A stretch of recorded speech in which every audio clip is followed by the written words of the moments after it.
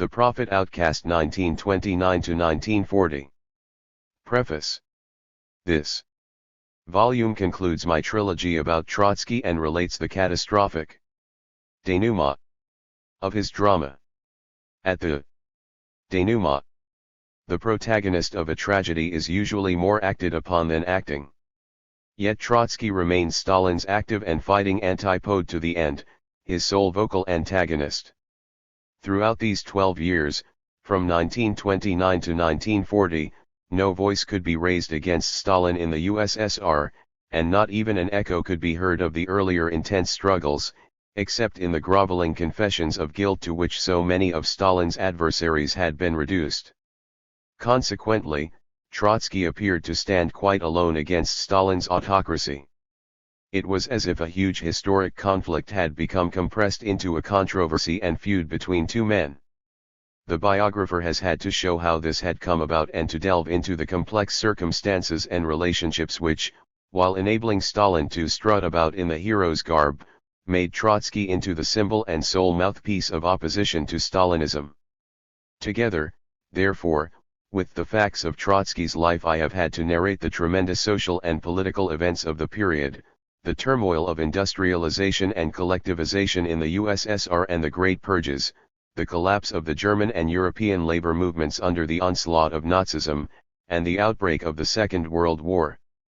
Each of these events affected Trotsky's fortunes, and over each he took his stand against Stalin. I have had to go over the major controversies of the time, for in Trotsky's life the ideological debate is as important as the battle scene is in Shakespearean tragedy. Through it the protagonist's character reveals itself, while he is moving towards catastrophe. More than ever before I dwell in this volume on my chief character's private life, and especially on the fate of his family. Again and again readers will have to transfer their attention from the political narrative to what common parlance insists on describing as the human story. At this stage Trotsky's family life is inseparable from his political fortunes, it gives a new dimension to his struggle, and it adds somber depth to his drama. The strange and moving tale is told here for the first time on the basis of Trotsky's intimate correspondence with his wife and children, a correspondence to which I have been privileged to obtain unrestricted access. I would like to comment briefly on the political context in which I have produced this biography. When I started working on it, at the end of 1949, official Moscow was celebrating Stalin's 70th birthday with a servility unparalleled in modern history, and Trotsky's name seemed covered forever by heavy calumny and oblivion. I had published The Prophet Armed, and was trying to complete the first draft of what is now The Prophet Unarmed, and The Prophet Outcast, when, in the latter part of 1956, the consequences of the 20th Congress of the Soviet Communist Party, the October upheaval in Poland, and the fighting in Hungary compelled me to interrupt this work and turn my whole attention to current affairs. In Budapest raging crowds had pulled down Stalin's statues, while in Moscow the desecration of the idol was still being carried out stealthily and was treated by the ruling group as their family secret. We cannot let this matter go out of the party, especially to the press, Khrushchev warned his audience at the 20th Congress. We should not wash our dirty linen before the eyes. The washing of the dirty linen, I then commented, can hardly be carried on behind the back of the Soviet people much longer. It will presently have to be done in front of them and in broad daylight. It is, after all, in their sweat and blood that the dirty linen was soaked. And the washing, which will take a long time, will perhaps be brought to an end by hands other than those that have begun it, by younger and cleaner hands. The Prophet Outcast is appearing after some washing of the dirty linen has already been done in public, and after Stalin's mummy has been evicted from the Red Square mausoleum. A perceptive Western cartoonist reacted to this last event with a drawing of the mausoleum in which Trotsky could be seen placed in the crypt just vacated, and next to Lenin. The cartoonist expressed an idea which probably occurred to many people in the USSR. Meanwhile, Khrushchev and his friends are still exerting themselves to keep in force the Stalinist anathema on Trotsky, and in the controversy between Khrushchev and Mao Zedong each side accuses the other of Trotskyism, as if each were bent on providing at least negative evidence of the vitality of the issues raised by Trotsky and of his ideas. All these events have sustained my conviction of the topicality as well as the historical importance of my theme. But pace. Some of my critics, they have not significantly affected either my approach or even the design of my work.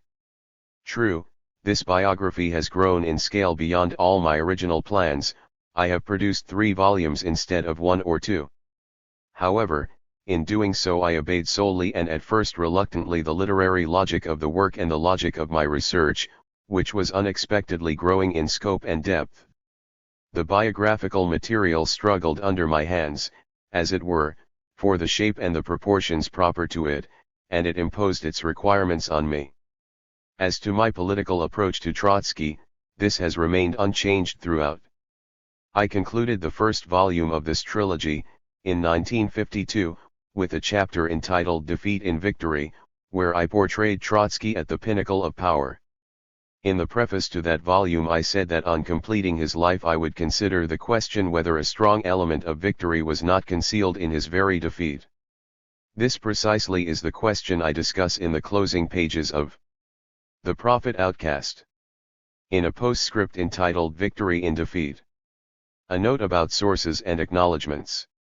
The narrative of this volume is based even more strongly than that of the previous volumes on Trotsky's archives, especially on his correspondence with the members of his family. Whenever I refer to the archives, in general, I have in mind their open section which is accessible to students at the Houghton Library, Harvard University. When I draw on the sealed part of the archives, I refer to the closed section. A general description of the open section was given in the bibliography of The Prophet Armed. The closed section is described in the bibliography attached to the present volume. Most of the 20,000 documents of the closed section consists of Trotsky's political correspondence with adherents and friends. He stipulated that this should be sealed because at the time when he transferred his papers to Harvard University, nearly the whole of Europe was either under Nazi or under Stalinist occupation and the future of many countries outside Europe looked uncertain, and so he felt obliged to protect his correspondence. But there was little or nothing strictly confidential or private in the political content of that correspondence. Indeed, with much of it I had become familiar in the 1930s. I shall presently explain in what way, so that rereading it in 1959 I found hardly anything that could startle or surprise me. Trotsky's family correspondence, on the other hand, and even his household papers, also contained in the closed section, have revealed to me his most intimate experiences and feelings and have greatly enriched my image of his personality. Some reviewers of the earlier volumes have complained that my references to the archives are not detailed enough. I can only point out that whenever I cite any document from the archives, I say either in the text or in a footnote by whom the document was written, when it was written, and to whom it was addressed. This is all that any student needs. More detailed annotation might have added impressively to my scholarly apparatus, but would be of no use either to the general reader, who has no access to the Trotsky archives, or to the scholar, whom the indications I provide should enable to locate easily any paper I have referred to. Moreover, since I worked on my earlier volumes, the archives have been rearranged so that any more specific markings I might have given would have become valueless by now. The material is now arranged in simple chronological order, and as I usually give the date of any document quoted, the student should find the item at a glance in the excellent 2-volume Index 2. The Archives. Available at the Houghton Library. 1 or 2 critics have wondered just how reliable are the archives, and whether Trotsky or his followers have not doctored documents.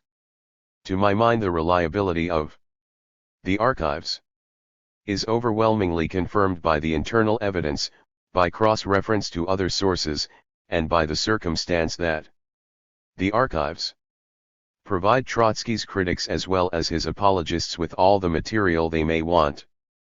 Trotsky indeed was above falsifying or distorting documents. As to his followers, these have, either from lack of interest or from preoccupation with other matters, hardly ever looked into the master's archives. In 1950 my wife and I were the first students to work on Trotsky's papers since he had parted with them. In relating the climate of ideas and describing the parties, groups, and individuals involved in the inner communist struggles of the 1930s I drew, inter alia, on my own experience as spokesman of anti-Stalinist communism in Poland. The group with which I was associated then worked in close contact with Trotsky. His international secretariat supplied us with very abundant documentation, some of it confidential, with circulars, copies of Trotsky's correspondence, and c. As writer and debater, I was deeply involved in nearly all the controversies described in this volume. In the course of the debates I had to acquaint myself with an enormous political literature, with Stalinist, Social Democratic, Trotskyist, Brandlerist, and other pamphlets, books, periodicals, and leaflets published in many countries. Naturally enough, only a small part of that literature was available to me at the time of writing, just enough to check the accuracy of my impressions and memories and to verify data and quotations. My bibliography and footnotes do not therefore pretend to exhaust the literature of the subject. I have been fortunate in being able to supplement the material drawn from the archives. By information obtained from Trotsky's widow, from Alfred and Marguerite Rosmer, Trotsky's closest friends in the years of banishment, from Jean Martin de Palaris, who transmitted to me papers and correspondence of Leon Sedov, Trotsky's elder son, from Pierre Frank, Trotsky's secretary in the Principal period, from Joseph Hansen, secretary and bodyguard at Coyoacan, and close eyewitness of Trotsky's last days and hours, and from many other people who were Trotsky's adherents at one time or another. Outside the circle of Trotsky's family and followers, I am obliged to Konrad Knudsen and his wife, who were Trotsky's hosts in Norway, and to Mr. Helgekrog and Mr. and Mrs. N.K. Dahl for much information and vivid reminiscences about the circumstances of Trotsky's internment and deportation from Norway. I interviewed Mr. Trig of Lai, who was the Minister of Justice responsible for both the admission of Trotsky and his internment, but Mr. Lai, having spoken to me at great length and self-revealingly, then asked me to refrain from quoting him, saying that his memory had misled him and that, in addition, under a contract with an American publisher, he was not allowed to disclose this information otherwise than in his own memoirs. Mr. Lai was good enough, however, to send me the official report on the Trotsky case which he had submitted to the Norwegian Parliament early in 1937. I have also had the benefit of interviewing Professor H. Code, Norway's Minister of Foreign Affairs at the time of Trotsky's stay in that country, who was most anxious to establish in detail the truth of the case.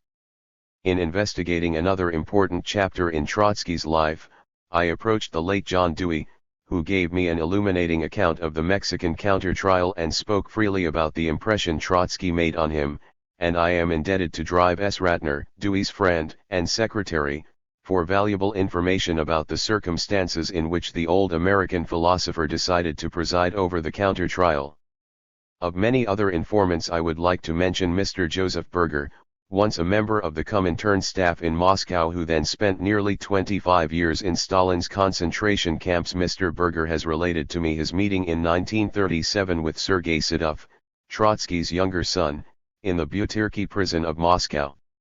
My thanks are due to the Russian Research Center, Harvard University, especially to Professors M. Feinsad and M. D. Schulman for the facilities they offered me, and to Dr. R. A. Brower, Master of Adams House, and his wife, whose pleasant hospitality I enjoyed while working on the closed section of the Trotsky Archives. In 1959.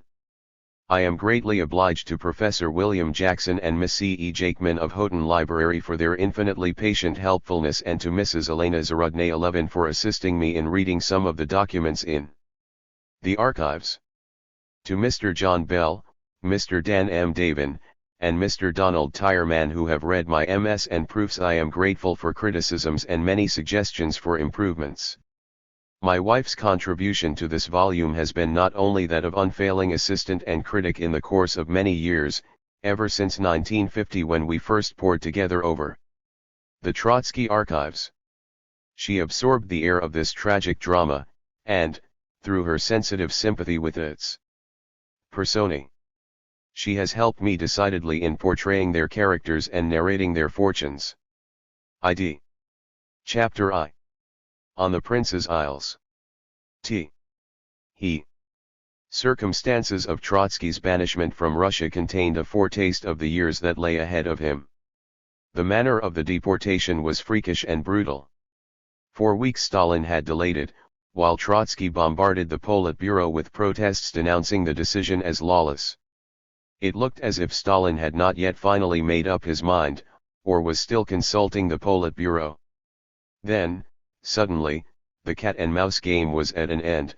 On the night of February 10, 1929, Trotsky, his wife, and elder son were rushed to the harbor of Odessa, and put on board the Ilyich, which sailed forthwith. His escort and the harbor authorities were under strict orders which had to be enforced at once, despite the late hour, the gales, and the frozen seas. Stalin would not now brook even the slightest delay. The Ilyich had been especially detailed for the task. Apart from Trotsky, his family, and 2 GPU officers, she had not a single passenger on board and carried no cargo. Stalin was at last confronting the Politburo with a fait accompli. He thus cut short all hesitation and prevented the repetition of scenes like those which had occurred when he first asked the Politburo to authorize the banishment and when Bukharin protested, wrung his hands, and wept in full session, and together with Rykov and Tomsky voted against point 1. The banishment was effected in the greatest secrecy. The decision was not made public until well after it had been carried out. Stalin was still afraid of commotion. The troops assembled in the harbor were there to prevent any demonstration of protest and any mass farewell such as the opposition had organized a year earlier, before Trotsky's abduction from Moscow. Point 2. This time there were to be no witnesses and no eyewitness accounts. Trotsky was not to travel with a crowd of passengers before whose gaze he might resort to passive resistance. Even the crew were warned to keep to their quarters and avoid all contact with those on board. A nervous mystery surrounded the voyage. Stalin did not yet wish to burden himself with full responsibility. He was waiting to see whether communist opinion abroad would be shocked, and he did not know whether future developments might not compel him to recall his adversary.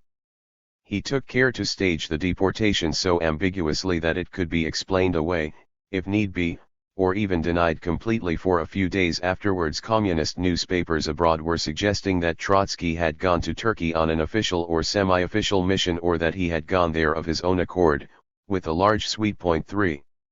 And so suddenly Trotsky found himself on board a bleak and almost deserted ship, heading through gales towards an empty horizon. Even after the year at Alma-Ata, this void around him, made even more malignant by the hovering figures of the 2 GPU officers, was disconcerting. What could it mean? What could it portend? Only Natalia and Lyova were by his side, and in their eyes he could read the same question. To escape the gale and the emptiness they went down to their cabins and stayed there throughout the voyage. The emptiness seemed to creep after them. What did it signify? What was to be the journey's end? Trotsky was prepared for the worst. He did not think that Stalin would be content to deposit him on the other shore of the Black Sea and let him go. He suspected that Stalin and Kemal Pasha, Turkey's president and dictator, were in a plot against him, and that Kemal's police would seize him from the boat and either intern him or deliver him surreptitiously to the vengeance of white émigrés congregating in Constantinople. The tricks the GPU had played on him confirmed this apprehension. He had repeatedly asked them to release from prison Sermux and Poznansky, his 2 devoted secretaries and bodyguards, and to allow them to accompany him abroad, and the GPU had repeatedly promised to do so but had broken the promise. They had evidently decided to put him on shore without a friend to guard him. En route the escorting officers tried to reassure him. Sermux and Poznansky, they said, would join him in Constantinople, and meanwhile the GPU assumed responsibility for his safety. "You have cheated me once," he replied, "and you will cheat me again for." Baffled and anguished, he recalled with his wife and son the last sea voyage they had made together in March 1917 when, freed from British internment in Canada, they had set off for Russia on board a Norwegian steamer. "Our family was the same then," Trotsky reflects in his autobiography, "but we were 12 years younger." More essential than this difference in age was the contrast in the circumstances, on which he makes no comment. In 1917 the revolution called him back to Russia for the great battles to come. Now he was driven from Russia by a government ruling in the name of the revolution. In 1917, every day throughout the month spent in British internment, he had addressed crowds of German sailors behind barbed wire, prisoners of war, telling them of the stand taken by Karl Liebknecht in the Reichstag, in jail, and in the trenches against the Kaiser and the imperialist war, and arousing their enthusiasm for socialism. When he was released, the sailors had carried him shoulder high all the way to the camp gate, cheering him and singing the Internationale. 5 Now there was only the void around him and the howling gale. It was 10 years now since the defeat of the Spartacus and the assassination of Liebknecht, and more than once already Trotsky had wondered whether he too was not fated to suffer Liebknecht's end. A minor incident added a grotesque touch to this contrast. As the Ilyich was entering the Bosphorus, one of the GPU officers handed him the sum of $1,500, a grant which the Soviet government had made their former Commissar of War to enable him to settle abroad. Trotsky could see Stalin's mocking grin, but, being penniless, he swallowed the affront and accepted the money. This was the last wage he received from the state of which he had been a founding father. Trotsky would not have been himself if he had brooded over these melancholy incidents. Whatever the future held in store, he was resolved to meet it on his feet and fighting. He would not allow himself to be dispersed in the void. Beyond it there were unexplored horizons of struggle and hope, the past to live up to now and a future in which past and present would live on. He felt nothing in common with those historic personalities of whom Hegel says that once they have accomplished their mission in history they are exhausted and fall like empty husks. 6 He would struggle to break out of the vacuum in which Stalin and events were enclosing him. For the moment he could only record his final protest against expatriation. Before the end of the voyage he delivered to his escort a message addressed to the Central Committee of the Party and the Central Executive Committee of the Soviets. In it he denounced the conspiracy which Stalin and the GPU had entered with Kemal Pasha and Kemal's National Fascist Police, and he warned his persecutors that a day would come when they would have to answer for this treacherous and shameful deed. Then, after the Ilyich had dropped anchor and Turkish frontier guards appeared, he handed them a formal protest addressed to Kemal. Anger and irony broke through his restrained official tone. At the gates of Constantinople, he wrote, "I have the honor to inform you that it is not by my own free will that I have arrived at the frontier of Turkey. I am crossing this frontier only because I must submit to force. Please, Mr. President, accept my appropriate sentiments." 7. He hardly expected Kemal to react to this protest, and he was aware that his persecutors in Moscow would not be deterred by the thought that one day they might be called to account for what they were doing. But even if at the moment it seemed vain to invoke history for justice, he could do nothing but invoke it. He was convinced that he spoke not for himself only but for his silent, imprisoned, or deported friends and followers, and that the violence of which he was the victim was inflicted on the Bolshevik party at large and the revolution itself. He knew that, whatever his personal fortunes, his controversy with Stalin would go on and reverberate through the century. If Stalin was bent on suppressing all those who might protest and bear witness, then Trotsky, at the very moment when he was being driven into exile, would come forward to protest and bear witness. The sequel to the disembarkation was almost farcical. From the pier Trotsky and his family were taken straight to the Soviet consulate in Constantinople. Although he had been branded as a political offender and counter-revolutionary, he was received with the honors due to the leader of October and the creator of the Red Army. A wing of the consulate was reserved for him. The officials, some of whom had served under him in the Civil War, seemed eager to make him feel at home. The GPU men behaved as if they meant to honor the pledge that they would protect his life. They met all his wishes. They went on errands for him. They accompanied Natalia and Lyova on trips to the city, while he stayed at the consulate. They took care to unload and transport his bulky archives brought from Alma-Ata, without even trying to check their contents, the documents and records which he was presently to use as political ammunition against Stalin. Moscow seemed to be still trying to disguise the banishment and soften its impact on communist opinion. Not for nothing did Bukharin once speak of Stalin's genius for gradation and timing, Stalin's peculiar gift for pursuing his aims by slow degrees, inch by inch, showed itself even in details like these.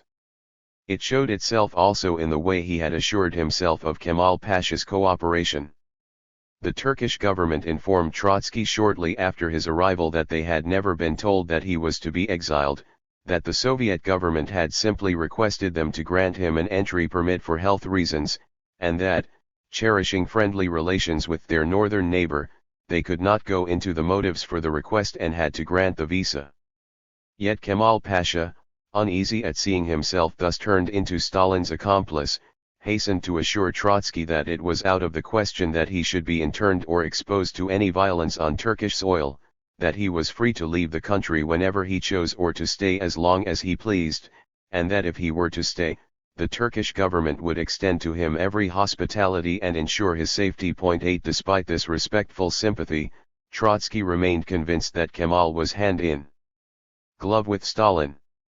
There was, in any case, no knowing how Kemal would behave if Stalin confronted him with further demands. Would he risk embroiling himself with his powerful northern neighbor for the sake of a political exile? The ambiguous situation created by Trotsky's residence in the Soviet consulate could not last. Stalin was only waiting for a pretext to end it, and it was unbearable to Trotsky as well. Protected by the GPU, he remained their virtual prisoner, not knowing whom to fear more, the white émigrés outside the consulate or his guards inside. He found himself deprived of the sole advantage that exile bestows upon the political fighter, freedom of movement and expression. He was anxious to state his case, to reveal the events that had led to his expulsion, to make contact with followers in various countries, and to plan further action. He could not safely do any of these things from the consulate.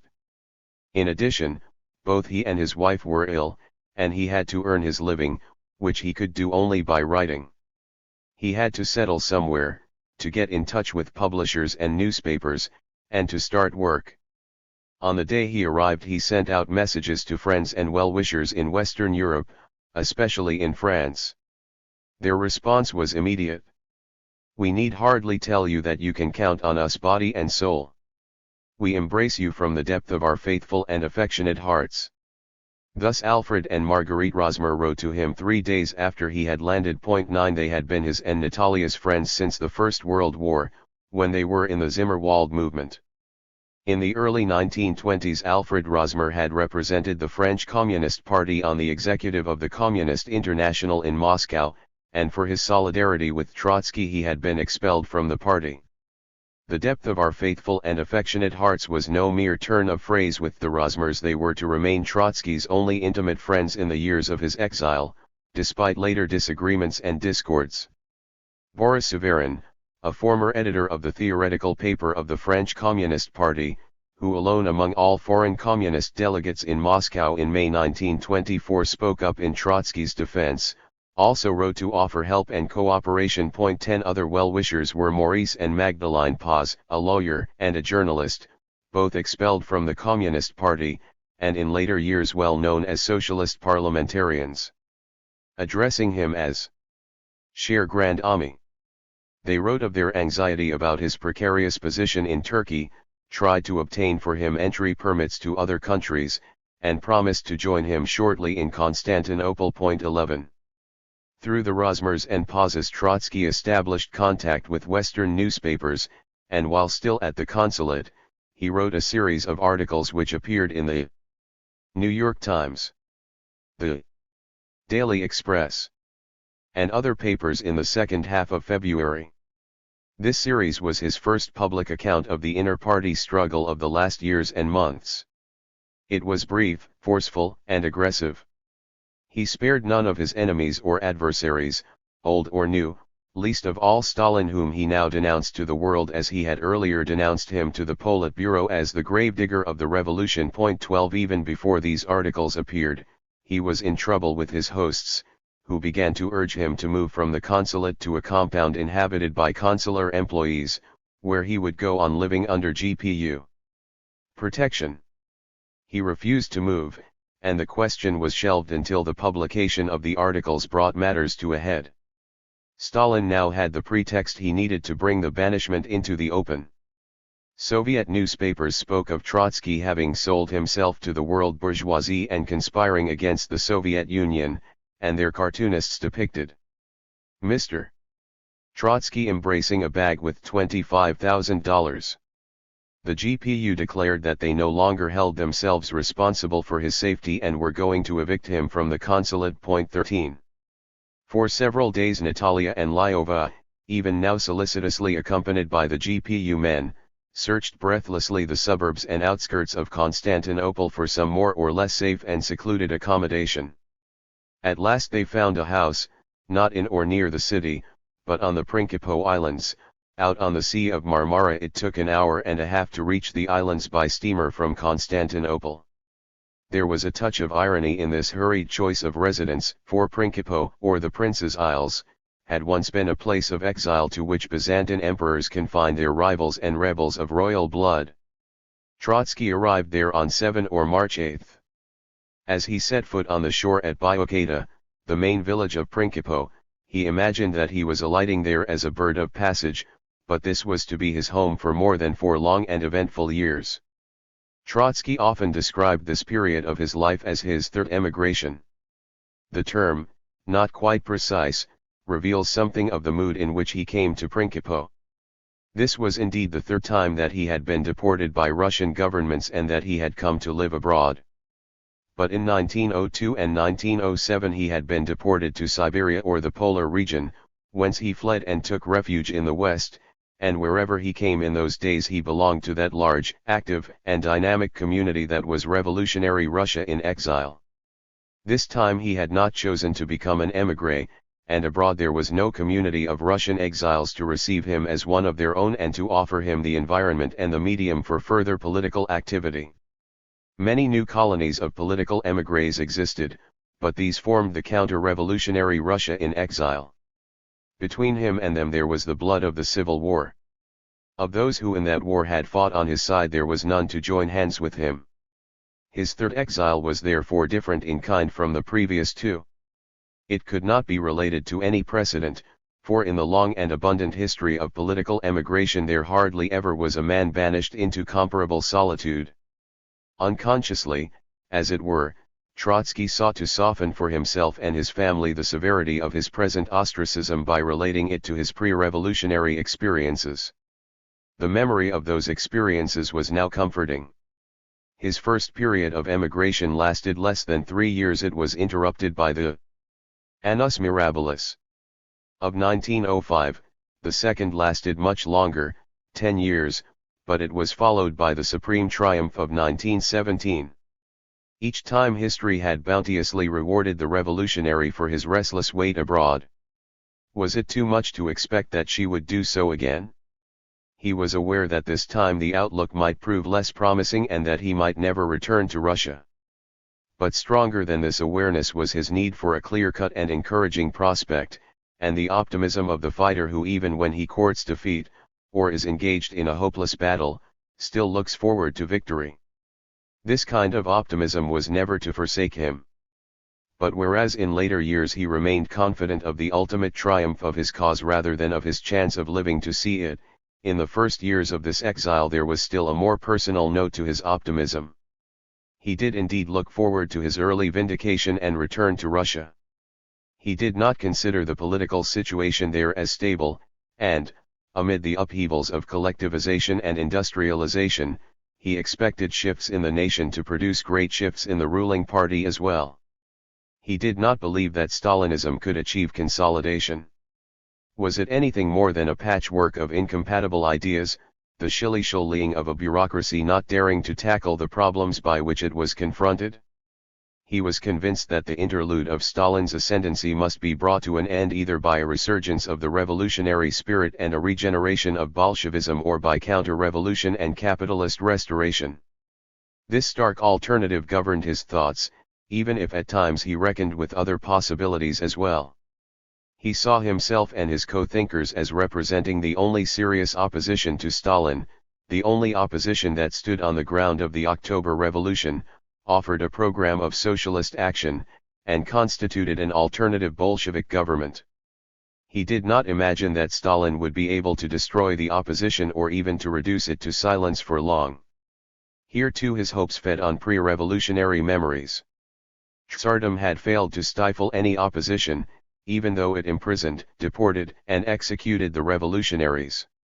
Why then should Stalin, who was not yet executing his opponents, succeed where the Tsars had failed? True, the opposition had had its ups and downs, but, having deep roots in social realities and being the mouthpiece of the proletarian class interest, it could not be annihilated. As its acknowledged leader he was in duty bound to direct its activity from abroad, as Lenin and indeed he himself had once led their followers from exile. He alone could now speak for the opposition in relative freedom and make its voice heard far and wide. In yet another respect, however, his position was unlike what it had been before the revolution. Then he was unknown to the world or known as a Russian revolutionary only to the initiated. This was not his present standing. He had not this time re-emerged from the dimness of an underground movement.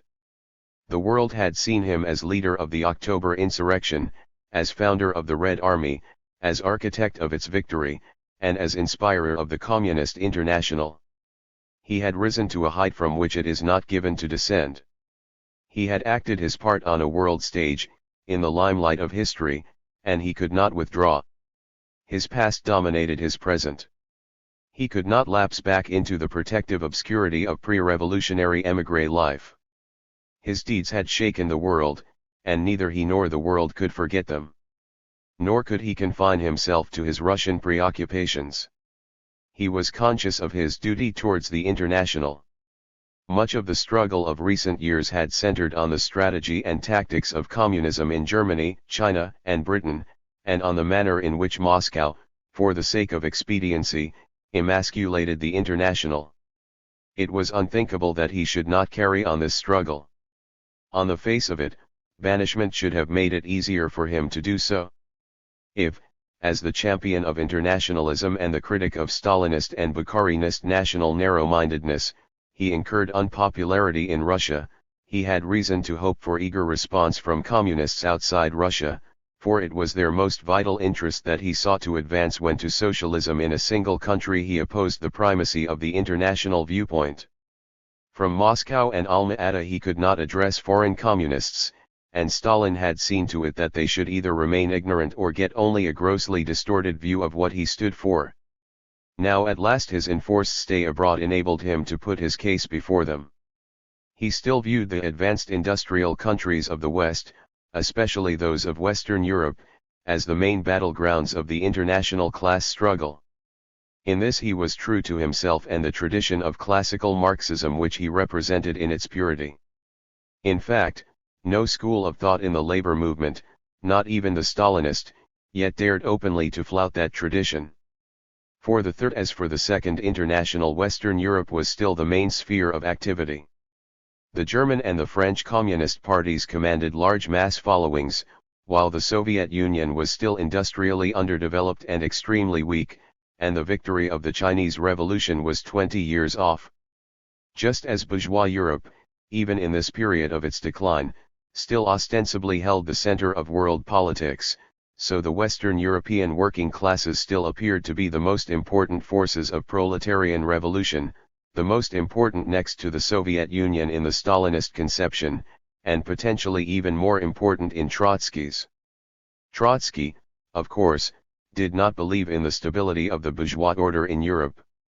When he arrived at Principe, the prosperity which the West enjoyed in the late 1920s was already nearing its end.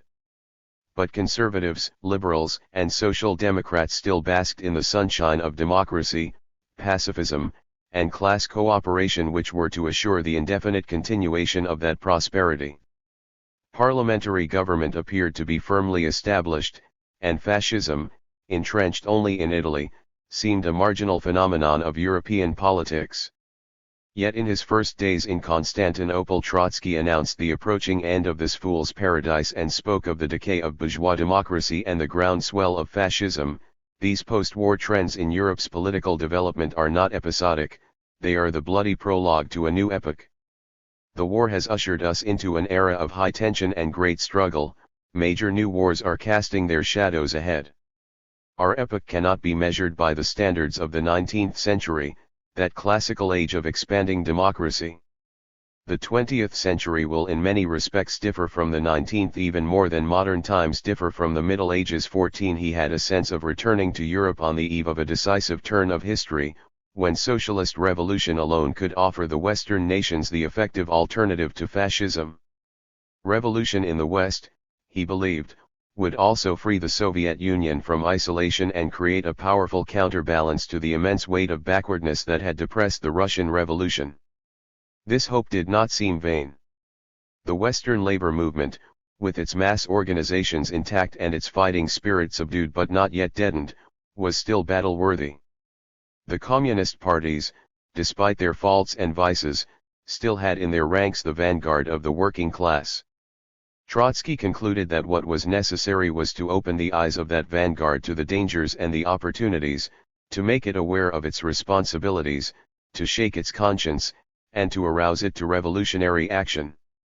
This view of the present as well as his own past cast Trotsky for his peculiar role in exile. He came forward as the legatee of classical Marxism and also of Leninism, which Stalinism had degraded to a set of dogmas and to a bureaucratic mythology. To restore Marxism and to re-imbue the mass of communists with its critical spirit was the essential preliminary to effective revolutionary action, and the task that he set himself. No Marxist, except Lenin, had ever spoken with a moral authority comparable to his, the authority he wielded as both theorist and victorious commander in a revolution, and none had to act in a situation as difficult as his, being on all sides surrounded by implacable hostility and being caught up in a conflict with the state which had issued from revolution.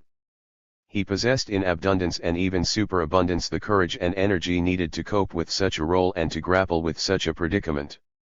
All the severe reverses he had suffered, far from dulling his fighting instincts, had excited them to the utmost. The passions of his intellect and heart, always uncommonly large and intense, now swelled into a tragic energy as mighty and high as that which animates the prophets and the lawgivers of Michelangelo's vision. It was this moral energy that preserved him at this stage from any sense of personal tragedy. There was as yet not even a hint of self-pity in him. When in the first year of exile he concluded his autobiography with the words, "I know no personal tragedy," he spoke the truth. He saw his own destiny as an incident in the great flux and reflux of revolution and reaction, and it did not greatly matter to him whether he fought in the full panoply of power or whether he did so as an outcast.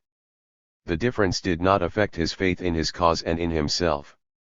When a critic remarked well-meaningly that despite his fall the ex-commissar of war had preserved the full clarity and power of his thought, Trotsky could only mock the Philistine who saw any connection between a man's power of reasoning and his holding of office. 15 He felt the fullness of life only when he could stretch all his faculties and use them in the service of his idea. This he was going to do come what might. What sustained his confidence was that his triumphs in the Revolution and the Civil War still stood out more vividly in his mind than the defeats that followed them. He knew that these were imperishable triumphs. So mighty had been the climax of his life that it overshadowed the anticlimax and no power on earth could drag him down from it. All the same, tragedy, relentless and pitiless, was closing in on him. Around 1930 Principe was still as deserted as it probably was when the disgraced brothers and cousins of the Byzantine emperors lingered away their lives on its shores. Nature itself seemed to have designed the spot to be a regal penitentiary. a red-cliffed island set in deep blue. Biocheta crouches in the sea like a prehistorical animal drinking. 16 In the blaze of a sunset its purple unfurled gaily and challengingly like a flame over the serene azure, then it burst into a red rage of lonely defiance, gesturing angrily at the remote and invisible world, until at last it sunk resentfully into the dark. The islanders, a few fishermen and shepherds, dwelling between the red and the blue, lived as their forefathers did 1,000 years earlier, and the village cemetery seemed more alive than the village itself. 17 The horn of a motor car never disturbed the stillness, only the braying of an ass came down from the outlying cliff and field into the main street. For a few weeks in the year noisy vulgarity intruded. In the summer multitudes of holiday makers, families of Constantinople merchants, crowded the beaches and the huts. Then calm returned, and only the braying of the ass greeted the still and splendid onset of the autumn. On the fringe of Biocheta, closed in between high hedges and the sea, fenced off from the village and almost as aloof from it as the village was from the rest of the world, was Trotsky's new abode, a spacious, dilapidated villa rented from a bankrupt pasha. When the new tenants moved in, it was sunk in cobwebbed squalor. Years later Trotsky recollected the gaiety and zest for cleanliness, with which Natalia rolled up her sleeves and made her menfolk do the same to sweep away the filth, and paint the walls white.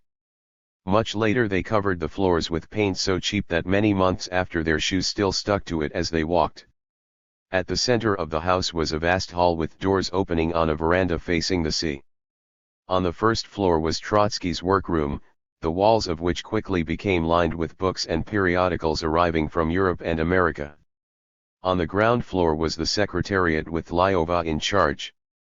An English visitor described the dingy marbles, sad bronze peacock, and humiliated gilt betraying the social pretensions as well as the failure of the Turkish owner. This faded decor, designed to give comfort and prestige to a retired pasha, contrasted comically with the Spartan aura the place assumed. 18 Max Eastman, who arrived there when the house was full of secretaries, bodyguards, and guests, compared it in its lack of comfort and beauty to a bare barrack.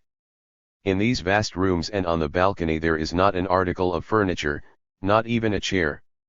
They are mere gangways and the doors to the rooms on each side are closed. In each of these rooms someone has an office table or a bed, or both, and a chair to go with it. One of them, downstairs, very small and square and white-walled with barely space for table and chairs, is the dining room. The hedonistically minded American visitor reflected that a man and woman must be almost dead aesthetically to live in so severe an abode, when for a few dollars they might have made of it a charming home. 19 No doubt, the place had none of the coziness of an American middle-class home. Even in normal circumstances it would hardly have occurred to Trotsky or Natalia to set up a charming home with pictures for a few dollars, and their circumstances on Principe were never normal. They sat there all the time as in a waiting room on a pier, looking out for the ship that would take them away. The garden around the villa was abandoned to weeds, to save money, as Natalia explained to the visitor, who half expected Trotsky to cultivate his little plot of land. Effort and money had to be saved for a desperate struggle in which the Biocheta house was a temporary headquarters. Its clean and bare austerity suited its purpose. From the moment of his arrival Trotsky was unreconciled to his isolation and apprehensive of remaining within such easy reach of both the GPU and the white émigrés. Outside his gates 2 Turkish policemen were posted, but he could hardly entrust his safety to them. Almost at once he began the quest for a visa, which he partly described in the last pages of his autobiography. 20. Even before his deportation from Odessa he had asked the Politburo to obtain for him a German entry permit. He was told that the German government, a social democratic government headed by Hermann Müller, had refused.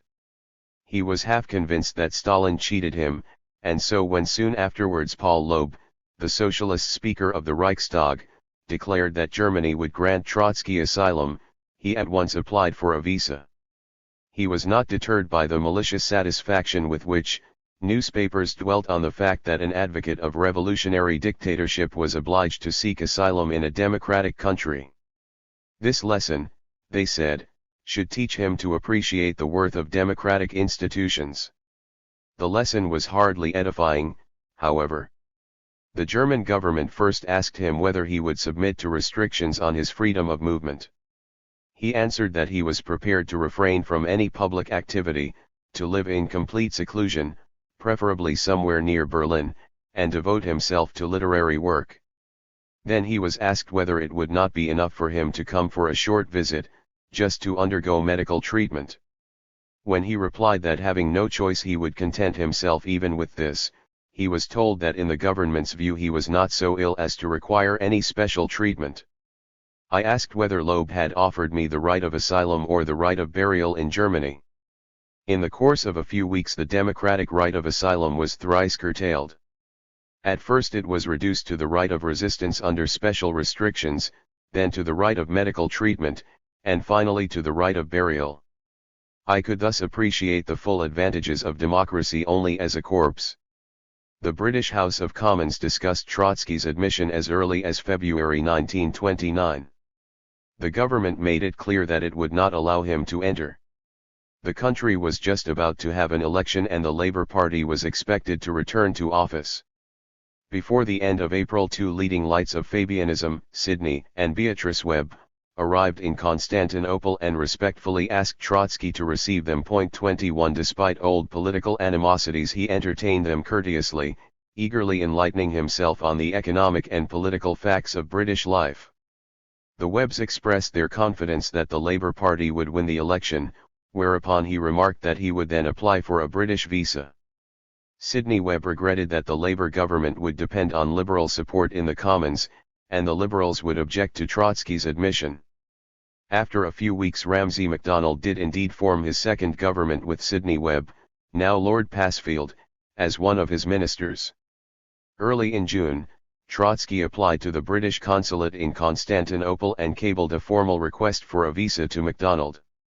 He also wrote to Beatrice Webb, in terms as elegant as witty, about their talks at Principe and the attraction that Britain, especially the British Museum, exercised on him. He appealed to Philip Snowdon, the Chancellor of the Exchequer, saying that political differences should not prevent him from visiting England, just as they had not prevented Snowdon from going to Russia when Trotsky was in office.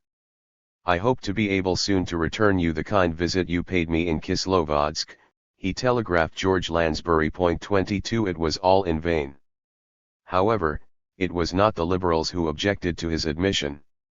On the contrary, they protested against the attitude of the Labour ministers, and Lloyd George and Herbert Samuel repeatedly intervened, in private, in Trotsky's favour. 23 This was a variant, he commented, which Mr. Webb did not foresee. On and off, for nearly 2 years, the question was raised in Parliament and in the press. H. G. Wells and Bernard Shaw wrote 2 statements of protest against the barring of Trotsky, and J. M. Keynes, C. P. Scott, Arnold Bennett, Harold Lasky, Ellen Wilkinson, J. L. Garvin, the Bishop of Birmingham, and many others appealed to the government to reconsider their decision. The protests and appeals fell on deaf ears. This one-act comedy on the theme of democracy and its principles, Trotsky observed, might have been written by Bernard Shaw, if the Fabian fluid which runs in his veins had been strengthened by as much as 5% of Jonathan Swift's blood. Shaw, even if his satirical sting was not at its sharpest on this occasion, did what he could. He wrote to Kleins, the Home Secretary, about the ironic situation of a Labour and Socialist government refusing the right of asylum to a very distinguished socialist while granting it to the most reactionary opponents. Now, if the government by excluding Mr. Trotsky could have also silenced him. But Mr. Trotsky cannot be silenced. His trenchant literary power and the hold, which his extraordinary career has given him on the public imagination of the modern world, enable him to use every attempt to persecute him. He becomes the inspirer and the hero of all the militants of the extreme left of every country. Those who had an unreasoning dread of him as a caged lion should allow him to enter Britain if only to hold the key of his cage. Shaw contrasted Kemal Pasha's behavior with MacDonald's and found hard to swallow an example of liberality set by a Turkish government to a British one. 24. Other European governments were no more willing to hold the key of his cage. The French dug up the order of expulsion issued against Trotsky in 1916 and declared it to be still in force. The Czechs at first were ready to welcome him, and Masaryk's socialist minister, Dr. Ludwig Czech, addressing him as most respected comrade, informed him, in agreement with Beneš, that the visa had been issued, but the correspondence ended frigidly, with the comrade addressed as Herr, and with an unexplained refusal. 25 The Dutch, who were giving refuge to Kaiser Wilhelm, would not give it to Trotsky. In a letter to Magdalene Paz he wrote ironically that, as he did not even know the Dutch language, the government could rest assured that he would not interfere in domestic Dutch affairs, and that he was prepared to live in any rural backwater, incognito. 26 Nor were the Austrians willing to give an example of liberality to others. The Norwegian government declared that they could not allow him to enter their country, because they could not guarantee his safety. Trotsky's friends sounded out even the rulers of the Duchy of Luxembourg. He found that Europe was without a visa. He did not even think of applying to the United States, for this the most powerful nation of the world was also the most frightened. He concluded that Europe and America were without a visa and, as these two continents owned the other three, the planet was without a visa. On many sides it had been explained to me that my disbelief in democracy was my cardinal sin. But when I asked to be given a brief object lesson in democracy there are no volunteers. 27. The truth is that even in exile Trotsky inspired fear. Governments and ruling parties made him feel that no one can lead a great revolution, defy all the established powers, and challenge the sacred rights of property with impunity. Bourgeois Europe gazed with amazement and glee at the spectacle, the like of which it had not seen indeed since Napoleon's downfall. Never since then had so many governments proscribed one man or had one man aroused such widespread animosity and alarm. 28 Conservatives had not forgiven him the part he had played in defeating the anti-Bolshevik crusade of 14 nations. No one expressed their feelings better than Winston Churchill, the inspirer of that crusade, in a triumphantly mocking essay on the ogre of Europe. Trotsky, whose frown meted death to thousands, sits disconsolate, a bundle of old rags, stranded on the shores of the Black Sea. Presently Churchill had second thoughts, and when he included the essay in Great Contemporaries, he replaced the bundle of old rags by the words Trotsky, a skin of malice. Trotsky's first political statements made on the shores of the Black Sea showed him to have remained unshaken as enemy of the established order, and to be still as defiant and self-confident as he was in the days when he led the Red Army and addressed the world from the rostrum of the Communist International. No, no, this was not a bundle of old rags, this was a skin of malice. 29. Ignorance of the issues that had split Bolshevism magnified the hatred and the fear. Reputable newspapers could not tell whether Trotsky's deportation was not a hoax and whether he had not left his country in secret agreement with Stalin in order to foster revolution abroad.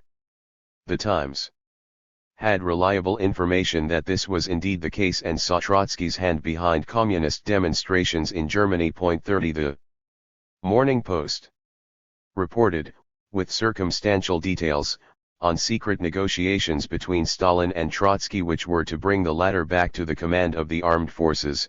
The paper knew that in connection with this Trotsky's sister had traveled between Moscow, Berlin, and Constantinople. 31 The Daily Express spoke of this raven perched upon the bough of British socialism even with the clipped wings and claws. He is not the sort of fowl that we in Britain can ever hope to domesticate. 32 The Manchester Guardian and the Observer supported with some warmth Trotsky's claim to political asylum, but theirs were solitary voices. American newspapers saw Trotsky as the revolutionary incendiary and Stalin as the moderate statesman with whom America could do business. 33 The German right-wing and nationalist press was raucous and rabid. Germany has enough trouble, we consider it superfluous to add to it by extending hospitality to this most powerful propagandist of Bolshevism, said the Berliner Borzenzeitung. 34 Trotsky, the Soviet Jewish bloodhound, would like to reside in Berlin, wrote Hitler's Beobachter. We shall have to keep a watchful eye on this Jewish assassin and criminal 35. The social democratic parties, especially those which were in office, felt somewhat disturbed in their democratic conscience, but were no less afraid. When George Lansbury protested at a cabinet meeting against the treatment of Trotsky, the Prime Minister, the Foreign Secretary, and the Home Secretary replied, "There he is, in Constantinople, out of the way. It is to nobody's interest that he should be anywhere else. We are all afraid of him." 36 Beatrice Webb, expressing admiration for his intellect and heroic character, wrote to Trotsky, "My husband and I were very sorry that you were not admitted into Great Britain. But I am afraid that anyone who preaches the permanence of revolution, that is, carries the revolutionary war into the politics of other countries, will always be excluded from entering those other countries." 37 Historically, this was not quite true. Karl Marx and Friedrich Engels spent most of their lives as refugees in England preaching the permanence of the revolution. But times had changed, and Marx and Engels had not been as fortunate and unfortunate as to turn first from obscure political exiles into leaders of actual revolution and then back into exiles. Trotsky was not greatly surprised by the feeling he evoked. He refused to go about the business of visas more diplomatically, as the pauses urged him to do. He would not pull strings behind the scenes and refrain from making public appeals. 38 Even while he was seeking a refuge for himself, he was engaged in a battle of ideas. He knew that governments and ruling classes, in their fear of him, were paying him a tribute. They could not view him as a private supplicant, they had to treat him as an institution and as the embodiment of revolution militant. Without waiting for the result of his many requests and the canvassing for visas, Trotsky settled down to work. There was an unusual bustle on Principo in the very first weeks after his arrival. Reporters from all the continents rushed to interview him. Visitors and friends appeared in a single month. In May, no fewer than 7 came from France alone and stayed for weeks, even months. Young Trotskyists arrived to serve as bodyguards and secretaries. German and American publishers called to sign contracts for books and to offer advances on royalties.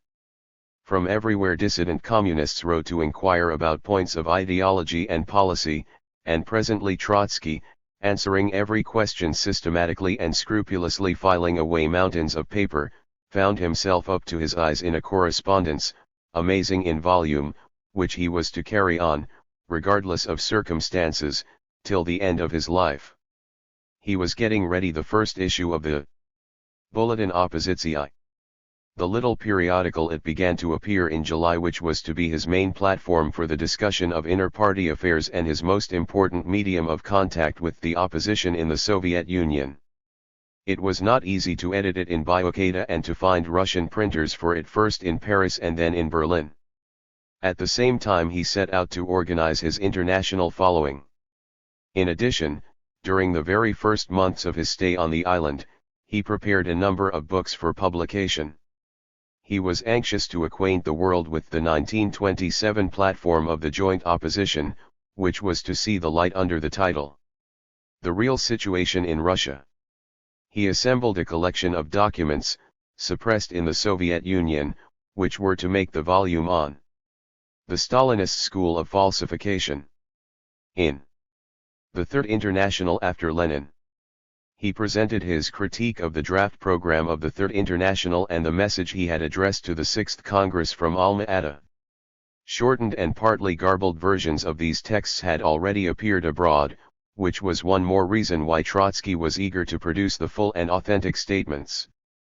Permanent Revolution was the small book, also written at Alma-Ata, in which he restated and defended his theory in controversy with Radek. The main literary fruit of the season was, however, My Life. Urged by Preobrazhensky and other friends to write his autobiography, he had, at Alma-Ata, jotted down the opening parts narrating his childhood and youth, and on Principo he hurriedly went on with the work, sending out chapters, as he completed them, to his German, French, and English translators.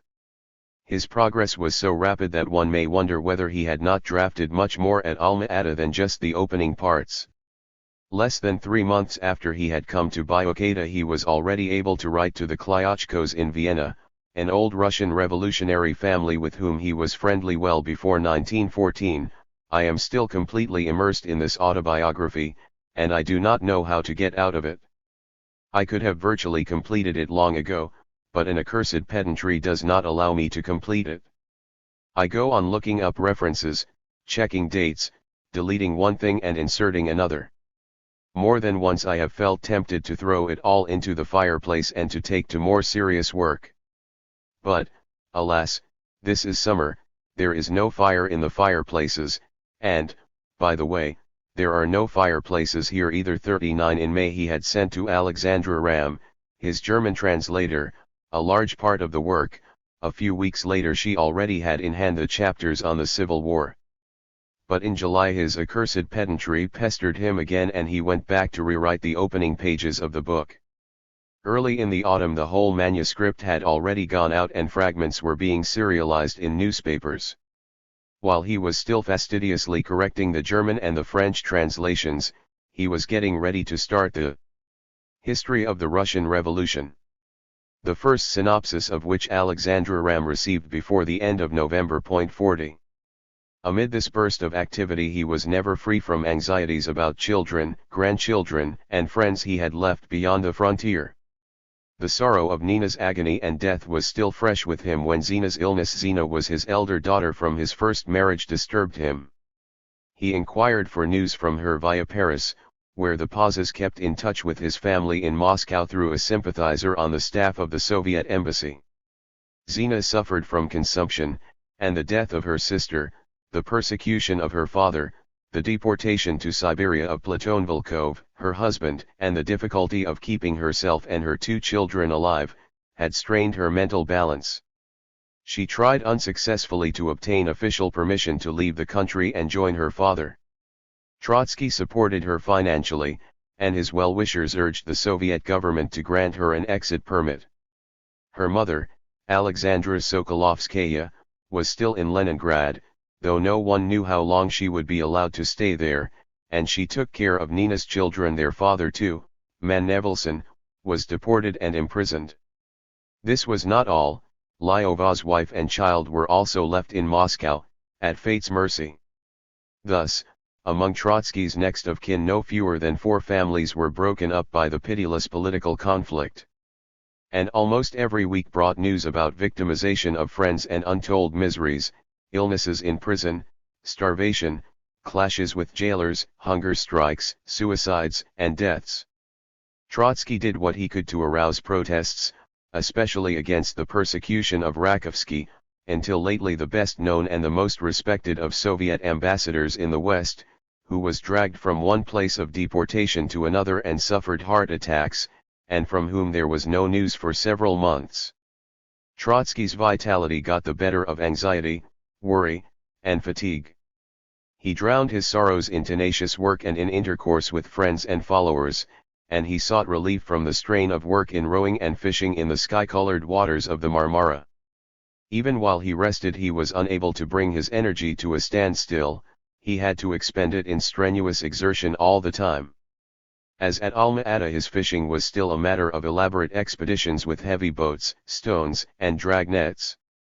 He would go out for long trips, accompanied by 2 Turkish fishermen who gradually became part of the household, and with them he toiled, dragged the nets and stones, and carried back loads of fish. He was unable to use his strength, physical or mental, sparingly, and even chronic ill health did not seem to impair his sinewy agility. Sometimes he sailed out by himself and, to the alarm of his family and secretaries, disappeared for long periods. A follower who arrived at such a moment wondered whether Trotsky was not afraid that the GPU might lay a trap for him out at sea. Trotsky replied somewhat fatalistically that the GPU were so powerful that once they decided to destroy him he would be helpless anyhow. In the meantime he saw no reason why he should become his own jailer and deny himself the little freedom left to him, and the color and taste of life. 42. The misgivings with which he had arrived in Turkey were somewhat allayed. The Turks behaved correctly, even helpfully. Kemal Pasha was as good as his word, though Trotsky was still incredulous. The police guards, placed at the gates of the villa, attached themselves so much to their ward that they also became part of the household, running errands and helping in domestic chores. The white émigrés made no attempt to penetrate behind the high fences and hedges. Even the GPU seemed remote and uninterested. This appearance, however, was deceptive. The GPU were anything but aloof. All too often one of their agents, posing as an ardent follower, slipped into Trotsky's entourage as secretary or bodyguard.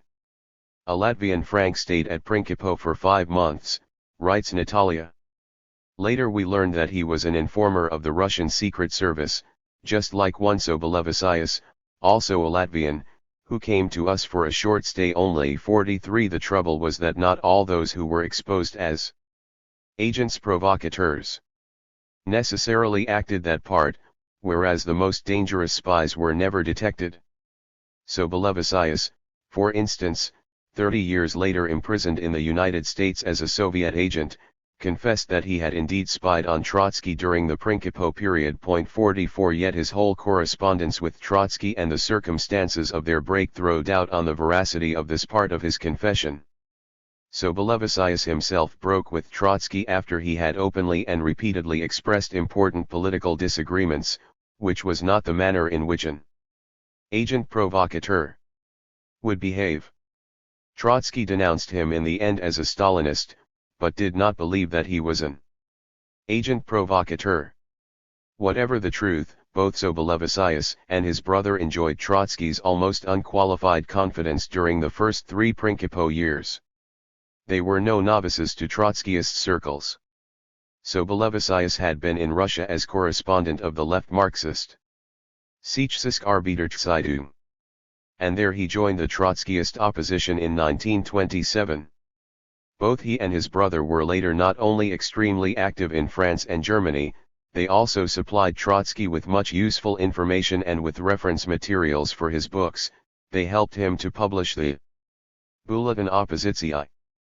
And through their hands went much of his clandestine correspondence with the Soviet Union, codes, chemically written letters, cover addresses, etc. 45. In an underground organization it is hardly ever possible to keep out the agent provocateur altogether. The organization is invariably the stool pigeon's target, and it is just as easy to err on the side of too much suspicion, which may paralyze the entire organization, as on the side of too little vigilance. What made matters worse for Trotsky was that only very few of his Western followers were familiar with the Russian language and background, and so he was unduly dependent on the few that were. His work would have been almost impossible without Lyova's assistance. But this was not enough, and Trotsky accepted his son's sacrifice with uneasiness, for it was a sacrifice on the part of a man in his early 20s to condemn himself to a hermit-like existence on Principo. So Trotsky was all too often on the lookout for a Russian secretary, and this made it easier for the stool pigeon to sneak in. Occasionally friends forestalled trouble with a timely warning. Thus, early in 1930, Valentine Alberg, of Russian Menshevik parentage, posing as a Trotskyist, tried hard to obtain access to Principo as a secretary. But from Berlin Franz Pfemfert and Alexandra Ram, suspicious of the applicant, informed Trotsky of their fears, and Alberg was turned away. In 1936 he was to appear as defendant and witness against Trotsky, Zinoviev, and Kamenev in the first of the great Moscow trials. 46 Such timely warnings were all too rare, however, and in years to come the shadowy figure of the agent provocateur was to follow Trotsky like a curse. Trotsky's financial circumstances during the Principo period were much easier than he had expected. His literary earnings were large, life on the island was cheap, and his and the family's needs were extremely modest. As the household increased, with secretaries and long-staying guests always around, and as the correspondence became almost as voluminous as that of a minor government department, the expenses rose to $12,000 and even $15,000 American dollars per year. 47 A wide international readership assured Trotsky of correspondingly high fees and royalties. For his first articles written in Constantinople he received $10,000, of which he put aside $6,000 as a publication fund for the Bulletin Oppositii and French and even American Trotskyist papers. Later in the year he received considerable advances on the various editions of My Life. $7,000 on the American edition alone. In 1932 the Saturday Evening Post paid $45,000 for the serialization of the History of the Russian Revolution. 48 When he left the Soviet consulate in Constantinople, Trotsky borrowed 20,000 French francs from Maurice Paz. A year later he repaid the debt and had no need to borrow any more. When in May 1929 Paz inquired whether he was not in any difficulties, Trotsky answered that far from this being the case he could now afford to assist financially his political friends in the West. This, as his correspondence and preserved accounts show, he did with an unstinting hand, on which some of the recipients presently came rather unbecomingly to rely. Long before their defeat Trotsky, Zinoviev, and even Shliapnikov had made attempts at organizing their followers in foreign communist parties. These efforts were not altogether unsuccessful at first, despite excommunications and expulsions. 49 The tactical maneuvers and retreats, however, of the Russian opposition disorientated communists abroad as strongly as Stalinist reprisals intimidated them. The final capitulation of Zinoviev's faction demoralized its foreign associates. Trotsky's reverses and deportation had not had quite the same effect. In the eyes of communists not yet fully prepared to submit to Stalinist dictates, his moral authority stood as high as ever, and the legend which surrounded his name, the legend of indomitable militancy and victory, was enriched with its new note of martyrdom. Yet the Comintern had already stigmatized Trotskyism with so much brutality and was so ferociously stamping it out from foreign sections that no communist could hope to gain any advantage by embracing the heresy, and few were those prepared to follow the martyr on his path. From Principo, Trotsky set out to rally anew his supporters, past and present. That he had no power to share with them did not in his eyes render the undertaking hopeless. This made it in a way even more attractive. Knowing that self-seekers and bureaucrats would not respond, he appealed only to the thoughtful and disinterested. Had not the strength of a revolutionary organization always consisted in the depth of the conviction held by its members and in their devotion rather than in their numbers? At the turn of the decade Stalin's mastery of the Comintern was still superficial. Almost anyone who spent those years in the Communist Party can relate from experience the bewilderment and the reluctance with which cadres and rankers alike began to conform to the new orthodoxy consecrated in Moscow. Underneath the conformity, still only skin deep, there was malaise, incredulity, and restiveness, and there were old Marxist habits of thought and uneasy consciences, to which Trotsky's fate was a constant challenge. The good party man considered it his supreme duty to practice solidarity with the Russian Revolution, and so he could not take it upon himself to contradict the men who now ruled Moscow, who spoke with the voice of the revolution, and who insisted that the foreign communists should, at committees and cells, vote for resolutions condemning Trotskyism. The party man voted as he was required, but the whole campaign remained to him a sad puzzle.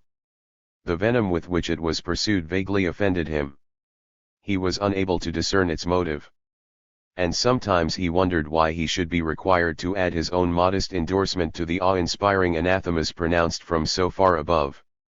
Working-class members, except for the very young and uninformed, recalled the days of Trotsky's glory, his resounding assaults on world capitalism, and his fiery manifestos that had stirred so many of them and even brought some of them into the ranks.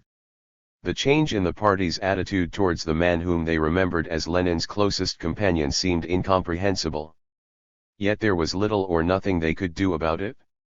Here and there a few men disgusted by this or that manipulation of the party line renounced membership, but most reflected that they should not perhaps be unduly concerned over what looked like a feud among the big chiefs, that Russia was anyhow far away and difficult to understand, but that their own class enemies were near at home, and against them the Communist Party fought reliably and bravely.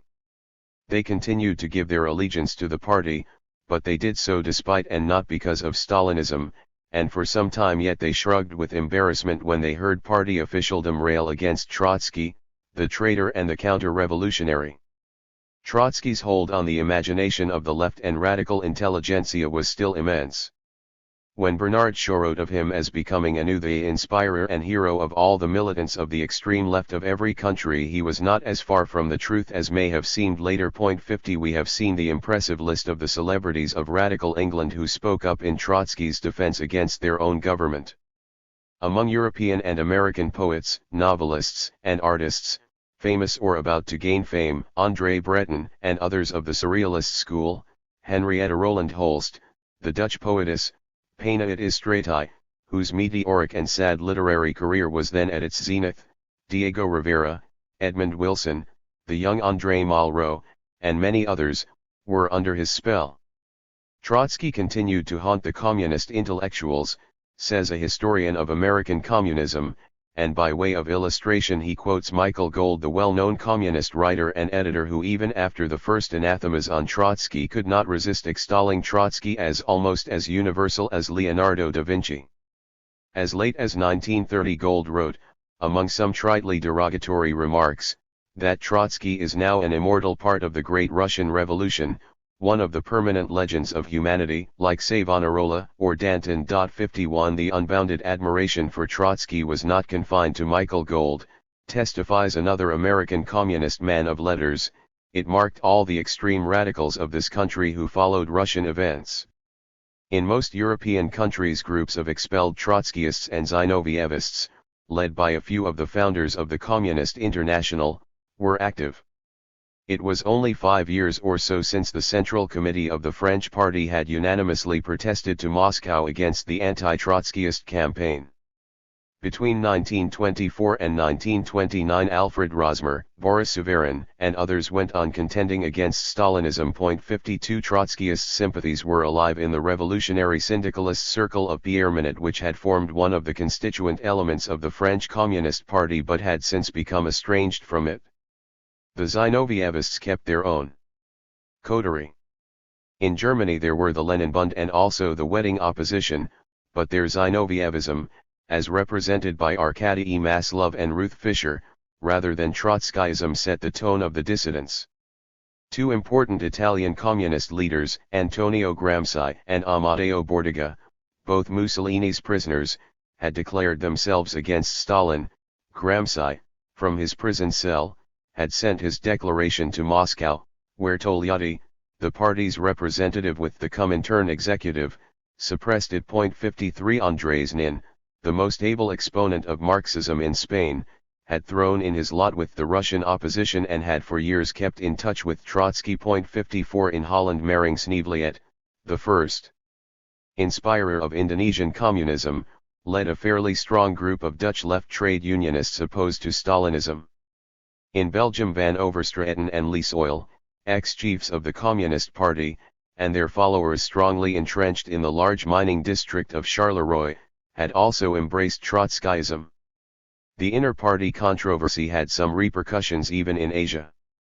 The germs of Trotskyism had been brought to Shanghai, Peking, Kwantung, and Wuhan by former students of the Sun Yat-sen University in Moscow, witnesses of Trotsky's struggle over the Chinese issue in 1927. In 1928 they held the first national conference of the Chinese opposition, and some of them looked forward to an alliance with Mao Zedong, on whom the Comintern frowned at this time, because his attitude in 1925-7 had often coincided with Trotsky's and because he was now, at the ebb of the revolution, embarking upon partisan warfare against the Kuomintang. In 1929 Chen Tuxiu, the party's leader up to 1927, came out with the open letter in which he revealed the sordid inner story of the relations between Moscow, the Kuomintang, and Chinese communism, and acknowledged that Trotsky's criticisms of Stalin's and Bukharin's policy had been only too well founded. 55 The Trotskyist influence made itself felt in Indochina, Indonesia, and Ceylon. About the same time Trotsky gained new adherents in America. James P. Cannon and Max Schachtman, members of the Central Committee in the United States, and Maurice Spector, chairman of the Communist Party of Canada. Even in remote Mexico a group of communists, encouraged by Diego Rivera, rallied to the cause of the heretics defeated in Moscow. Trotsky established liaison with all these groups, and tried to weld them into a single organization. Since his deportation from Moscow they had lived on crumbs of his thought and had published, in small papers and bulletins, fragments of his writings, surreptitiously brought out of the Soviet Union.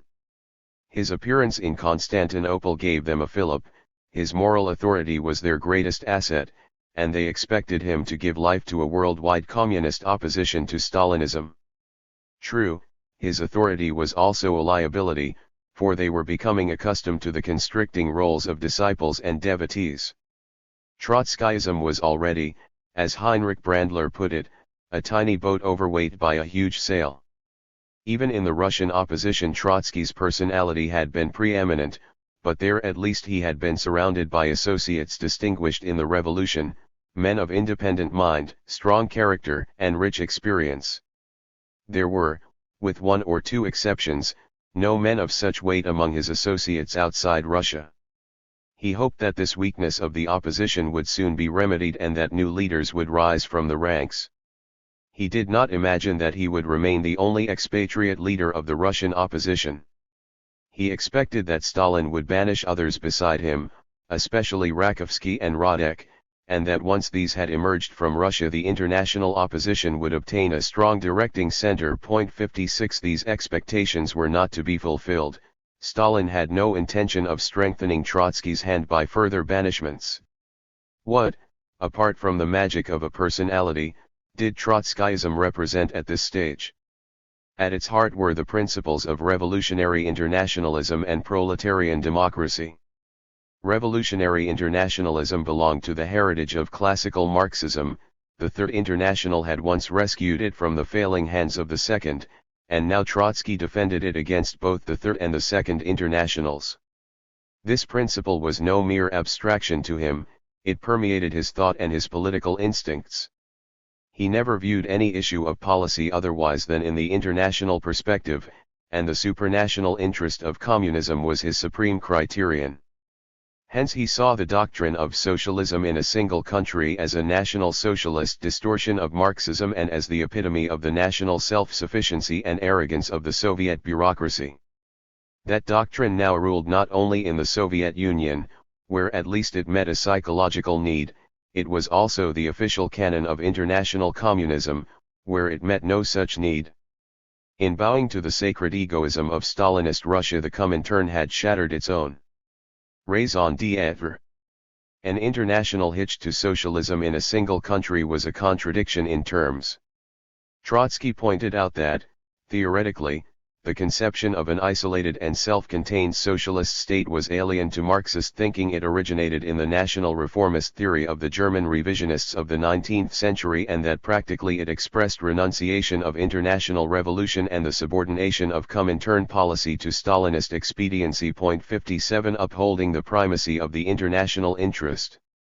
Vis-a-vis the national, Trotsky was, however, far from treating the national needs of the Soviet Union with any degree of nihilistic neglect, or from overlooking its specific diplomatic or military interests, and he insisted that the defense of the workers' first state was the duty of every communist.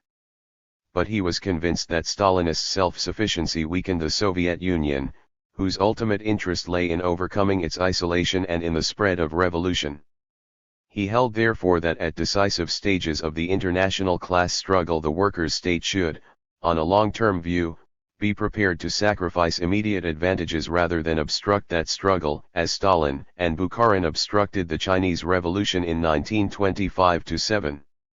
In the coming decade this controversy was to shift to issues of communist strategy and tactics. Vis-a-vis Nazism and the Popular Fronts, but underlying it still was the same conflict between Trotskyist internationalism and the isolationism which colored Stalin's policies in the 1920s and 30s. On the face of it Trotsky's attitude was, or should have been, much more congenial to communists outside the Soviet Union than was Stalin's, and he had reason to expect that it would meet with the stronger response, for he dwelt on their importance as independent actors in the international class struggle, whereas Stalinism assigned to them the parts of the mere clients of the workers' fatherland. Trotsky's advocacy of proletarian democracy aimed at freeing the communist parties from the rigidities of their ultra-bureaucratic organization and at the restitution in their midst of democratic centralism. This principle, too, had been embedded in their Marxist tradition and was still inscribed in their statutes. Democratic centralism had sought to safeguard for the socialist and later the communist parties freedom in discipline and discipline in freedom.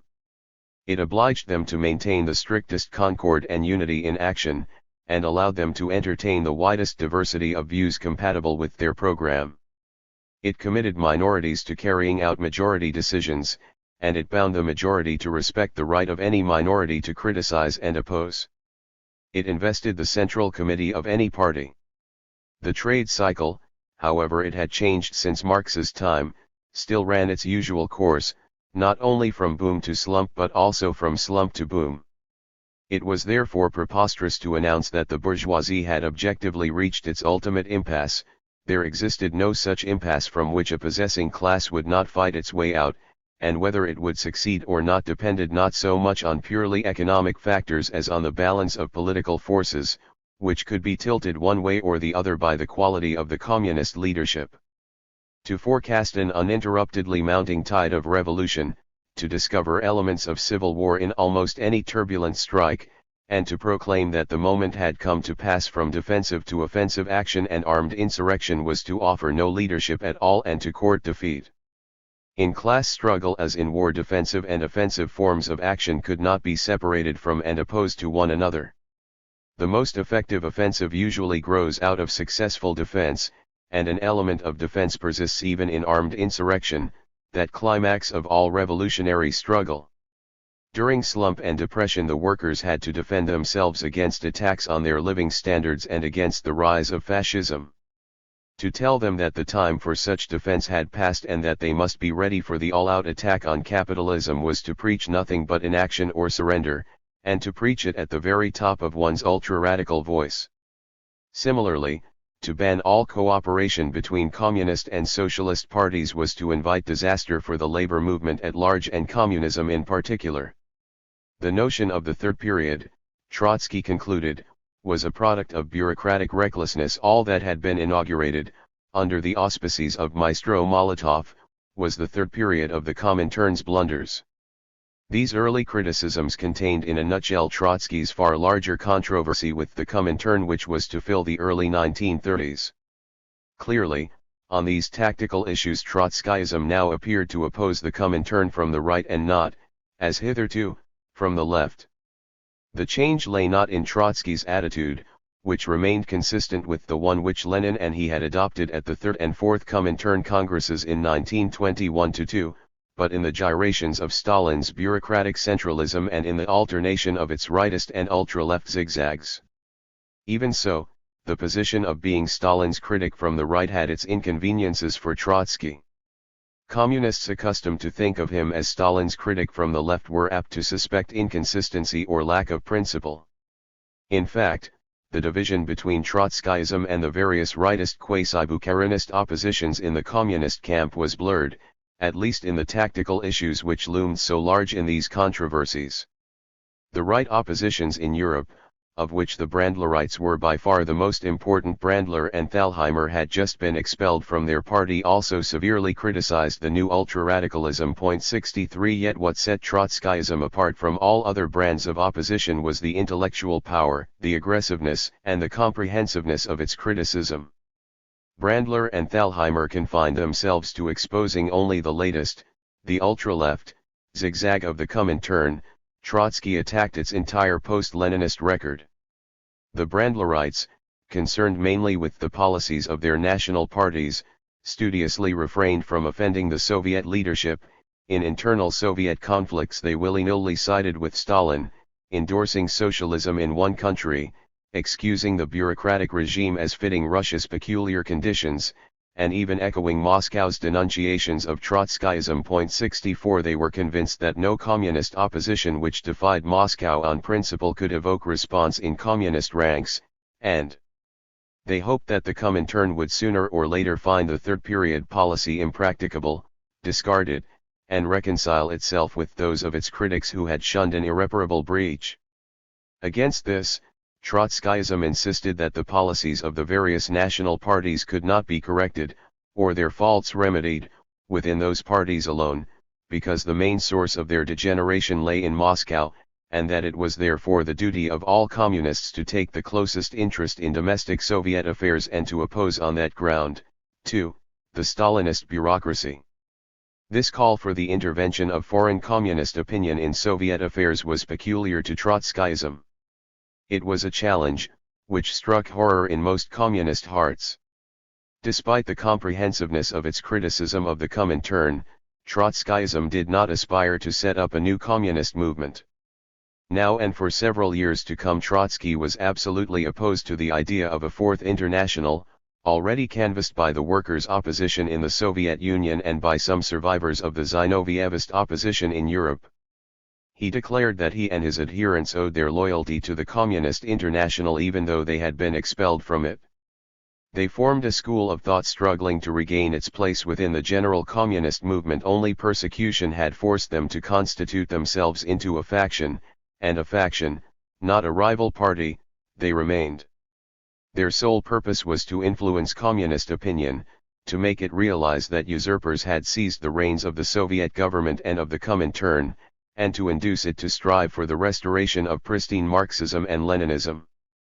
They therefore stood for a reform of the International, not for a permanent break with it. Trotsky believed that with all their flaws and vices the communist parties still represented the militant vanguard of the working classes. The opposition's place was with that vanguard. If he and his followers were to turn their backs on it, they would voluntarily go out into the wilderness into which Stalin was driving them. True enough, Stalinism did not allow any current of opposition to assert itself within the International, but this state of affairs could not last. Critical events inside or outside the Soviet Union would presently stir the dormant elan of communism into action again and give the opposition its chance. Trotsky warned those who stood for a Fourth International that it was not enough for a group of dissidents to raise a new banner in order to become a real factor in politics.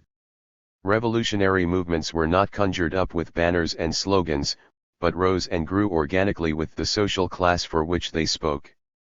Each of the internationals represented a definite stage in the historic experience of the working class and in the struggle for socialism, and no one could ignore with impunity the ties the Second and the Third Internationals had with the masses or the weight of their political traditions.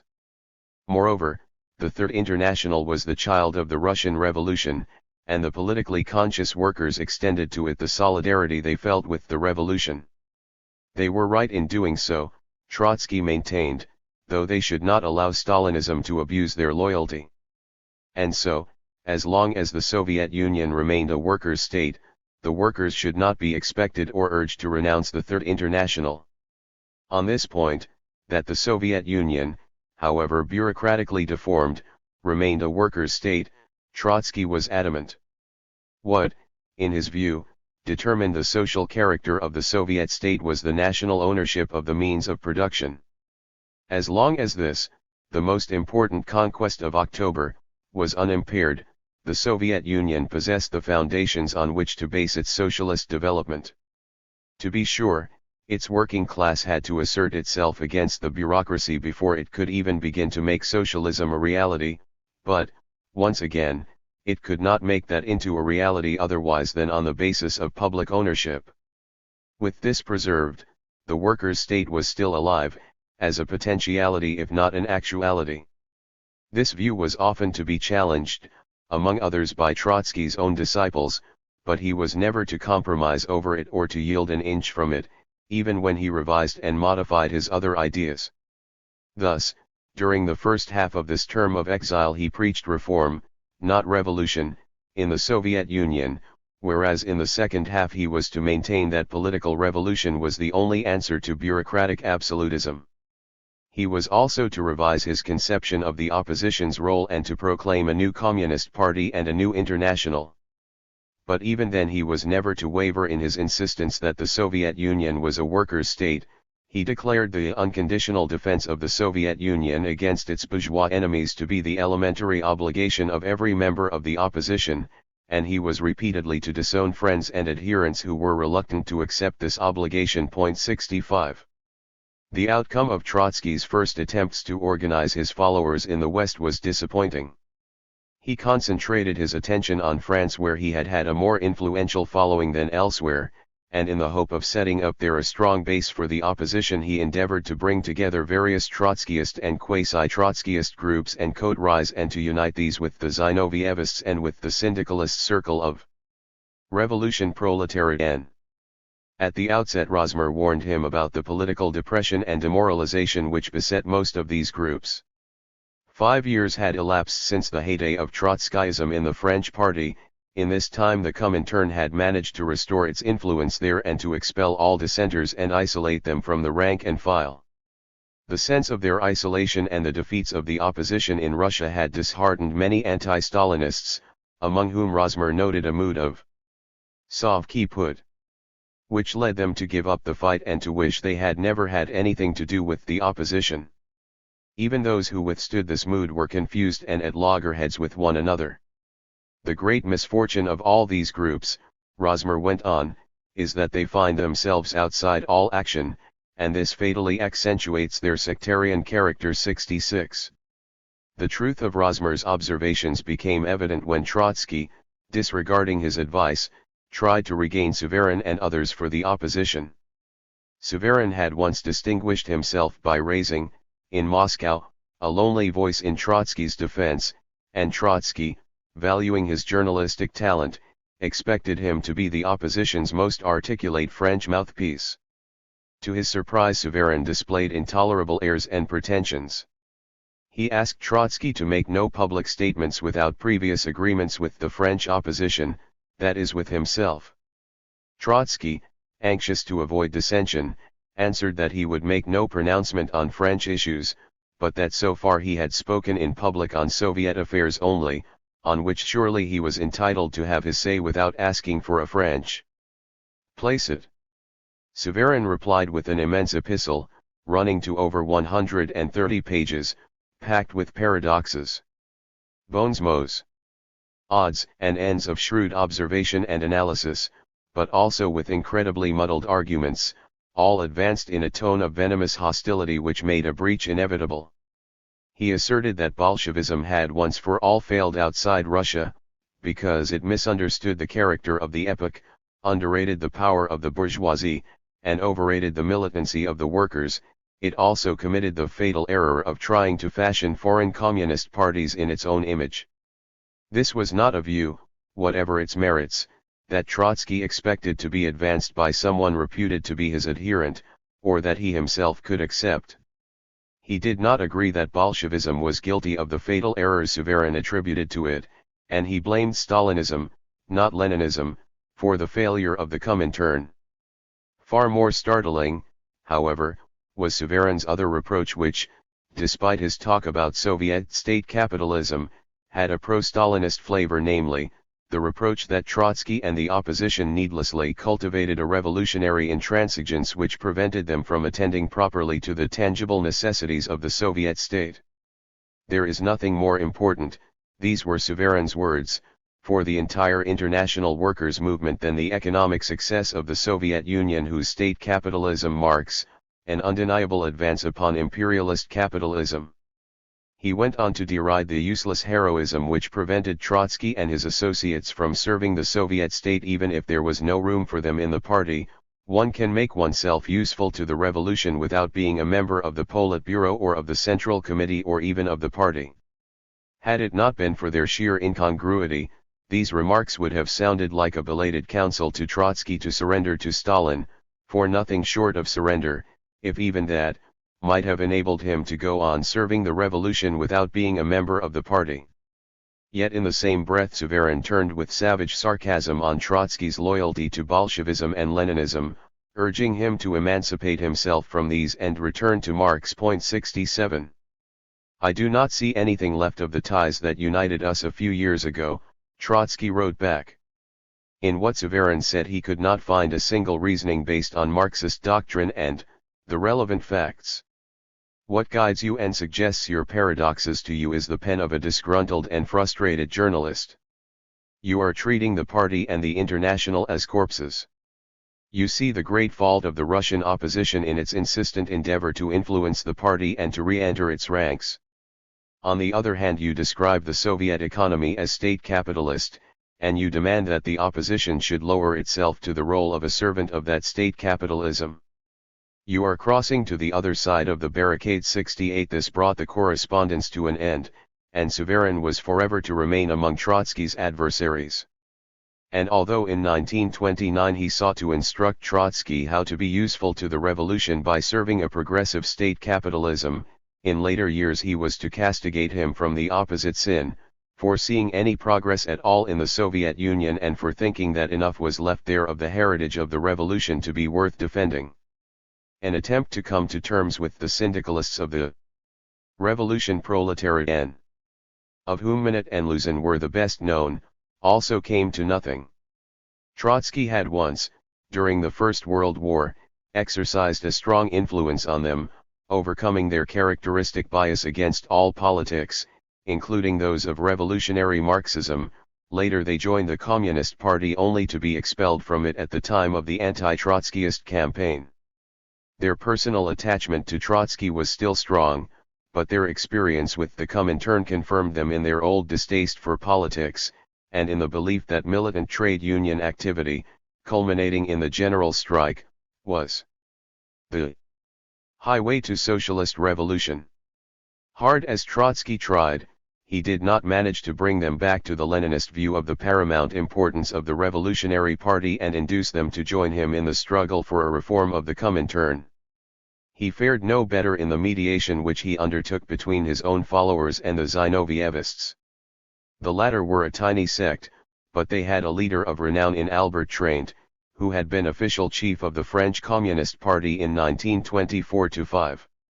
It was Traint who, at the time when Zinoviev was directing the Bolshevization, had expelled the Trotskyists from the party, sparing them no denunciation or abuse.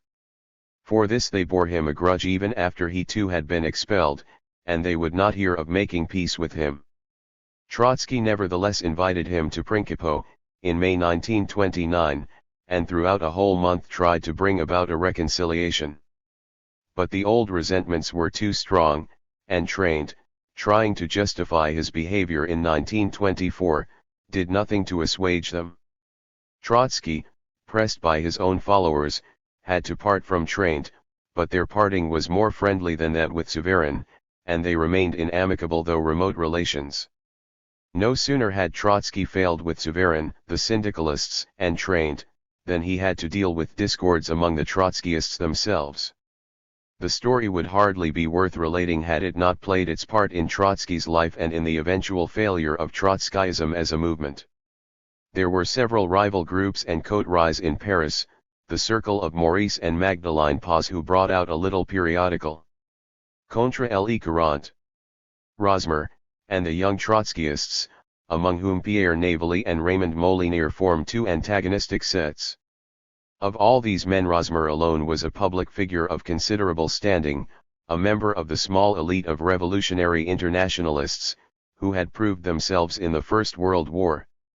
Navely was a young writer who had participated in the literary rebellion of the Surrealists, had then joined the Communist Party, gained some repute as a Marxist critic of Surrealism, witnessed sympathetically Trotsky's struggle in Moscow in 1927, and had himself been expelled from the party.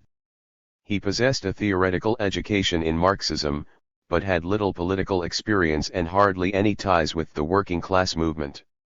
Molinier, on the contrary, was an activist, full of energy and enterprise, very much at home in the movement, but not too fastidious in the choice of ways and means and rather crude intellectually. The antithetical types of intellectual and activist often formed a good working partnership when they were carried along by the impetus of practical day-to-day activity in a broad organization, but their antagonism usually wrecked small groups cut off from the mainstream of the movement and remaining outside all action. When early in the spring of 1929 Maurice and Magdeleine Paz came to Prinkipo, Trotsky urged them to unite their circle with the other groups, to transform Contre l'écurant. Into a great and aggressive weekly speaking with the voice of the opposition, and to launch an ambitious recruiting campaign. He worked out with them the plan of the campaign and promised his own close cooperation. They accepted his suggestions, though not without reservations. On their return to Paris, however, they had second thoughts and refused to launch the great weekly. They saw, they said, no chance for the opposition to succeed in any drive undertaken on the scale envisaged by Trotsky. Above all, they protested against his attempt to impose Rosmer's leadership, and they spoke disparagingly of the young Trotskyists spoiling for a fight as a bunch of simpletons and ignoramuses.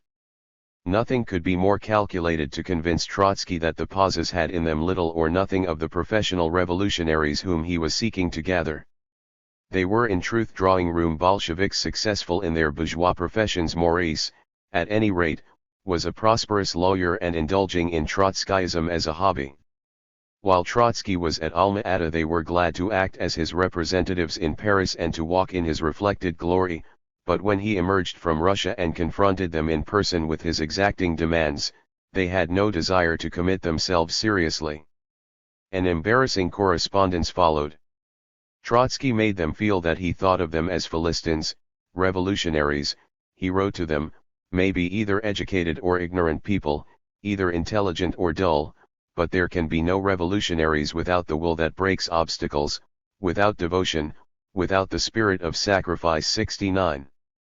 The pauses replied in a manner which was not less wounding to Trotsky than his strictures were to them.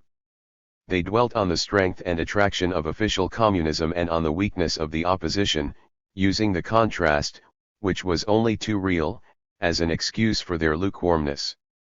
They explained that they would not launch Contre l'écurant as a weekly because the opposition's journal, if it is not to end in failure, must avail itself of other things besides the scintillating prose and the nom de bouteille of Comrade Trotsky. It must have a material and moral base and must be able to live with its readers and active sympathizers. The paper would lack such a base, because the old communists, to whom Trotsky's name had meant so much, had lapsed into apathy, and the young were ignorant and inaccessible to argument. Don't give yourself too many illusions about the weight of your name. For 5 years the official communist press had slandered you to such an extent that among the great masses there is left only a faint and vague memory of you as the leader of the Red Army. It was a far cry from the reverence with which the pauses had a few months earlier addressed Trotsky as Cher Grand Ami to the insinuation that he was actuated by egotism and vanity. That his followers were isolated and that Stalinist propagandists made his name odious to the communist rank and file, or sought to bury it in oblivion, Trotsky was not unaware. But this was for him one more reason why his followers should undertake a large-scale counter-attack by which alone they might break through the apathy of the communist rank and file.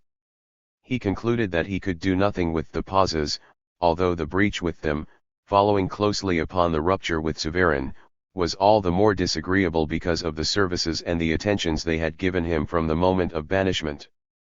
What now followed was more than a little pitiable, for Trotsky had at once to deal with the animosities that divided his remaining adherents, Rosmer and the sets of Navely and Molyneux. Molyneux had come to Principe with boisterous optimism and with a headful of plans for making Trotskyism into a great political force. He was convinced that the opposition had golden opportunities in France, because the official party was riddled with discontent and could not remain insensitive to the opposition's appeal. All the opposition needed was to act with self-confidence and bold initiative. He had schemes for infiltrating the party with Trotskyists, for mass meetings, newspapers with a large circulation, and c. The implementation of the schemes required much more money than the opposition could collect from its members, but he had his financial plans too, somewhat vague but not implausible. He was ready to plunge into all sorts of commercial ventures, and he budgeted ahead with the expected profits. 70. Rosmer and Navely took a more cautious view of the chances, discounted the possibilities of mass action which Molyneux held out, and were inclined to content themselves for the beginning with a more modest but steady clarification of the opposition's ideas and with propaganda among the mature elements of the left. They were afraid that Molinier's ventures might bring discredit on the opposition, and they distrusted him. Cen est pas un militant communiste, c'est un homme d'affaires, et c'est un illettré. Rosmer said. Unpleasant tales about Molinier were being told in Paris. One was that he had deserted from the army and then before a court-martial conducted his defense in a manner unworthy of a communist, describing himself as a conscientious objector of the religious type. Allegations and hints were thrown out about the shady character of his commercial activities, but it was difficult to pin down the allegations to anything specific. Trotsky, admitting some of Molinier's limitations, nevertheless trusted him implicitly. He was captivated by the man's verve, inventiveness, and courage, qualities he usually valued in followers. There was a streak of the adventurer in Molinier, but there was also genuine revolutionary fervor and unconventionality. It was his unconventionality, Trotsky pleaded, that brought the Philistines' displeasure and obloquy on Molinier's head, and he, Trotsky, knew very well that no revolutionary movement could do without such men, in whom some crudeness of thought is compensated for by energy and the will to venture and take risks. How often had he himself had recourse to such men in the years of revolution and civil war? Molinier endeared himself to Trotsky by the eagerness with which he did many small yet important chores for him, helping to organize the Principaux household and set up the secretariat, keeping an eye on publishing interests in Paris, and he had indeed made himself an indispensable factotum. His family, too, his wife Jean, and his brother Henry, a modest engineer without political pretensions, all had rendered themselves helpful in the same manner, with the energy Moliniersque, which greatly pleased Trotsky. They traveled between Paris and Principaux and spent much time at Bayonne. Their relations with Trotsky's family became close and warm. And so Trotsky was anxious to dispel gently Rosmer's doubts and suspicions, all the more so because, much though he valued Rosmer's integrity and judgment, he considered him to be ill-suited for the minutiae of organization and to be too easily disheartened by the petty irritations of factional work, which Molinier took in his stride. With Navely's objections to Molinier, Trotsky had less patience. He chided Navely with intellectual haughtiness, schematic thinking, political lukewarmness, and reluctance to face work among the masses. Somehow, however, he managed to compose the rivalry for the time being. Rosmer, Molinier, and Navely accepted a settlement and, agreeing to put aside personal dislikes and to work together, returned to Paris with the intention of building up not merely a national but an international organization of the opposition. 71. Trotsky was hopeful. True, the base to be set up in France would be narrower than he had expected, but sufficient to become the nucleus of a wider organization. True, also, at this point a dilemma had already presented itself: should the opposition aim at mass action and come forward with its own agitation and slogans, or should it confine itself to the kind of work that had in the past been carried out, slowly but fruitfully, by small Marxist propagandist circles, expounding patiently their theories and dealing with ideas rather than slogans? But this dilemma did not pose itself clearly or acutely, and so it could be left in the air. The circumstance that the opposition did not aspire to found a new political party but was a faction bent on reforming the old party suggested that it should concentrate on the theoretical propaganda of its ideas. To this form of activity Trotsky the thinker was certainly inclined. But the man of action in him, the great commissar, and the leader of the opposition, fretted at its limitations and yearned for the scope and impetus of a mass movement. In the summer of 1929 Rosmer went on a tour of Germany and Belgium to inspect and rally groups of the opposition there, and he established contact with Italian, Dutch, American, and other Trotskyists. In detailed reports he kept Trotsky informed about his findings. These were not encouraging, on the whole. Inaction, sectarian squabbles, and personal rivalries, which had so greatly weakened the opposition in France, had done it great harm elsewhere too. From Trotsky's viewpoint no country was more important than Germany, the main arena of class struggle in Europe, where the Communist Party, with a following of several million voters, was stronger than anywhere in the West. Rosmer reported that in Berlin he found several groups, all invoking Trotsky's authority, but frittering away their strength in internecine animosities. The so-called wedding group comprised the Trotskyists proper, but far more influential was the Leninbund, which published the Phonie de Communismus, and was led by Hugo Urbans. There were also other tiny, ultra-left sects such as the Korschists, so-called after Karl Korsch, a theorist who had in 1923 been minister of the Communist Socialist government of Thuringia. The Zinovievists, Maslov and Fischer, were by far the strongest group, but, paradoxically, after their inspirer had surrendered to Stalin, they themselves took up an extreme anti-Stalinist attitude, similar to that of the survivors of the workers' opposition in the Soviet Union, and in their attacks on official communism they went much further than Trotsky was prepared to go.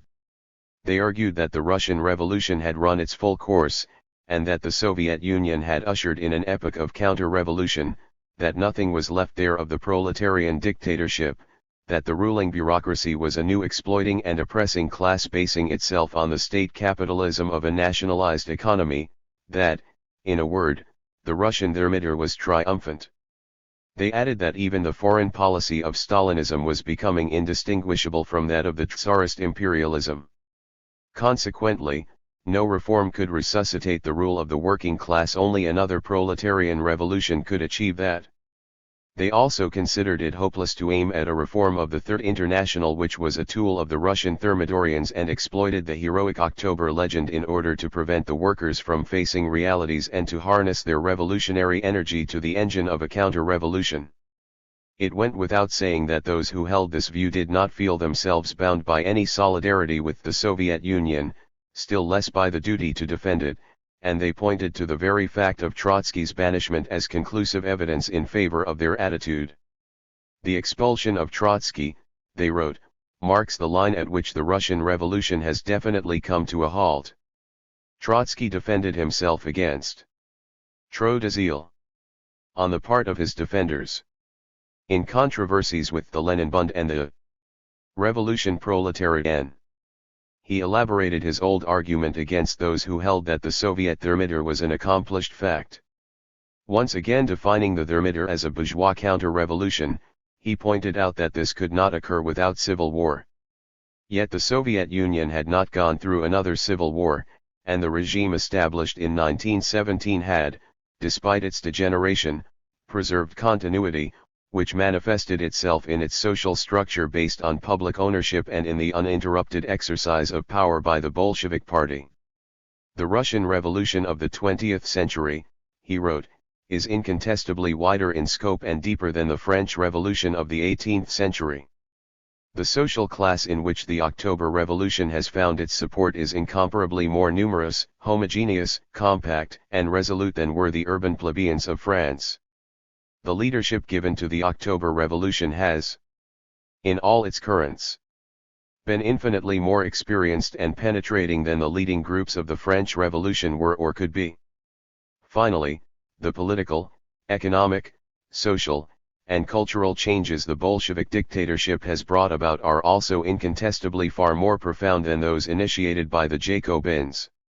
If it was impossible to wrest power from the hands of the French plebeians, without a civil war, and thermidor was a civil war in which the sans-culottes were vanquished, how can anyone think or believe that power could pass from the hands of the Russian proletariat into those of the bourgeoisie peacefully, by way of a quiet, imperceptible bureaucratic change?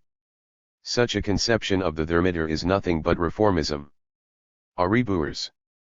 The means of production, he went on, which once belonged to the capitalists remain in the hands of the Soviet state till this day. The land is nationalized. Social elements that live on the exploitation of labor continue to be debarred from the Soviets and the army. The Thermidorian danger was real enough, but the struggle was not yet resolved. And just as Stalin's left course and attack on the N.E.P. man and the Kulak had not effaced the Thermidorian danger, so his, Trotsky's, banishment had not obliterated the October Revolution. A sense of proportion was needed in the evaluation of facts and in theorizing. The concept of Soviet state capitalism was meaningless where no capitalists existed, and if those who spoke of it denounced state ownership of industry, they renounced an essential prerequisite of socialism. Nor was the bureaucracy a new exploiting class in any Marxist sense, but a morbid growth on the body of the working class. A new exploiting class could not form itself in exercising merely managerial functions, without having any property in the means of production. 72. The implications of this dispute became apparent when a conflict flared up, in the summer of 1929, between the Soviet Union and China over the possession of the Manchurian Railway. China claimed the railway which the Soviet government held as a concessionaire. The question arose whose side the opposition ought to take.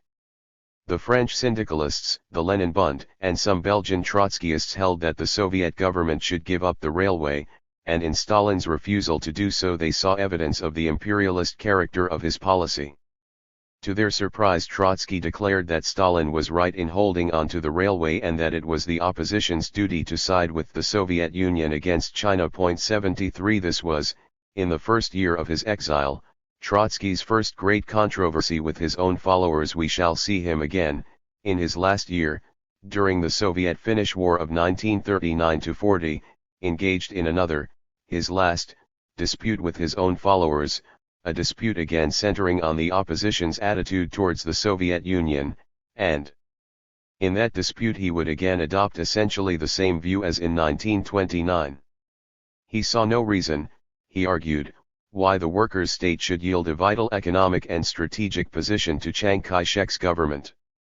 He criticized severely Stalin's manner of dealing with the Chinese, his disregard of their susceptibilities, and his failure to appeal to the people in Manchuria. A more considerate and thoughtful policy might have averted the conflict. But once the conflict had broken out, he asserted, communists had no choice but to back the Soviet Union. If Stalin gave up the railway to the Kuomintang, he would have yielded it not to the Chinese people but to their oppressors. Chiang Kai-shek was not even an independent agent. If he obtained control of the railway, he would not be able to maintain it but would sooner or later lose it to Japan. Only the Soviet Union was strong enough to keep this Manchurian position out of Japan's hands. China's national rights, invoked by the critics, were, in Trotsky's view, not relevant to this case, which was an incident in a complex and many-sided contest between the various forces of world imperialism and the workers' state. He concluded that the time for the Soviet Union to do historic justice and return the Manchurian outpost to China would come when a revolutionary government was established in Peking, and this forecast was to come true after the Chinese Revolution. In the meantime, the Soviet government was obliged to act as the trustee of revolutionary China and keep for it the Manchurian assets. 74. One may imagine the consternation which Trotsky caused among the zealots of the opposition. They were puzzled by his inconsistency, thinking that he was missing a great opportunity to strike at Stalin. He was, indeed, not out to score points, but his behavior was consistent with what he was saying about the Soviet Union as the workers' state. For that state he felt, as an outcast, the same responsibility that he had felt as a member of the Politburo and of Lenin's government. He found the displays of self-righteous indignation over Soviet policy, in which some of his pupils indulged, wrong-headed and cheap, and he told them bluntly that he had nothing in common with Trotskyists who refused to give the workers' state unshakable, if critical, allegiance. The rigor with which he stuck to his principles, refusing to dilute them with demagogy, offended many of his past and would-be admirers. Indeed, the movement he was sponsoring was hemmed in, on the one hand, by his severe scrupulousness about ideas and, on the other, by the unscrupulous ruthlessness of the Stalinist persecution. The persecution kept his followers at an impassable distance from the only people in whom his ideas could strike a chord, the large communist audience in Europe. His fastidiousness in the choice of his argumentative weapons was estranging him from the scattered yet growing anti-Stalinist public consisting of former party members, who felt tempted to meet the Stalinists on their own ground, to return blow for blow, to counter villainy with faithlessness and to match venom with virulence. That public was in no mood to accept Trotsky's self-denying ordinances. And so, after a year or two of argument and recruiting, those who followed him on his arduous path were still very few. New groups came over here or there, another member, say, of the Italian Politburo or of the Belgian Central Committee, or a small band of Czech or even British activists saw the light and hopefully joined the opposition. But their accession failed to change anything in the state of the opposition. Even though some of the newcomers were until quite recently influential in the party and had many ties with the working class, cultivated over the years, they lost influence and ties once the party expelled them, pursued them with every imaginable calumny, and chased them away like lepers. They had against them the authority of Moscow, the prestige of their own party, the hallowed discipline of the proletarian vanguard, an array of massive caucuses, and legions of propagandists and agitators, some of whom were no better than gangsters, but most of whom turned out of a passionate but blind devotion to their cause into the moral assassins of their erstwhile comrades. The new converts to Trotskyism started out with a determination to shake the party they loved and to make it see the light which they themselves, studying Trotsky's writings, had excitedly seen, but soon they found themselves shut in within small, hermetic circles, where they were to accustom themselves to live as noble lepers in a political wilderness. Tiny groups which cannot hitch themselves to any mass movement are quickly soured with frustration. No matter how much intelligence and vigor they may possess, if they find no practical application for these, they are bound to use up their strength in scholastic squabbling and intense personal animosities which lead to endless splits and mutual anathemas. A certain amount of such sectarian wrangling has, of course, always marked the progress of any revolutionary movement. But what distinguishes the vital movement from the arid sect is that the former finds in time, and the latter does not, the salutary transition from the squabbling and the splits to genuine political mass action. The Trotskyist groups did not lack men of brains, integrity, and enthusiasm. But they were unable to break through the ostracism which Stalinism imposed on them, and, in their beyond-the-pale existence they could never rid themselves of their internal dissensions. Thus, soon after the reconciliation Trotsky brought about among his French followers, the latter fell out again. Rosmer and Navely renewed their complaints against Molyneux, charging him with irresponsibility and recklessness, while he reproached them with too little faith and obstructing all plans for action. The puny organization, giving itself the airs and the constitution of a much larger body, had its national executive and its Paris committee. On the former, Rosmer and Navely were in a majority, and they proposed to exclude Molyneux on the ground that his financial deals threatened to bring the opposition into disrepute. But Molyneux had behind him the Paris Committee and Trotsky's support. Rosmer implored Trotsky to save the national executive this embarrassment and to cease sheltering Molyneux under his wing. 75 By now Trotsky's attachment to Molyneux was little short of infatuation, and his relations with Rosmer became strained and their correspondence somewhat acid. The rivalry also affected the two shadowy international bodies the opposition had given itself, the International Bureau and the International Secretariat, which were equally at loggerheads. 76 In the summer of 1930 Trotsky once again asked his French adherents to come to Principe and settle the differences. They came, patched up another peace, and Trotsky sent them back to Paris confident that now at last they would launch in unison the long-delayed drive from which he expected so much. But after a few weeks the quarrel broke out again, and in November Rosmer, hurt by Trotsky's partiality for Molyneux, resigned. This was a blow to the organization and to Trotsky personally, who knew that of all his followers in Europe none had Rosmer's qualities or prestige. But he was convinced that Molyneux's energy would soon jerk the organization out of the impasse and that then Rosmer would return. Even in resigning Rosmer gave Trotsky proof of a rare disinterested devotion, for he refrained from entering into any controversy, and rather than openly clash with Trotsky withdrew from all factional activity. Yet he resented Trotsky's behavior so strongly that for several years he refused to meet him or even to exchange views. Similar dissensions, in which it is well nigh impossible to disentangle the personal from the political, became a chronic distemper of most, if not all, Trotskyist groups. The French example was infectious if only because Paris was now the center of international Trotskyism. The personalities were, as a rule, of so little weight, the issues so slight, and the quarrels so tedious that even Trotsky's involvement does not give them enough significance to earn them a place in his biography. With the years his involvement assumed piteous and at times quite grotesque forms.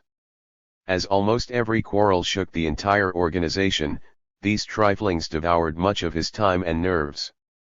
He took sides, he acted as arbiter. Being in contact with groups in every corner of the world, he had to deal with an incredibly large number of such altercations, and as he encouraged the various sections of the opposition to interest themselves in each other's activities, he wrote interminable circulars and epistles explaining, say, to the Belgians why the French fell out, to the Greeks why the German comrades were in disagreement, to the Poles what were the points at issue between different sets of the Belgian or of the American opposition, and so on, and so forth. 77. He did all this in the belief that he was educating and training a new levy of communists, new cadres of revolution. The extreme paucity of the opposition's resources and the feebleness of its organization did not deter him. He held that the worth of a movement lay in the power of its ideas, which was bound to prevail eventually, that the chief task was to maintain the continuity of the Marxist school of thought, that only an organization could assure that continuity, and that any organization had to be built in the circumstances that were given and with such human material as was available. Sometimes, the bickering of his followers was enough to drive him to despair and to make him wonder whether his efforts were not wasted. Then he consoled himself with the recollection that Lenin, in the years of his factional émigré squabbles, often invoked an image of Tolstoy's which described a man squatting in the middle of a road and making incoherent, maniacal gestures which suggested to passers-by that he was a madman, but on coming nearer one saw that the queer gesticulation was a purposeful activity. The man was sharpening a knife on a grindstone. And so Trotsky, however purposeless his own dealings with his followers might at times appear, told himself that he was in fact sharpening the mind and the will of a new Marxist generation. He suppressed his distaste at mingling great principles with the pettiest of wrangles, and mustered all his patience and persuasiveness to give freely to his followers. Yet he could not help sensing that the human material with which he was working was quite unlike that with which either he or Lenin had worked before the revolution. Then, whatever the miseries of émigré politics, those involved were genuine and serious fighters, wholly dedicated to their cause and sacrificing to it every interest in life and life itself, human flames of revolutionary enthusiasm. His present followers in the West were made of different stuff, they had in them only little of the passion and heroism that could storm the heavens. They were certainly not or not yet genuine Bolsheviks, he reflected, and this accounted for an irreducible psychological distance between him and them. In his thoughts he preferred to dwell with his other friends and disciples, those who were scattered over the prisons and punitive colonies of the Urals and Siberia, and there were fighting, starving, freezing, and wrestling with their problems unto death. Even the most mediocre of the people over there now seemed to him worthier as fighters and closer than almost any of his followers in the West. Sometimes he unwittingly vented this feeling as, for instance, in an obituary on Kotet Tsinsadze which he wrote early in 1931. Tsinsadze, a Bolshevik since 1903, head of the Caucasian Cheka during the Civil War, and then a leading oppositionist, had been deported, jailed, and tortured. Ill with tuberculosis, suffering from hemorrhages of the lungs, he fought on, went on hunger strikes, and died in prison. In the obituary, published in the Bulletin, Trotsky quoted these prescient words from a letter Tsinsadze had written him at Alma-Ata: "Many, very many of our friends and of the people close to us will have to end their lives in prison or somewhere in deportation. Yet in the last resort this will be an enrichment of revolutionary history, a new generation will learn the lesson." The communist parties in the West, Trotsky remarked, have not yet brought up fighters of Tsinsadze's type. This was their besetting weakness, and it affected the opposition as well. He confessed that he was amazed to find how much cheap ambition and self-seeking there was even among oppositionists in the West. It was not that he deprecated all personal ambition. Desire for distinction was often a stimulus to effort and achievement. but the revolutionary begins where personal ambition is fully and wholly subordinated to the service of a great idea. Unfortunately, only too few people in the West had learned to take principles seriously. Flirtation with ideas or dilettante dabbling with Marxism-Leninism was all too common. 78. It was rarely that Trotsky allowed himself such a complaint. He saw no use in wringing hands over the limitations of the human material produced by history. It was only from this material that the new synthesizes could be formed. Meantime, in the Soviet Union the opposition was breaking up and the fighters of synthesizes type were either perishing physically or shrinking morally. They were caught in the double vice of the Stalinist terror and of their own dilemmas. Even as early as 1928, while Trotsky was still sustaining their spirit of resistance from Alma-Ata, they showed signs of being unequal to the strain. A division of opinion, it will be remembered, arose among them as they watched the end of the coalition between the Stalinists and the Bukharinists and the beginnings of Stalin's left course. 79 These events rendered obsolete some of the opposition's major demands and battle cries. The opposition had called for rapid industrialization and for the gradual collectivization of farming and had charged Stalin with obstruction and with favoring the wealthy farmer. When in 1928 Stalin accelerated the tempo of industrialization and turned against private farming, the oppositionists first congratulated themselves on the change, in which they saw their vindication, but then they felt themselves robbed of their ideas and slogans and deprived of much of their political raison d'être. Under any regime allowing a modicum of political controversy, a party or faction which has the misfortune of seeing its rival steal its clothes may still be permitted to assist with dignity at the realization of its own program by others.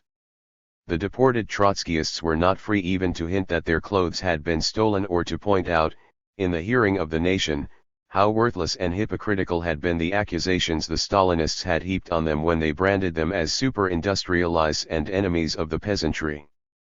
Stalin's left course, which implicitly vindicated the opposition, sealed its defeat, and the opposition no longer knew clearly whether or on what ground it was to go on opposing him, especially as up to the middle of 1929, before Stalin decided on wholesale collectivization and the liquidation of the kulaks, his policy followed the opposition's demands quite closely. If it is a galling experience for any party or group to see its program plagiarized by its adversaries, to the Trotskyists, who in advocating their ideas exposed themselves to persecution and slander, this was a shattering shock. Some began to wonder for the sake of what they should go on suffering and let their next of kin endure the most cruel privations. Was it not time, they asked themselves, to give up the fight and even to reconcile themselves with their strange persecutors? Those who succumbed to this mood eagerly assented to Radek's and Preobrazhenskai's argument that there would be nothing reprehensible in such a reconciliation, and that the opposition, if it was not merely to grind its axe, should indeed rejoice in the triumph of its ideas, even though its persecutors gave effect to them. It was true, they said, that Stalin showed no willingness to restore within the party the proletarian democracy for which the opposition had also clamored, but as he was carrying out so much of the opposition's program there was reason to hope that he would eventually carry out the rest of it as well. In any case, oppositionists would be better able to further the cause of inter-party freedom if they returned to the ranks than if they remained in the punitive colonies, from where they could exercise no practical influence. Whatever it was that they were striving for, they must strive for it within the party, which was, as Trotsky once put it, the only historically given instrument that the working class possessed for furthering the progress of socialism. Only through it and inside it could the oppositionists achieve their purposes. Neither Radek nor Preobrazhensky as yet suggested surrender, they merely advised a more conciliatory attitude, which would make it possible for them to negotiate the terms of their reinstatement. Another section of the opposition, for which Sosnovsky, Dingelstedt, and sometimes Rakovsky spoke, rejected these promptings and did not believe that Stalin was in earnest about industrialization and the struggle against the kulaks. They treated the left course as a temporary maneuver to be followed by sweeping concessions to rural capitalism, the neo-N.E.P., and the triumph of the right wing. They denied that the opposition's program was surpassed by events and saw no reason to modify any of their attitudes. the more sanguine were as hopeful as ever that time was working for them. If Stalin were to pursue the left course, they said, its logic would compel him to call off his fight against the left opposition, and if he were to launch the neo-N.E.P., the subsequent shift to the right would so endanger his own position that again, in order to redress the balance, he would have to come to terms with the Trotskyists. The opposition would therefore be foolish to try to barter principles against reinstatement, especially to waive its demand for freedom of expression and criticism. This, broadly, was the orthodox Trotskyist view. The conviction that the opposition's program was obsolescent was gaining ground not only among the conciliators, however. It was held with even greater fervor, but for reasons diametrically opposed to Radek's and Preobrazhenskai's, by those who formed the most extreme and irreconcilable wing of the opposition. There the view was already becoming axiomatic that the Soviet Union was no longer a workers' state, that the party had betrayed the revolution, and that the hope to reform it being futile, the opposition should constitute itself into a new party and preach and prepare a new revolution. Some still saw Stalin as the promoter of agrarian capitalism or even the leader of a kulak democracy, while to others his rule epitomized the ascendancy of a state capitalism implacably hostile to socialism. Up to the end of 1928 these cross-currents were not yet so strong as to destroy the opposition's outward unity. A ceaseless discussion went on in the colonies, and Trotsky presided over it, holding the balance between the opposed viewpoints. After his banishment to Constantinople, however, the force of the disagreements grew and the opposed groups drifted farther and farther apart. The conciliators eager for reinstatement gradually curtailed the conditions on which they were prepared to come to terms with Stalin, until the conciliation for which they were getting ready became indistinguishable from surrender. On the other hand, the irreconcilables worked themselves up into such a frenzy of hostility towards all that Stalin stood for that they were no longer concerned with changes in his policy or even with what was going on in the country at large. They repeated obsessively their old denunciations of Stalinism regardless of whether these still bore any relation to the facts, old and new. The members of these extreme groups viewed one another as renegades and traitors. The irreconcilables branded their conciliatory comrades in advance as Stalin's lackeys, while the latter looked upon the zealots as upon people who had lost their bearings, had ceased to be Bolsheviks, and were turning into anarchizants and counter-revolutionaries. The two extreme wings were growing and only the shrinking rump of the opposition remained orthodox Trotskyist. Scarcely 3 months after Trotsky's banishment not a trace was left even of the outward unity of the opposition. While he was cut off from his followers it took him a few months to re-establish contacts. Stalin found it all the easier to divide them and demoralize them by means of terror and cajolery. The terror was selective. The GPU spared the conciliators but combed the punitive colonies, picking out the most stubborn oppositionists and transferring them to jails, where they were subjected to the harshest treatment, placed under military guards, crowded in damp and dark cells unheated in the Siberian winter, kept on a meager diet of rotten food, and denied reading matter, light, and facilities for communication with their families. They were thus deprived of the privileges which political prisoners had obtained in Tsarist Russia and which the Bolsheviks had, since the end of civil war, granted to anti-Bolshevik offenders. As early as March 1929 Trotskyists describing their life at the hard labor prison of Tobolsk compared it with Dostoevsky's haunting image of Katorga in The House of the Dead. 80. If this terror aimed at intimidating and softening the conciliators, it also seemed designed to drive the irreconcilables to demonstrations of such unthinking hostility towards all aspects of the existing regime that it should be easy to brand them as counter-revolutionaries and to drive an even deeper wedge between them and the conciliators. However, Stalin could not break the opposition by terror alone. His far more potent weapon was the left course. Without severe persecution, Rakovsky remarked, the left course would have only brought fresh adherents into the ranks of the opposition, because it marked the bankruptcy. But persecution alone, without the left course, would not have had the effect it has had. 81 In the months that followed Trotsky's arrival in Constantinople, Stalin's hesitation over policy was coming to an end. His break with Bukharin was consummated at the February session of the Politburo, while Trotsky was en route to Turkey. In April the conflict was carried from the Politburo to the Central Committee, and then to the 16th Party Conference.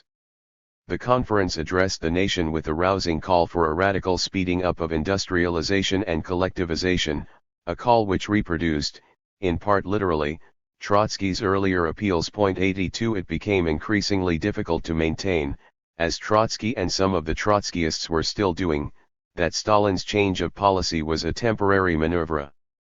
It turned out that Preobrazhensky and Radek, who had held all along that Stalin was not trifling with the left course, had in this point a much better grasp of reality. At a stroke the opposition's dilemmas were immensely aggravated.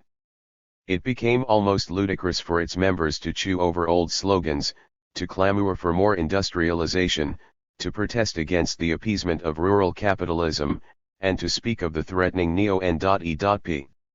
The opposition either had to admit that Stalin was doing its job for it, or it had to re-equip itself and rearm politically for any further struggle. Trotsky, Rakovsky, and others were indeed working to bring the opposition's ideas up to date. But events moved faster than even the most quick-minded of theorists. The state of the nation, not less than changes in official policy, contributed to the disarray of the opposition. This was a time of the gravest emergency. Stalin described it in these terms, 83, but so also did all the leaders of the opposition, however they differed among themselves. Preobrazhensky, not given to dramatic overstatement, compared the tension of the spring of 1929 with that which had led to the Kronstadt Rising, the rising the Bolsheviks had regarded as more dangerous to themselves than any critical phase of the Civil War. 84 Radek, speaking of the conflict between Stalinists and Bukharinists in the Central Committee, said that the Central Committee looked like the Jacobin Convention on the very eve of the 9th, the day that brought the ruin of Jacobinism. Rakovsky described the moment as the most fateful since the Civil War. 85 Indeed, there was a complete agreement about this among all observers. For several years now the gulf between town and country had widened and deepened. The 25 to 6 millions of small and mostly tiny and archaic farmsteads could not feed the rapidly growing urban population. The towns lived under an almost constant threat of famine. Ultimately, the crisis could be resolved only through the replacement of the unproductive small holding by the modern large-scale farm. In a vast country accustomed to extensive agriculture, this could be achieved either by the energetic fostering of agrarian capitalism or by collectivization. There was no other choice. No Bolshevik government could act as the foster parent of agrarian capitalism. If it had so acted, it would have let loose formidable forces hostile to itself, and it would have compromised the prospects of planned industrialization. 86 There was thus only one road left, that of collectivization, even though the all-important questions of scale, method, and tempo had still to be resolved. Years of official hesitation had led only to this, that the decisions had now to be taken under conditions far worse than those under which they might have been taken earlier. Stalin's attempts to combine the most contradictory policies, to appease the well-to-do farmers and then to requisition their produce, had infuriated the peasantry. His long-lasting reluctance to press on with industrial development had been no less disastrous. While the country was unable and unwilling to feed the town was unable to supply the country with industrial goods. The peasant, not being able to obtain shoes, clothes, and farm tools, had no incentive to raise his output, still less to sell it. And so both the starving town and the country famished of industrial goods were in turmoil. The decisions about tempo and scale of industrialization and collectivization were taken in conditions of an acute scarcity of all the human and material elements needed for the twofold drive. While workers went short of bread, industry was short of skilled labor. It was also short of machinery. Yet machines stood idle for lack of fuel and the raw materials whose supply depended on the rural economy. Transport was disrupted and could not cope with increased industrial traffic. The supply of nearly all goods and services was grievously inadequate to the demand. Inflation was rampant. Controlled prices bore no relation to the uncontrolled ones, and neither reflected genuine economic values. All the ties and links between the various parts of the body politic were cut, except for the bonds of misery and desperation. Not only had economic intercourse between town and country once again broken down, so had all normal relations between citizenry and state and even between party and state. There was no extreme of deception and violence to which both the rulers and the ruled were not prepared to go in the scramble. The kulaks, and many middle and even poor peasants, were implacable in their hatred of the commissars. Arson and killings of party agents and agitators were daily occurrences in the villages. The mood of the peasantry communicated itself to the working class, among whom newcomers from the country were very numerous.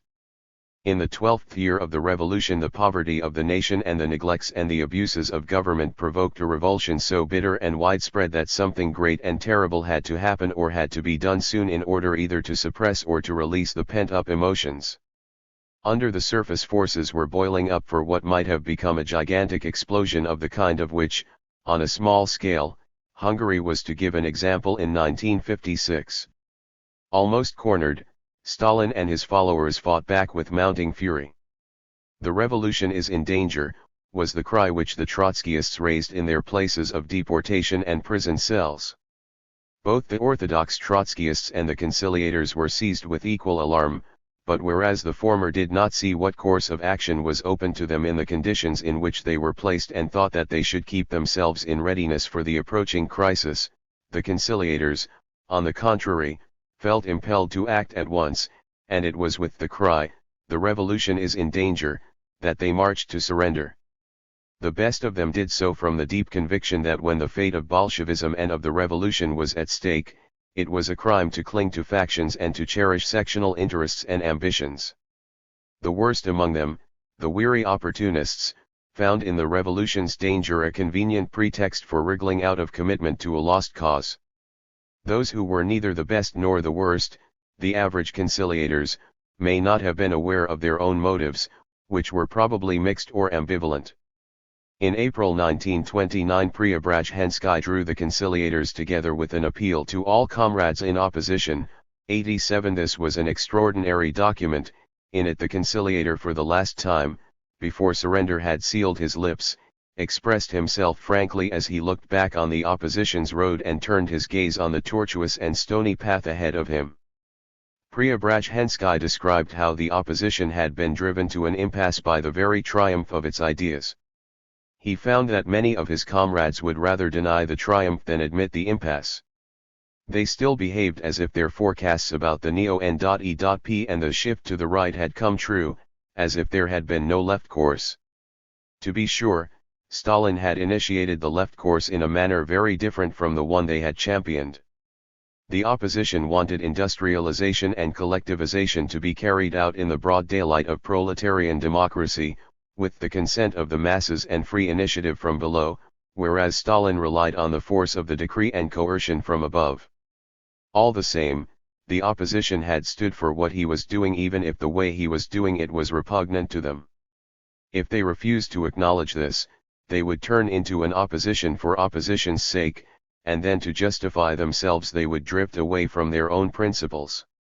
He, Preobrazhensky, did not repudiate the opposition's past. "In fighting against the Central Committee we have done our duty.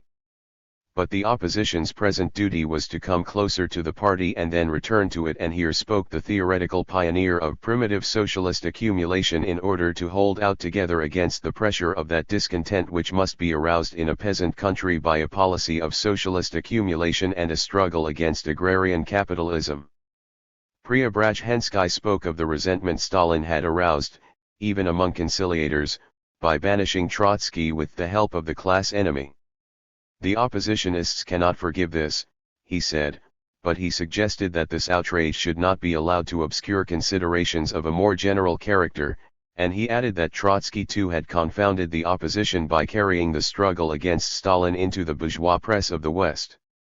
Preobrazhensky had few illusions about the fate that awaited the conciliators. He was aware of the blows and humiliations that would fall on them in the difficult, critical years ahead, although even he could hardly have glimpsed all the mud and blood through which they were to wade and in which they were to perish. but he was clear-eyed enough to indicate plainly to his comrades that the course to which he was summoning them would be full of anxiety and torment. His hopes for a genuine and dignified reconciliation, the hopes he had entertained in the previous year, had sagged. He now saw reinstatement as a virtual surrender. Those of us, he concluded, who have fought in the ranks of the party 10, 20, or more years will return to it with feelings very different from those with which they once joined it for the first time. They would go back without their early enthusiasm, as broken-hearted men. They could not even be sure that the Central Committee would agree to reinstate them on any terms. Such are all the circumstances of this return, and such is the inter-party situation that, if readmitted, we shall have to bear responsibility for things against which we have warned and to submit to which we cannot give our assent. If we are reinstated, we shall, each of us, receive back the part-bullet. As one accepts a heavy cross. Yet for those who wish to serve the cause of socialism effectively, nothing was left but to take the cross. In May, Preobrazhensky was allowed to travel to Moscow in order to try and make peace with the party. At first he sought to obtain favorable terms for the opposition at large, pleading for a cessation of the terror, for a halt to deportations, for a rehabilitation of party members victimized under Article 58 on the charge of counter-revolutionary activity, and last but not least for the rescinding of Trotsky's banishment. He negotiated with Ortjonikij and Yaroslavsky and other members of the Central Committee and Central Control Commission who acted under Stalin's personal supervision. To Stalin, the capitulation of a large section of the opposition was important enough because of the effect this was bound to have on the party's morale and on Trotsky's fortunes. Anxious to entice the conciliators and wary of blasting all their hopes at once, he at first feigned readiness to consider some of their desiderata.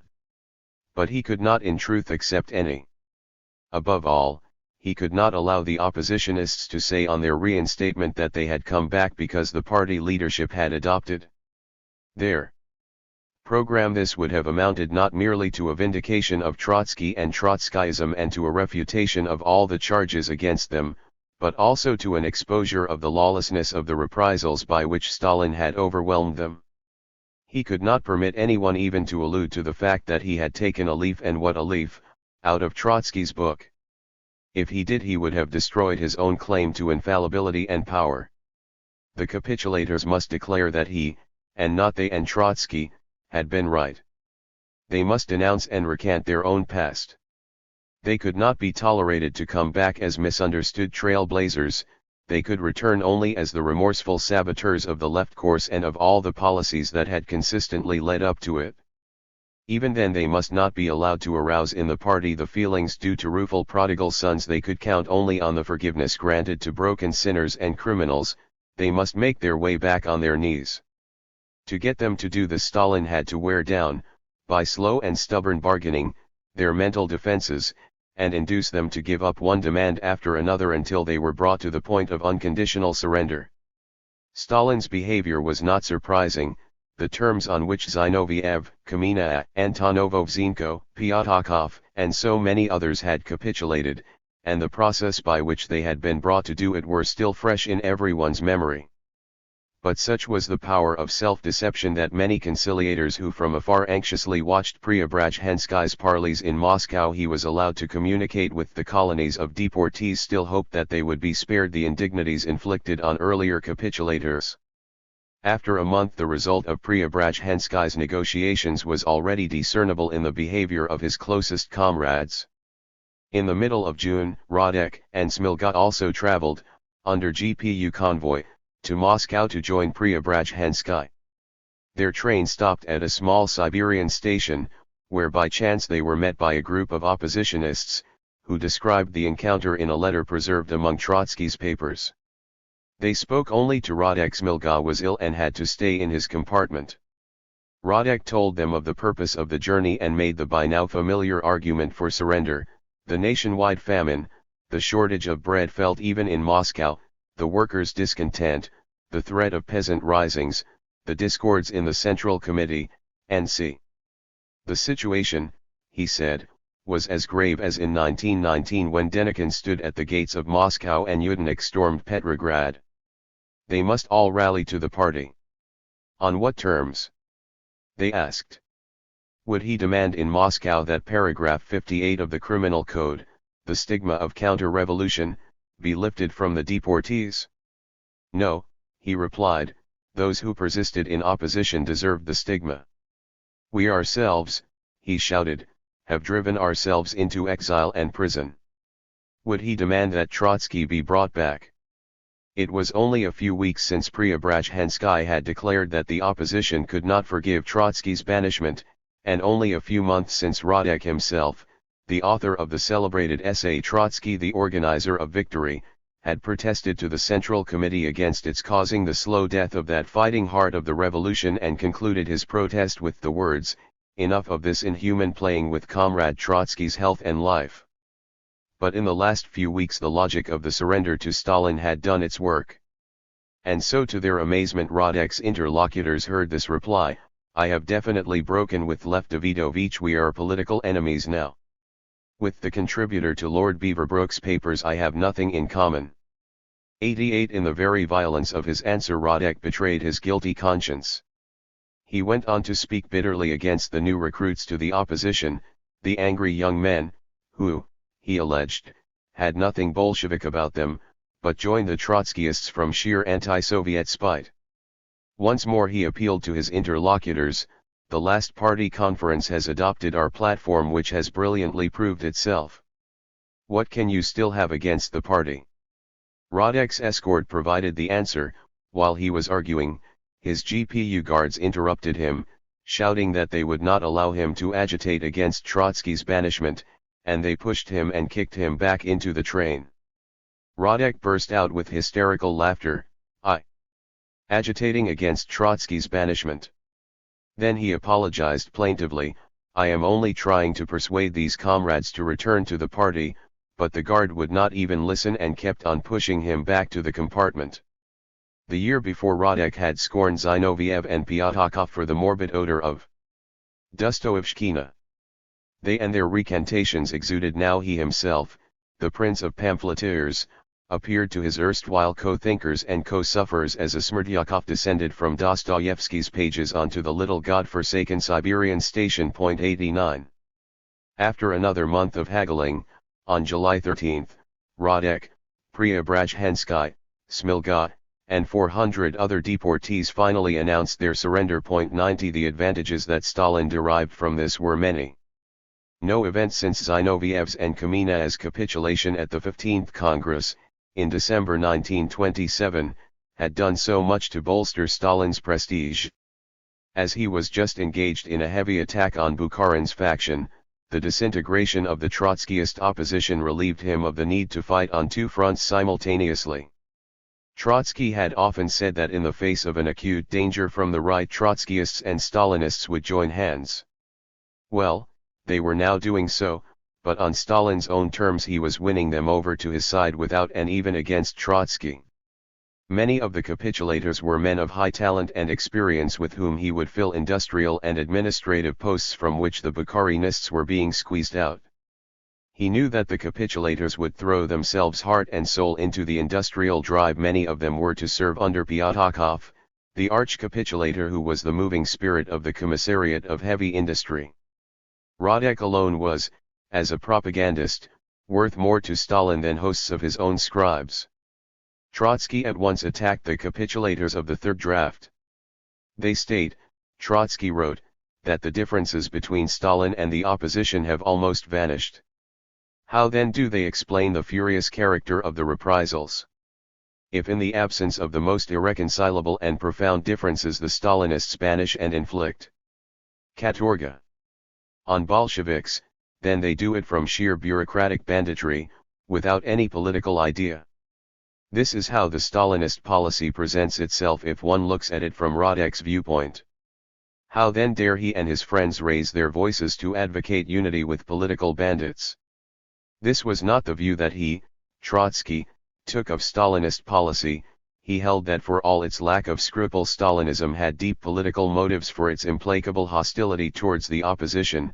The fundamental differences had lost none of their force. Radek and Preobrazhensky overlooked them or pretended to do so because they broke down morally. Revolution was a great devourer of characters, and every period of reaction took its toll of a tired generation of fighters who knuckled under. But sooner or later the old and weary were replaced by the young who entered the struggle with fresh courage and learned their lessons even from the prostration of their elders. We have before us the prospect of a long, tenacious struggle and of a long labor of education. 91. In truth, Trotsky received the first news of Radek's surrender with some incredulity, and he attributed Radek's behavior to impulsive character, isolation, and lack of moral support from comrades. He recalled with warmth of feeling that Radek had behind him a quarter of a century of revolutionary Marxist work, and doubted whether he would really be able to make his peace with Stalinism. He is too much of a Marxist for that, and, above all, he is too internationally minded. But when Pravda came out with Radek's letter of recantation, he found that Radek has fallen much lower than I had supposed. Even now the fall was so incredible that Trotsky imagined that his bargain with Stalin was only temporary and that, having frequently wavered between right and left in the party, he would soon join hands with the Bukharinists. Yet what a tangle this was. Radek and a few others with him consider this the most propitious moment for capitulation. Why indeed? Because the Stalinists, you see, are chastising Rykov, Tomsky, and Bukharin. Has it then been our task to make one part of the ruling group chastise the other? Has the approach to fundamental political questions changed? Has the anti-Marxist regime of the Communist International not been maintained? Is there any guarantee for the future? Radek and Preobrazhensky saw in the first five-year plan a radically new departure. The central issue, Trotsky replied, is not the statistics of this bureaucratic five-year plan per se, but the problem of the party, the spirit in which the party was led, because this determined also its policy. Was the five-year plan, in its formulation and execution, subject to any control from below, to criticism and discussion? Yet on this depended also the results of the plan. The inner party regime is for the Marxist an irreplaceable element of control over the political line. This had always been the opposition's essential idea. But the renegades usually have, or think that others have, a short memory. One can say with reason that a revolutionary party embodies the memory of the working class. Its first and foremost task is to learn not to forget the past in order to be able to foresee the future. Trotsky still viewed Stalin's left course as a byproduct of the opposition's struggle and pressure. He still thought that Stalin might reverse his policy and that his conflict with Bukharin was, despite all its harshness, only superficial. Trotsky's arguments did not reach the oppositionists in the Soviet Union until the autumn, and they could hardly suffice to stop the capitulation stampede. The upheaval in the Soviet Union had already gone deeper, and its impact on the opposition was far more violent than he realized. As yet there was in his remarks no hint of the gravity and alarm that one finds in the writings of all, even the most irreconcilable, oppositionists in Russia. He still viewed the scene of 1929 through the prism of 1928 and was half unaware of the eve of civil war atmosphere that hung over the country. The full force of the cry "the revolution is in danger" somehow escaped him, as did also the momentum the left course was gathering and the depth of the breach between Stalin and Bukharin. These, however, were the matters that weighed on the minds of all opposition groups. The sense that the revolution was threatened by a mortal danger, which the opposition must ward off jointly with the Stalinists, soon prompted many who had hitherto belonged to its irreconcilable wing to follow in Preobrazhensky's and Radek's footsteps. Ivan Smirnov, the victor over Kolchak and one of Trotsky's closest associates, Mrakovsky, a fighter of legendary heroism, Byeloborodov, the commissar in whose home Trotsky found refuge when he left the Kremlin in November 1927, Tervaganian, Boguslavsky, and many others asked to be reinstated.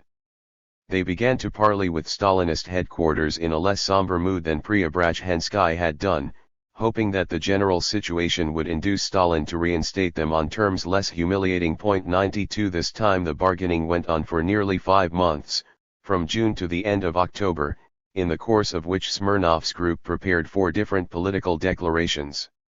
In an early draft, produced in August and preserved among Trotsky's papers, they gave, as the reasons for their step, agreement with the 5-year plan, and the danger from the right.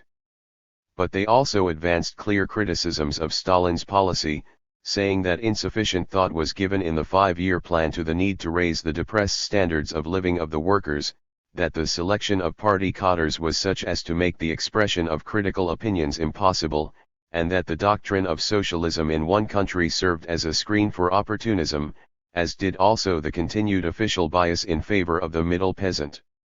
Having in all these points upheld the opposition's attitudes, the applicants admitted also its errors. They had been mistaken, they stated, in thinking that the Central Committee would, in the search for a way out of the crisis, turn rightwards and pave the way for the thermidor. Only the behavior of the Bukharinist minority justified that fear. They agreed that in the present grave circumstances the party leadership should allow no freedom to factions, because only the right elements would benefit. The Trotskyist opposition should therefore disperse its organization, disband its own leading center which under various names had existed for years, and stop any form of clandestine activity.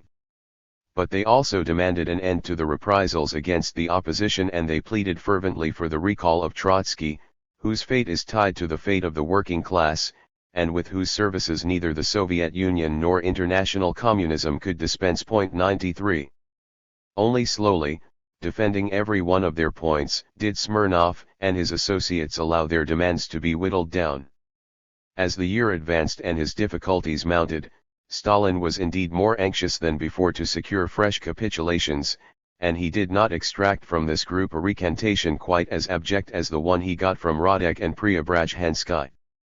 Smirnov and his friends, in softening or dropping their criticisms of Stalin and waiving various demands, still insisted that they be allowed, in the very act of surrender, to call for Trotsky's return. It was mainly over this that the bargaining dragged on for 5 months.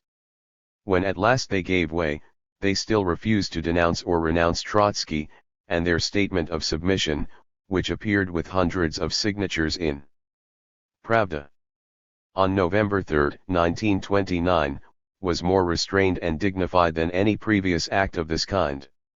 The mood of surrender now touched the inner core of the opposition, the most faithful of Trotskyists. However, Rakovsky, who, gravely ill and suffering from heart attacks, was transferred from Astrakhan to Barnaul, still managed to rally them. Under his inspiration a section of the opposition as large as that which followed Smirnov stopped just on the brink of capitulation. "We are fighting for the whole program of the opposition," Rakovsky declared. Those who made their peace with Stalin, because he was carrying out the economic part of that program and who hoped that he would carry out the political part as well, were behaving like old-type reformists, contenting themselves with the piecemeal realization of their demands. The political ideas of the opposition were inseparable from its economic desiderata. As long as the political part of our program remains unfulfilled, the whole work of socialist construction is in danger of being blown sky high. Even more important to Rakovsky was integrity of conviction and honesty in one's attitude towards adversaries. A party leadership which extracted from oppositionists confessions of imaginary errors merely imitated the Catholic Church, which made the atheist recant on his deathbed. Such a leadership loses every title to respect, and the oppositionist who changes his conviction overnight deserves only utter scorn. 94. It took Rakovsky's group several months to define its attitude. Its open letter to the Central Committee was not ready before the end of August. To collect about 500 signatures from about 90 places of deportation was not easy, but it was even more difficult to accommodate in the document all the shadings of opinion that could be found among the signatories. The tenor of the letter, which was in form also an application for reinstatement, bore witness to the prevalence of the conciliatory mood. Like Preobrazhensky and Smirnov, Rakovsky and those who followed him, Sosnovsky, Muralov, Mdivany, Kasparova and others, declared that it was the national emergency and the party's decision to sponsor the first 5-year plan that prompted them to approach the Central Committee. The success of the plan, they held, would strengthen the working class and socialism, failure would reopen the door to their Mitte and restoration. Confronted by the gravest conflict between the forces of capitalism and those of socialism, they preferred to dwell on the issues on which they were at one with the party rather than on those on which they were not. To them too the danger from the right was close and acute, and what they still criticized in the party's policy was the lingering desire to appease the middle peasants. They were so wholeheartedly in favor of rapid industrialization that from their punitive colonies they pleaded for higher labor discipline in the factories and for determined action against those who tried to exploit the workers' discontent for counter-revolutionary purposes. But they also held it to be vital for the success of the industrial drive that it should be backed by the mass of the people who still resented the neglect of their living conditions, the runaway inflation, the many unkept official promises, and bureaucratic high-handedness. Having for years championed the course of action the party had taken, the applicants felt that they were entitled to reinstatement, all the more so as they also welcomed the left turn in Comintern policy and admitted the harm of all faction. They regretted the exacerbation of feeling between the opposition and the Central Committee, to which Trotsky's banishment had contributed so much.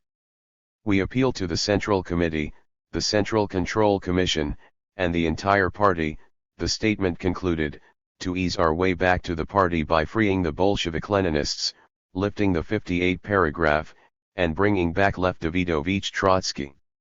When the statement reached Prinkipo, on September 22, Trotsky's satisfaction was mingled with apprehension. He was pleased to see at last a declaration from his followers, the first for many months which did not ooze utter resignation. Yet he was apprehensive of its tenor. Having by now arranged his contacts with the Soviet Union via Berlin, Paris, and Oslo, he undertook to forward the letter to those colonies of deportees which had not yet received it. But he added a gloss of his own design to give the statement a sharper edge. He said that he endorsed the letter because, although it was moderate, it was not equivocal. Only those could refuse to sign it who were of the opinion that the Soviet thermometer was already accomplished, that the party was dead, and that nothing less than a new revolution was necessary in the USSR. Although this opinion has been attributed to us dozens of times, we have nothing in common with it. Despite repression and persecution, we declare that our loyalty to Lenin's party and the October Revolution remains unshakable. He too acknowledged that with the left turn and the break between Stalin and Bukharin a new situation had arisen. If previously Stalin fought the left opposition with arguments borrowed from the Bukharinist right, he now attacks the right exclusively with arguments borrowed from the left. In theory this should have led to a rapprochement between the center and the left. In practice it did not. Stalin's adoption of the opposition's policy was superficial, fortuitous, or merely tactical. Basically they remained poles apart. Stalin conceived the 5-year plan within the framework of socialism in one country, while the opposition viewed the whole process of constructing socialism in the context of international revolution. This fundamental difference was as sharp as ever, and while Rakovsky and his friends had declared their solidarity with the new Comintern policy, Trotsky briefly but firmly stated his objections to it. Nevertheless, he agreed that Rakovsky was right in expressing readiness to subordinate the struggle we are waging for our ideas to the statutory norms and the discipline of a party that would base itself on proletarian democracy. They had been willing to defend their views within the party at the time when the party was ruled by the right-center coalition, and they must a fortiori be prepared to do so when the right was no longer in control. But to renounce their views because of this would be dishonest and unworthy of Marxism and of the Leninist school of thought. Trotsky trusted implicitly Rakovsky's integrity and courage, but he sensed the press and the pull of the stampede under which Rakovsky acted. In another gloss he excused Rakovsky's conciliatory tone as designed to test openly the inter-party regime in changed political circumstances. Was that regime, or was it not, after all the recent lessons, capable of making good, at least partly, the immense harm it had done to the party and the revolution? Was a self-reform of the Stalinist apparatus still possible? Rakovsky's reticence, his silence on Stalin's mistakes in the international field, and his emphasis on the recent shifts to the left were all calculated to facilitate the beginning of such a self-reform. Rakovsky had once again demonstrated that what mattered to the opposition was the essence, not the form, of things, and the interest of the revolution, not the ambitions of persons or groups. The opposition is ready to take the most modest place inside the party, but only if it can remain true to itself. 95. Even while he wrote this, Trotsky wondered how many of those who had signed Rakovsky's statement might yet defect, and in a confidential message he warned Rakovsky that in his quest for conciliation he had gone to the limit and must not go even one step further. In the same bulletin, in which Rakovsky's statement appeared, Trotsky published also an anonymous letter from a correspondent in Russia, criticizing Rakovsky for pandering to the capitulators. The writer, one of the few optimists still left, was confident that soon Stalin will be on his knees before us as Zinoviev was in 1926. At the close of the year only a small minority of the oppositionists still held out. According to one report, not more than about 1,000 Trotskyists remained in places of exile and prisons, whereas before the capitulations there were several thousands. Not for the first or the last time Trotsky had to say to himself, "Friends who set forth at our side, falter, are lost in the storm." In the last days of November he wrote to a group of his Soviet disciples, 96, "Let there remain in exile not 350 people faithful to their banner, but only 35. Let there remain even 3. The banner will remain, the strategic line will remain, the future will remain." He was ready to struggle on even alone. Did he at this moment think of Adolf Yoff's farewell message? "I have always thought," so Yoff in the hour of his suicide wrote to Trotsky, "that you have not enough in yourself of Lenin's unbending and unyielding character, not enough of that ability which Lenin had to stand alone and remain alone on the road he considered to be the right road." 97. Paradoxically, Stalin viewed with some uneasiness the rush of the capitulators to Moscow, much though he benefited from it. Many thousands of Trotskyists and Zinovievists were now back in and around the party, forming a distinctive milieu. Stalin did not allow a single one of them to occupy any office of political importance. But the administrators, the economists, and the educationists were assigned to posts on all rungs of the government, where they were bound to exercise an influence. Although Stalin could not doubt their zeal for the left course, especially for industrialization, he knew what value to attach to the recantations he had extracted from them. They remained oppositionists at heart. They considered themselves the wronged pioneers of the left course. They hated him not merely as their persecutor, but as the man who had robbed them of their ideas. True, he had turned them, politically, into his slaves. But the hidden hatred of slaves can be more dangerous than open hostility. It can lie silently in ambush, follow the master with 1,000 eyes, and set upon him when he slips or makes a false step. The capitulators now had a chance to influence, directly or indirectly, even the Stalinists and Bukharinists, some of whom also were bewildered when they saw Stalin appropriate the ideas and slogans which they had sincerely believed pernicious when Trotsky and Zinoviev had proclaimed them. After all his triumphs over all his opponents, Stalin was therefore at loggerheads with some of his own followers, among whom he began to discover crypto-Trotskyists and crypto-Bukharinists. If we were right in 1925-7, such people said, when we rejected the opposition's demand for rapid industrialization and for an offensive against the kulak, and when we branded Trotsky and Zinoviev as the wreckers of the alliance between workers and peasants, then surely we are wrong now. And if we are right now, and if nothing but the left course can save the revolution, should we not have adopted it earlier, when the opposition urged us to do so? And was it not vile on our part, the most conscientious added, to abuse and crush the opposition? The answers varied, of course. Some drew one conclusion, others another. 98 Enough that as early as the summer and autumn of 1929, while the capitulators were re-entering the party, a few good old Stalinists were being expelled from it, and some even sent to the places of deportation which the capitulators had just vacated. The most notorious cases were those of Uglanov, secretary of the Moscow organization, and other members of the Central Committee, branded as Bukharinists, and of Shatskin, Sten, and Lomanids, eminent propagandists and leaders of the young Stalinists, who were all three unmasked as semi-Trotskyists. These cases revealed something of the ferment in the ruling group itself, a ferment which made it no unmixed advantage for Stalin to have so many capitulators around. Stalin knew that they still looked up to Trotsky as their guide and inspirer and indeed as the true leader of the revolution. Every batch of them, as they negotiated terms of surrender, had asked for Trotsky's return and stuck to this demand even while yielding on all other points of policy and discipline. When at last they were brought to renounce Trotsky, most of them did so with despair in their hearts and tears in their eyes. Few, very few, were those who like Radek perversely quelled their qualms and railed against Trotsky, and Radek's outbursts aroused disgust even among old Stalinists. To most capitulators Trotsky represented all that they had stood for in their better and prouder days. Their debacle and self-abasement had isolated him politically, but threw into fresh relief his moral grandeur.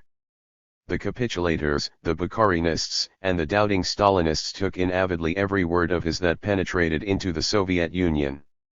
At critical moments, when important decisions were pending, the whisper, "What does Lev Davidovich say about this?"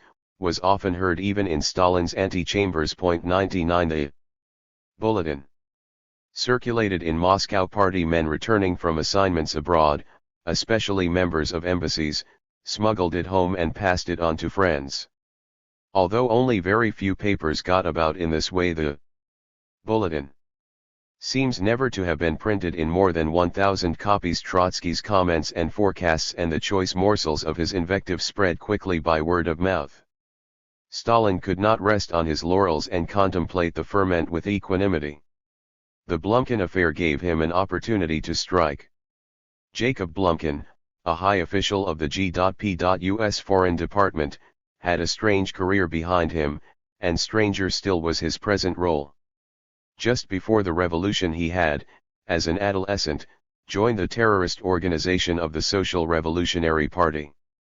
Something of a poet, he was a romantic idealist, with a precocious, simple-minded, and boundless devotion to his cause. In October 1917 he was among the left social revolutionaries who made common cause with the Bolsheviks, and he represented his party on the Chaika under Dzerzhinsky. Thus, as a youngster of 20, revolution picks her lovers young, he was one of the original founders of the Chaika. When his party broke with the Bolsheviks over the Peace of Brest-Litovsk, Blumkin shared his comrades' fierce conviction that in concluding that peace the Bolsheviks had betrayed the revolution. When his comrades decided to stage a rising against Lenin's government and to force the Soviet Republic into war against Germany, they assigned 2 men to make an attempt on the life of Count Merbuk, the German ambassador in Moscow. Blumkin was one of the 2. He succeeded, and this event was the signal for the insurrection which Trotsky suppressed. The Bolsheviks seized Blumkin and brought him before Trotsky. It will be remembered that the Bolshevik party had itself been deeply divided over the Brest-Litovsk peace, and so although the party outlawed the left social revolutionaries, many Bolsheviks felt a warm sympathy for Merbuk's assassin, even though they condemned the deed. Trotsky appealed to the insurgents' revolutionary sentiment and sought to impress on them how misguided their action had been and to convert them to Bolshevik views. When Blumkin was brought before him, he engaged the young and impressionable terrorist in a long and serious argument. Succumbing to superior powers of persuasion, Blumkin repented and asked to be allowed to redeem himself. Pro forma. He was condemned to death, and the German government was even informed of his execution, but he was pardoned and given the chance to prove his devotion to the revolution. He undertook to carry out the most dangerous missions for the Bolsheviks, and during the Civil War he worked for them behind the lines of the White Guards. The left social revolutionaries considered him a traitor and made several attempts on his life. After one attempt, while he was recovering in a hospital, they threw a hand grenade into his ward. He seized it and flung it out of the window at the very moment of the explosion. Rehabilitated by the Bolsheviks, he then served on Trotsky's military staff, studied at the military academy, gained some repute as a writer on military affairs, and was active in the Comintern. After the Civil War he rejoined the Cheka or GPU and was a senior officer of its counterintelligence department. His faith in Trotsky knew no bounds. He was attached to the Commissar of War with the whole force of his emotional temperament. He was also in close friendship with Radek, whom he adored and who was more accessible and responsive than Trotsky. When Trotsky and Radek went into opposition, Blumkin made no secret of his solidarity with them. Although the nature of his work prevented him from engaging in the opposition's activities, he considered it his duty to make his attitude clear to Menzinsky, the chief of the GPU. But, as his skill at counterintelligence was greatly valued, and as he did not participate in the opposition's work and never committed any breach of discipline, he was allowed to hold his views and remain in his post. He stayed in the party and the GPU even after the opposition had been expelled. In the summer of 1929, while traveling on duty from India to Russia, Blumkin stopped at Constantinople where, as Trotsky maintains, he met Lyova by chance in the street. One may doubt whether this was in fact a chance encounter. It is implausible that Blumkin should have arrived in Turkey without intending to make contact with Trotsky. Having met the son, accidentally or not, he asked for an appointment with the father. Trotsky at first refused, considering the risk too great. But when Blumkin imploringly repeated the request, he agreed to receive him. Blumkin arrived to pour out his heart to the man before whom 11 years earlier he had stood as Mirbaka's assassin. He was, as were most oppositionists, confused, and he was a prey to a conflict of loyalties. He found it hard to reconcile his position in the GPU with his sentiment for the opposition. He was torn between the oppositionists who had capitulated and those who resisted, and between his faith in Trotsky and his friendship for Radek. He did not believe that the breach between the two was irreparable, and in his simple-mindedness he hoped to reconcile them. For hours he remained closeted with Trotsky, relating news from Moscow and listening avidly to Trotsky's arguments about the opposition's responsibilities and duties and the futility of surrender. He put before Trotsky his own code of conscience, and spoke of his wish to resign from the GPU. Trotsky firmly dissuaded him. Difficult as his situation was, Trotsky said, he must go on working loyally for the GPU. The opposition was committed to defend the workers' state, and no oppositionist should withdraw from any official post in which he acted in the broad interest of the state and not in that of the Stalinist faction. Was the opposition not on the side of the Soviet Union in the conflict over the Manchurian Railway? Blumkin's activity was directed entirely against the external enemy, and it was perfectly consistent with the opposition's attitude that he should carry on. Blumkin accepted the advice and asked Trotsky to give him a message or instructions to oppositionists at home. He also volunteered to help in arranging contacts and in organizing, with the help of Turkish fishermen, the bulletins, clandestine dispatch across the frontier. Trotsky gave him the message, a copy of which is preserved in the archives. The document contains nothing that could by any stretch of the imagination be described as conspiratorial. Its terms were so general and in part so trivial that it was feckless of Trotsky and Blumkin to take any risk at all in transmitting it. Trotsky forecast that in the autumn Stalin would find himself in great difficulties and that the capitulators would then realize how useless their surrender had been. He appealed, of course, to his followers to hold out, and poured scorn on the faint-hearted. He gave them notice of the attack on Radek. He was preparing to publish and reproduce the gist of it. For the nth time he denied the charge, which Radek now echoed, that he was trying to form a new party, and he repeated that the opposition remained part and parcel of the old party. He gave an account of what he was doing to set up the international organization of the opposition and explained in humdrum detail the quarrels among the German, French, and Austrian Trotskyists and Zinovievists. He begged the Russians not to be disappointed by all this, but to be confident that the international opposition would eventually emerge as a vital political force. It is a pathetic thought that the deportees placed such great hopes on this, and that Trotsky had to reassure them. In the whole message there was nothing that he had not said or was not about to say in public, especially in the bulletin. Point 100. It is, of course, possible to suspect that he gave Blumkin more definitely conspiratorial instructions orally. But, strangely, even the GPU never maintained that he did so, and the inner evidence of his attitude, activity, and correspondence indicates that he had in fact nothing to say to his followers in private that he did not or could not tell them in public. With this message in hand, Blumkin departed in high spirits, confident that now he would be able to prove to Radek and others that their charges were groundless, that Trotsky was as loyal and as great a Bolshevik as ever, and that the opposition should, under his leadership, restore its unity. Shortly after his return to Moscow, Blumkin was arrested, charged with treason, and executed. It is not easy to determine how the GPU came to learn about his moves.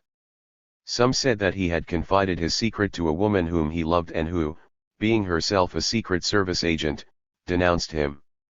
Others maintained that on his return Blumkin went straight to Radek who, fearing to draw suspicion on himself or being anxious to convince Stalin of the sincerity of his own recantation, betrayed his friend.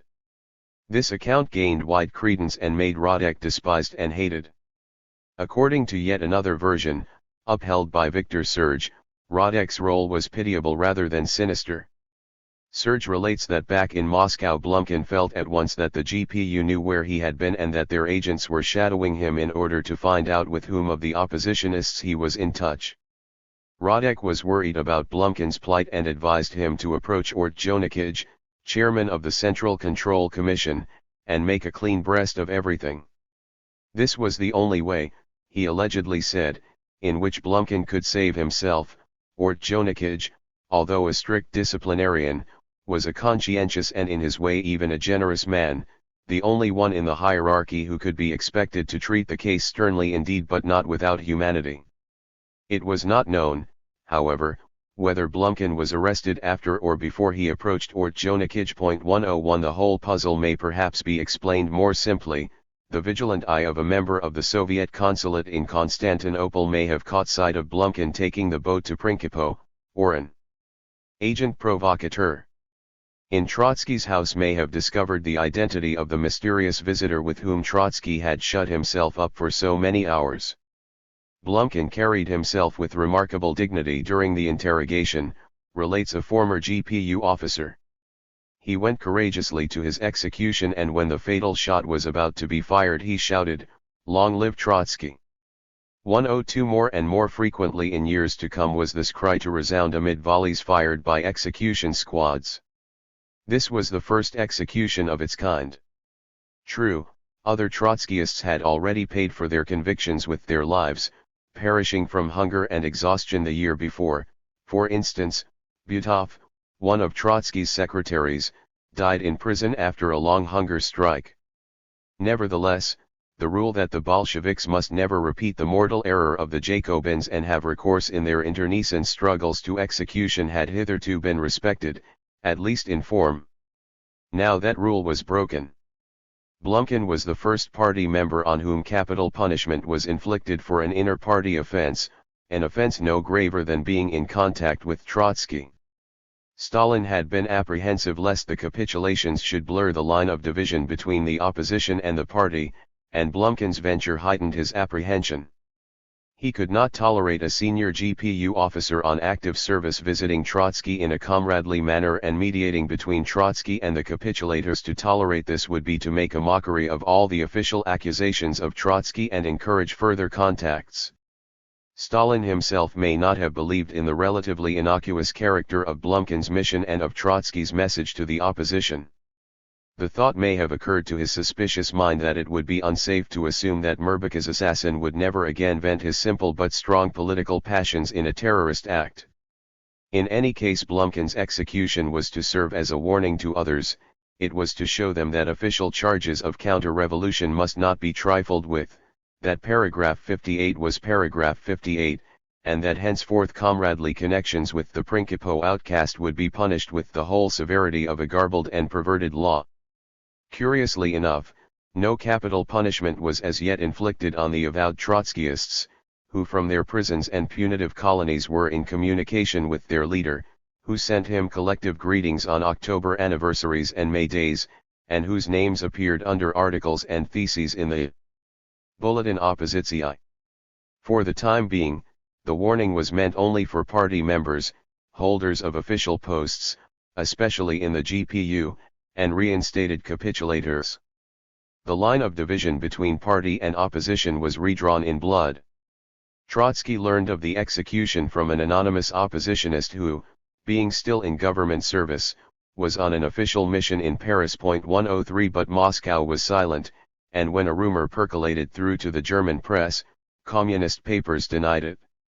For several weeks Trotsky waited for further information, and in his letters to Russian followers made no allusion to Blumkin until early in January 1930 a message from oppositionists in Moscow dispelled all doubts. Trotsky at once disclosed the circumstances of his meeting with Blumkin.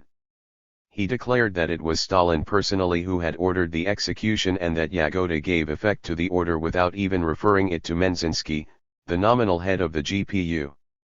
The Bulletin published the correspondence from Moscow, the writers of which maintained that it was Radek who had betrayed Blumkin. Trotsky himself, on second thoughts, doubted whether this was so and intimated that Radek had probably acted irresponsibly and stupidly but in good faith. Blumkin's misfortune, Trotsky wrote, was that he trusted Radek and that Radek trusted Stalin. Trotsky enjoined his followers in the West to raise a storm of protests. The Blumkin affair, he wrote to Rosmer on January 5, 1930, should become the Sacco-Vanzetti affair of the left opposition. Sometime earlier the execution in Boston of Sacco and Vanzetti, two Italian-American anarchists, had been the object of a memorable worldwide protest raised by communists, socialists, radicals, and liberals. Trotsky's call found no response. Blumkin's fate did not arouse even a fraction of the indignation that the execution of Sacco and Vanzetti had provoked. It was far easier to arouse the conscience of the left against a miscarriage of justice by the judiciary of a bourgeois state than to move it against a justice mord committed in a workers' state. Barely a few weeks later Trotsky was already having to protest, and to ask others to protest, against two further executions of oppositionists and against harsh reprisals to which Rakovsky and his friends were subjected. And once again he failed even to dent the stony indifference of those whom he had hoped to move. 104. The year 1929 ended in the Soviet Union with an upheaval the violence of which surpassed all expectations. Early in the year Stalin's policy had still been hesitant and uncertain. The industrial drive was gaining momentum, but the government had not yet thrown all caution to the wind. In April, the 16th Party Conference called for speedier collectivization, but proclaimed that the private farms would for many years yet predominate in the rural economy. The 5-year plan provided for the collectivization of only 20% of all small holdings by 1933. The Kulak was to pay higher taxes and to deliver more grain, but there was no thought yet of his liquidation. By the end of the year it was as if a whirlwind had swept away these plans and the prudence that had inspired them. The industrial drive burst all bounds, again and again the targets were raised, and the call went out that the plan must be carried out in 4, 3, or even 2.5 years.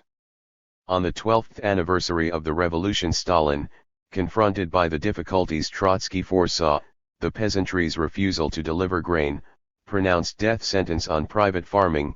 Immediate and wholesale collectivization was the order of the day, and only 4 months later he announced that 50%, or about 13 million, of the farmsteads had already been collectivized.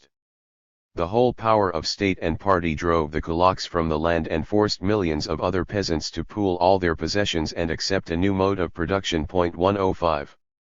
Almost every village became a battlefield in a class war, the like of which had never been seen before, a war which the collectivist state waged, under Stalin's supreme command, in order to conquer rural Russia and her stubborn individualism.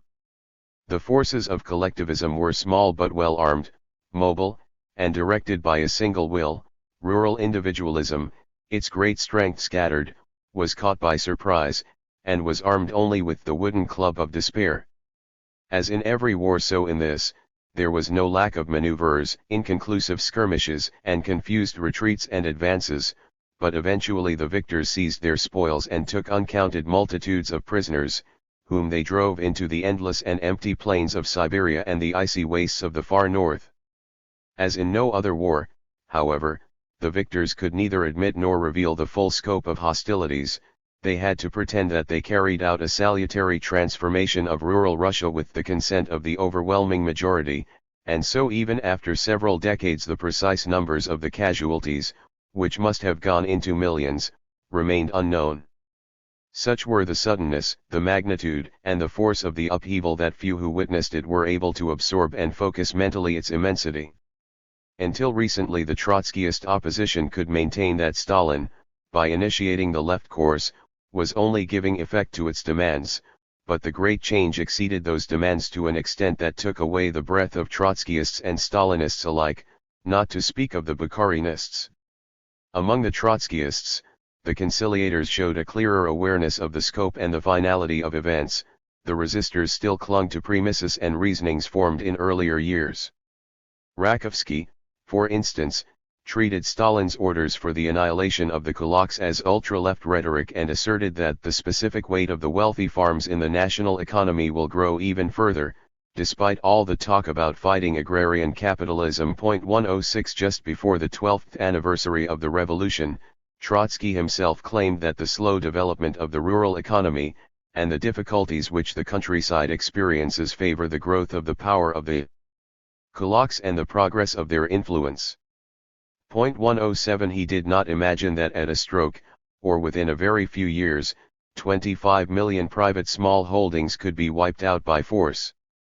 At the beginning of 1930, however, Trotsky began to realize what was happening, and in a series of essays devoted to a critique of the five-year plan he evolved a new line of attack on Stalin's policy. The new criticism was marked by dialectical duality.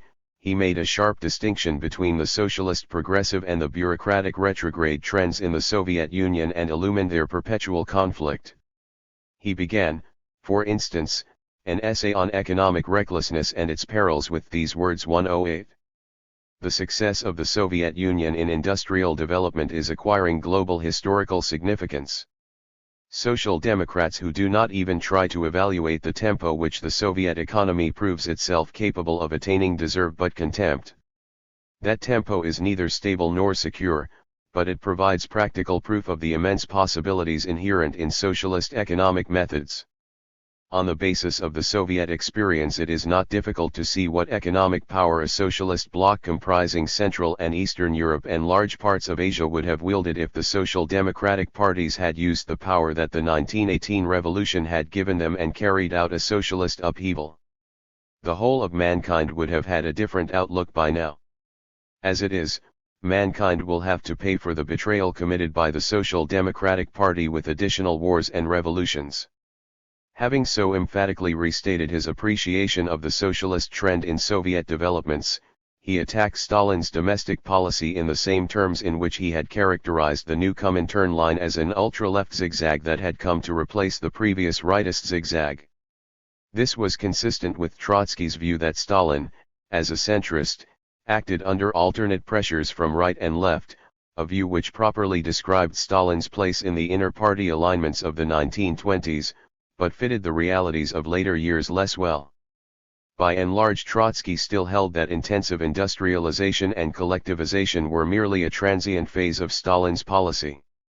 He was not aware, and he was never to become fully aware, that in 1929–30 Stalin had gone beyond a point of no return, where he could neither halt the industrial drive in its tracks nor, having destroyed the kulaks, try and make peace with them.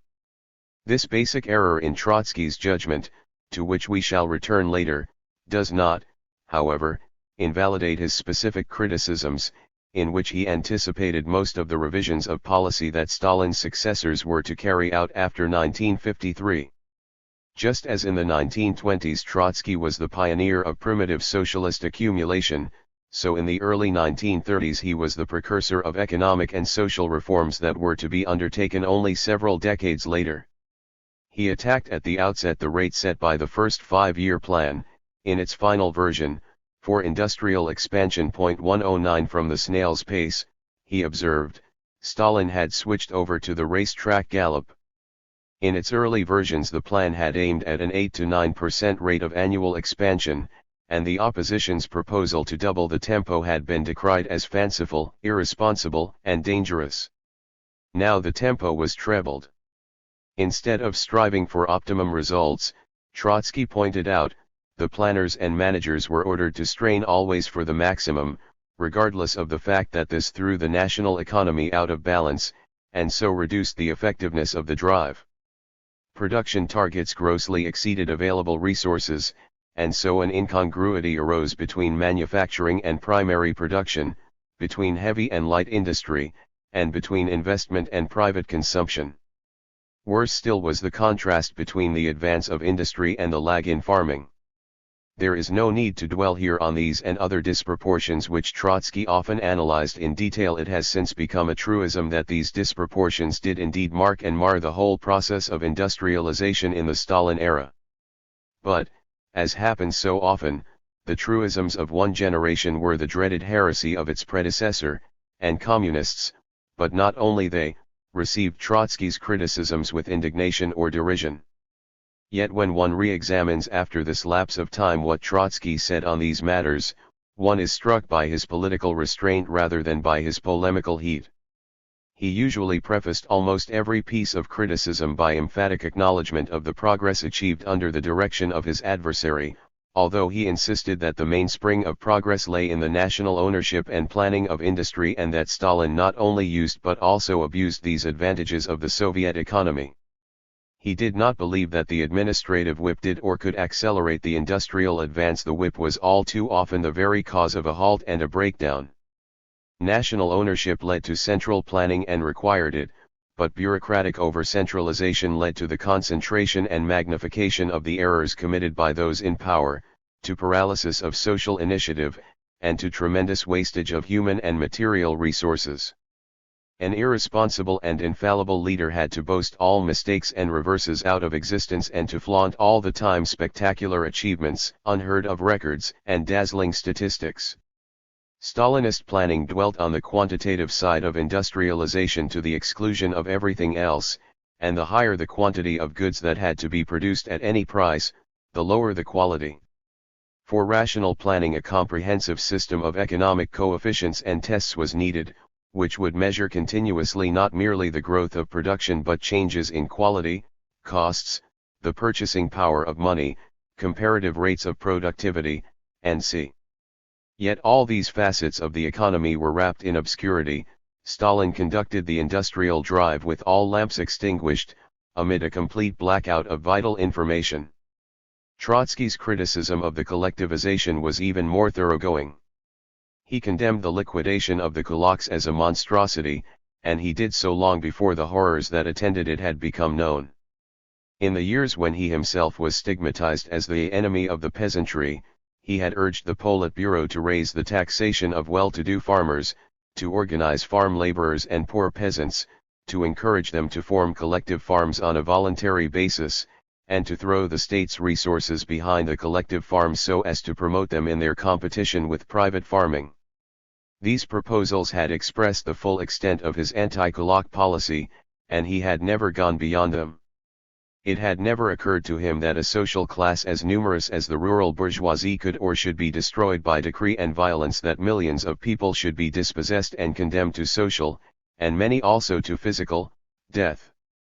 That socialism and private farming were ultimately incompatible and that the capitalist farmer would vanish in a society evolving towards socialism, had, of course, been an axiom of Marxism and Leninism. But Trotsky, like all Bolsheviks until quite recently, envisaged this as a gradual process, in the course of which the smallholder would succumb to the more productive collective method of farming in a way similar to, but far less painful than, the way the independent artisan and small farmer had succumbed to modern industry and large-scale agriculture under capitalism. There was therefore no element of demagogy in the angry denunciation with which Trotsky met the liquidation of the kulaks. Not only was this to him a malignant and sanguinary travesty of all that Marxism and Leninism had stood for, he did not believe that the kolkhozy which Stalin was forcing into existence would be viable. He argued that collectivized agriculture required a technological base far superior to that on which individual husbandry had rested, and such a base did not exist in the Soviet Union. The tractor had not yet replaced the horse. 110 In an expressive simile, he asserted that without modern machinery it was just as impossible to turn private small holdings into a viable collective farm as it was to merge small boats into an ocean-going liner. Stalin intended, of course, to supply the machinery over the years, as he eventually did. What Trotsky maintained was that collectivization should not outrun the technical means needed for it. Otherwise, the collectives would not be economically integrated, their productivity would not be higher than that of private farming, and they would not bring the peasants the material advantages which could compensate them for the loss of private property. 111 Meantime, before the collectives were technologically integrated, the peasantry's resentment would show in a decline or stagnation of agricultural output, and it would threaten to blow up the collectives from the inside. So acute was Trotsky's insight into the state of mind of the peasantry that from principio he warned Moscow about the coming calamitous mass slaughter of cattle, and he did this in plenty of time, 5 years before Stalin admitted the fact. 112 Even much later, Trotsky remained convinced that the collectivist structure of farming was chronically in a state of near collapse. In retrospect, it may appear that Trotsky took too black a view. The collective farms did not collapse, after all. Yet Stalin's rural policy throughout the 1930s, with its whimsical combination of massive terror and petty concessions, was dictated precisely by the fear of a collapse. Only with iron bands could he hold together the collective farm. The decline and subsequent stagnation in farm output were all too real, and became the great theme of official policy 25 and 30 years later. The state of affairs in the country reacted upon all aspects of national policy. Industrialization proceeded on a dangerously narrow and shattered agricultural base, amid famines or a perpetual dearth of foodstuffs. It was therefore accompanied by a universal and almost zoologically fierce scramble for the necessities of life, by widespread discontent, and by low productivity of labor. The government had continuously to quell the discontent and to force up productivity by intimidation and subornation. The violent shock of 1929–30 drove the Soviet Union into a vicious circle of scarcities and terrors from which it was not to break out for a long time to come. Primitive would be more productive than the old small holding. Trotsky's critics argued from an analogy with British manufacture which, even before the Industrial Revolution, was more productive than individual handicraft, because, as Marx pointed out in Das Kapital, it enjoyed the advantages first of simple cooperation, and then of the division of manual labor. In strict theory, Trotsky's critics were right. Collectivization, even without the prior existence of a technological basis proper to it, should result in higher productivity, as it did in China for a time, during the middle 1950s. Practically, however, and as far as the collectivization of 1929–32 was concerned, Trotsky was right. Any advantages which the collective farm might have obtained from the cooperation and division of manual labor were nullified by the peasants' resentful attitude towards work and by the initial destruction of agricultural stock. Stalin had now proclaimed the end of NEP and the abolition of the market economy. Surveying Trotsky's views at an earlier stage, we saw that in these there was no room for any sudden abolition of NEP, for the prohibition of private trade by decree. And that socialist planning could not one day supersede NEP at a stroke, but should develop within the mixed economy until the socialist sector had by its growing preponderance gradually absorbed, transformed, or eliminated the private sector and outgrown the framework of N.E.P. 113. Trotsky still stuck to this view. He considered the abolition of N.E.P. a coinage of the bureaucratic brain, only a bureaucracy which, through long neglect of industrialization and a faulty approach to the peasantry, had failed to cope with the forces of the market economy and allowed these to grow out of control, could try to decree the market out of existence. But thrown out by the door, the market would come back by the window, Trotsky said. As long as farming was not socialized organically and securely, and amid an all-round scarcity of goods, it was impossible to eliminate the play of supply and demand and to substitute for it the planned distribution of goods. The spontaneous pressures of the market were bound to break through in farming first, then in those areas where farming and industry overlapped, and finally even within the nationalized sector of the economy, where they would often upset and distort planning. There was ample evidence of this, especially during the early 1930s, in the chaos of official and unofficial prices of consumer goods, in a fantastic spread of black markets, in the depreciation of the ruble, and in a steep fall of the purchasing power of wages. The planners worked without yardstick and scale, unable to assess genuine values and costs and to appraise productivity. Regain yardstick and scale, was Trotsky's insistent advice.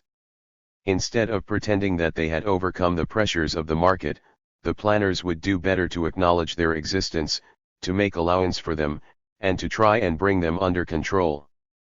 Even in later years, after the runaway inflation of the early 1930s was overcome, these criticisms retained validity, and here, too, much of what Soviet economists said, in the first decade after Stalin, about the importance of value measurement and cost accountancy sounded like an echo of Trotsky's arguments.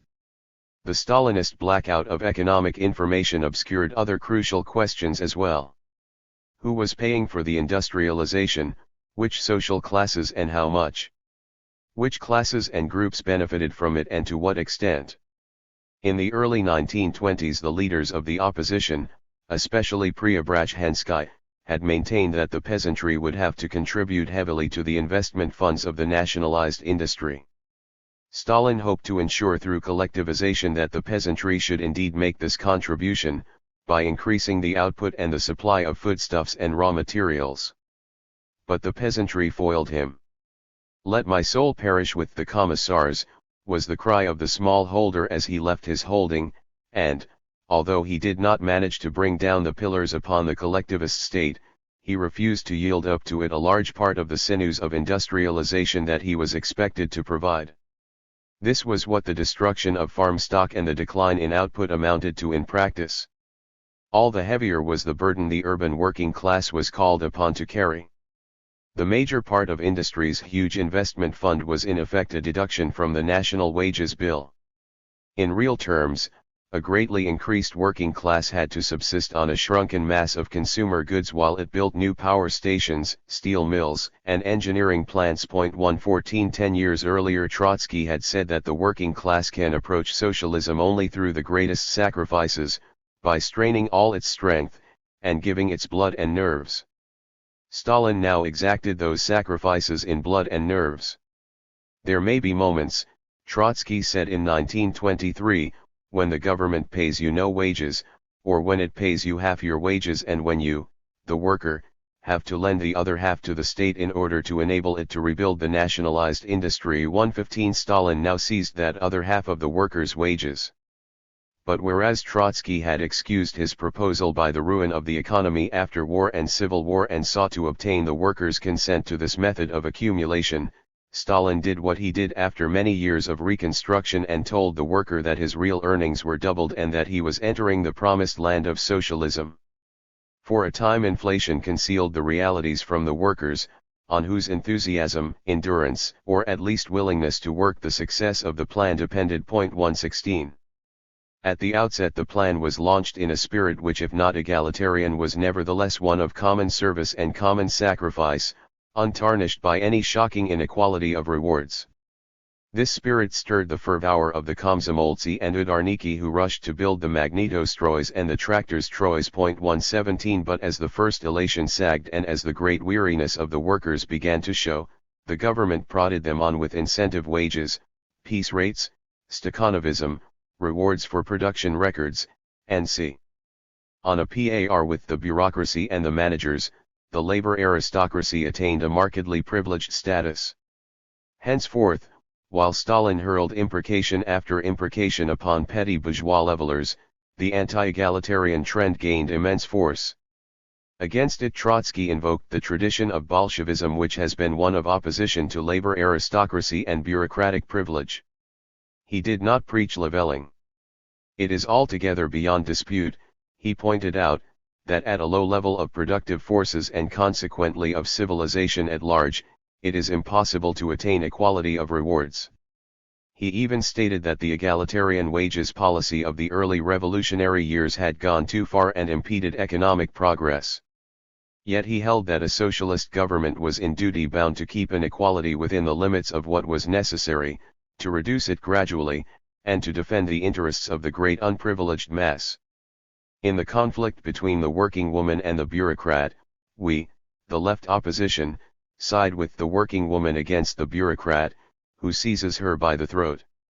In the fact that Stalin acted as the protector of privilege, he saw a threat to all the conquests of the revolution. 118. Trotsky now also redefined his view of proletarian democracy. Only when the toilers were free to express their demands and criticize those in power, he argued, could they arrest the growth of privilege, and from the standpoint of socialism the supreme test by which the country's economic condition should be judged is the standard of living of the workers and the role they play in the state. If in the years of NEP he held that only the strength of proletarian democracy could counterbalance the combined forces of the N.E.P. men, the kulaks, and the conservative bureaucrats, he now regarded that democracy as the only political setting within which a planned economy could attain its full efficiency. It was therefore a vital economic, and not merely a political, interest of the USSR that proletarian democracy be revived. Contrary to a myth of vulgar Trotskyism, he did not advocate any direct workers' control over industry, that is management by factory committees or works councils. This form of management had failed in Russia shortly after the revolution, and Trotsky had ever since been a most determined advocate of one-man management and central control, arguing that management by factory committees would become possible only if and when the mass of producers became well educated and imbued with a strong sense of social responsibility. He had also been absolutely opposed to the anarcho-syndicalist schemes of the workers' opposition for the transfer of industrial management to trade unions or producers' associations. He did not significantly alter these views when he found himself in opposition and exile. He conceived proletarian democracy as the workers' right and freedom to criticize and oppose the government and thereby to shape its policies, but not necessarily as their right to exercise direct control over production. He saw in central planning and central direction the essential condition of any socialist economy and of any economy evolving towards socialism. But he pointed out that the process of planning, to be efficacious, must proceed not only from above downwards but also from below upwards. Production targets must not be decreed from the top of the administrative pyramid, without preparatory nationwide debates, without careful on-the-spot assessment of resources and capacities, without the preliminary testing of the state of mind of the workers, and without the latter's genuine understanding of the plan and willingness to carry it out. When working-class opinion was not allowed to check, correct, and modify schemes presented by a planning authority, the severe disproportions which characterized the Soviet economy under Stalin were inevitable. 119. Trotsky turned his criticism against the assumption of national self-sufficiency which underlay Stalin's conduct of economic affairs. Socialism in one country remained to him a reactionary, national socialist utopia, unattainable no matter whether it was to be striven for at racing speed or at the snail's pace. With an emphasis which was sometimes exaggerated or misplaced, he pointed out that the Soviet Union could not with its own resources and by its own exertions surpass or even reach the productivity of the advanced Western capitalism, the productivity which was the sine qua non of socialism. The spread of revolution remained in any case the essential condition for the achievement of socialism in the USSR. The Stalinist isolationism affected not only the grand strategy of revolution and of socialist construction but even immediate trade policies. Stalin took no account of the advantages of international division of labor, and he virtually ignored the importance of foreign trade for Soviet industrialization, especially after the Great Slump when the terms of trade turned sharply against the Soviet Union. Trotsky then urged Moscow to enhance its trading position by political means and appeal to the many millions of the unemployed workers of the West to raise a clamor for trade with Russia which would assist Russia but would also help to create employment in the capitalist countries. In his own name and on behalf of his tiny organization, Trotsky published several persuasive manifestos to this effect, but the idea evoked no response from Moscow. 120. These detailed criticisms culminated in Trotsky's sustained and passionate protest against the moral discredit that Stalin's policy was bringing upon communism. In 1931, Stalin proclaimed that the Soviet Union had already laid the foundations of socialism, even that it had entered the era of socialism, and his propagandists had to back up this claim by contrasting a fantastically bright image of Soviet society with a crudely overdrawn picture of the miseries of life under decaying capitalism. 121. Exposing the double distortion, Trotsky pointed out that to tell the Soviet masses that the hunger and the privations, not to speak of the oppression, which they endured amounted to socialism was to kill their faith in socialism and to turn them into its enemies. In this he saw Stalin's greatest crime, for it was committed against the deepest hopes of the working classes and threatened to compromise the future of the revolution and of the communist movement. 122. We have said that Trotsky's criticism was in all its aspects consistent with the tradition of classical Marxism, and also that it anticipated the reforms of the post-Stalin era. The question may now be asked whether or to what extent it was relevant to the situation of the 1930s. Were Trotsky's proposals practicable at the time when he made them? Was a deep divorce between Marxist theory and the practice of the Russian Revolution not an inherent characteristic of that era? And had circumstances not made that divorce inevitable? Only very few questions with which the historian has to deal can tax his confidence in his own judgment as severely as these questions do. Trotsky himself, in his less polemical moods, stressed that the immense difficulties which beset the Soviet Union were rooted in its poverty, backwardness, and isolation. His main charge against Stalin's rule was that it aggravated these difficulties rather than created them, and it was not easy for Trotsky, nor is it for the historian, to draw a line between the objective and the subjective factors of the situation, between the miseries to which the Russian Revolution was heir and those which Stalinist arbitrariness and cruelty produced. Moreover, there was a real unity of opposites here, a dialectical interplay of the objective and the subjective. Bureaucratic arbitrariness and cruelty were themselves part and parcel of the Russian backwardness and isolation. They were the backward responses of the inheritors of the revolution to native backwardness. It was now the commonly held view of both Trotsky and Stalin that the Soviet Union could achieve rapid industrial ascendancy only through primitive socialist accumulation, a view historically justified by the fact that no underdeveloped nation has, in this century, achieved an advance comparable to Russia's on any other basis. Primitive accumulation, however, presupposed that the workers and peasants should bear more than the normal burden of economic development. Some of the basic disproportions of Stalinist planning were inherent in these conditions. Investment had in any case to expand much faster than consumption. Priority had to be given to heavy over light industry. The theorists of the opposition had argued that with industrialization the national income would grow so rapidly that popular consumption would rise together with investment, even if not at the same rate. Instead, consumption shrank disastrously in the crucial years of the early 1930s. Trotsky maintained that this would have been avoided and that the industrial drive would have been carried on under less severe strains and stresses if it had been started several years earlier and in a more rational manner. The argument was plausible, but its truth could not be proved. The Stalinist counter-argument, held esoterically rather than stated openly, was also plausible. It was that the great change would have been just as cataclysmic even if it had been initiated earlier and more mildly. The threat of famine had hung over urban Russia most of the time since the revolution. Industrialization and the rapid growth of the urban population were, in any case, bound to aggravate it, as long as agriculture remained as fragmented and archaic as it was. Having refused to allow capitalist farming to take charge of the provisioning of the feverishly expanding towns, the Bolsheviks had to opt for collectivization.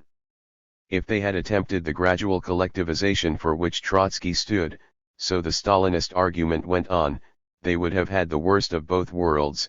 The great mass of the small holders would have been antagonized anyhow, and progress would have been, as under capitalist farming, too slow to secure the provisioning of the towns during rapid industrialization.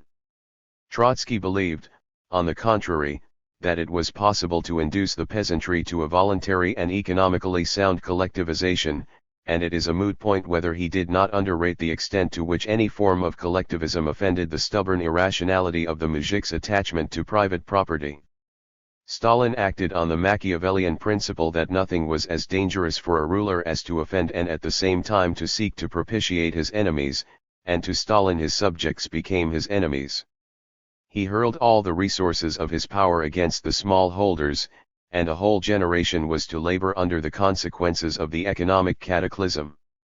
Yet at this price Stalin, from his viewpoint, scored an immense political gain. He broke the backbone of the archaic rural individualism which threatened to thwart industrialization. Having made this gain, he could not give it up, he had to defend it tooth and nail. Trotsky did not believe in the solidity of this Machiavellian achievement. He denied to the end that Stalin had vanquished the peasantry's individualism. Convinced that the latter was still able to destroy the collective farms or to bend them to its own interests and needs, he forecast that a new class of kulaks would rise within the kolkhozy and take command. 123 Here again Trotsky grasped a real tendency, but he overemphasized its strength. The peasantry's acquisitiveness did indeed reassert itself in many ways, and Stalin had to struggle against the resurgence of kulaks in the kolkhozy. By a combination of economic measures and terror, however, he succeeded in keeping the recrudescence of private property within narrow and severely restricted bounds, and the peasantry's individualism was never to recover from the mortal blow he inflicted on it, although its death rattle was to sound in Russia's ears for a quarter of a century. From exile Trotsky repeatedly implored the Stalinist Politburo to withdraw from their savage enterprise, to call a halt to the barbarous warfare against rural barbarism, and to revert to the more civilized and humane courses of action to which their Marxist-Leninist heritage committed them. He urged the Politburo to initiate a great act of reconciliation with the peasantry, to declare before the whole nation that in imposing collectivization they had acted wrongly, and that the peasants who wished to leave the collective farms and resume private farming were free to do so.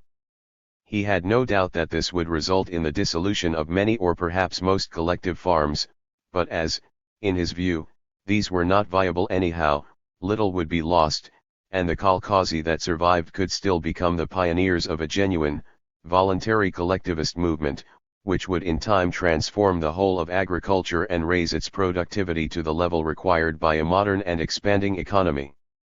This, Trotsky proclaimed, was what the opposition would do if it returned to power. 124. For the Stalinist Politburo it was too late to seek such a reconciliation with the peasantry. Ever since the autumn of 1929 all the forces of party and state had been fully engaged in the struggle, and an attempt to disengage them for a deep retreat could well end in their rout. So many had from the outset been the victims of the campaign, so bitter were the passions aroused, so much violence had been inflicted on the villagers and so fierce was their urge for revenge, so immense and bloody was the upheaval, that it was more than doubtful whether any rational way out could be found as long as the generation that had experienced the shock held the stage.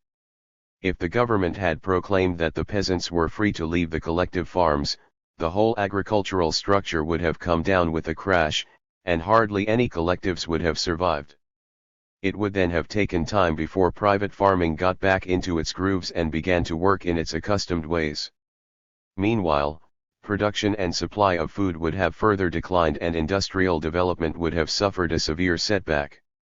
Nor was it likely that a mass exodus from the collective farms could proceed peacefully. The peasants would have felt entitled to get their own back on government and party. The reconciliation would have required that the expropriated and the deported be amnestied and indemnified, and one may well imagine the mood in which trainloads of deportees returning from concentration camps would have been received in their native villages. Decollectivization might have let loose violence as furious as that which had accompanied collectivization. Perhaps a new government with a clean record, a government formed by the opposition, could have sought to appease the country without bringing it to the brink of counter-revolution. This was what Trotsky believed. For Stalin's government any such attempt would have been suicide. Any sign of weakness on its part would have set ablaze the hatred smoldering in millions of huts. there was nothing left for Stalin but to remain locked in the struggle, even though, as he confessed to Churchill years later, this was more frightful than even the ordeals of the Second World War. 125. We have seen that the condition of rural Russia prevented any rational change in industrial policy as well, that a new and huge industrial structure, many times larger than that of pre-revolutionary Russia, had to be mounted on an agricultural base narrower than that of the ancien regime, and that for many years the subsistence of an ever-growing mass of town dwellers, their numbers, we know, were to rise from 30 to 60 million people in the 1930s alone, was to depend on a diminished or highly inadequate stock of foodstuffs. It was beyond the power of any government to correct this disproportion, of any government, that is, not prepared to call a halt to the industrial drive or to slow it down radically and accept the prospect of economic stagnation. If Trotsky and his followers had, at any time after 1929-30, returned to office, they too would have had to reckon with the consequences of the catastrophic destruction and deterioration of agricultural stock, and committed as they were to industrialization, they too would have had to suit their policies to these severely restrictive circumstances. Years earlier Preobrazhensky had asserted that primitive socialist accumulation, which he expected to take place under far less stringent conditions, would be the most critical era in the life of the socialist state. It will be a matter of life and death that we should rush through this transition as quickly as possible. Point 126. How much more was this a matter of life and death for Stalin, who had cut all his avenues of retreat? He rushed through this transition at a murderous pace, paying no heed to warnings and counsels of moderation. Preobrazhensky had urged the Bolsheviks to take the productionist and not the consumptionist point of view. Because we do not live yet in a socialist society with its production for the consumer, we live under the iron heel of the law of primitive socialist accumulation. How much heavier, how crushingly heavy, that iron heel had now become. How much sterner also was the productionist viewpoint that, after all that had happened and with all his commitments, Stalin had to adopt. Preobrazhensky had foreseen that a relative shortage of consumer goods would in any case accompany accumulation and result in economic inequality between administrators and workers, and between skilled, unskilled, and semi-skilled laborers, and that this inequality would be necessary in order to promote skill and efficiency, but that it would not produce new and fundamental class antagonisms. Actually, inequality grew in proportion to scarcity, and both surpassed all expectation. Stalin employed every ideological device to increase, conceal, and justify the gulf between the privileges of the few and the destitution of the many. But ideological prevarication was not enough, and terror held its dreadful vigil over the gulf. Its fierceness corresponded to the tenseness of all social relations. Outwardly, the violence of the 1930s looked like the recrudescent terror of the Civil War. In fact, it far surpassed it and immensely differed from it in scale and blind force. In the Civil War it was the hot breath of a genuine revolutionary anger that struck at the forces of the ancien regime, which plotted, organized, armed, and fought against the new republic. The agents of the Cheka were freshly recruited from insurgent workers, were steeped in the experience of their class, shared its privations and sacrifices, and relied on its support. Their terror was as discriminating as it could be amid the chaos of civil war.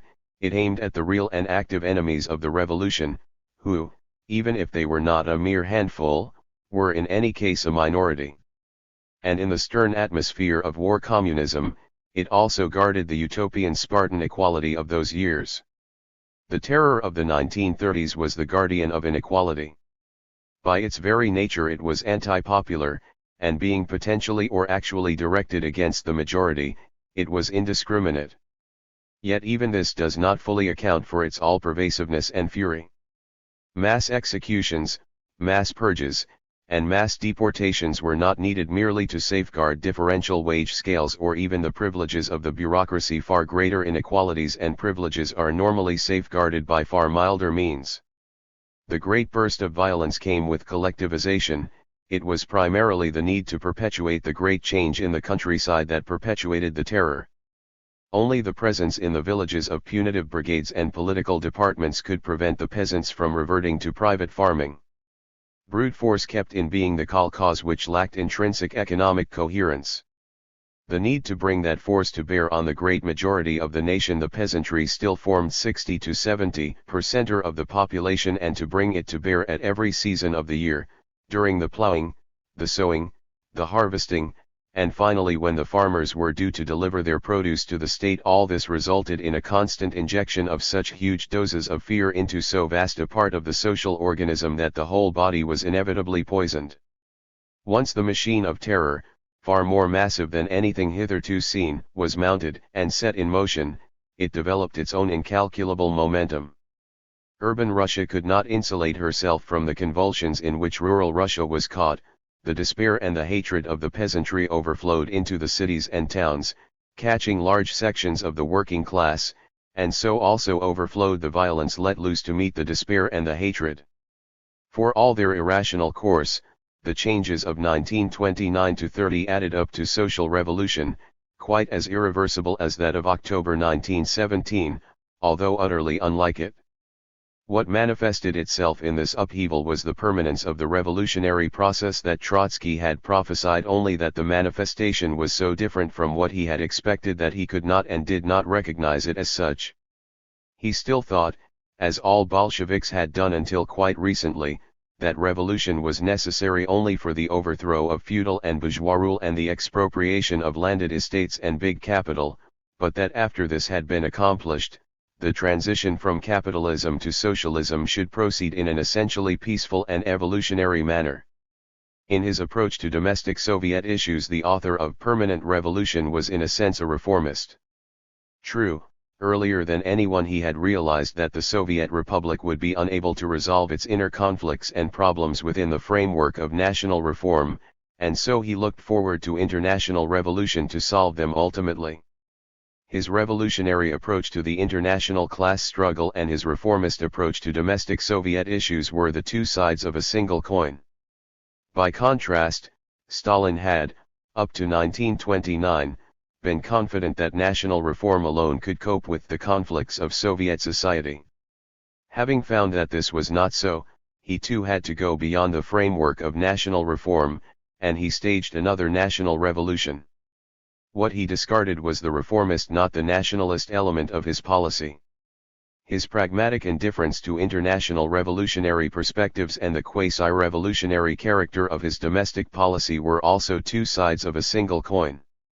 In its own ironic way, the historic development now confirmed the essential truth of the idea which underlay Trotsky's scheme, but contract overt, at least in part, that scheme.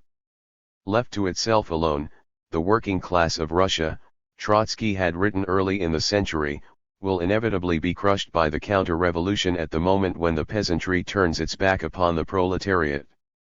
That moment seemed very close, first in 1921 and then again in the late 1920s, when the peasantry did turn its back upon the Bolsheviks.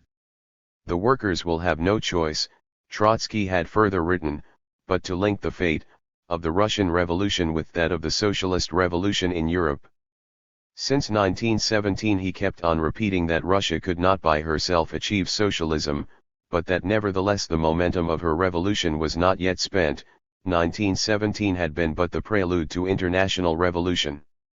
It now turned out that the dynamic force of the Russian Revolution had indeed not yet come to a rest, although its impulse had failed to ignite revolution in Europe.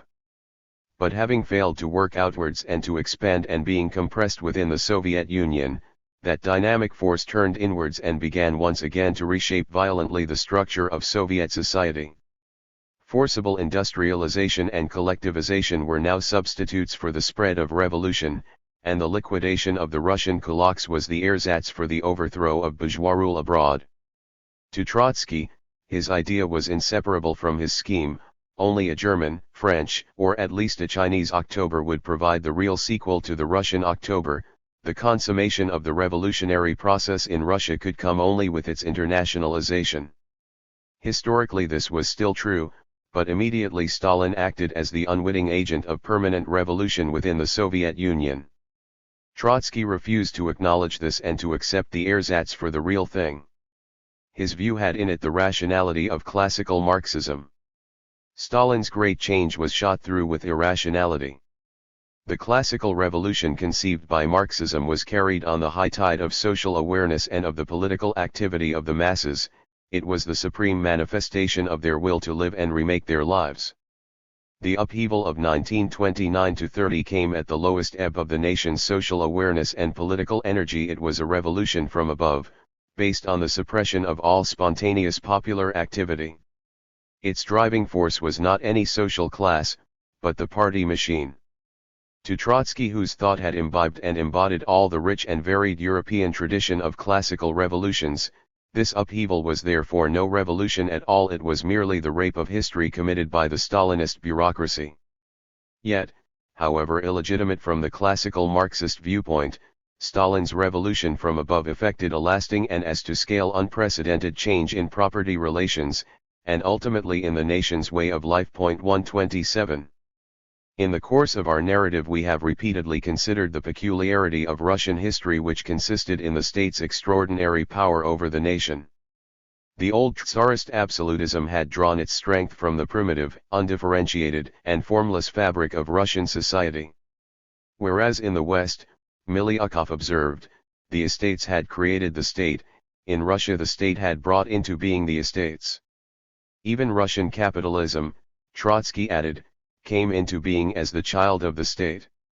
The immaturity of Russia's social classes had induced the leaders of the intelligentsia and tiny groups of revolutionaries to substitute themselves for the people and to act as its proxies. 128 After a relatively brief but immense upsurge of Russia's popular energies during the first 2 decades of this century, the exhaustion of these energies in the Civil War and the post-revolutionary disintegration of society produced a similar effect. In 1921–2, with the working class unable to uphold its own class interest, Lenin and his old guard assumed the roles of its trustees. The logic of this substitutism led them to establish the political monopoly of the Bolshevik Party, which then gave place to the much narrower monopoly of the Stalinist faction. In order to grasp the further course of events and the struggle between Stalin and Trotsky, we should now briefly re-examine the condition of the various classes of Soviet society a decade after the Civil War. The shrinkage and dispersal of the working class characteristic of the early 1920s were now a matter of the past. Under NEP, as industry recovered, a new working class grew up almost as numerous as the old. After only a few years, by 1932, industrial employment had risen further from 10 to 22 million, and in the course of the decade so many new recruits were drafted to the factories and mines that by about 1940 the working class was nearly 3 times larger than ever before. 129 Yet, despite this immense growth, the weight of the working class did not make itself felt politically. The workers' direct influence on political life was immeasurably less than it had been in the last years of Tsardom, not to speak of 1917, they were quite unable to assert themselves against the bureaucracy. It was not that in a workers' state they had no need to do so. None other than Lenin insisted, in 1920–1, that the workers needed to defend themselves against their own state, and if they needed to do so in 1921 they needed to do so a fortiori in 1931. Yet they remained passive and mute. What accounted for this phenomenon of a prolonged eclipse of social awareness and paralysis of political will?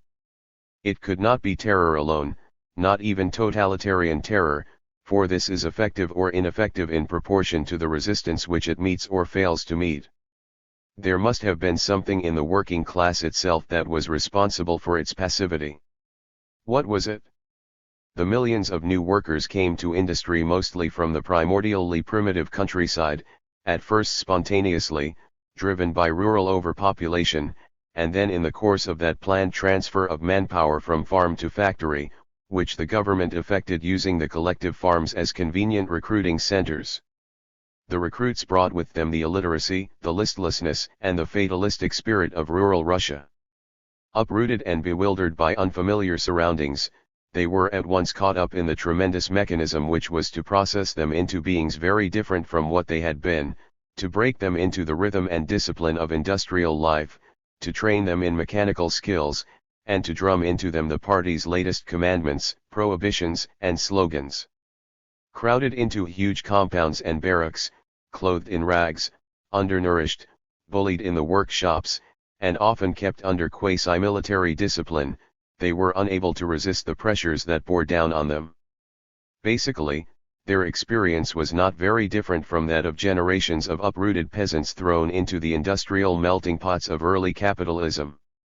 But whereas under laissez-faire it was the spontaneous action of the labor market, the fear of unemployment and hunger, that slowly transformed and disciplined the peasant into an industrial worker, in Stalinist Russia it was the state that took care of this and compressed the whole process of transformation into a much shorter time. So violent was the wrench the industrial recruit suffered, so intensive was the drilling to which he was subjected, so forsaken by God and men did he feel, and so overwhelmed by the hugeness of the forces that shaped his life, that he had neither the mind nor the strength to form any opinion or utter any protest. Sporadically, his resentment found outlet in a drunken brawl, in the stealthy wrecking of a machine, or in the attempt to escape from one factory to another. He tried to fend for himself and improve his own lot without reference to the situation of his class. His atavistic individualism as much as the prohibition of strikes prevented him from associating in self-defense with his fellow workers and acting in solidarity with them. Stalin, who was stamping out that individualism on its native ground, in the village, encouraged it and played upon it in the industrial workshops, where Stakhanovism and socialist competition excited to the utmost the workers' acquisitiveness and prodded them to compete against one another at the bench. Thus, while the peasantry was being collectivized, the working class was reduced to such a state that little was left of its traditionally collectivist outlook. While our peasantry is being proletarianized, our working class is becoming completely infected with the peasantry's spirit, observed sadly a deported sociologist of the opposition. 130 This is not to say that class solidarity and Marxist militancy were completely wiped out. These were still alive in the survivors of the October generation and in quite a few younger people brought up in the 1920s, as anyone was aware who around 1930 watched the self-sacrificing enthusiasm with which the early Udarniki set out to build, often on their own bones almost, new steel mills and power plants amid the bare rocks of the Urals or farther to the east. Stalinist propaganda, self-contradictory as it was, continued to inculcate much of the Marxist tradition even while distorting or mutilating it. The workers imbued with that tradition resented the intrusion of peasant individualism into the factories and the scramble for wages and bonuses. But such workers were in a minority and were swamped by the millions of proletarianized mujiks. Moreover, state and party continually drained the intellectual and political resources of the working class by picking out from its midst the most class-conscious, educated, and energetic individuals in order to fill with them newly created managerial and administrative posts or to draft them into the special brigades whose task it was to collectivize the peasants. Deprived of its elite, the working class was all the more strongly torn by centrifugal forces and split. It was, of course, also deeply divided over collectivization. The drive in the country at first aroused high hope among the proletarians with a strong urban background, who had all along distrusted the rural bourgeoisie. But the laborers who had come from the villages were outraged, filled the towns with tales about the horrors perpetrated in the country, and aroused much sympathy. The sociologist whom we have just quoted observes that in the years of the first 5-year plan towns were full of people whom he describes as sans-culottes ou rebours. Ever since the French Revolution, he explains, the sans-culotte, the man without property, had been the enemy of property, but in the Soviet Union, at this time, he was the fiercest defender of property. His presence and mood were felt even in the oldest strongholds of Bolshevism, which was not surprising when, for instance, in the Donets coal basin no fewer than 40% of the miners were, in 1930, expropriated kulaks and other peasants.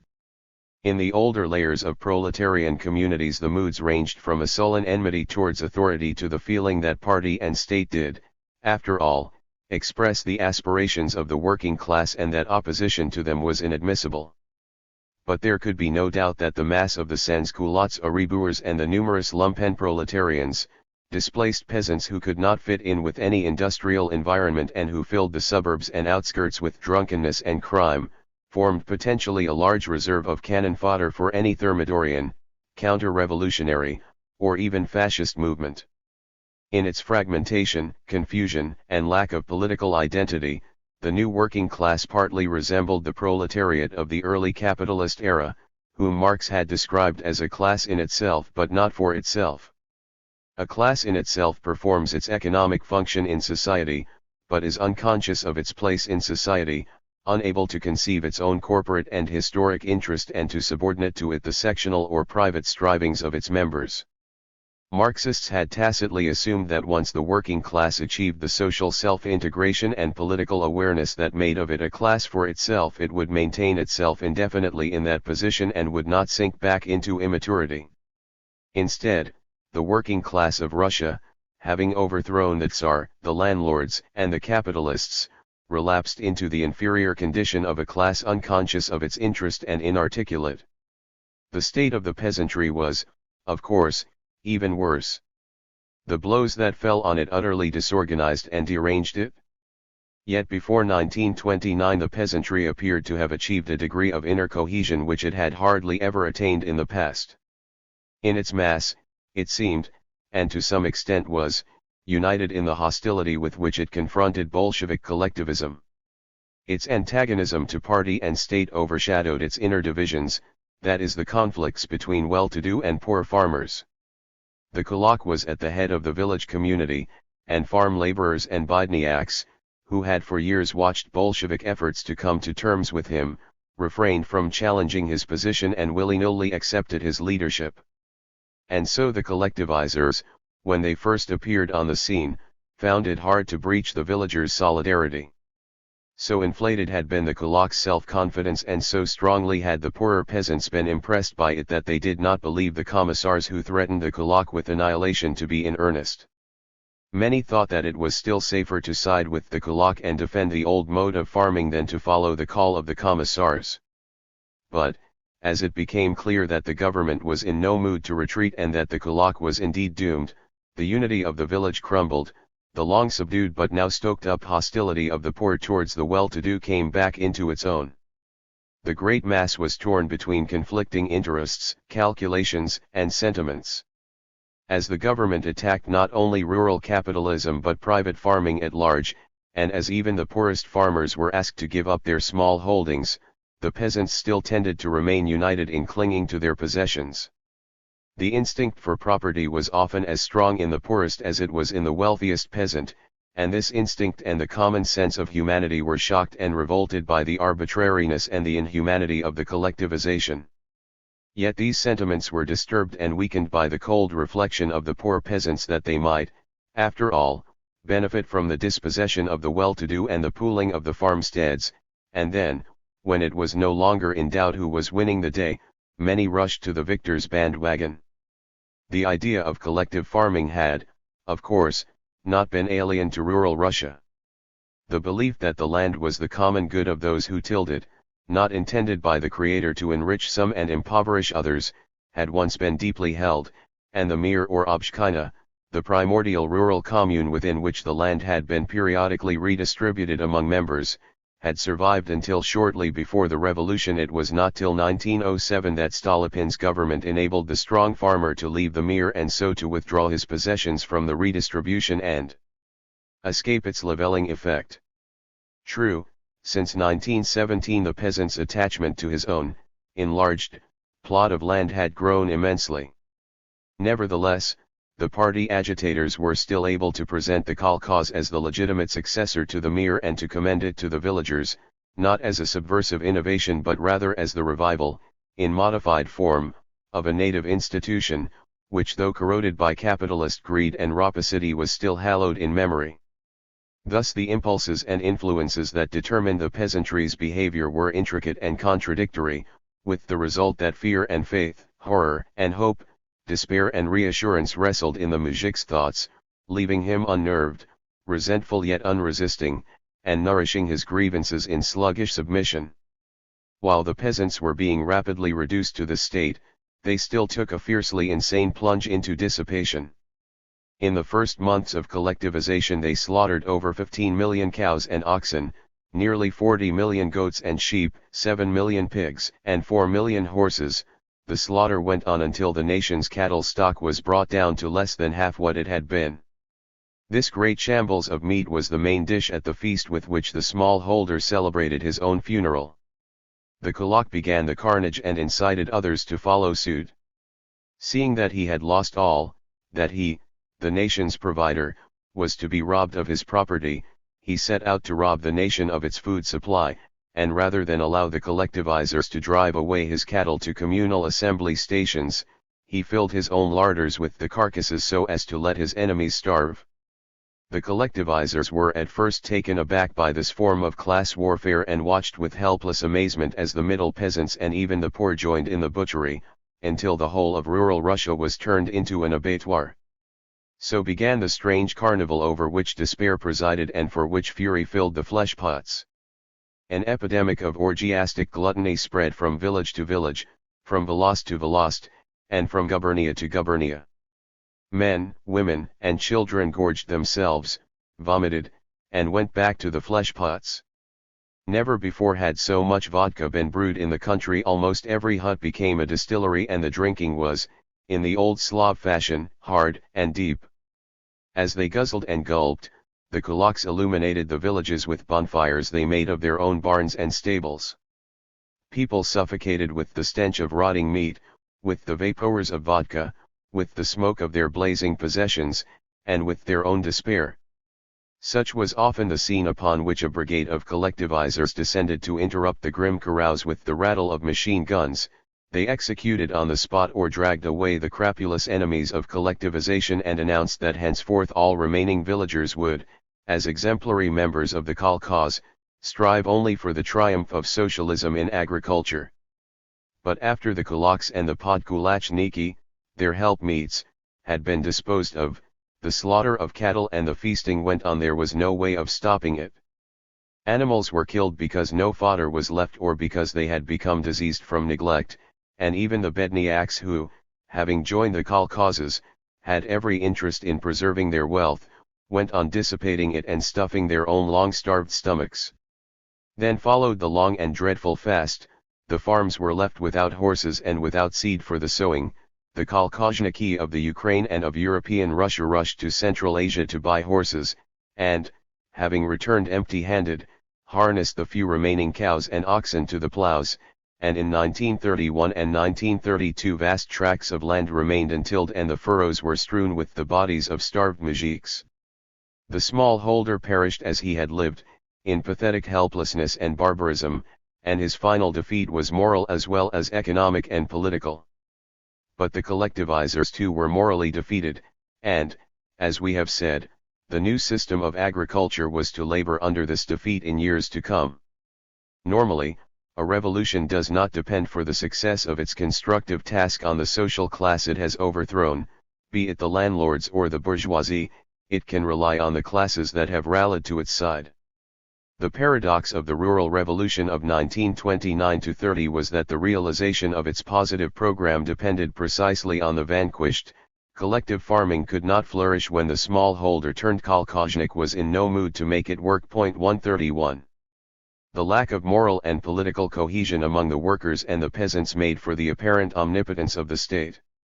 If after the Civil War bureaucratic rule was established against the background of economic disintegration and the dispersal of the working class, 132, that rule now gained virtually unlimited power from the opposite processes, from economic growth and expansion, which were to give new structure and shape to society, but immediately made society even more shapeless and increased its mental atrophy.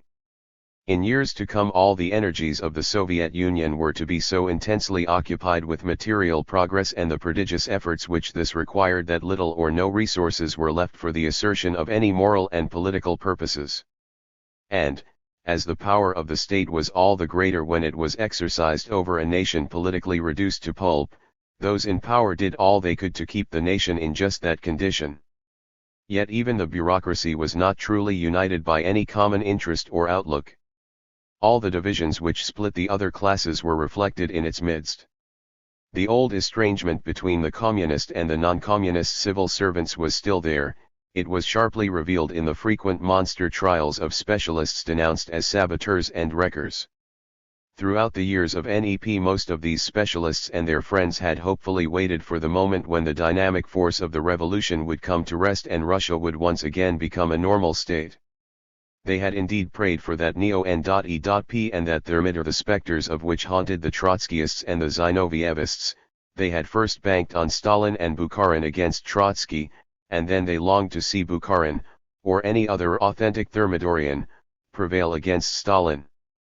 These hopes were now frustrated, and those who had held them, often unable or unwilling to adjust themselves to the new situation, were in disarray.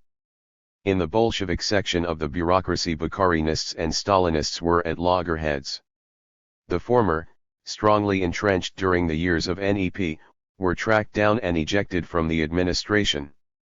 New men from the working class and from the young intelligentsia filled their places and the many other vacancies which were opening all the time. The bureaucracy's composition was therefore highly unstable, and its outlook heterogeneous.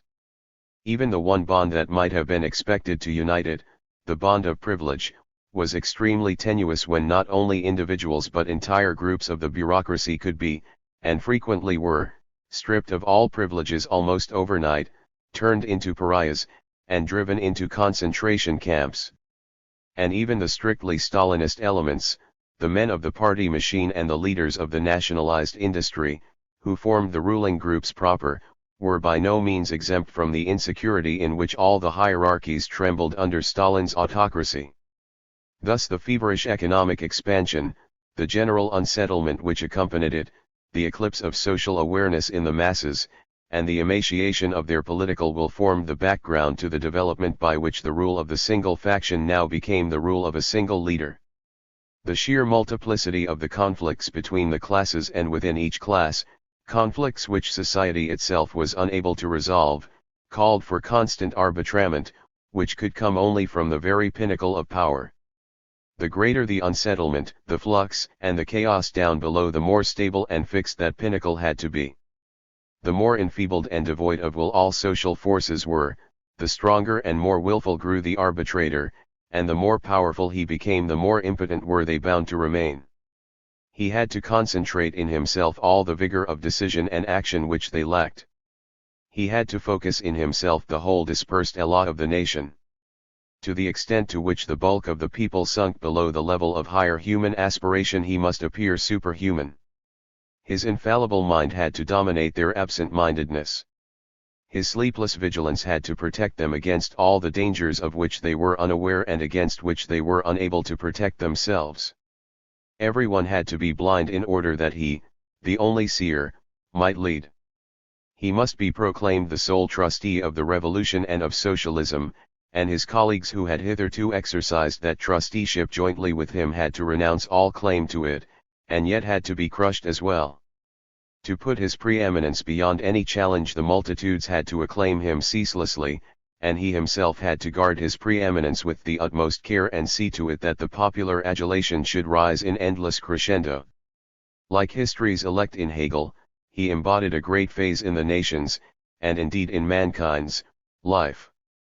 But for the obsessive megalomania, which his position bred in him, even this was not enough. The Superman's elbows burst the frame of his time. In him must live and merge past, present, and future, the past with the ghosts of the early empire-building tsars incongruously jostling the shades of Marx and Lenin, the present with its tremendous eruptive and creative force, and the future glowing with the fulfillment of mankind's most sublime dreams. The secret of this grotesque apotheosis, however, lay less in Stalin than in the society he ruled, as that society forfeited its own political identity and the sense of its own tremendous movement. That identity and the whole movement of history became personalized in the leader.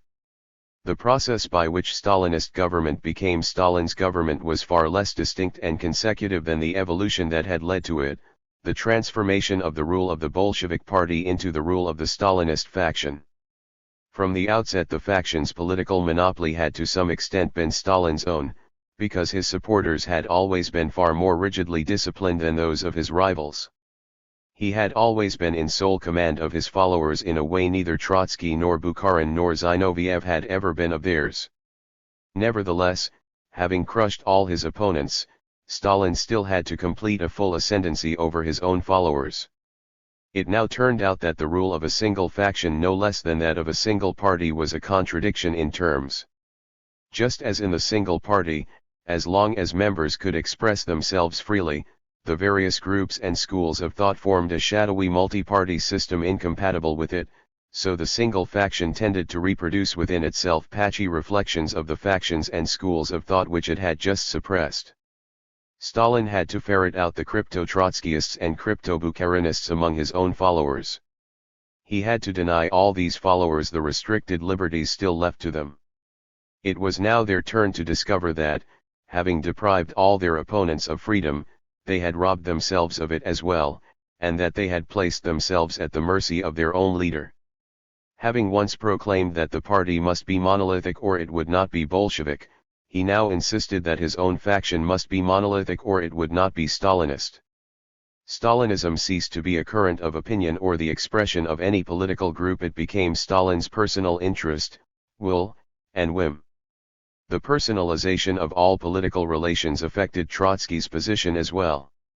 As Stalin was becoming the sole official and orthodox embodiment of the revolution, Trotsky was becoming its sole unofficial and unorthodox representative. This had not been quite the case up to 1929. The Trotskyist opposition was in no sense his personal domain, even though he was its outstanding leader. Its directing center consisted of strong-minded and independent men, Rakovsky, Radek, Preobrazhensky, Smirnov, Pyatakov, and others, none of whom could be described as Trotsky's creature, and the rank and file struggling for freedom within the party preserved it within the narrower confines of their own faction. In the joint opposition, Zinoviev and Kamenev, though conscious of Trotsky's superiority, were extremely jealous of their own authority and treated with him on a footing of equality. Not only did he not impose his dictates but often, as we have seen, he was hamstrung in his action against Stalin by the concessions he made to his adherents or temporary allies. Until 1929 also Bukharin's school of thought represented an alternative to both Stalinism and Trotskyism, an alternative which appealed to many in and out of the party. Thus, despite the growing concentration of power in Stalin's hands and the increasing conformism, Bolshevik hopes and expectations did not as yet focus on any single leader and policy, but attached themselves to various personalities, teams of leaders, and various attitudes and shades of attitudes. The events of 1929–30 changed all this. The Bukharinist school of thought was wrecked even before it managed to come out openly against Stalin. It could not go on arguing against the accomplished facts of the Great Change, it could not resist the industrial drive or bank on the strong farmer any longer. The alpha and omega of Bukharinism had been its approach to the peasantry, and this had become pointless. From the moment the smallholder vanished, the right opposition had no ground to stand on. Therein lay the essential difference between the defeat of Trotsky and Zinoviev and that of Bukharin and Rykov. To vanquish the former, Stalin had to steal their political weapons, while the latter had themselves to throw away their own weapons as antiquated. This was why Bukharin, Rykov, and Tomsky, when, in November 1929, they were expelled from the Politburo, left with a barely audible whimper, whereas even Zinoviev and Kamenev had in their time left with a battle cry. The capitulation of the Zinovievists and the quietus of Bukharinism left Stalinism and Trotskyism as the sole contenders for Bolshevik allegiance. But now, by a strangely parallel though antithetical development, these two factions too were disintegrating, each in its own way, the Trotskyists through endless defections and the Stalinists through doubt and confusion in their own midst. And just as Stalinism, in victory, was being reduced to Stalin's autocracy, so Trotskyism, in defeat, was becoming identified with Trotsky alone. To be sure, even after all the surrenders there were still unrepentant oppositionists in the prisons and places of deportation, and in the early 1930s, while Rakovsky guided them, their ranks were at times reinforced by new adherents and by the return of capitulators disillusioned with surrender. Yet, despite such accessions, Trotskyism could not regain the coherence and confidence which it still had even in 1928. At best it was only a loose congeries of splinter groups conscious of their isolation, despairing of the prospects, yet persisting in their allegiance to Trotsky, to what he stood for or was supposed to stand for. They still argued among themselves and produced controversial theses and papers, but these circulated only within prison walls. Even before the terror mounted to the climax of the Great Purges, the Trotskyists were unable to use the prisons and places of exile as bases for political action in the way revolutionaries had used them in Tsarist times. Their ideas did not reach the working class and the intelligentsia. With the years their contact with Trotsky became more and more tenuous until in 1932 even their correspondence ceased altogether. They no longer knew exactly what he stood for, and he could no longer ascertain whether or not his views accorded with theirs. He had no choice but to substitute himself for the opposition at large, and they had no choice but to acknowledge him, expressly or tacitly, as their sole trustee and by definition the sole trustee of the revolution. His voice alone was now the voice of the opposition, and the immense silence of the whole of anti-Stalinist Russia was his sounding board. Thus, against Stalin, the sole trustee of Bolshevism in office, Trotsky stood alone as the proxy of Bolshevism in opposition. His name, like Stalin's, became something of a myth, but whereas Stalin's was the myth of power sponsored by power, his was the legend of resistance and martyrdom cherished by the martyred. The young people who in the 1930s faced executioners with the cry "Long live Trotsky," often had no more than a mere inkling of his ideas. They identified themselves with a symbol rather than a program, the symbol of their own anger with all the misery and oppression that surrounded them, of their own harking back to the great promise of October and of their own, rather vague, hope for a renaissance of the revolution. Not only Trotsky's avowed supporters and most of the capitulators viewed him thus. The sense that he represented the sole alternative to Stalinism persisted even among party members who silently carried out Stalin's orders, and outside the party, among politically minded workers and the intelligentsia. Whenever people feared or felt that Stalin was driving them to the brink of catastrophe, and whenever even their meekness was shocked by some excess of his brutality, their thoughts went out, if only fleetingly, to Trotsky, of whom they knew that he had not laid down arms and that in foreign lands he continued his lonely struggle against the corruption of the revolution. Stalin was apprehensively aware of this, and he treated Trotsky as in older times an established monarch treated a dangerous pretender, or as under the double and triple schisms the Pope treated the anti-Pope. It was for the role of an anti-Pope that the ironies of history now cast Trotsky, the legatee of classical Marxism, who was utterly ill-suited for such a role and was neither able nor willing to act it. Throughout a decade crowded with the most momentous and explosive events, the transformation of Soviet society, the great slump in the West, the rise of Nazism, and the rumblings of approaching war throughout the 1930s, the duel between Stalin and Trotsky remained at the center of Soviet politics, often overshadowing all the other issues. Not for a moment did Stalin himself slacken, or allow his propagandists and policemen to relax, in the anti-Trotskyist campaign which he carried into every sphere of thought and activity, and which he stepped up from year to year and from month to month. The fear of the pretender robbed him of his sleep. He was constantly on the lookout for the pretender's agents, who might be crossing the frontiers stealthily, smuggling the pretender's messages, inciting, intriguing, and rallying for action. The suspicion that haunted Stalin's mind sought to read the hidden thoughts that the most subservient of his own subjects might have about Trotsky, and he discovered in the most innocuous of their utterances, even in the flatteries of his courtiers, deliberate and sly allusions to the legitimacy of Trotsky's claims.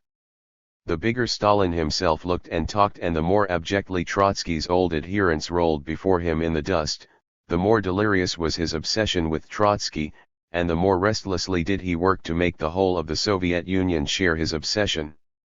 The frenzy with which he pursued the feud, making it the paramount preoccupation of international communism as well as of the Soviet Union, and subordinating to it all political, tactical, intellectual, and other interests, beggars description. There is in the whole of history hardly another case in which such immense resources of power and propaganda were employed against a single individual. Morbid though the obsession was, it had a basis in reality. Stalin had not conquered power once and for all, he had to reconquer it over and over again. His success should not obscure the fact that at least up to the end of the Great Purges his supremacy remained unconsolidated. The higher he rose, the greater was the void around him, and the larger was the mass of those who had reason to fear and hate him and whom he feared and hated.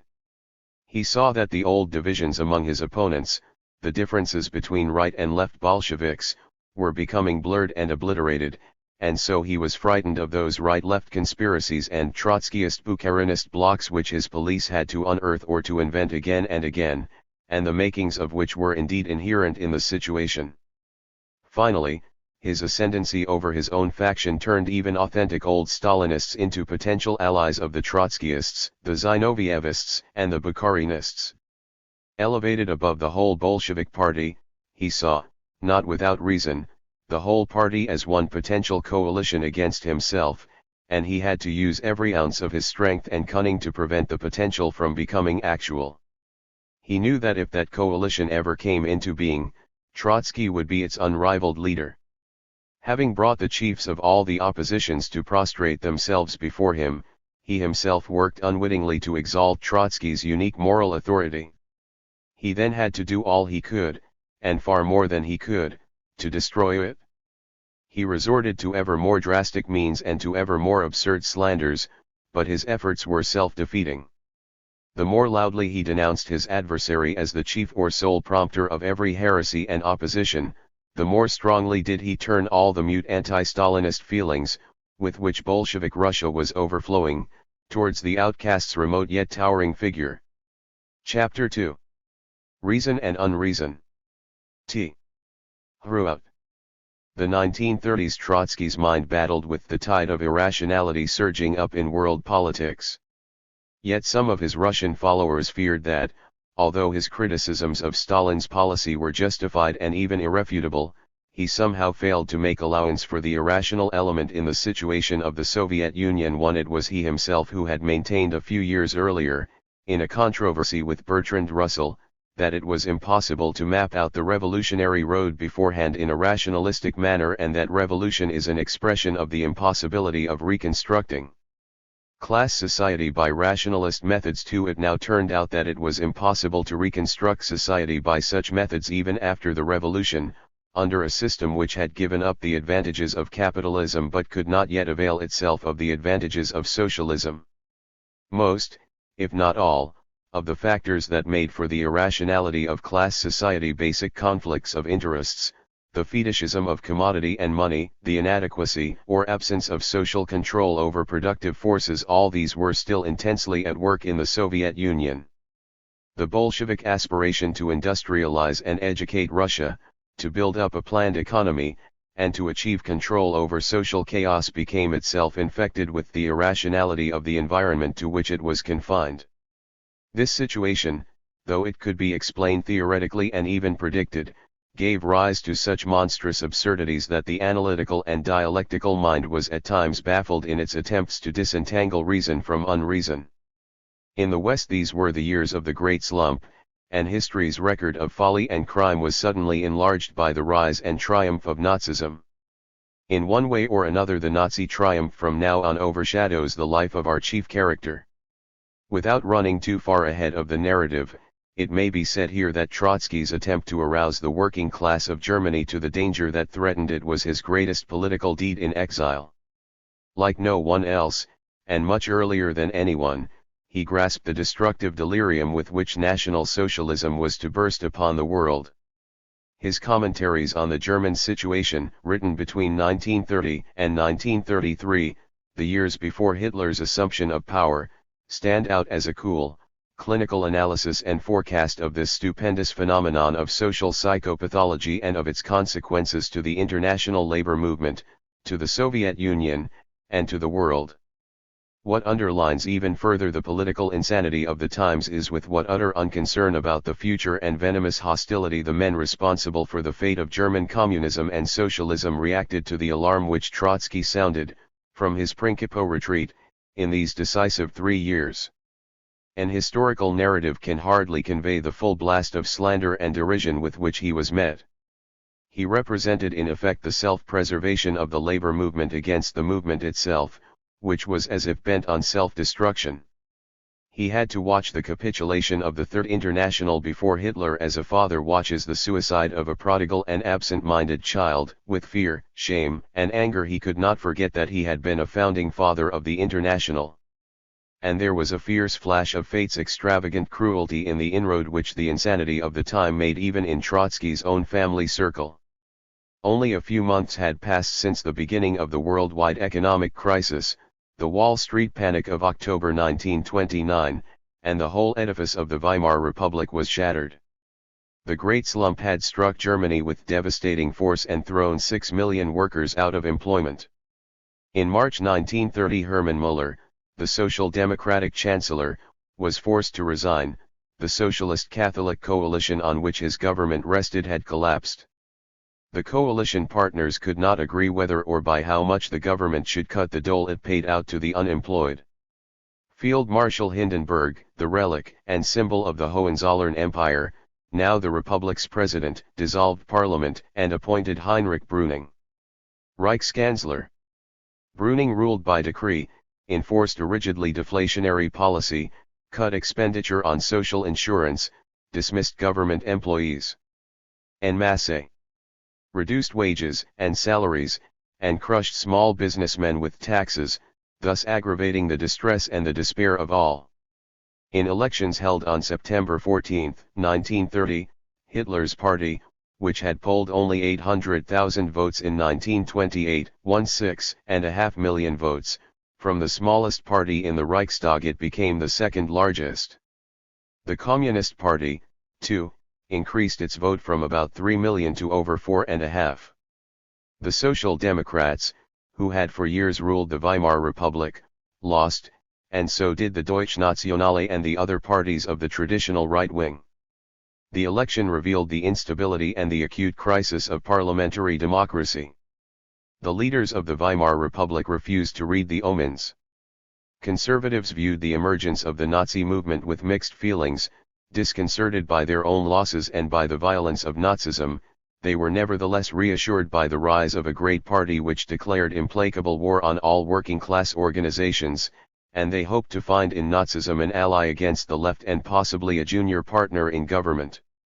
The Social Democrats, frightened by Hitler's threats, he strutted the country proclaiming that the heads of Marxists and Jews would soon roll in the sand, decided to tolerate Brüning's government as the lesser of the two evils. The Communist Party exulted in its gains and made light of the huge increase in the vote for Hitler.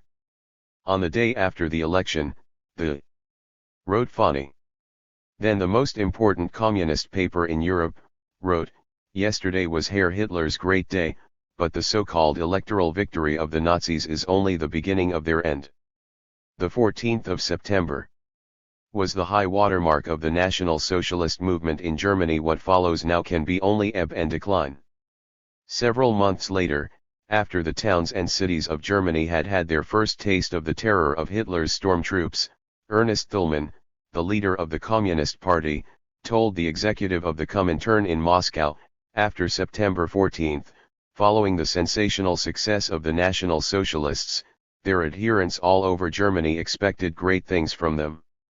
We, however, did not allow ourselves to be misled by the mood of panic which showed itself, in the working class, at any rate, among the followers of the Social Democratic Party. We stated soberly and seriously that September 14 was in a sense Hitler's best day, after which there would be no better but only worse days. The executive of the Comintern endorsed this view, congratulated Thälmann, and confirmed its third-period policy, which committed the Communist Party to reject the idea of any socialist-communist coalition against Nazism and obliged it to concentrate fire on the social fascists. Point 3. We know that Trotsky had subjected this policy to severe criticism as early as 1929. In March 1930, 6 months before the crucial elections, he repeated this criticism in an open letter to the Soviet Communist Party, where he spoke again of the growing force of fascism all over Europe, but especially in Germany, and insisted on the need for joint socialist-communist action. 4 No sooner had the results of the September elections become known than he commented on them in a special pamphlet which he took care to publish in several European languages. The first quality of a truly revolutionary party is the ability to face realities, he wrote, dismissing the Comintern's self-congratulations and pointing out that the communist gain of over 1 million votes was almost insignificant compared with the Nazi gain of nearly 6 million. The radicalization of the masses, of which the Comintern boasted, had benefited counter-revolution rather than revolution. What accounted for the gigantic upsurge of Nazism was a profound social crisis, which had upset the mental balance of the lower middle classes, and the inability of the Communist Party to cope with the problems posed by that crisis. If communism expressed the revolutionary hopes of the worker, Nazism voiced the counter-revolutionary despair of the petit bourgeois. When the party of socialist revolution is in the ascendant, it carries with it not only the working class but also large sections of the lower middle class. In Germany, however, the opposite was happening. The party of counter-revolutionary despair had captured the lower middle class and important layers of the working class as well. Comintern analysts consoled themselves with the idea that Nazism was merely a remote aftermath of the crisis of 1923 and of subsequent social tensions.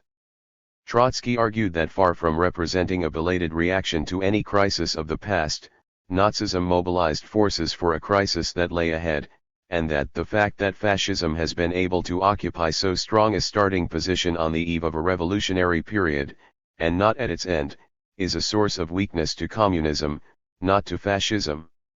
He concluded that despite the parliamentary success of the Communist Party, proletarian revolution has suffered a serious defeat, a defeat which may become decisive. 5. In this brochure Trotsky had already outlined an analysis of National Socialism, which he was to develop presently in a series of books and articles. 30 years later some of his ideas may seem truisms, they were all heresies when he put them forward. In the main, his view of Nazism has retained freshness and originality, it still remains the only coherent and realistic analysis of National Socialism that can be found in Marxist literature. It will therefore not be out of place to summarize his view, which he himself developed mostly in controversial form, in the context of a debate over communist tactics. 6. The crux of Trotsky's conception lies in his description of National Socialism as the party of counter-revolutionary despair. He saw National Socialism as the movement and ideology of the Wildschwarten-Kleinbürger. The small bourgeois run amok. This set it apart from all other reactionary and counter-revolutionary parties. The forces of conventional reaction worked usually from above, from the top of the social pyramid, to defend established authority. Fascism and National Socialism were counter-revolutions from below, plebeian movements rising from the depths of society. They expressed the urge of the lower middle class to assert itself against the rest of society. Usually subdued, that urge becomes aggressive in a national catastrophe with which established authority and the traditional parties are unable to cope. During the prosperity of the 1920s, Hitler's party had been on the lunatic fringe of German politics. The slump of 1929 brought it to the fore. The great mass of shopkeepers and white-collar employees had hitherto followed the traditional bourgeois parties and had seen themselves as upholders of parliamentary democracy. They now deserted those parties and followed Hitler, because sudden economic ruin filled them with insecurity and fear, and aroused their craving for self-assertion. The Kleinbürger normally resented his social position. He looked up with envy and hatred to big business, to which he so often helplessly succumbed in competition, and he looked down upon the workers, jealous of their capacity for political and trade union organization and for collective self-defense. Marx once described what, in June 1848, had driven the French petite bourgeoisie to turn furiously against the insurgent workers of Paris. The shopkeepers, he said, saw access to their shops blocked by the workers' barricades in the streets, and they went out and smashed the barricades. The German shopkeepers of the early 1930s had no such reason for running amok. No barricades blocked access to their shops. But they were ruined economically, they had cause to blame the Weimar Republic, at the head of which they had for years seen the Social Democrats, and they were frightened of the threat of communism, which, even if, or because, it did not materialize, kept society in permanent ferment and agitation. In the Kleinberger's eyes, big business, Jewish finance, parliamentary democracy, social democratic governments, communism, and Marxism at large, all merged into the image of a many-headed monster which strangled him. All were partners in a sinister conspiracy responsible for his ruin. At big business the small man shook his fists as if he were a socialist. Against the worker he shrilled his bourgeois respectability, his horror of class struggle, his rabid nationalist pride, and his detestation of Marxist internationalism. This political neurosis of impoverished millions gave National Socialism its force and impetus. Hitler was the small man writ large, the small man with all these neurotic obsessions, prejudices, and fury. Not every Kleinberger run amok can become a Hitler, said Trotsky, but there is something of Hitler in every Kleinberger run amok. Yet the lower middle class was normally human dust. It had none of the workers' capacity for self-organization, for it was inherently amorphous and atomized, and, despite bluster and threats, it was cowardly wherever it met with genuine resistance. The whole record of European class struggles and the Russian Revolution proved this. The small bourgeoisie could no longer play any independent part. Ultimately it had to follow either the upper bourgeoisie or the working class. Its rebellion against big business was impotent. The small artisan and shopkeeper could not prevail against monopolistic capitalist oligarchies. National Socialism in office could not therefore keep any of its socialistic promises. It would reveal itself as an essentially conservative force, it would seek to perpetuate capitalism, it would crush the working class, and hasten the ruin of the same lower middle class which had brought it to power. But in the meantime the lower middle class and its lumpenproletarian fringe were in feverish motion, and their imagination was inflamed with the dream of the social and political supremacy which Hitler was to bring them. This human dust, Trotsky argued, is attracted by the magnet of power. It follows in any struggle that side which shows the greater determination to win, the greater audacity, and the ability to cope with a catastrophe like the Great Slump. That was why in Russia, Bolshevism, having assumed the leadership of the working class in 1917, carried also, at decisive moments, the great hesitant and dispersed mass of the peasantry and even part of the small urban bourgeoisie. Similarly, the German working class would still attract to itself the multitudes of the lower middle classes if these felt its strength and determination to win, that is, if socialist and communist policies did not lack direction and purpose. The inflated ambitions of the Kleinberger and the strength of Nazism sprang from the weakness of the working class. The social democratic leaders sought to ingratiate themselves with the middle classes, lower and upper, first by acting, under the Weimar Republic as business managers of the bourgeois state, then by submitting meekly to the Brüning regime, and throughout by defending the social and political status quo. Yet it was precisely against the Weimar Republic and its Brüning sequel and against the status quo that the lower middle classes were in revolt. Social democratic policy therefore contributed decisively to the dangerous estrangement between the organized working class and the small bourgeoisie, the estrangement on which Nazism thrived.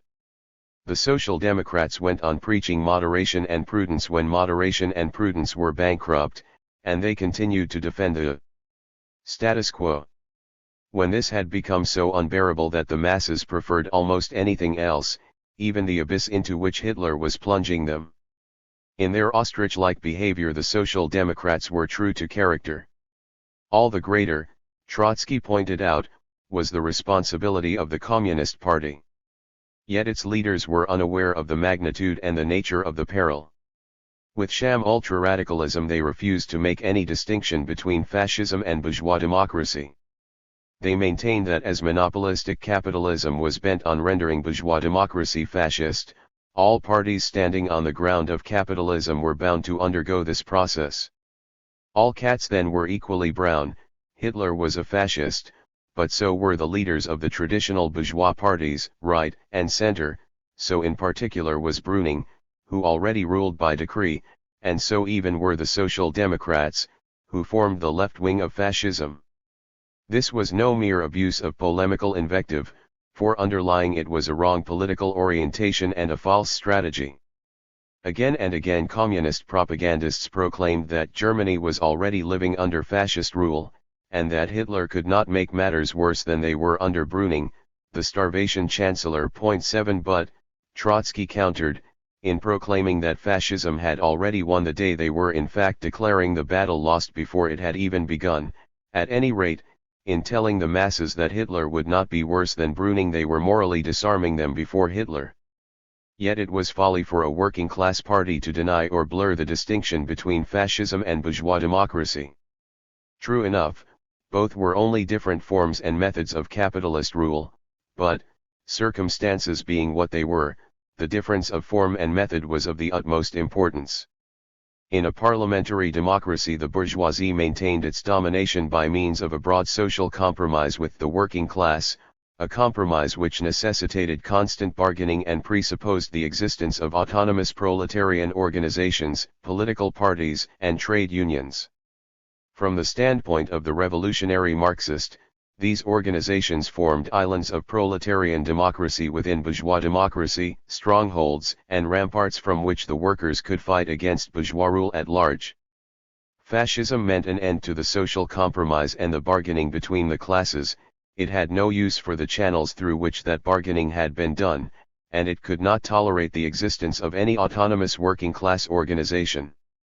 Drawing a lesson from the evolution of Italian fascism and, no doubt, reasoning also from the experience of the Bolshevik single-party system, Trotsky in advance forcefully described Hitler's totalitarian monopoly of power, under which there would be no room for labor parties and independent trade unions. For this reason alone Marxists and Leninists were bound in duty to defend bourgeois democracy, or rather the islands of proletarian democracy within it, against fascist attack.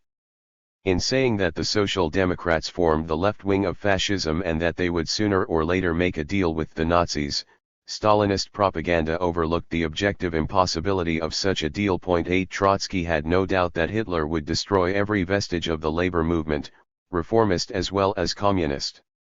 His prognostication followed from the view that National Socialism could not but aim at the complete atomization of German society. It was thus wrong to treat the Brüning regime as fascist, even though it marked the virtual end of the broad compromise between capital and labor on which the Weimar Republic had been based.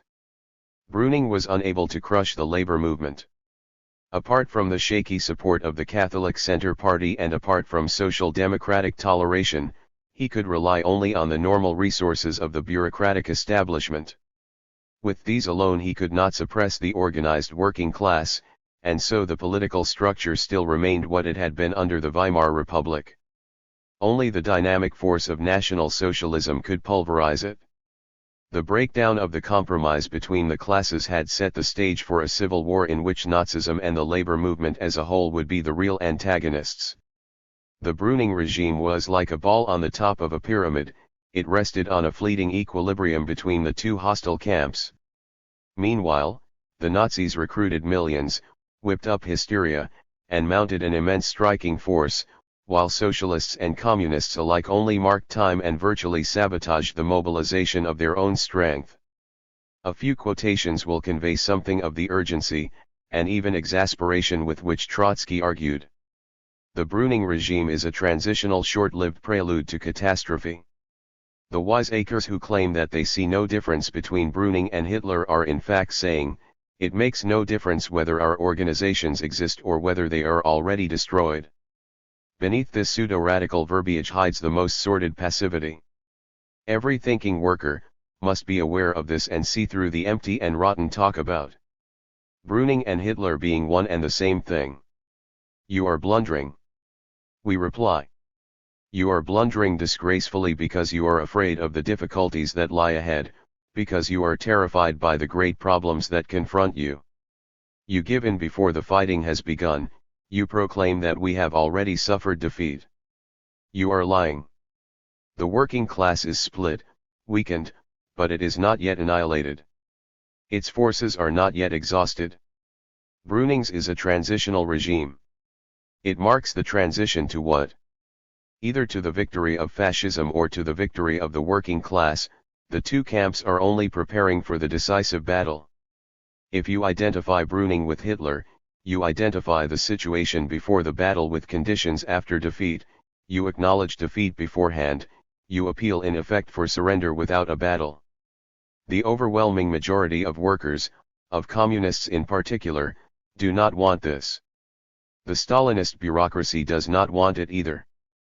But one must take into account not their good intentions with which Hitler will pave the road to his hell. We must expose to the end the passive, timidly hesitant, defeatist, and declamatory character of the policy of Stalin, Manuelsky, Thulman, and Romelli. We must show the revolutionary workers that the Communist Party still holds the key to the situation, but that the Stalinist bureaucracy is attempting to lock with this key the gates to revolutionary action. Point 10. The Social Democratic leaders promised to launch a major offensive if and when Hitler tried to seize power. In the meantime they demanded calm and restraint from the workers. The Stalinists bragged that if Hitler seized power the workers would sweep him away.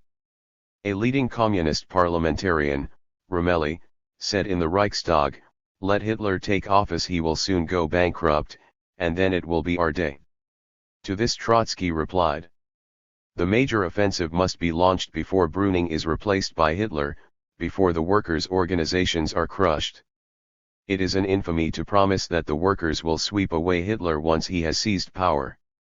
This prepares the way for Hitler's domination. Should the German working class permit fascism to seize power, should it evince so fatal a blindness and passivity, then there are no reasons whatsoever to suppose that after the fascists have seized power the same working class will at once shake off its lethargy and make a clean sweep. Nothing like this has happened in Italy." Romelli reasons altogether in the manner of those French petty bourgeois phrasemongers who were convinced that if Louis Bonaparte were to place himself above the Republic the people would rise.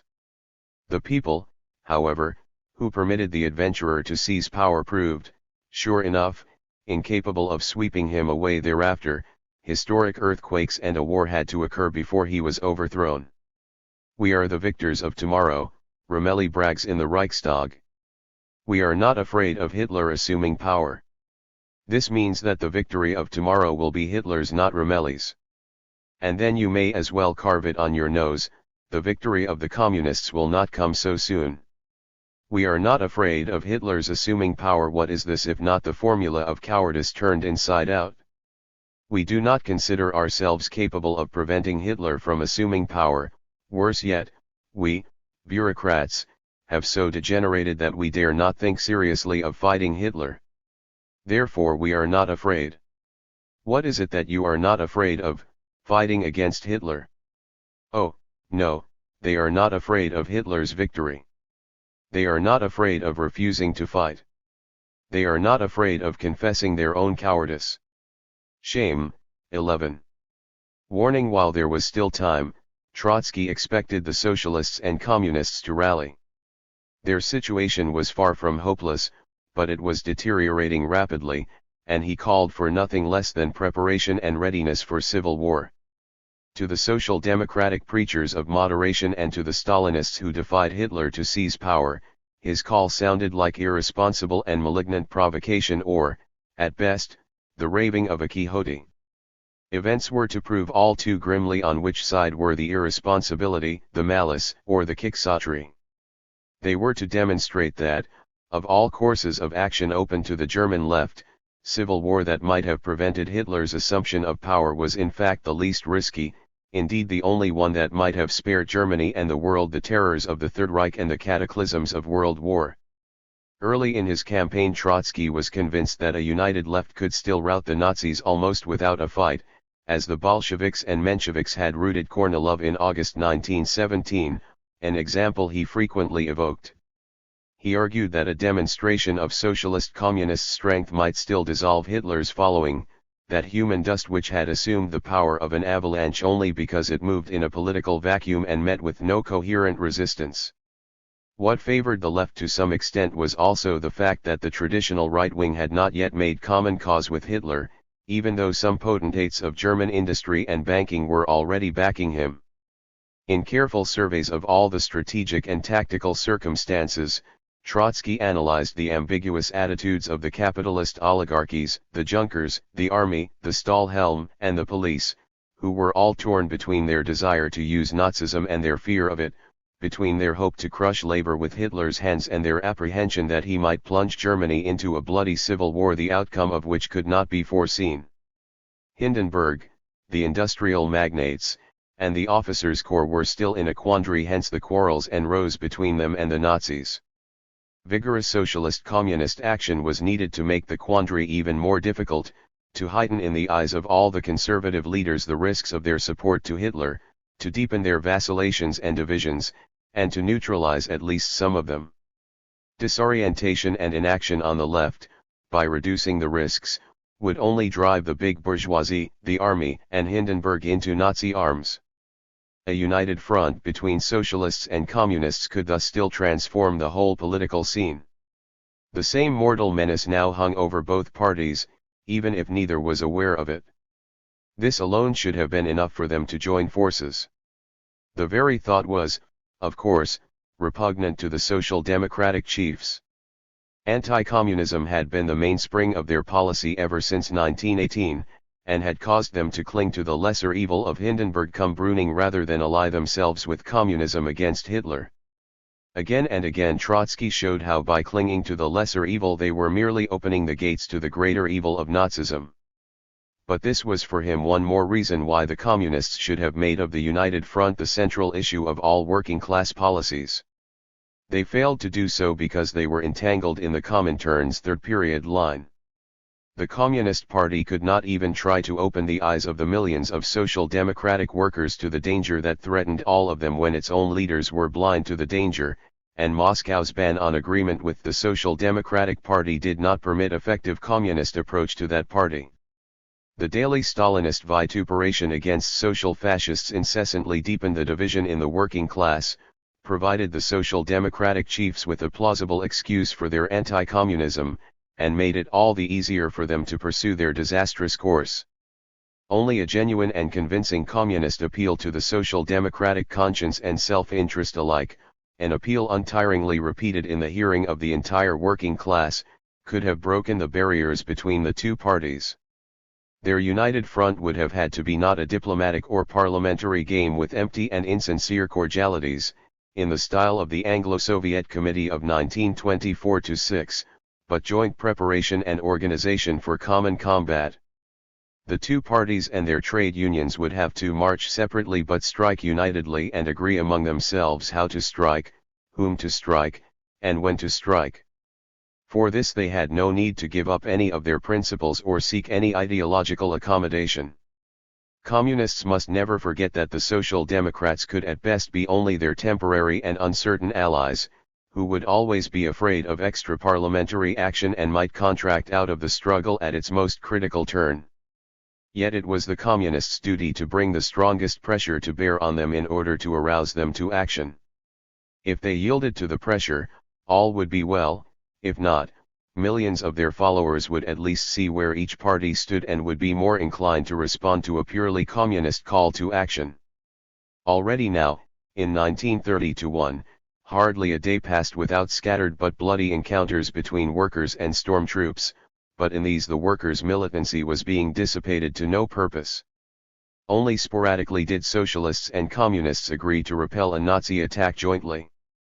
Commenting on one such case, Trotsky remarked, "Oh, supreme leaders! Oh, sevenfold sages of strategy! Learn from these workers, do as they do. Do it on a wider, on a national scale." In the course of the year 1931 Hitler's stormtroops had grown from 100,000 to 400,000. Trotsky urged the German left to raise their own anti-Nazi militias and to concert the mutual defense of their party offices, factory councils, trade unions, and with the Russian Red Guards in mind, he wrote, every factory must become an anti-fascist bulwark, with its own commanders and its own battalions. it is necessary to work with a map of fascist barracks and strongholds in every city and every district. The fascists are attempting to encircle the proletarian strongholds. The encirclers must be encircled. 12. The chiefs of the German labor movement could not bring themselves to think and act in terms of civil war, partly because Hitler, as he advanced on his road to office, disavowed from time to time any thought of a coup d'état and any intention of using violence. He declared that he would assume and exercise office in the constitutional manner, and these assurances had their effect. He lulls his antagonists, Trotsky warned, in order to catch them napping and deal them a mortal blow at the right moment. His curtsy to parliamentary democracy may help him to set up in the immediate future a coalition in which his party will obtain the most important posts in order to use these later for a coup d'état. This military cunning, no matter how plain and simple, secretes a tremendous force because it is calculated to meet the psychological needs of the intermediate parties who would like to settle everything peacefully and lawfully, and this is far more dangerous because it satisfies the gullibility of the popular masses. 13. Pravda and wrote Fani. Now spoke of Trotsky as the panic-monger, adventurer, and Brüning stooge, who urged communists to abandon proletarian revolution, to defend bourgeois democracy, and to forget that without a prior victory over social fascism we cannot vanquish fascism. 14 Not without anger yet with infinite patience Trotsky dealt with even the most preposterous arguments in order to make his views clear to those befuddled by polemical tricks. Untiringly he went on exploding the fallacy that there could be no victory over fascism without a prior victory over social fascism, pointing out that, on the contrary, only when fascism had been defeated could the communists contend effectively against the Social Democrats, and that proletarian revolution in Germany could develop only out of a successful resistance to Nazism. It was all to no avail. As late as September 1932, a few months before Hitler became Chancellor, Thälmann, at a session of the Comintern Executive, still repeated what Munzenberg had said. In his pamphlet on how National Socialism is to be defeated, Trotsky gives one answer only, and it is this: the German Communist Party must join hands with the Social Democratic Party. This, according to Trotsky, is the only way in which the German working class can save itself from fascism. Either, says he, the Communist Party makes common cause with the Social Democrats, or the German working class is lost for 10 or 20 years. This is the theory of an utterly bankrupt fascist and counter-revolutionary. This is indeed the worst, the most dangerous, and the most criminal theory that Trotsky has construed in these last years of his counter-revolutionary propaganda. 15. One of the decisive moments in history is approaching, Trotsky rejoined, when the Comintern as a revolutionary factor may be wiped off the political map for an entire historic epoch. Let blind men and cowards refuse to notice this. Let slanderers and hired scribblers accuse us of being in league with the counter-revolution. Has not counter-revolution become anything that interferes with the digestion of communist bureaucrats? Nothing must be concealed, nothing belittled. We must tell the advanced workers as loudly as we can, after the third period of recklessness and boasting the fourth period of panic and capitulation has set in. In an almost desperate effort to arouse the communists, Trotsky put into words the whole power of his conviction and gave them once again the ring of an alarm bell: workers' communists. There are hundreds of thousands, there are millions of you. If fascism comes to power it will ride like a terrific tank over your skulls and spines. Your salvation lies in merciless struggle. Only a fighting unity with social democratic workers can bring victory. Make haste, communist workers, you have very little time to lose. 16. To have to let, at such a time, the grass grow under his feet at Principo was for Trotsky more and more painful. Letters and newspapers from the continent reached him with much, sometimes with a fortnight's, delay. It took even longer for his brochures and manifestos to reach Germany. In 1923, when Germany seemed on the verge of revolution, he had asked the Politburo to relieve him from his official posts and allow him to go to Germany and direct, as the German party had asked, revolutionary operations there. How much more anxious was he to find himself nearer the scene of action now, when the future of communism and the political fortunes of the world were being decided for decades ahead. In 1931 there was talk about his going on a short lecture tour to Germany, but, of course, nothing came of it. There was no chance of his getting out of Turkey. Worse still, his few followers in the Reich were making no headway. They published a tiny paper, Permanente Revolution, which appeared once a month, filling its columns with Trotsky's writings, and had almost no impact. He planned to set up an international secretariat in Berlin where the brothers Sobolevičius were very active, and whither the Bulletin Oppositii had already been transferred from Paris. To improve his contact with the secretariat, it was decided that Lyovo should leave for Berlin and act there as his father's representative, or, as organizational punctilio demanded, as the representative of the Russian section of the left opposition. Lyovo, we know, had shared with his parents all the vicissitudes of their exile and was Trotsky's right-hand man. Yet relations between father and son had not been unruffled. They were in full political concord, and Lyovo's adoration for his father amounted to identification with him. Yet it was this identification that was also a cause of strain. Trotsky had an uneasy feeling that his own personality and interests had imposed themselves too overwhelmingly on Lyovo, and that he had reduced Lyovo to the frustrating part of the great man's little son. Yet he craved the filial devotion. The more lonely he was, the more he depended on it. Lyovo was the only man with whom he could freely thrash out his ideas and plans and share innermost thoughts, his most trusted critic, and, as he liked to think, his link with the young Russian revolutionary generation. Yet at times Lyovo's absolute devotion disturbed him. He wanted greater independence in his son and almost wished for some signs of filial dissent. But dissent, when there was a hint of it, upset him and made him fear estrangement. Seclusion and incessant intercourse deepened the mutual dependence and also heightened the stresses which, though not unnatural between father and son, had in them something of the irritable tension between two prisoners who have shared a dungeon for too long. Trotsky was exacting towards his assistants and secretaries, but his demands were never as severe as those he made on himself and his son. With strangers he was self-controlled and polite, but under great nervous strain his self-control was liable to break down when he was alone with his next of kin. Harsh reproaches would then come down upon Lyovo's head on account of disorder in the secretariat, sloth and sloppiness, and letting down his father, reproaches which could not but hurt the dedicated, industrious and conscientious young man. 17.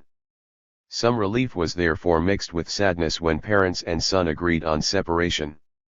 There was probably yet another reason for this decision. Raymond Molinier's wife, Jean, had left her husband and chosen to stay with Lyovo. Molinier, however, was still a frequent and helpful visitor at Principo, and Lyovo's and Jean's departure may well have spared them all embarrassing encounters. It was doubtful at first whether Lyovo would obtain a German entry permit. But, having inscribed himself as a student at the Technische Hochschule in Berlin, he finally obtained the German visa in February 1931. The academic purpose of his sojourn was no mere pretext, for at the Hochschule he did indeed take with much application courses in physics and mathematics, but his chief preoccupations remained, of course, political. 18. A few weeks before Lyovo's departure, in the middle of January, something occurred that was to affect the life of the entire family. Zina and her 5-year-old son Seva arrived from Moscow. For several months she had been expected at Beochata, but hope of her coming had been nearly given up, because the Soviet government had repeatedly refused her permission to make the journey. Her husband, Platon Volkov, was deported, and she herself had been detained twice because of her involvement with the opposition. Only after the intervention of Western European friends who appealed to Soviet ambassadors on compassionate grounds her health had broken down after the death of her sister Nina, whom she had nursed to the end, did she obtain the exit permit. But there was a catch. She was allowed to take with her only one child and had to leave behind another, a little daughter, a 6 or 7-year-old hostage to Stalin. Alexandra Lvovna, Trotsky's first wife, who, herself under a cloud, was bringing up Nina's 2 children, took care of this infant too, and urged Zina to leave, join her father, and repair her health abroad. Zina came to Prinkipo a nervous wreck, though this did not show at once in the flush of reunion. Her father received her with the utmost tenderness. In the first period of my stay, she wrote later to her mother in Leningrad, he was so soft and attentive to me that I cannot even describe it. Of all his children she, his firstborn, resembled him most. She had the same sharp, dark features, the same fiery eyes, the same smile, the same sardonic irony, the same deep-running emotions, and something also of his untamable mind and of his eloquence. She seemed to have inherited his political passions, his militancy and craving for activity. She was, as her mother put it, more public-spirited than family-minded. 19. In Trotsky's feeling for her there was a touch of remorse. Ever since those days in 1917 when, addressing multitudes at the Cirque Moderne in Petrograd, he had felt the loving eyes of his 2 adolescent daughters staring up at him from the audience, and fixed on him, he had been aware of Zina's intense emotion for him. Yet she was to him almost a stranger.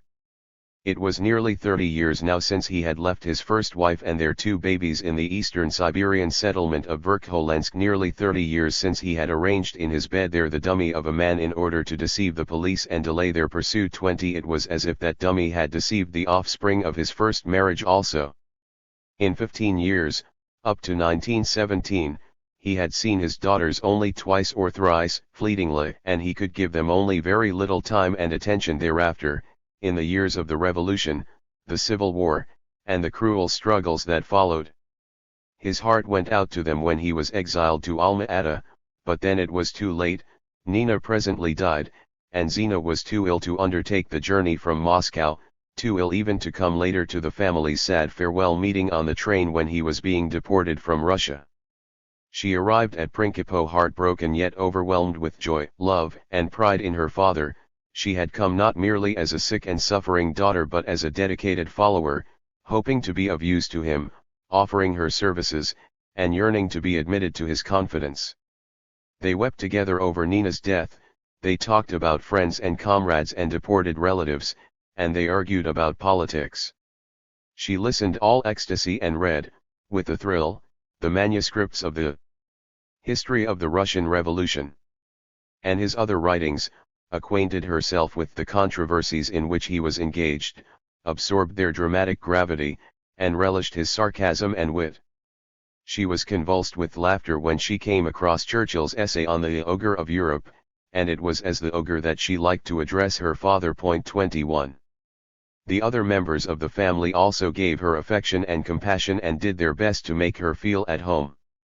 Natalia Ivanovna's position was admittedly delicate, but she had been closer to the children of Trotsky's first marriage than he himself, and had not only tried to overcome estrangement with friendship but had behaved towards them like a second mother.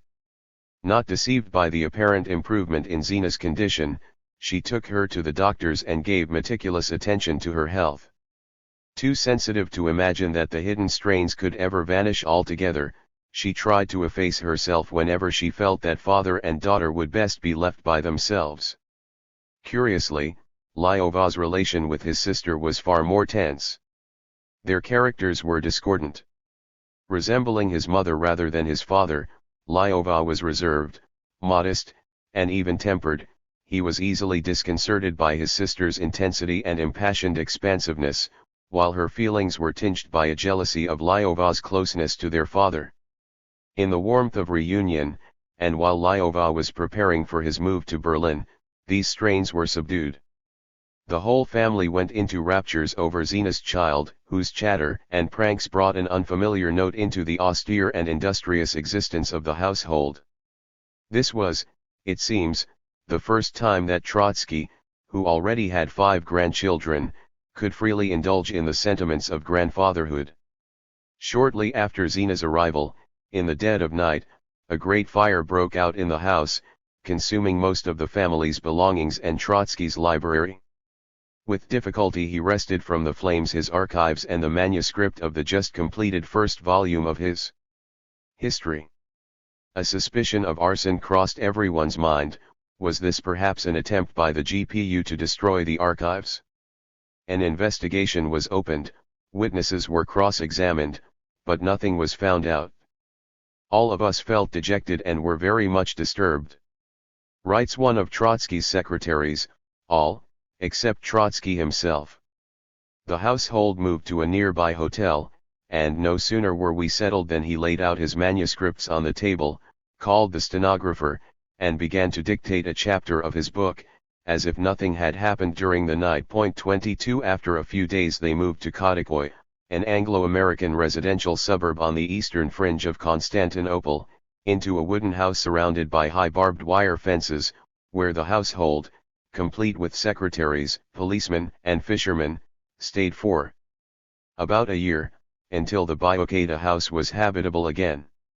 A few months after the move to Kotikoy another fire broke out. Once again the archives were hastily removed, and the family had to bivouac in barns and shacks nearby, and once again the thought of an incendiary hand occurred to everyone.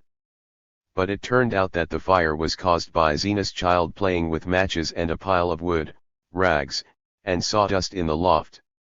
It was a relief after all the scares, and everyone laughed and teased the little GPU agent. As the weeks passed Zena's illness came back. Her lungs were diseased, she had to undergo several operations, she could not bear the heat of the eastern Mediterranean, and she was tormented by anxiety over her husband and the child she had left behind.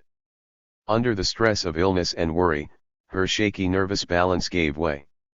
Hidden tensions and conflicts, probably rooted in the misery of her childhood and nurtured by later experiences, came to the surface.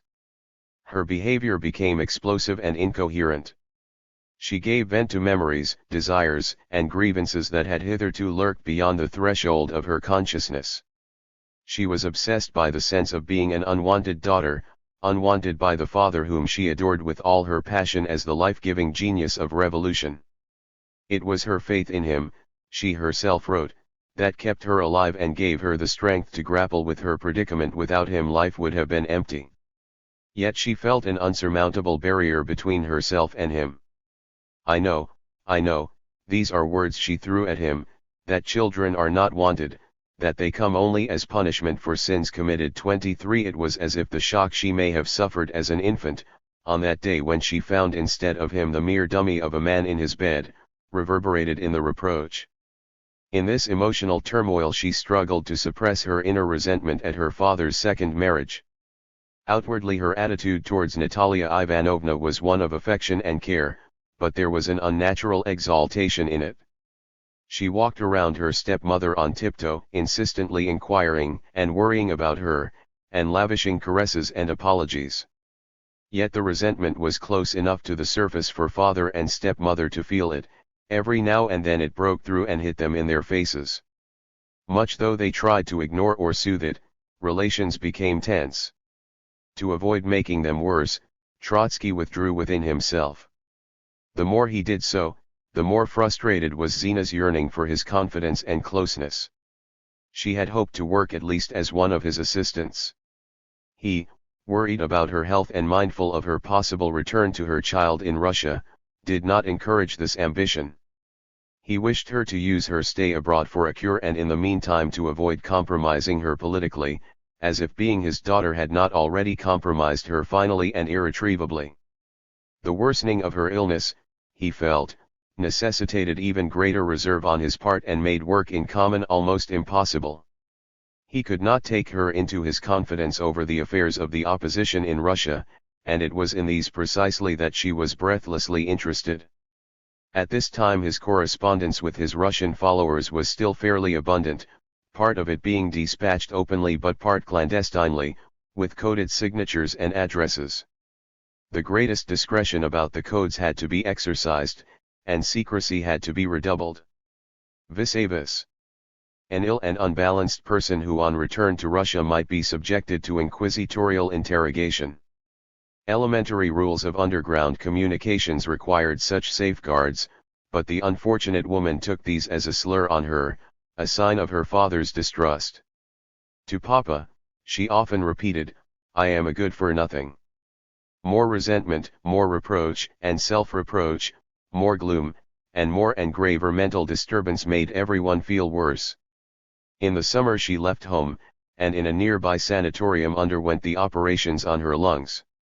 She returned, her physical health somewhat restored, but her misery unrelieved.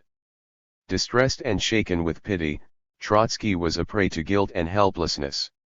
How much easier it was to see in what way the great ills of society should be fought against than to relieve the sufferings of an incurable daughter. How much easier to diagnose the turmoil in the collective mind of the German petty bourgeoisie than to penetrate into the pain-laden recesses of Zina's personality. How much superior was one's Marxian understanding of social psychology to one's grasp of the troubles of the individual psyche. He watched Zina's features and eyes overcast with insanity. They were his features, his eyes. For him, the prodigy of intellectual lucidity and self-discipline, it was unbearable to see her so incoherent, so distraught. It was as if reason itself had discovered in unreason its closest progeny and its double. Tenderness and horror, compassion and revulsion, pride and humiliation were at odds in him. He was wounded, he was helpless, he grew irritable. Sometimes, when Zina's jealousy burst out to hurt Natalia Ivanovna, he raised his voice demanding tact and courtesy. His raised voice reduced her to utter prostration. Remembering some such scene, she wrote to him a year later, "Don't shout at me, Papa, don't. Your shouting is the one thing I cannot endure, in this I am like my mother." And she added, "There is nothing I desire so much, if only I have enough strength to do it, as to soften for Natalia Ivanovna that of which I have turned out without guilt to be guilty towards her." 24. With tempers frayed and Zina's illness becoming quite alarming, she began to suffer fits of delirium she could not stay on. For some time he had thought that she should undergo psychoanalytical treatment, and he had written about this to the Pfefferts in Berlin. She resisted. She had no wish, she said, to submerge herself in the filth of her subconsciousness, and she could not bear the thought that, having overcome so many obstacles and borne so many sacrifices to rejoin her father, she should again be separated from him. She would also have to be separated from her son, for it was very difficult for her to take care of his upbringing. But she yielded to persuasion, and in the autumn of 1931, leaving Seva behind, she went to Berlin. The parting was a torment to both father and daughter. This is how she related it to Lyova: "You are an astonishing person, I have never met anyone like you." He said that, she added, in an expressive and severe voice. This was the voice of reason baffled and thwarted by unreason. Life in the German capital, when Zina arrived there, was a crescendo of chaos and topsy-turviness. She arrived a few weeks after a plebiscite, arranged on the initiative of Hitler and Goebbels, the purpose of which was to overthrow the Social Democratic Landesregierung of Prussia. The Nazis had let loose a savage chauvinistic campaign calling for a people's revolution against the party that had accepted the slavery and humiliation of the Versailles Peace. The Communist Party reacted by addressing to the Social Democratic ministers of Prussia, Braun, and Severing, an ultimatum in which it offered to defend their government if they agreed to certain demands, but threatened to vote against it if the demands were rejected. On the face of it, this was a detour from the third period tactics, at least in so far as the Communists had made a direct approach to Social Democratic leaders. Actually they concentrated fire on the Social Fascists, and when the Prussian government refused their demands, they called upon the workers to cast their votes against it. Thus, instead of making a united front with the Social Democrats, conditionally or unconditionally, they formed an unavowed but all too real, and unconditional, united front with the Nazis, and to save face they called the enterprise Der Rote Volksentscheid, the Red Plebiscite. A fatal and deeply demoralizing ambiguity now appeared in communist policy, which was to persist until Hitler's seizure of power and even thereafter. Not infrequently the same slogans appeared on communist and Nazi banners. The Nazis, seeking to win socially discontented and radical elements, promised that their people's revolution would settle accounts with finance capital. The Communist Party, wary of calling for a proletarian socialist revolution, spoke, instead, of the people's revolution which would achieve Germany's social and national liberation and break the shackles of Versailles. The spirit of nationalism insinuated itself more and more strongly into its propaganda just at a time when nothing was more urgent in Germany than the need to stem the mounting tide of racial and chauvinist fanaticism. Although the plebiscite went in favor of the Social Democrats, its effect was to deepen the breach in the working class and to make confusion worse confounded. Trotsky attacked Thälmann's and the Comintern's national communism with the utmost vigor, exposing the absurdities of the Red plebiscite.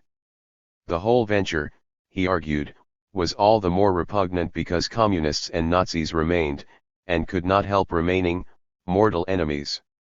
In self-justification, the Stalinists pointed out that the Social Democrats were paving the way for Nazism.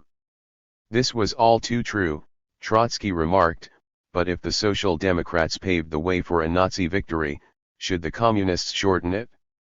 It happens sometimes that the parties of revolution and counter-revolution attack the same moderate enemy from their opposite poles. But a Marxist party can afford to do this only when the tide runs in its favor, not when it runs, as it did in Germany, in favor of counter-revolution. To go out into the street with the slogan "Down with the government of Brüning and Braun" is a reckless adventure when the whole balance of strength is such that the government of Brüning and Braun can be replaced only by a government of Hitler and Hugenberg. The same slogan would acquire quite a different meaning if and when it presaged the direct struggle for power by the working class. Even now he did not doubt the good intentions of the Communist Party, but unfortunately, the Stalinist bureaucracy is trying to act against fascism by using the weapons of the latter. It borrows colors from the political palette of Nazism and tries to outdo Nazism at an auction of patriotism. These are not methods of a principled class struggle, but tricks of a petty market competition, a betrayal of Marxism, a display of concentrated bureaucratic stupidity. Those who talked about the People's Revolution and about freeing Germany from the chains of Versailles had forgotten Karl Liebknecht's maxim that for the working class the main enemy stands in their own country. The insinuation of nationalism into communist thinking had begun with Stalin's socialism in one country and it now produced Thälmann's national communism.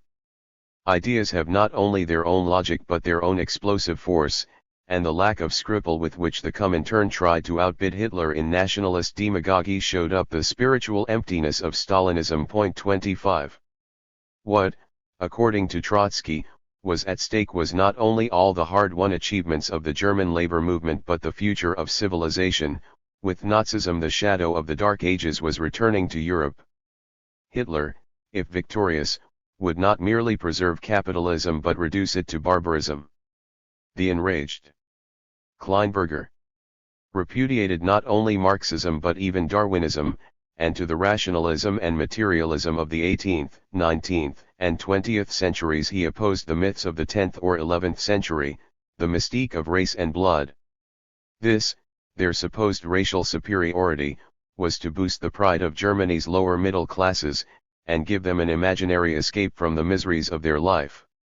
In its rabid anti-Marxism and rejection of the economic view of history, National Socialism descends lower down, from economic materialism to zoological materialism. Nazism collected all the refuse of international political thought, to make up the intellectual treasure of the new Germanic Messianism. It stirred and rallied all the forces of barbarism lurking under the thin surface of civilized class society. It tapped inexhaustible reserves of darkness, ignorance, and savagery. In a memorable phrase, alive with a premonition of the autos de fe and gas chambers of the Third Reich, Trotsky thus described the essence of Nazism: everything which society, if it had developed normally, would have rejected, as the excrement of culture is now bursting out through its throat. Capitalist civilization is disgorging undigested barbarity. Such is the physiology of National Socialism. 26. That communist opinion of the early 1930s was insensitive to such a philosophical historical view of Nazism need not perhaps surprise the historian. What he must find more difficult to comprehend is how the leaders of the Soviet Union and the great mass of communists all over the world could remain deaf to what Trotsky was saying about the threat to the Soviet Union. In November 1931, 10 years before the Battle of Moscow, he wrote, "A victory of fascism in Germany would signify the inevitability of war against the USSR. 27 At that time Moscow still saw France as the chief Western antagonist of the Soviet Union, and it feared an imminent attack from Japan, which had just embarked upon the invasion of Manchuria. The progress of Nazism had as yet aroused little or no apprehension in Stalin and his advisers, even though Hitler was loudly proclaiming that he was out to destroy Bolshevism and conquer the East. Stalin assumed that these were the ravings of Hitler the rebel, but that Hitler the Chancellor would not easily forego the advantages which Germany derived from her relations with Russia, under the Rapallo Treaty. Stalin expected that Hitler's striving to rearm Germany would bring him into conflict with France and compel him to abate his hostility towards the Soviet Union. It was not for nothing that the Comintern encouraged the German Communists to lend ambiguous support to Hitler's campaign against Versailles. That campaign was to divert Hitler from his ambition to lead a Western crusade against Bolshevism. Trotsky struggled against this unawareness of the international implications of Nazism. He did not believe that France was still Russia's chief enemy, as in the years of intervention. Not a single one of the normal bourgeois parliamentary governments, he maintained, can at present risk a war against the USSR. Such an undertaking would entail incalculable domestic complications. But once Hitler has seized power, and pulverized and demoralized the German working class for many years to come, his will be the only government capable of waging war against the USSR. 28 Nor did he believe that the Soviet Union was seriously threatened by Japan. He forecast that by invading Manchuria, Japan would involve herself in a long and exhausting war with China, which would divert Japanese strength from the Soviet Union and hasten revolution in China. The basic conditions of the East, immense distances, huge populations, and economic backwardness imply that the whole process will be slow, creeping, and wasteful. In any case, in the Far East no immediate and grave danger threatens the Soviet Union. The crucial events of the coming period will unfold in Europe, in Germany, where the political and economic antagonisms have reached an unprecedented sharpness, and the denouement is close at hand. And again, for many years to come, not only the fate of Germany, but the destinies of Europe and the destinies of the entire world will be decided in Germany. Socialist construction in the Soviet Union, the march of the Spanish Revolution, the growth of a pre-revolutionary situation in England, the future of French imperialism, the fate of the revolutionary movement in China and India, all these issues reduce themselves to this single question: who is going to win in Germany in the course of the coming months? Communism or fascism? 29. Trotsky assumed that for an anti-Soviet crusade Hitler could gain the support of world capitalism, and that this would entail a frightful isolation of the Soviet Union and the necessity to fight a life-and-death struggle under the hardest and most dangerous conditions. If fascism were to crush the German working class, this would amount to at least half the collapse of the Republic of the Soviets. Only if the workers succeeded in barring Hitler's road to power would Germany, the USSR, and the world be saved from catastrophe.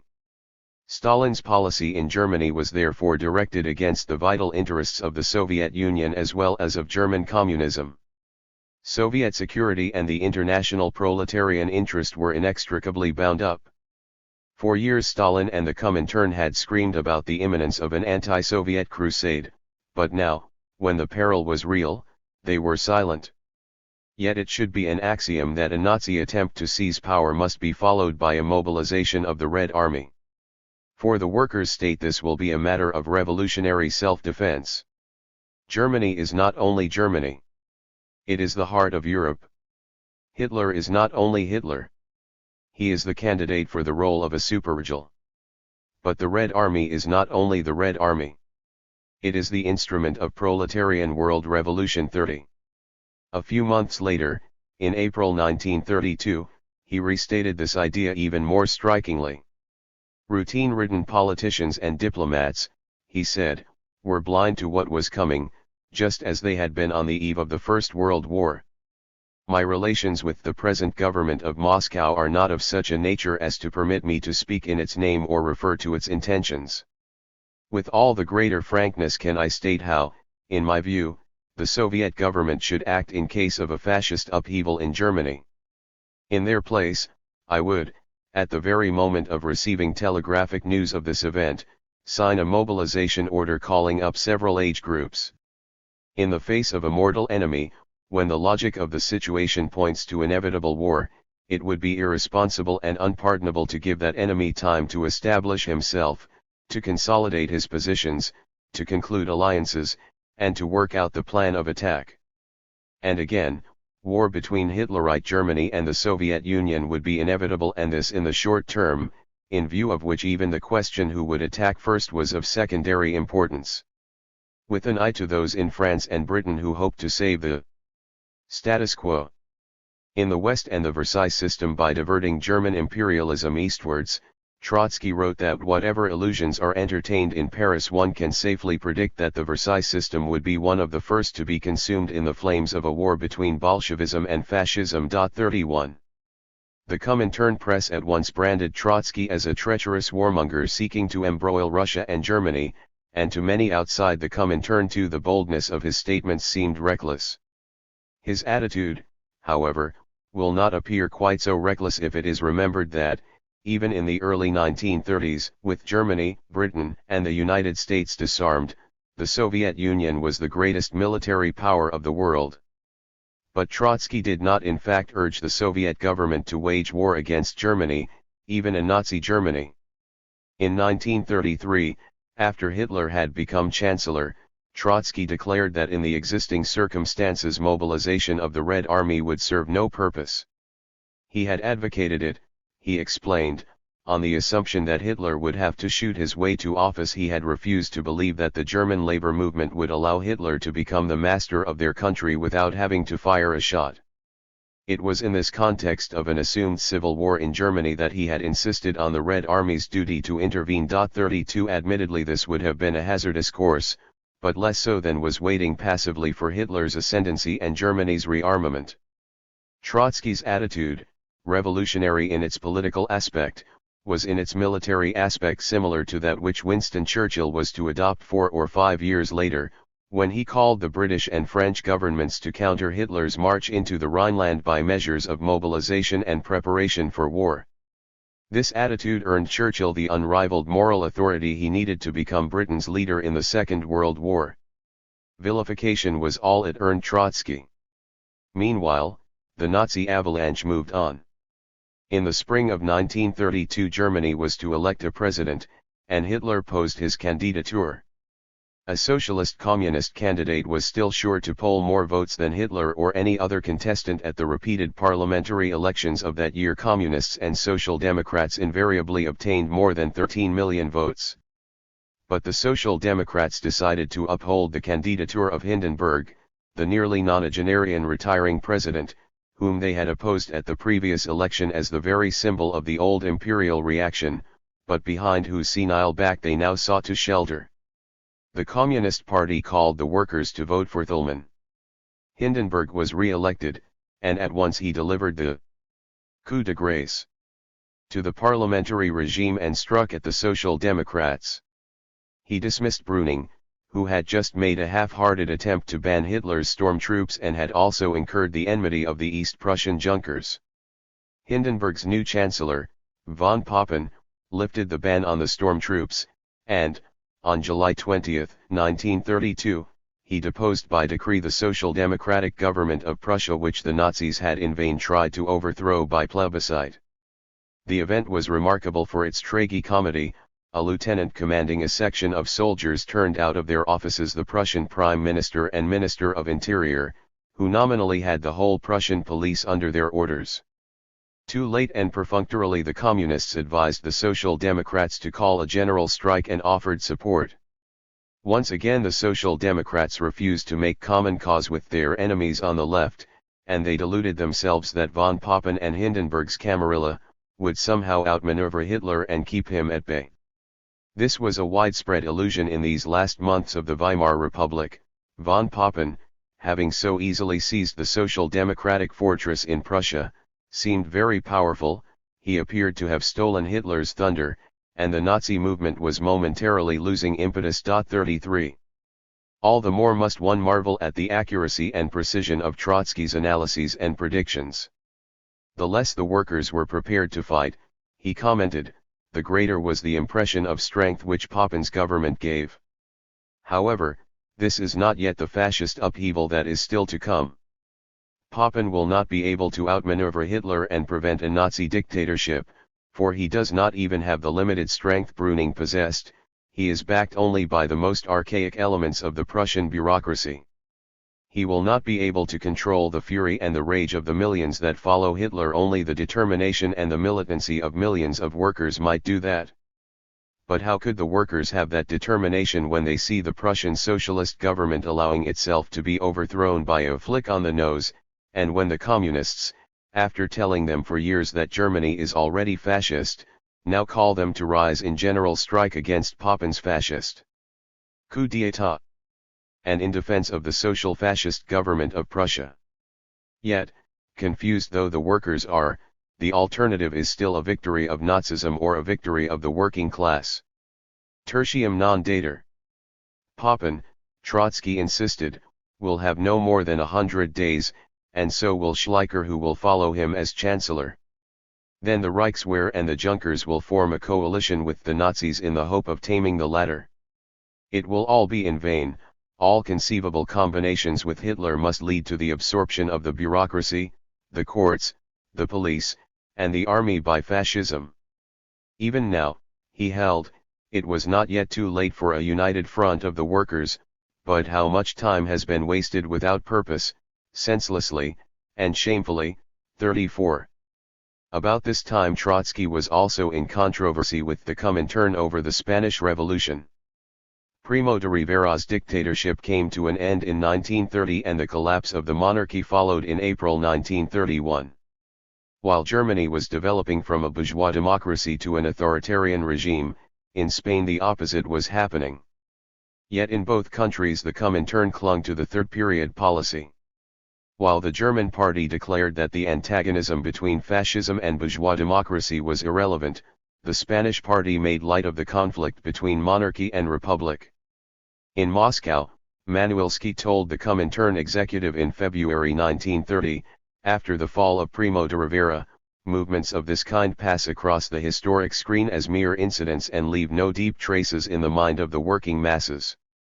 A single strike may be of greater importance than a revolution like the Spanish. 35. The revolution that was to occupy the world for nearly a decade was still referred to in quotation marks. The abdication of King Alfonso caught the party by surprise. When subsequently Spain resounded with the demand for a democratically elected Cortes, the official communists, like the anarcho-syndicalists, maintained that the workers and peasants would gain nothing from any parliament, and they favored the boycott of elections. Yet, at the same time, the Comintern declared that the Spanish Revolution, in view of the country's backwardness, must keep within bourgeois democratic limits, and that proletarian dictatorship was not on the order of the day. It is easy to recognize there the Stalinist canon developed as antithesis to Trotsky's permanent revolution and applied in China in 1925-7. This canon was to underlie Stalinist policy in Spain through all its phases. At a later stage, in 1936-8, it was invoked to justify the communist coalition with bourgeois Republican parties in the Popular Front, the moderate policy of the Communist Party and its repressive action against the POUM, the Trotskyists, and the radical anarcho-syndicalists. In the early 1930s, however, the same canon was incongruously combined with ultra-left tactics and with the rejection of the demands for a constituent assembly and democratic liberties, the classical desiderata of bourgeois revolution. Trotsky asserted that the Spanish Revolution would have to pass, as the Russian Revolution had done, from the bourgeois into the socialist phase, if it was not to be defeated. Of all European countries, Spain was closest to pre-1917 Russia in social structure, in the alignment of political forces, and in Spain as in Russia workers' councils or juntas were destined to be the organs of revolution. While insisting on the permanence of the revolution, Trotsky urged the communists to adopt more realistic tactics, to raise or support demands for general franchise, for a constituent assembly, for the self-determination of the Catalans and Basques, and, above all, to support the peasantry's struggle for land.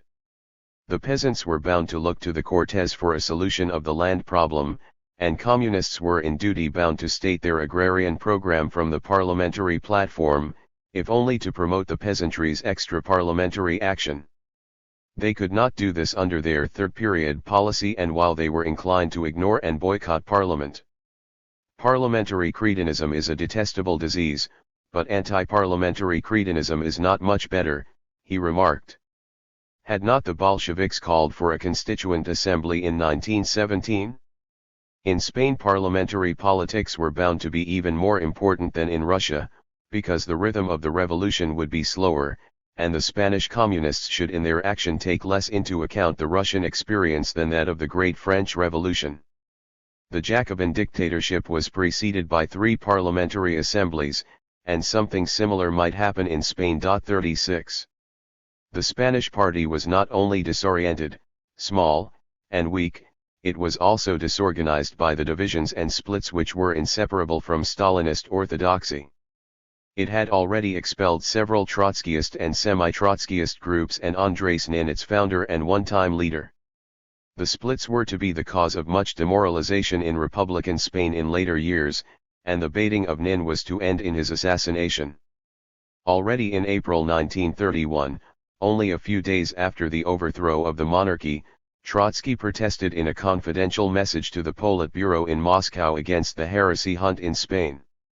He recalled that in 1917 the Bolsheviks had, under Lenin's guidance, joined hands with all groupings close to them, regardless of past differences. He himself had then entered the Bolshevik party, and they found that this, and their ability to base their unity and discipline on freedom of internal debate, decisively strengthened their hands in the struggle for power. Are there any other ways or methods, he asked, which would permit the proletarian vanguard of Spain to work out its ideas and to become permeated with the unshakable conviction of the truth and justice of these ideas, a conviction which alone would enable them to lead the popular masses to the decisive assault on the old order? The heresy hunts confused and demoralized the ranks and facilitated a fascist victory which would have grave repercussions for the whole of Europe and the U.S.S.R. He asked the Politburo to advise, precisely to advise, not to order the Spanish communists to call a unity congress, and he offered to advise his followers to cooperate in this. The march of events in Spain will daily confirm the need for unity in communist ranks. A grave historic responsibility will burden those who promote the splits. 37. There was no answer from Moscow to this message, but in it were laid bare the seeds of the defeat which the Spanish Revolution was to suffer 7 to 8 years later. At the height of these controversies, Stalin deprived Trotsky of Soviet nationality and of the right ever to return to Russia. Pravda published a decree to this effect on February 20, 1932, giving as reason Trotsky's counter-revolutionary activity, without specifying his offenses. This was an unprecedented reprisal. The Menshevik and social revolutionary émigrés, who sat on the leading bodies of the Second International and had, with the material and moral support of that international, conducted their agitation against the Bolsheviks, had not so far been deprived of Soviet nationality.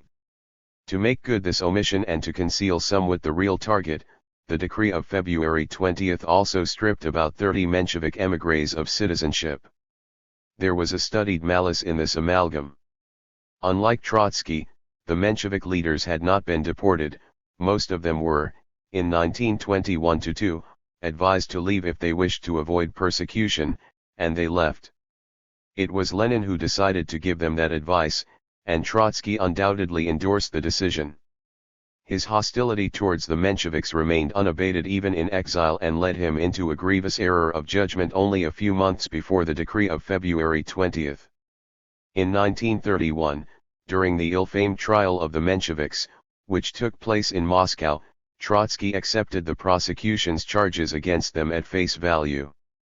The defendants Sukhanov, Groman, and others were accused of economic sabotage and conspiracy with their émigré comrades. The charges were based on faked evidence and confessions. 38 What accounted in part for Trotsky's attitude was the element of truth in the prosecution's assertion that the chief defendant, Groman, formerly economic advisor to the State Planning Commission, had sought to obstruct the first five-year plan. Groman had in fact for a long time backed Stalin's and Bukharin's policy and had strenuously opposed Trotsky's program of industrialization. During his trial, Trotsky commented that it was with Stalin's connivance that Groman and his group had sabotaged the Soviet economy, and that only the left course had brought Stalin's connivance to an end and the Mensheviks to the dock. 39 While these circumstances account for Trotsky's acceptance of the prosecution's case, they do not justify it. Later Trotsky himself publicly regretted his mistake. 40 But the incident illustrates how intense his enmity towards the Mensheviks remained, and one may well imagine with what perverse pleasure Stalin pilloried both Trotsky and the Menshevik saboteurs in the same decree, simultaneously depriving them of citizenship. This event followed shortly after the somewhat enigmatic Turkle affair.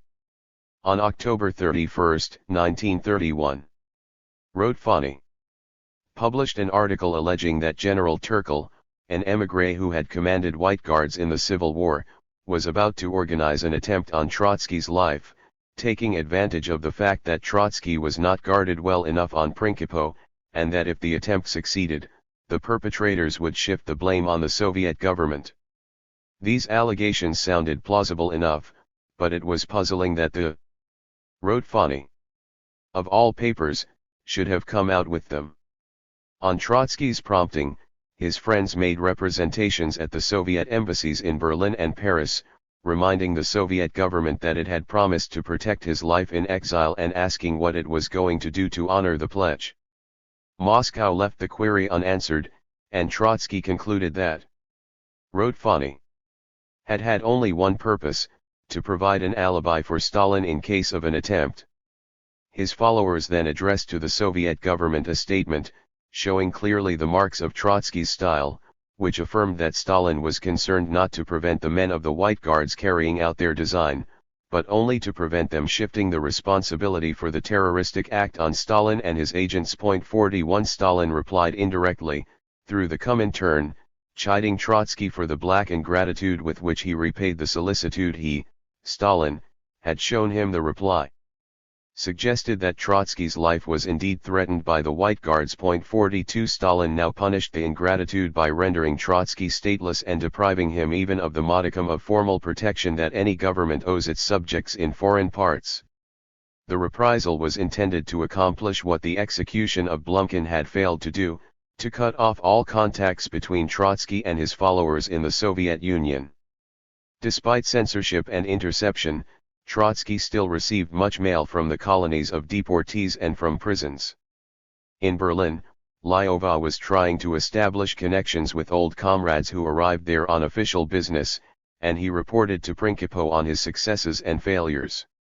Thus, in the spring of 1931, he ran by chance into Pyatakov, but that close friend of earlier years, now the Judas, the red-haired Solyovaro, turned away his head and pretended not to see me. Later, in July, while wandering in one of the city's big stores, Lyova met unexpectedly Ivan Smirnov, who since his capitulation had held a high managerial post in Soviet industry. They embraced. Smirnov warmly inquired about Trotsky and all members of his family, and pouring out the capitulator's bitter heart, he spoke about the grim situation and the discontent rife in the Soviet Union. Although disillusioned in the hopes with which he had surrendered to Stalin, he was in no mood to resume the fight. He preferred to wait and see. He said, however, that he and his friends would welcome a bloc with Trotsky and his followers, the immediate purpose of which was to be merely exchange of information. At the very least he wished to keep up a contact with Trotsky, and, as he was about to return to Moscow, he promised to send through a trusted friend a document surveying the state of the Soviet economy and the political moods in the country. They agreed on a password which the messenger was to use.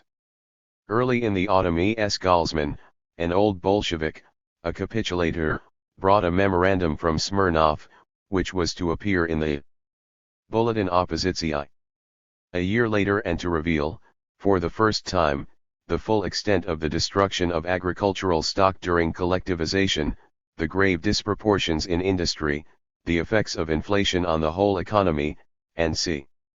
The memorandum ended with this pregnant conclusion: in view of the incapacity of the present leadership to get out of the economic and political impasse, the conviction is growing about the need to change the party leadership. Lyova and Galsman often met and discussed developments in the Soviet Union. 43. Smirnov and Galsman spoke not only for themselves but for many capitulators who, timidly yet unmistakably, once again turned their eyes to Trotsky. Their anxiety was aroused by the storm gathering over Germany as well as by the domestic situation. They were alarmed by the paralysis of German communism and sympathetically followed Trotsky's campaign. Most of them already thought what Radek was to express later, in 1933, when, speaking to a trusted German communist, he pointed to Stalin's office in the Kremlin and said, "There sit those who bear the guilt for Hitler's victory." 44. Seeing no way to change the Comintern's policy, exasperated and frustrated, the capitulators moved some way back towards the Trotskyist opposition. This did not escape the notice of Stalin, who was more than ever bent on insulating the party from Trotsky's influence. He now regretted banishing Trotsky from Russia, for the banishment enabled Trotsky to broadcast his ideas all over the world. Stalin decided to make good this error. Trotsky, deprived of Soviet nationality, was branded as an outcast once and for all. Henceforth, any Soviet citizen trying to communicate with Trotsky would be guilty of association not just with a disgraced leader of a domestic opposition, but with a foreign conspirator. Trotsky replied with an open letter to the Presidium of the Central Executive Committee, in whose name the decree of February 20 was published. 45. He exposed the lawlessness of the decree, and he also drew the balance of a decade of the inter-party struggle. Do you think that with this false scrap of paper, you will stop the growth of Bolshevik criticism?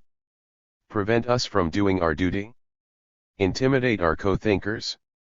The opposition will step over the decree of February 20 as a worker steps over a dirty puddle on the way to his workshop. He was aware that this reprisal was not Stalin's last word. We know the arsenal of his methods, and you know Stalin as well as I know him.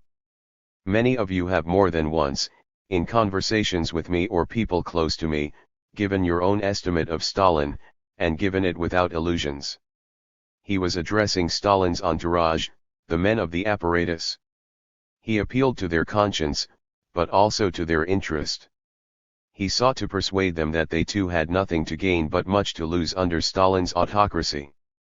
He described tellingly the humiliation which together with the whole party they were suffering at Stalin's hands. You started the fight against Trotskyism under the banner of the old Bolshevik Guard. To Trotsky's imaginary ambitions of personal leadership, ambitions which you yourselves had invented, you opposed the collective leadership of the Leninist Central Committee. What remains of that collective leadership? What is left of the Leninist Central Committee?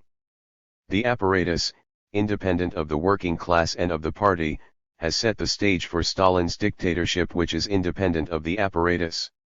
And now for anyone to take the oath of loyalty to the Leninist Central Committee is almost the same as to call openly for insurrection. Only an oath of loyalty to Stalin may be taken. This is the only permitted formula. The public speaker, the propagandist, the journalist, the theorist, the educationist, the sportsman all are obliged to include in their speeches, articles, or lectures the phrase. Under Stalin's leadership, all must proclaim the infallibility of Stalin, who rides on the back of the Central Committee. Every party man and Soviet official, from the head of the government to the humble clerk in any backwater, has to swear that in case of any differences arising between the Central Committee and Stalin, he, the undersigned, will support Stalin against the Central Committee. Stalin was suppressing his own faction, which had helped and was still helping him to suppress all his opponents. Within his own faction he had set up a narrower faction of his own, working through secret agents, passwords, codes, and c. He was desperately anxious to destroy the opposition to the end, hence the decree of 20 February in order to be free to settle accounts with his own followers and his own entourage. The men of the apparatus should therefore in their own interest refuse to do Stalin's bidding. Only in this way could they save themselves. Stalin's strength has always lain in the machine, not in himself. Severed from the machine, Stalin represents nothing. It is time to part with the Stalin myth. It is time that you should place your trust in the working class and its genuine, not its counterfeit, party. You wish to proceed along the road any further? But there is no road further. Stalin has brought you to an impasse. It is time to bring under review the whole Soviet system and cleanse it ruthlessly from all the filth with which it has overgrown. It is time to carry out at last Lenin's final and insistent advice: remove Stalin. It was emphatically to the chiefs of the Stalinist bureaucracy rather than to the Bolshevik rank and file that Trotsky was appealing here. Committed as he was to work for the reform of the ruling party, not for its overthrow, he had to appeal to them, because only the Central Committee, composed almost entirely of Stalinists, could start a reform in a constitutional manner. Trotsky was in effect prompting the chiefs of the old Stalinist faction to initiate in 1932, the de-Stalinization that some of them were to carry out 20-odd years later, after Stalin's death. This appeal, though it was not to be heeded, was by no means pointless, for the conflict between Stalin and his old associates and followers was to end fatally for most of the latter. Trotsky, watching their conflict, was by no means inclined to belittle its significance, even though he played it down in some of his more exoteric writings. This, we know, was the most dangerous and gloomy moment in Soviet history, when the nation came to feel the full force of the calamity in agriculture and of famine, and when inflationary chaos threatened to disrupt its toilsome industrial advance. Adversities and frustrations piled up upon one another. Stalin's popularity was at its nadir. He watched tensely the waves of discontent rising and beating against the walls of the Kremlin, so we have described this moment elsewhere. 46 The discontent, it should be added, not only beat against the walls of the Kremlin, it breached them. The discord between Stalin and his entourage had shown itself as early as 1930, when, in the statement on dizziness from success, he demonstratively disavowed the use of violence in collectivization and, over the head of the Central Committee, presented himself to the country as the peasantry's sole protector. The Central Committee protested, and Stalin had to tell the nation that the whole committee and not he alone had called for a halt to the violence. The next dissension was occasioned by Yaroslavsky's temporary eclipse in the same year. Yaroslavsky was a pillar of the Stalinist faction, the most ferocious guardian of its orthodoxy, and the author of a textbook on party history, a feat of falsification which had been hailed as a reliable guide through the doctrinal maze of the inner party struggle and had been crammed into the party's mind. It was precisely this textbook that now brought about Yaroslavsky's disgrace. Stalin suddenly found it teeming with heresies and ordered it to be banned. Yaroslavsky, having composed the book in the 1920s, could not carry falsification to the point that suited Stalin in 1931. The forger of history does not work in a vacuum. The scope he can give himself and the insolence he can afford depend on how large and heavy is the oblivion which time, indifference, and previous falsification have already cast on men and events, and in the 1920s, Yaroslavsky had to reckon with the fact that many of his readers still had relatively fresh memories of the years of revolution and civil war. In 1931 Stalin required forgeries far more massive. As he grew in sheer power, he required the cloth of history to be cut to his measure ever anew. A few years earlier it was enough for any Stalinist text to denounce Trotsky as a deviator from Bolshevism and to hail Stalin as the reliable interpreter of Leninism. Now the writer of any textbook had to brand Trotsky as one who had always been a rabid counter-revolutionary, depict him as a traitor even at the time when he was president of the Petrograd Soviet and Commissar of War, make people forget that the villain had ever held such exalted posts, clothe Stalin with all splendor of which Trotsky had been stripped, and establish unquestionably the apostolic succession of Marx, Engels, Lenin, Stalin. It was not in the interest of the Stalinist faction at large, but only in that of Stalin's autocracy, that falsification should be carried to such extremes. Yaroslavsky's history had represented the Stalinists' viewpoint at the time when they still treated Stalin as their primus inter pares. It had therefore extolled Stalinism but had not glorified Stalin himself and the superhuman genius that entitled him to set himself above his own faction. Yaroslavsky had therefore to be struck down. But such was the dismay this caused even among Stalin's henchmen that soon his disgrace had to be lifted. 47. More dramatic was the deposition, also in 1931, of Ryazanov from the post of director of the Marx-Engels Institute. The celebrated Marxian scholar had long since withdrawn from political activity and had, despite his old friendship with Trotsky, behaved towards Stalin with complete loyalty, devoting all his energy to the Institute's rich archives and library. Yet by his mere presence at the Institute he kept alive a scholarly tradition of classical Marxism just when Stalin was anxious to turn the Institute into a shrine of his personal cult. Ryazanov was therefore expelled and deported from Moscow under the pretext that he had plotted with the Mensheviks to suppress some of Marx's unpublished writings. 48. Connected with these affairs was Stalin's notorious attack on the editors of Proletarskaya Revoluция, whom he accused of trafficking in Trotskyist contraband. The journal had published an historical essay on the pre-1914 Bolshevik attitude towards Rosa Luxemburg, duly acknowledging her revolutionary and Marxist merits. There was nothing unusual in this, for ever since Luxemburg's assassination in 1919, Communists paid regular and solemn tribute to her memory. After 1924 the anniversaries of Lenin's, Luxemburg's, and Lenini's deaths were annually observed in a single solemn celebration of the three Ls. Stalin now denounced Luxemburg's ideas as inherently hostile to Bolshevism and akin to Trotskyism. The kinship was undeniable, but hitherto the Stalinists had fought against the living leader of the opposition, not against a ghost. Stalin came to suspect that in paying homage to the ghost they slyly aimed at rehabilitating Trotsky. I think that the editors have been actuated by that rotten liberalism which is now fairly widespread among some Bolsheviks. Some think that Trotskyism is a school of thought within communism, a faction which has, to be sure, committed mistakes, done not a few silly things, and even behaved at times in an anti-Soviet manner, but that it is all the same a communist faction. It is hardly necessary to point out that such a view of Trotskyism is profoundly mistaken and harmful. Actually, Trotskyism is the spearhead of the counter-revolutionary bourgeoisie, waging the struggle against communism. Trotskyism is the vanguard of the counter-revolutionary bourgeoisie. That is why liberalism towards it borders on crime and on betrayal of the working class. 49. It was not only with the rotten liberalism of his own entourage that Stalin was at loggerheads. He had to contend with more direct challenges. Within the Central Committee and around it ever new groups of malcontents formed. The affairs of Ryutin, Slepkov, Surtsov, and Lomanids had dragged on for over 2 years now.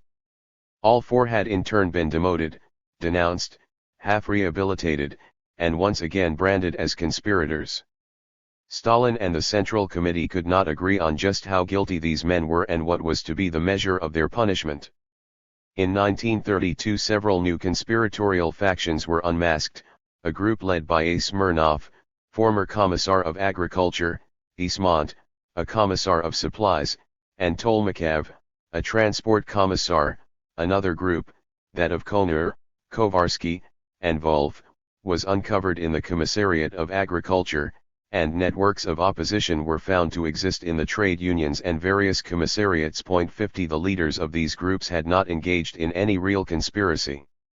Those of them who were members of the Central Committee had merely exercised their statutory right in trying to persuade their colleagues that Stalin's policies were pernicious, that he was guilty of abusing his power, and that the Central Committee should depose him as its General Secretary. They circulated memoranda to this effect and sought to obtain the moral support of previous oppositions. Thus Ryutin sought Zinoviev's and Kamina's advice, while Ismont and Tolmachev appealed to Tomsky and Rykov. In the course of the years 1931 and 1932 Stalin pressed the Politburo and the Central Committee to give him a free hand in dealing with these critics. He met with resistance in the committee, and even the GPU was reluctant to act. 51. Only after many delays could he, in November 1932 and January 1933, expel some of the malcontents and pronounce a new excommunication on Zinoviev and Kamina, who were once again banished from Moscow, this time to Siberia. During this, his second deportation, Zinoviev allegedly stated that the greatest mistake of his life, greater even than his opposition to Lenin during the days of the October Revolution, had been his decision to desert Trotsky and to capitulate to Stalin in 1927. Soon thereafter Preobrazhensky, Ivan Smirnov, Mrakovsky, Muralov, Turvaganian, and many other capitulators were once again expelled and imprisoned. They were persecuted even more cruelly than the oppositionists who had never surrendered. Towards the end of the year it seemed that the opposition had regained the ground it had lost since 1927. A contemporary report thus describes the effect of the persecution of the capitulators. These old revolutionaries, experienced political leaders, have made an attempt to find a common language with the men of the apparatus. The attempt lasted nearly 4 years and has ended in failure. When they capitulated, the party cells were told that all the old Bolsheviks had broken with the opposition. This argument undoubtedly made a great impression. Now the arrest of the is making an even stronger impression, but in the opposite direction. Well, say many, the left opposition has been right after all, if so many of those who deserted it are now returning to it. 52. They were not in truth returning of their own accord. Stalin drove them out of the party because he feared their presence there during this early phase of his conflict with his own followers and the disarray in his own entourage. Just at the time of Zinoviev's and Kamina's second deportation, Nadia Olilyeva, Stalin's wife, committed suicide. She had broken down under the burden of remorse at the way her husband managed the affairs of party and state. Such then were the circumstances in which Trotsky urged Stalin's entourage to carry out at last Lenin's will and remove Stalin. This was not on his part merely an impulsive reaction to the decree which deprived him of citizenship. He reckoned with the possibility that Stalin's autocratic ambition might at last shock the men of the ruling group and arouse them to act in their self-defense. When one considers that 5 or 6 years hence Stalin was to order the execution of 98 out of the 139 members and deputy members of the Central Committee and thus to exterminate the majority of the Stalinist cadres, nearly 3/4 of their elite, one may well admit that Trotsky, in addressing these cadres, had enough reason to invoke not only his, the opposition's, and the party's interests, but also the dictates of their own self-preservation. "Save yourselves, this is your last chance," he said in effect to those Stalinists who were presently to become victims of Stalin's terror. He urged men like Khrushchev and Mikoyan to cleanse the Soviet state of the filth with which it was overgrown 24 years before they were ready to start with this, and when there was still far less filth to be cleansed than there would be later. He knew, of course, that even if they decided to act against Stalin they would do so half-heartedly and would be held back by 1,000 inhibitions.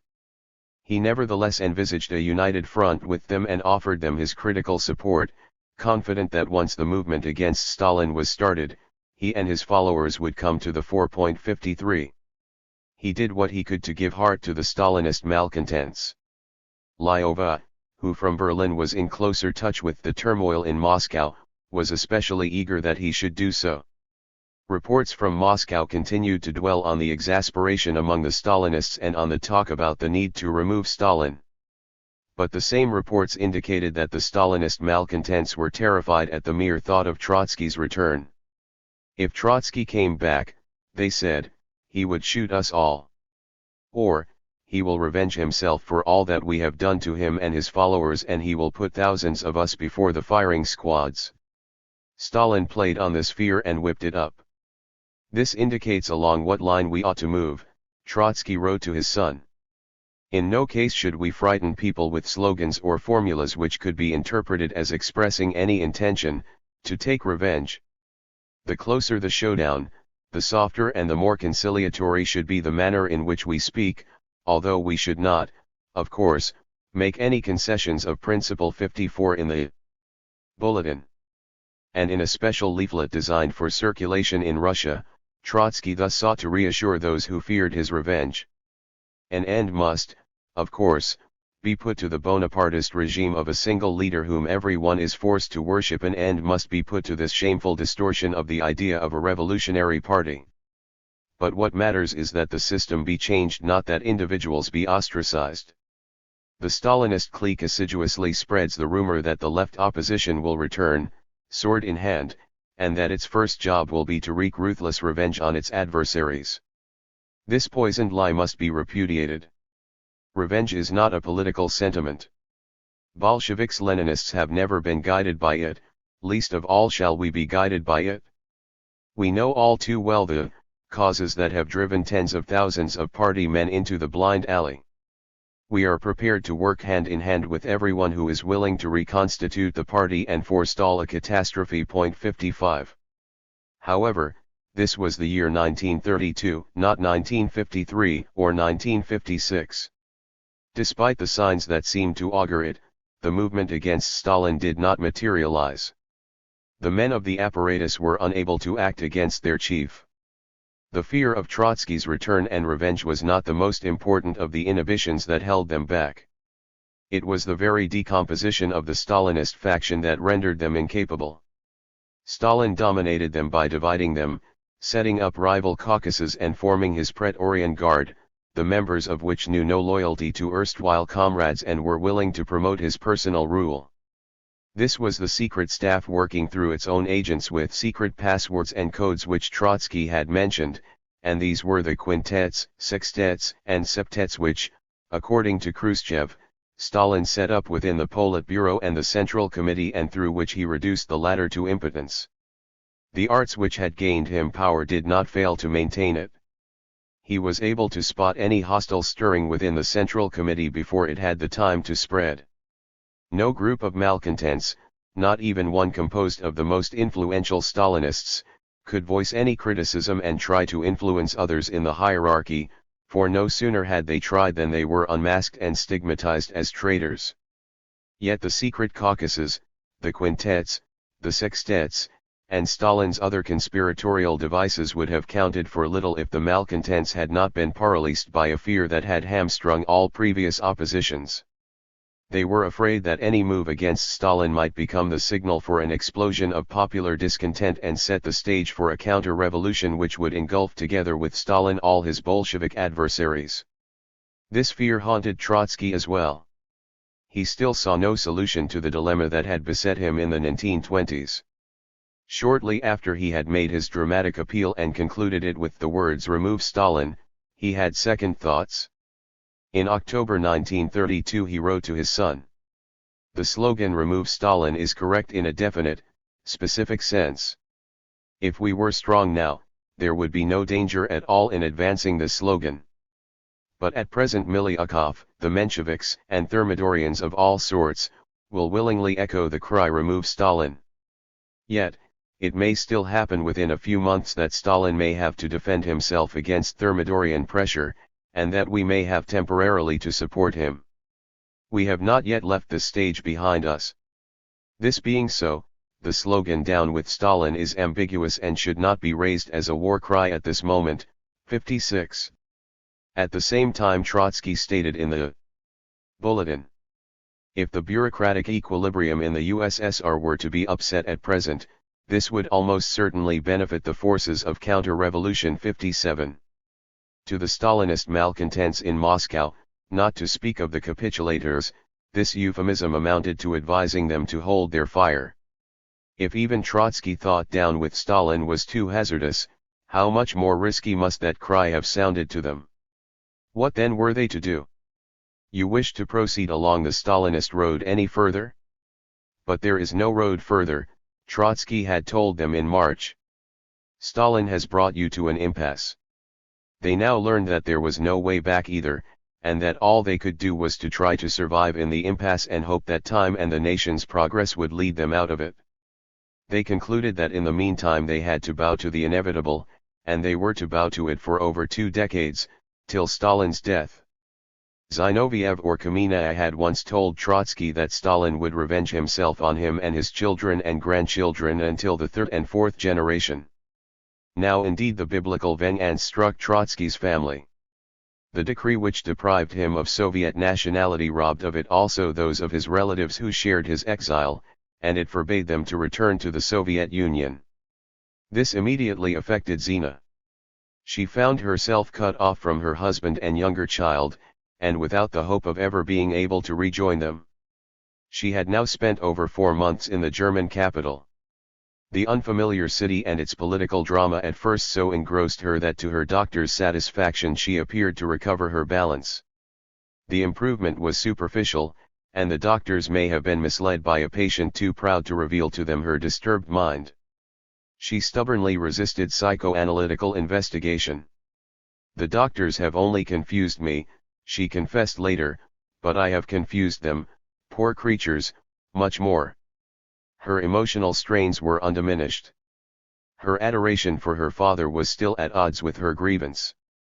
In her thoughts and correspondence she returned to their last parting, she resented its strange coolness and his remoteness and Olympian superiority. She brooded over his words, "You are an astonishing person, I have never met anyone like you," and she pined over their uncomprehending severity. She yearned for warmer contact by correspondence, but he wrote rarely, more rarely, at any rate, than she wished, and in his letters, though full of concern for her, she still felt him frigid and distant. There was also her discord with Lyova. She could not get along with him even though there was no one in Berlin closer to her, and even though their father begged them to sustain each other in their plight.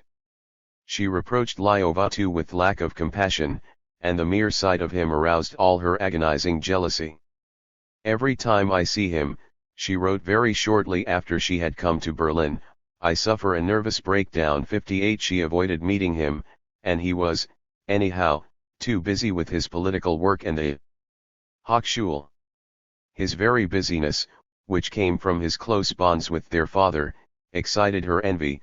She contrasted it with her own passivity and uselessness and despised herself as Zina the idler. The ukase, which deprived her of the prospect of a return to Russia, sharpened her loneliness and insecurity. Her father advised her to protest at the Soviet embassy, calmly and moderately. Perhaps if they realized in Moscow that she was not engaged in political activity but only trying to repair her health, they might exempt her from the decree. 59 We do not know whether she acted on this advice. She did not, in any case, regain her nationality. Meanwhile, her doctors reached the conclusion that to recover she should rejoin her family in Russia and resume as soon as possible a normal existence in her proper environment. This was precisely what she could not do.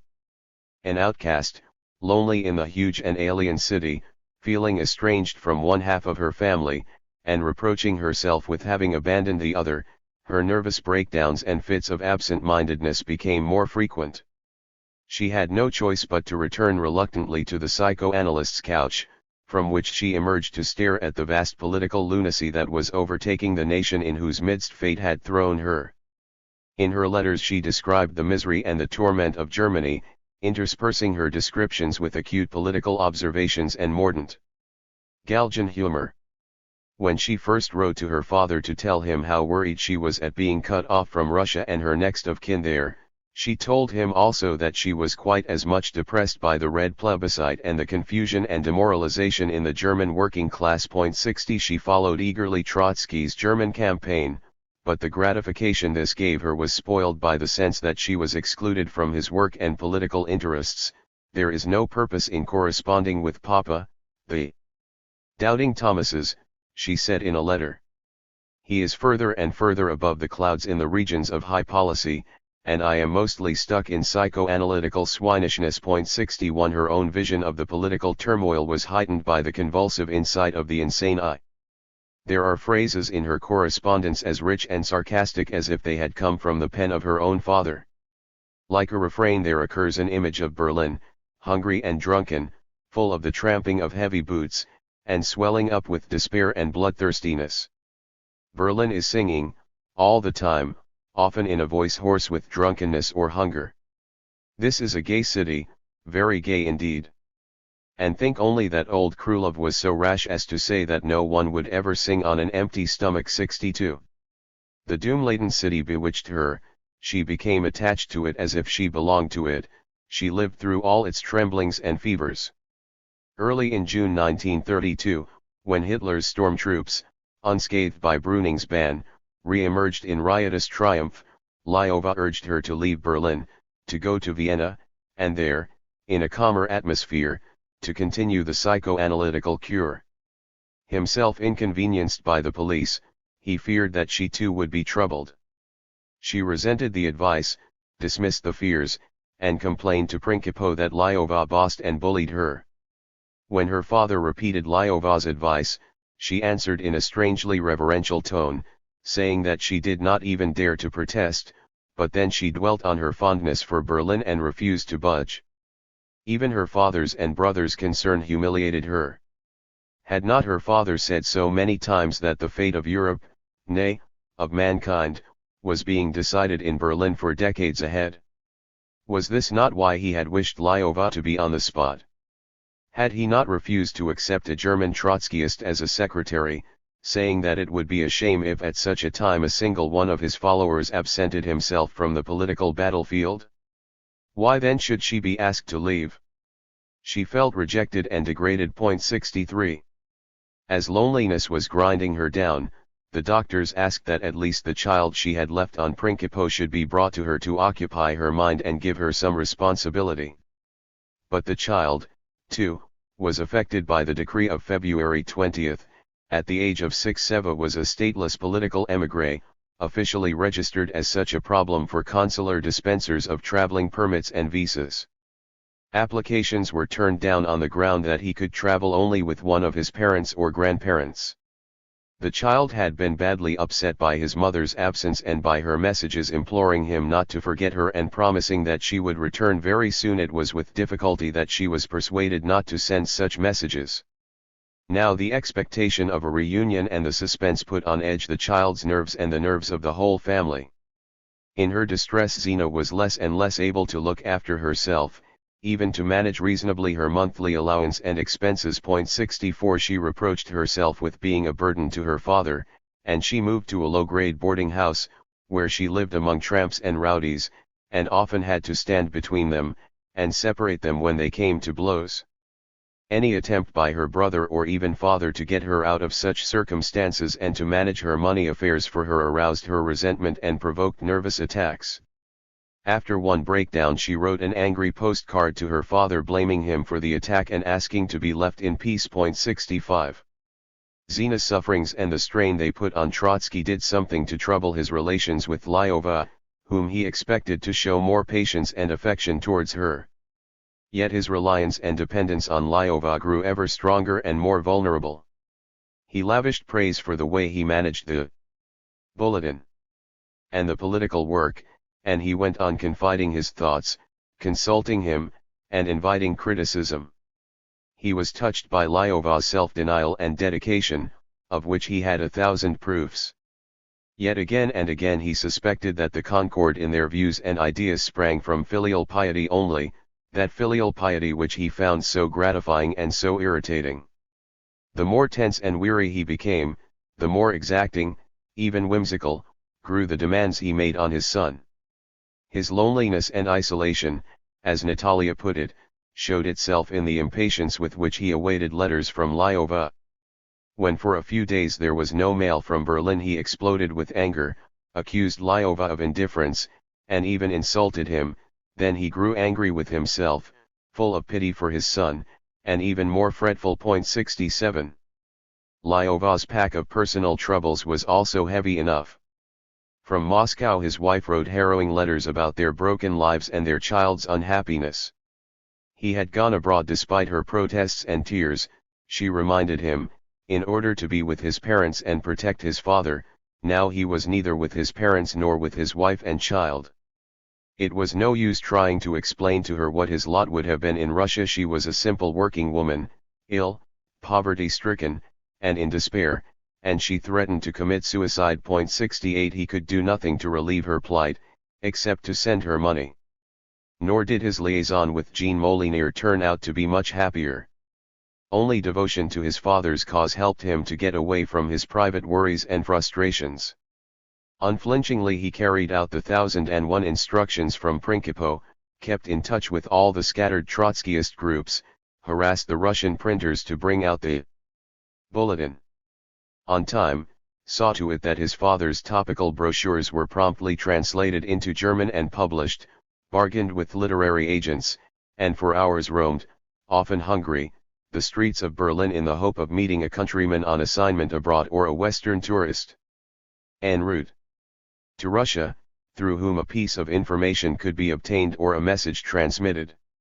On top of this, he followed pedantically his course in mathematics and physics, and in the small hours of the night he conversed with his parents by correspondence. Nothing made him feel more wretched than his father's ill humor or any intimation that his efforts did not come up to expectations. He found it hard to dispel paternal displeasure, to explain himself, to ask for an explanation, or to apologize. It was only to his mother that he grieved and complained. Natalia, frail and suffering, caught in the dangerous tangle of Zina's emotions, and torn sometimes between husband and son, did what she could. She had enough insight to grasp clearly the predicament of each of them, enough love to feel with each, and enough fortitude to try and sustain each. In her letters she explained to Lyova Zina's problem, and again she conveyed to both Lyova and Zina the unbearable tension in which their father lived, presenting all the time a heroic front to a hostile world. What was the wonder that now and then within the family circle his endurance snapped? The trouble with father, as you know, is never over the great issues, but over the tiny ones. In the great problems his patience was infinite, over trivialities he was easily annoyed and even petulant. This, she begged the children, must never make them forget or doubt his deep and passionate love for them. Your pain is the pain of all three of us, she wrote to Lyova, imploring him to write more often to father, and to write inspiring letters, and also to give Zina more warmth and attention. Yet at times the blows were too heavy even for Natalia's vigilant fortitude. What is to be done? Nothing can be done. These resigned words occur not rarely in her letters to Lyova, and once she confessed to him, I am writing as you are, with my feelings closed and my eyes closed. 69. This was the late summer of 1932. It was now 3.5 years since Trotsky had arrived in Principo. All this time he had worked hard, pursuing his various interests, neglecting none of his correspondence, filling the pages of the bulletin, and writing, apart from a dozen minor books and brochures, My Life, and the 3 large volumes of the History. These had been years of prodigious labor, all the more so because, spurning easy writing, he had repeatedly redrafted almost every chapter of every one of his books, slaving patiently over every page and almost every phrase. The great toil had tired him. His head was full of new literary plans. He intended to write a history of the Civil War, a life of Lenin, a joint life of Marx and Engels, and other books. But circumstances did not favor his settling down to a major work, and he needed a rest. More than ever he chafed at his confinement to Principo 70, and political events made him restless. The trickle of news that was coming out of Russia was just enough to exasperate him. In Germany socialists and communists were moving along their beaten tracks at the very brink of disaster. His campaign was making no impact. The strength of the Trotskyist group there was less than negligible. And in the opposition's international organization trouble was brewing. In its Berlin secretariat the brothers Sobolev, who had only recently supported him in his controversy against the ultra-left Lenin Bund, now adopted a disquietingly conciliatory attitude towards Stalinism. Oh, if only he could get away from his enchanted and accursed island and find himself closer to the main currents of political life and to civilization. Early in the autumn, Danish Social Democratic students invited him to come to Copenhagen and lecture on the 15th anniversary of the October Revolution. He had received quite a few such invitations before, but there had never been any chance of his being allowed to appear anywhere in Europe. 71 He doubted whether the Danish Social Democratic government would give him a visa, but this time he accepted the invitation. When he received the visa, he was at once ready for the journey. At the back of his mind was a vague hope that he might not need to return, although he was prudent enough to secure the Turkish re-entry permit. He and Natalia also hoped to be able to take Seva to Copenhagen, and from there to send him to Zena. But they could not obtain traveling permits for the child, and they had to leave him at Principo under the care of one of the secretaries. On November 14, accompanied by Natalia and 3 secretaries, Trotsky sailed from Constantinople. He registered as Mr. Sadov, a stateless passenger, but his incognito could not shield him from public curiosity. It only thickened the aura of mystery and scandal that surrounded him. Pravda, paraphrasing Bernard Shaw, jeered at the escaped lion, and the jeer unintentionally conveyed something of the nervousness with which governments, police headquarters, and the press of many countries watched his progress. Had he traversed Europe as the head of a real and powerful conspiracy, and had multitudes of followers hailed him, his journey could not have aroused more commotion than it did, when he traveled as an outcast, denied the protection of any government, and accompanied only by an elderly ailing woman and a few young devotees, and when his sole set purpose was to deliver a lecture. Wild rumor ran ahead. Newspapers speculated on the real purpose of his trip. They had no doubt that the lecture was a mere pretext. Some said that he was to meet secretly an envoy of Stalin somewhere in Europe, others that he was about to mount his final conspiracy against Stalin. At Greek and Italian ports of call reporters besieged him, but he refused to talk to them. He was not allowed to visit Athens. At Naples he left ship and under police escort visited the ruins of Pompeii. The French forbade him to disembark at Marseilles. Out at sea their police ordered him to transfer to a small motor boat which took him to a forsaken little jetty outside Marseilles, where he landed. He was rushed through France by car and train, with only 1 hour's stop in Paris, so that reporters who pursued him all the way from Marseilles were able to pick up his trail only at Dunkirk, where he boarded a ship for Denmark. Across France he was followed by the curses of right-wing newspapers, whose leader writers were beside themselves at the thought that the traitor of Brest-Litovsk, the man who had robbed of their savings the widows and orphans of French rentiers, should have been allowed to set foot on French soil. He tried to calm the excitement and assured reporters that he was on a strictly private journey, devoid of all political significance. 72. On November 23 he arrived in Denmark and was ordered to disembark at Esbjerg so as to be brought to Copenhagen by a backstairs entrance, as Politiken put it. A crowd of communists had come to boo and hiss him, but, according to the same paper, the moment Trotsky showed himself there was a deep silence, the sense of a historic personality and perhaps of a historic occasion. 73. Reporters noted Trotsky's perfect calm and the nervousness of his secretaries and of the organizers of the trip. He had hardly entered Copenhagen when a member of the royal family, Prince Aga, echoed by a section of the press, denounced the murderer of the Tsar's family. The Danish court had not forgotten that the mother of the last Tsar had been a Danish princess. At the same time the Soviet ambassador expressed his government's concern over the visit. The Social Democrats gave Trotsky a warm welcome, but the warmth did not last. As both the royal family and the Soviet embassy continued to vent displeasure, the embarrassed socialist ministers became impatient for his early departure. Trotsky did his best to keep out of public sight. He stayed in somewhat eccentric surroundings, in a villa Raymond Molinier had hired from a famous danseuse who was away on a tour. The rooms were crammed with trinkets and the walls covered with alluring pictures of the absent hostess.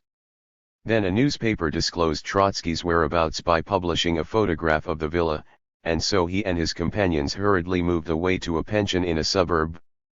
There were various minor incidents. Molinier's car, which Trotsky used, vanished mysteriously. After a few hours the police returned it without an explanation and took the owner's fingerprints. There were rumors that Trotsky's enemies were preparing to disrupt the meeting at which he was to lecture. And all the time he was guarded by the police as well as by his followers. Only once or twice did he go out for short drives through the city. The lecture passed without obstruction or disturbance. For 2 hours, speaking in German, he addressed an audience of about 2,000 people. His theme was the Russian Revolution. As the authorities had allowed the lecture on the condition that he would avoid controversy, he spoke in a somewhat professorial manner, giving his listeners the quintessence of the 3 volumes of his just concluded history. His restraint did not conceal the depth and force of his conviction. The address was a vindication of the October Revolution, all the more effective because free of apologetics and frankly acknowledging partial failures and mistakes. Nearly 25 years later, members of the audience still recalled the lecture with vivid appreciation as an oratorical feat. 74. This, incidentally, was the last time that Trotsky addressed any large public meeting in person. Of his other activities in Copenhagen, his interviews and a broadcast in English to the United States may be mentioned. "My English, my poor English," he said in the broadcast, "is in no proportion to my admiration for Anglo-Saxon culture. Against those who, dwelling on retrograde developments in the Soviet Union, denied the raison d'être of the October Revolution, he pointed out that in criticism as in creative activity perspective is needed. The 15 years since October were only a minute on the clock of history. The American Civil War too had outraged contemporaries. Yet out of the Civil War came the present United States, with its unbounded practical initiative, its rationalized technology, its economic elan. These achievements will part of the basis for the new society. 75. He told American interviewers that although the 1929 slump had hit their country so severely, the position of the United States vis-a-vis the rest of the capitalist world was strengthened. He declared to French reporters that he would never refuse Stalin his collaboration, if the defense of the Soviet Union required it. La politique n'est qu'un ressentiment personnel ni l'esprit de vengeance. La politique n'est qu'un l'efficacité. 76. 4 years later, during the Great Purges and at the trial of Zinoviev, Kamina and others, the prosecution was to base a crucial part of its case against Trotsky and the defendants on the allegation that it was from Copenhagen, in this last week of November 1932, that he pulled the strings of a gigantic conspiracy and ordered his adherents to assassinate Stalin, Voroshilov, and other members of the Politburo, to sabotage industry, to poison masses of Russian workers, and to wreck the country's economic and military power in order to restore capitalism. According to Vyshinsky, the prosecutor general, it was in Copenhagen that, in the presence of his son, Trotsky received Galsman, Fritz David, and Berman Urin, 3 men who sat behind Zinoviev and Kamina in the dock, and through them transmitted his orders. There is no need to refute here in detail these accusations and the defendants' confessions by which they were supported. Stalin's successors, who upheld these accusations for 20 years, no longer do so. At the 20th and 22nd Congresses of the Soviet Communist Party, Khrushchev, still haunted by Trotsky's ghost, described how such charges were concocted and how such confessions were produced. Even much earlier, during the trials, Trotsky knocked the bottom out of the prosecution's case by exposing its absurdities and contradictions. Thus the Hotel Bristol, which Vyshinsky was imprudent enough to name as Trotsky's headquarters in Copenhagen, did not exist in 1932, having been demolished many years earlier. Lyova, whom Vyshinsky depicted as acting in Copenhagen as chief of staff to the leader of the terrorists, was not with his father in the Danish capital. Trotsky was able to reconstruct every incident of his trip to Denmark from his pedantically systematic records, and also to call numerous eyewitnesses to testify in his favor. 77. His entourage in Copenhagen was larger than usual. Apart from the 3 secretaries who had come with him, 25 of his followers, Germans, Frenchmen, Italians, and others had arrived, among them Molyneux, Navely, Sneevliet, and Gerard Rosenthal, Trotsky's French attorney. A group of students from Hamburg had come to meet him and guard him. Another visitor was Oskar Kohn, an eminent German lawyer, Karl Liebknecht's associate, who acted as Trotsky's attorney in Germany. The presence of so many followers gave Trotsky an opportunity to hold an informal international conference, at which they discussed the situation in Germany and the affairs of the various Trotskyist groups. Nothing could be less like a meeting of conspirators than this little gathering of thrilled and rather garrulous devotees of an ineffectual sect. Everyone talked endlessly, says the only British participant, except Trotsky, who worked hard nearly all the time in his room, either writing or dictating something. 5 years later every one of those present, if he was not in a Nazi prison or concentration camp, was to testify that none of the men who, according to Wyszynski, took orders from Trotsky in Copenhagen, was there or could have slipped unnoticed through the numerous guards. The only man with a Russian connection whom Trotsky received was Sinenso Belovezius. He had come to clear himself of the suspicion of being a Stalinist agent, and he spent an hour or two with Trotsky, who treated him not as an agent provocateur, but as a political opponent. In their correspondence Sobolevacius had frankly and in part correctly criticized Trotsky for underrating Stalin's industrial achievement and the lasting effects of collectivization. As far as one can judge from their subsequent letters, their meeting in Copenhagen ended in a patching up of differences. In any case, Sobolevacius was not to appear as witness at any of the Moscow trials.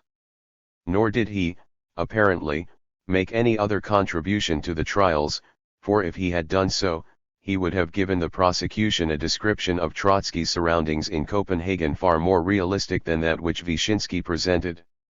Trotsky's stay in Denmark was thus rather uneventful.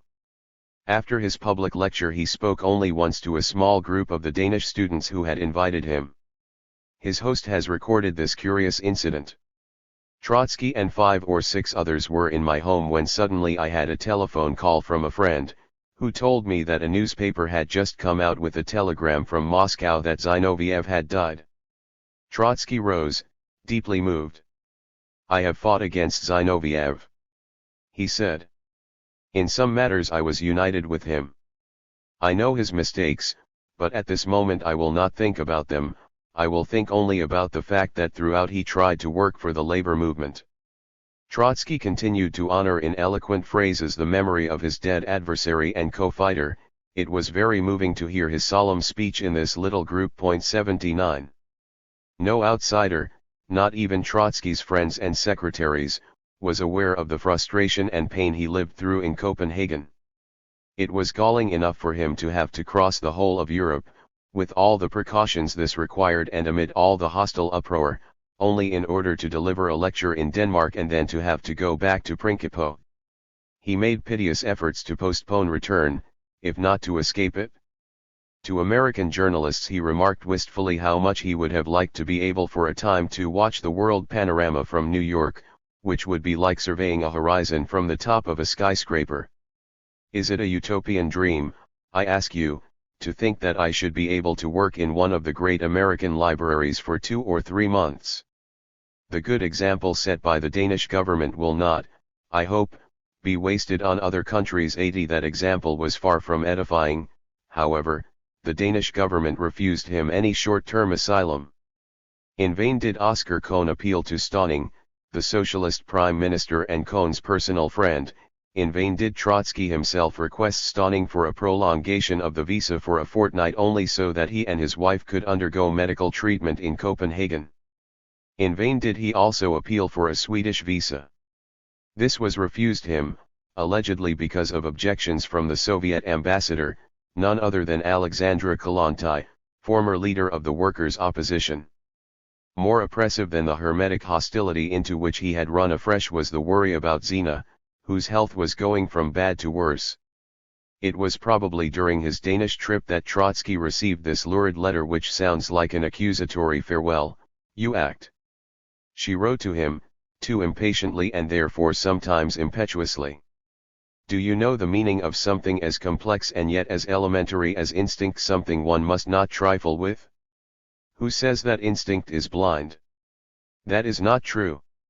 Instinct has terribly keen eyes which see in the dark, and overcome time and space. It is not for nothing that instinct is the memory of generations and begins where life itself starts. It may direct itself to all sorts of purposes. What is most frightful is that it hits infallibly and mercilessly those who are in its way. She dwelt on the premonitions, the suspicious imaginings, and the terribly sharpened sensitivity that make out instinct, and she went on, "It will not frighten you if I tell you that there was a moment when I felt that something like this touched me, but with a terrible frenzy, I threw myself into the struggle. And no one supported me. The doctors have only confused me. Do you know what sustained me? Faith in you. Despite all that was so plain and obvious, despite everything. And is this not instinct?" 81. Lyova was to have come to Copenhagen in order, among other things, to consult his parents about Zina, but insuperable passport and visa difficulties detained him in Berlin. Meanwhile, he was sending alarming letters about Zina's behavior. Her mind was getting more and more deranged. She would not be able to look after Seva, if they sent him to her, and she was less and less able to look after herself. He was uneasy about her erratic politics. She had apparently entered into contact with the German Communist Party, and he was afraid that she would expose herself to police persecution. Don't you see, she was telling him, in the days after Papin's resignation, that Germany is now heading straight towards a revolution. 82. He advised his parents to do their utmost to send her away to Austria. Day after day, and sometimes twice daily, either Trotsky or Natalia anxiously talked with Lyova over the telephone, asking for further news, inquiring whether the doctors too considered it unsafe to entrust Zina with the care of her child, and urging Lyova to come to Copenhagen. 8 days passed in this way. Those days, the world was presently to be told, that Trotsky had used to stage his monstrous conspiracy against the Soviet government. He spent these days conspiring against the tyranny with which ordinary passport and visa regulations confront the stateless and the homeless. He employed every influence and accidental circumstance, every innocent stratagem and trick of publicity to gain a few more weeks or even days in Denmark, or elsewhere in Europe. Meanwhile, Natalia appealed to Édouard Herriot, the French Prime Minister, begging him to allow Lyova to meet her in France while she and Trotsky were on their way back to Turkey. As the 8 days, for which Trotsky's Danish visa was granted, were up, he declared that he had missed his boat and was not yet ready to leave. Perhaps, he thought, Lyova would arrive while he was waiting for the next boat. Perhaps they would make up their minds whether and how to send the child to Zina. Perhaps the heart of some government would melt and a visa would be obtained somewhere on this inhospitable continent. But the Danish ministry insisted that his time was up and that he must go, and they rushed him out of the country by car so that he should embark before his visa expired. And so, on December 2, Trotsky, Natalia, and the secretaries left Denmark. This time no one booed or hissed from the quay, and no one had come to say farewell, either. As the ship sailed into Antwerp, the harbor was black with police and cordoned off. Frontier guards came on board to interrogate Trotsky. He refused to answer questions, saying that, as he was not disembarking in Belgium, the interrogation was illegal. There was a wrangle, there were threats of arrest, and none of his companions was allowed to go ashore. At this moment a memory 10 years old came back to him. In 1922, when Dora Kaplan was tried in Moscow for her attempt on Lenin's life, Emile van der Velde, the famous Belgian socialist and president of the Second International, asked to be admitted as counsel for the defense. His request was granted, and van der Velde used the opportunity to attack, in a Soviet court, the Soviet system of government. He did the same in an open letter to Trotsky. Having left the letter unanswered in 1922, Trotsky decided to answer it now, while his ship was in Belgian waters. Van der Velde had in the meantime been his king's prime minister, and even in opposition occupied a most exalted place in Belgian politics. The government of which I was a member allowed you not only to come to the Soviet Union but even to act in court as attorney for those who had attempted to assassinate the leaders of the workers' first state. In your plea of defense, which we published in our press, you repeatedly invoked the principles of democracy. That was your right. On December 4, 1932, I and my companions stopped in transit at Antwerp harbor. I have no intention of preaching proletarian dictatorship here, or of acting as defense counsel for any imprisoned Belgian communists and strikers, who, as far as I know, have not made any attempt on the lives of ministers. The part of the harbor where our ship stopped has been thoroughly cordoned off. On both sides, right and left, police boats are on the alert. From our deck we have had the opportunity to review a parade of democracy's police agents. This has been an impressive spectacle. There are more cops and flicks. Here excuse my using such vulgar terms for brevity's sake than sailors and stevedores. Our ship looks like a temporary prison, and the adjacent part of the harbor like a prison yard. 83. He knew, of course, that this reception and the vexations which went with it were triflings compared with the persecution which militant workers and communists commonly suffered. He mentioned the facts only to give van der Velde the long overdue answer to his 1922 Philippic about Bolshevism and democracy. I am not mistaken, I trust, in counting Belgium among the democracies. The war which you have fought was a war for democracy, was it not? Since the war you have been at the head of Belgium as Minister and Prime Minister. What more has been needed to bring democracy to fruition? Why then does this your democracy reek so much of the old Prussian police state? How can anyone suppose that a democracy, which suffers a nervous shock when a Bolshevik by chance approaches its frontiers, that such a democracy may ever be able to neutralize class struggle and guarantee the peaceful transformation of capitalism into socialism? Oh yes, he, Trotsky, knew all about the GPU and political persecution in the Soviet Union. But the Soviet government had at least not boasted of democratic virtues, it openly identified itself with a proletarian dictatorship, and the sole test by which it should be judged was whether it secured the transition from capitalism to socialism. The dictatorship has its own methods and its own logic, which are rather severe. Not rarely, revolutionaries who had established the dictatorship are themselves the victims of its logic. Before class enemies, however, I assume full responsibility not only for the October Revolution, but even for the Soviet Republic such as it is today, including that government which has banished me and deprived me of Soviet citizenship. You are defending capitalism allegedly in the name of democracy. Where then is that democracy? It was in any case not to be found at Antwerp harbor. For all that, he was leaving the waters of Antwerp without the slightest pessimism. He had before his eyes the picture of sturdy, severe Flemish dockers, thickly covered with coal dust, who, separated from his boat by a police cordon, eyed the scene in silence, took the measure of everyone, recognized their own, winked ironically at the cops, exchanged friendly smiles with the dangerous passenger on deck, and with their gnarled fingers touched their caps in greeting. When the steamer sailed down the Scheldt in the mist, past cranes brought to a standstill by the economic crisis, farewell shouts of unknown yet faithful friends resounded from the quay. Finishing these lines between Antwerp and Vlissingen, I send fraternal greetings to the workers of Belgium.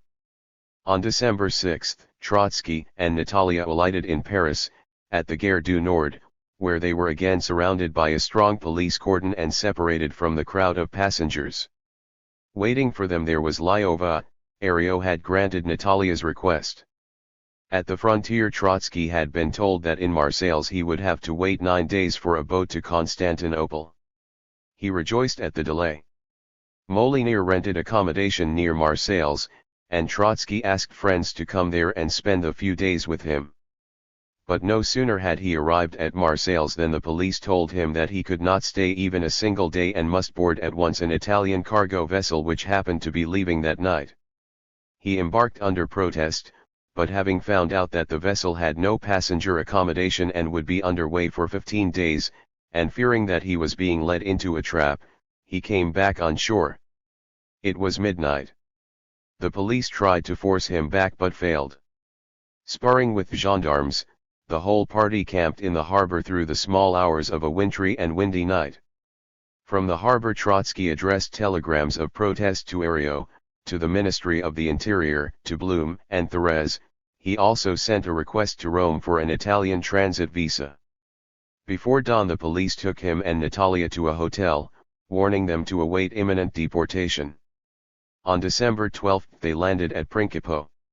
The escaped lion was back in his cage, but he appeared reconciled to the return. Perhaps his nerves were soothed by the beauty of the island, the courtesy Turkish officials had shown him on the frontier, and the honest faces of the fishermen of Biokada beaming a friendly welcome.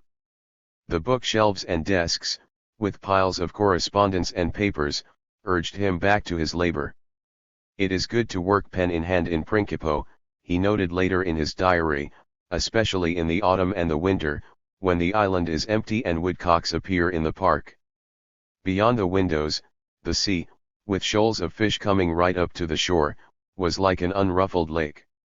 After all the agitation and uproar of recent weeks, the stillness of the island, never disturbed by a motor horn or a telephone bell, offered a respite and induced reflection.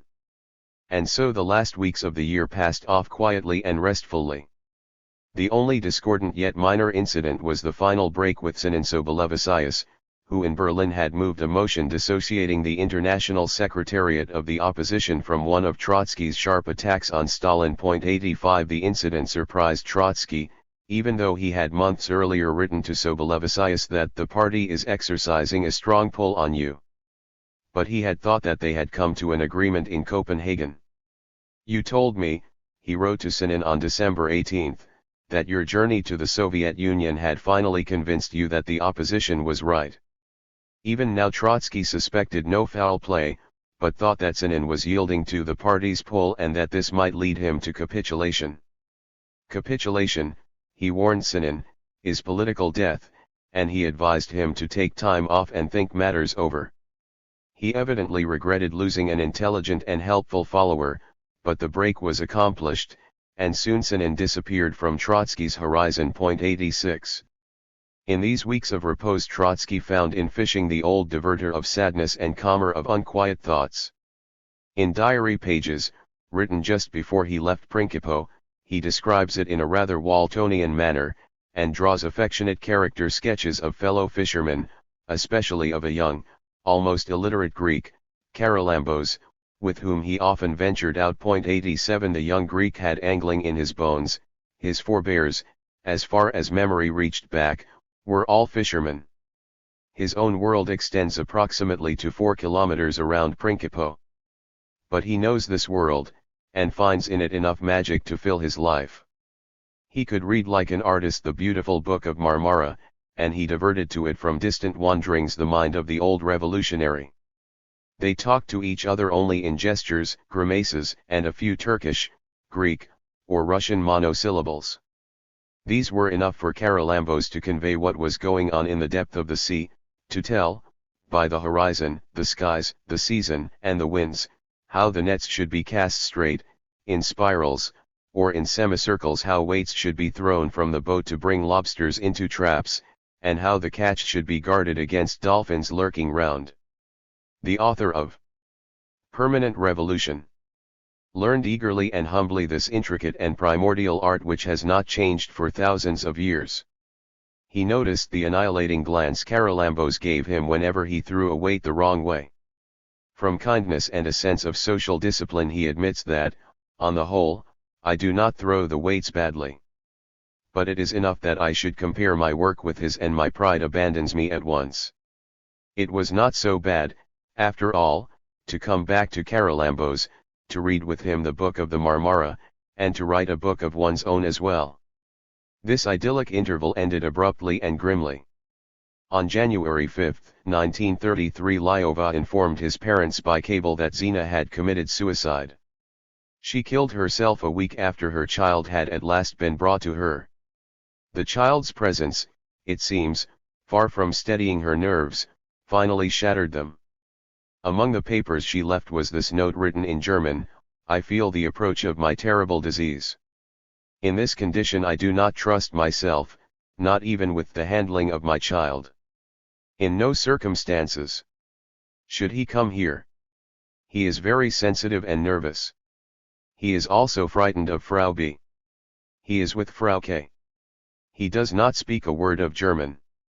Telephone my brother 88." Her brainstorms had been recurring with ever greater force and frequency. She felt useless even to her child, she had no strength to struggle on, and, on top of all this, the police had just told her that she must leave Germany. These were the last days of General Schleicher's government before the end of the month Hitler was to be acclaimed as Chancellor. Louder than ever Berlin was resounding with the trampling of heavy boots and hoarse and drunken singing, and one song, coarse and cruel: "Die Strassen frei für die braunen Bataillonen," drowned all the others. The terrific tank of Nazism was rolling in to crush the German worker. The Horst Wessel lied. In her ears, her own country closed to her, and herself torn from her family, driven from Germany, and too sick to look for another refuge, Zina locked and barricaded herself in her room and opened the gas taps. So massive was the barricade she put up that any attempt at saving her was hopeless. Her doctor was amazed at the rare energy she had displayed in the very act of dying. And in her last minutes the consciousness of release brought a faint smile to her face, an expression of relief and calm. She was 30 years old. 89. Lyova's message about the suicide was laconic, but, to quote Trotsky, one sensed unbearable moral tension in every line of it, for he found himself alone with the corpse of his elder sister. How was the child to be told what had happened? And how was the news to be broken to Alexandra Sokolovskaya, Zina's mother, in Leningrad? Lyova tried to obtain a telephone connection with his brother in Moscow. Was it because the GPU were disconcerted, or because they hoped to overhear some secret enough that, against all expectations, Lyova obtained the telephone connection and communicated the tragic news? Such was the last talk of our two sons, the doomed brothers, over their sister's still warm body. 90. 6 days after Zina's suicide, Trotsky wrote an open letter to the party leaders in Moscow. He described how the decree of February 20 had broken Zina's spirit. She did not choose death of her own will, she was driven to it by Stalin. There was not even a shadow of any political sense in the persecution of my daughter. There was nothing in it but purposeless, naked vengeance. He ended the letter on a note in which grief stifled anger: "I am confining myself to this communication without drawing further conclusions. The time for drawing such conclusions will come. A revived party will draw them." 91. From Leningrad, from Zina's mother, came a cry of pain, reproach, and despair. She had now lost both her children, both born during their father's first exile and both struck down during his last exile. "I shall go mad myself if I do not learn everything," she wrote to Trotsky on January 31, asking for an explanation of all the circumstances. She quoted what Zina had written her only a few weeks earlier: "It is sad that I can no longer return to Papa. You know how I have adored and worshipped him from my earliest days. And now we are in utter discord. This has been at the bottom of my illness." Zina had complained about his coolness towards her. "I explained to her," these are her mother's words, "that all this comes from your character, from the fact that you find it so difficult to show your feelings even when you would like to show them." Then followed this poignant reproach: "Yet have reckoned only with her physical condition, but she was an adult and a fully developed being in need of intellectual intercourse. She had yearned for political activity and she needed scope, for she had taken after her father, and you, her father, you could have saved her." And what, Alexandra asked, had been behind the conflict between Zina and Lyova, of which Zina had also written? And why had Trotsky insisted on a psychoanalytic treatment when she was closed in herself as we both are, and one should not have pressed her to talk about things she did not want to talk about? Yet, as the mother confronted Trotsky with these reproaches, she softened them with the reflection that if Zina had remained in Russia, she would have perished anyhow, she would have died of consumption. Our children were doomed, Alexandra added, and described the fear with which she looked on the grandchildren left with her. I do not believe in life any longer. I do not believe that they will grow up. All the time I am expecting some new disaster. And she concluded, it has been difficult for me to write and mail this letter. Excuse my cruelty towards you, but you too should know everything about our kith and kin. 92. We do not know whether or how Trotsky answered this letter. Perhaps the wound was too deep for words. Some time later, apologizing to friends for not having acknowledged condolences, he wrote that he had been struck down by malaria and half-deaf. 93. To the last, Trotsky refused to believe that the German labor movement was so devoid of any power of self-preservation as to put up almost no resistance to Nazism and to collapse ignominiously under its first onslaught. For nearly 3 years he had argued that it was inconceivable that Hitler should win without a civil war. The inconceivable had now happened. On January 30, 1933, Hitler had become Chancellor, before socialists and communists had even begun to marshal their immense resources for a fight. A week later Trotsky stated, Hitler's accession to power is a terrible blow to the working class. But this is not yet the final, the irretrievable defeat.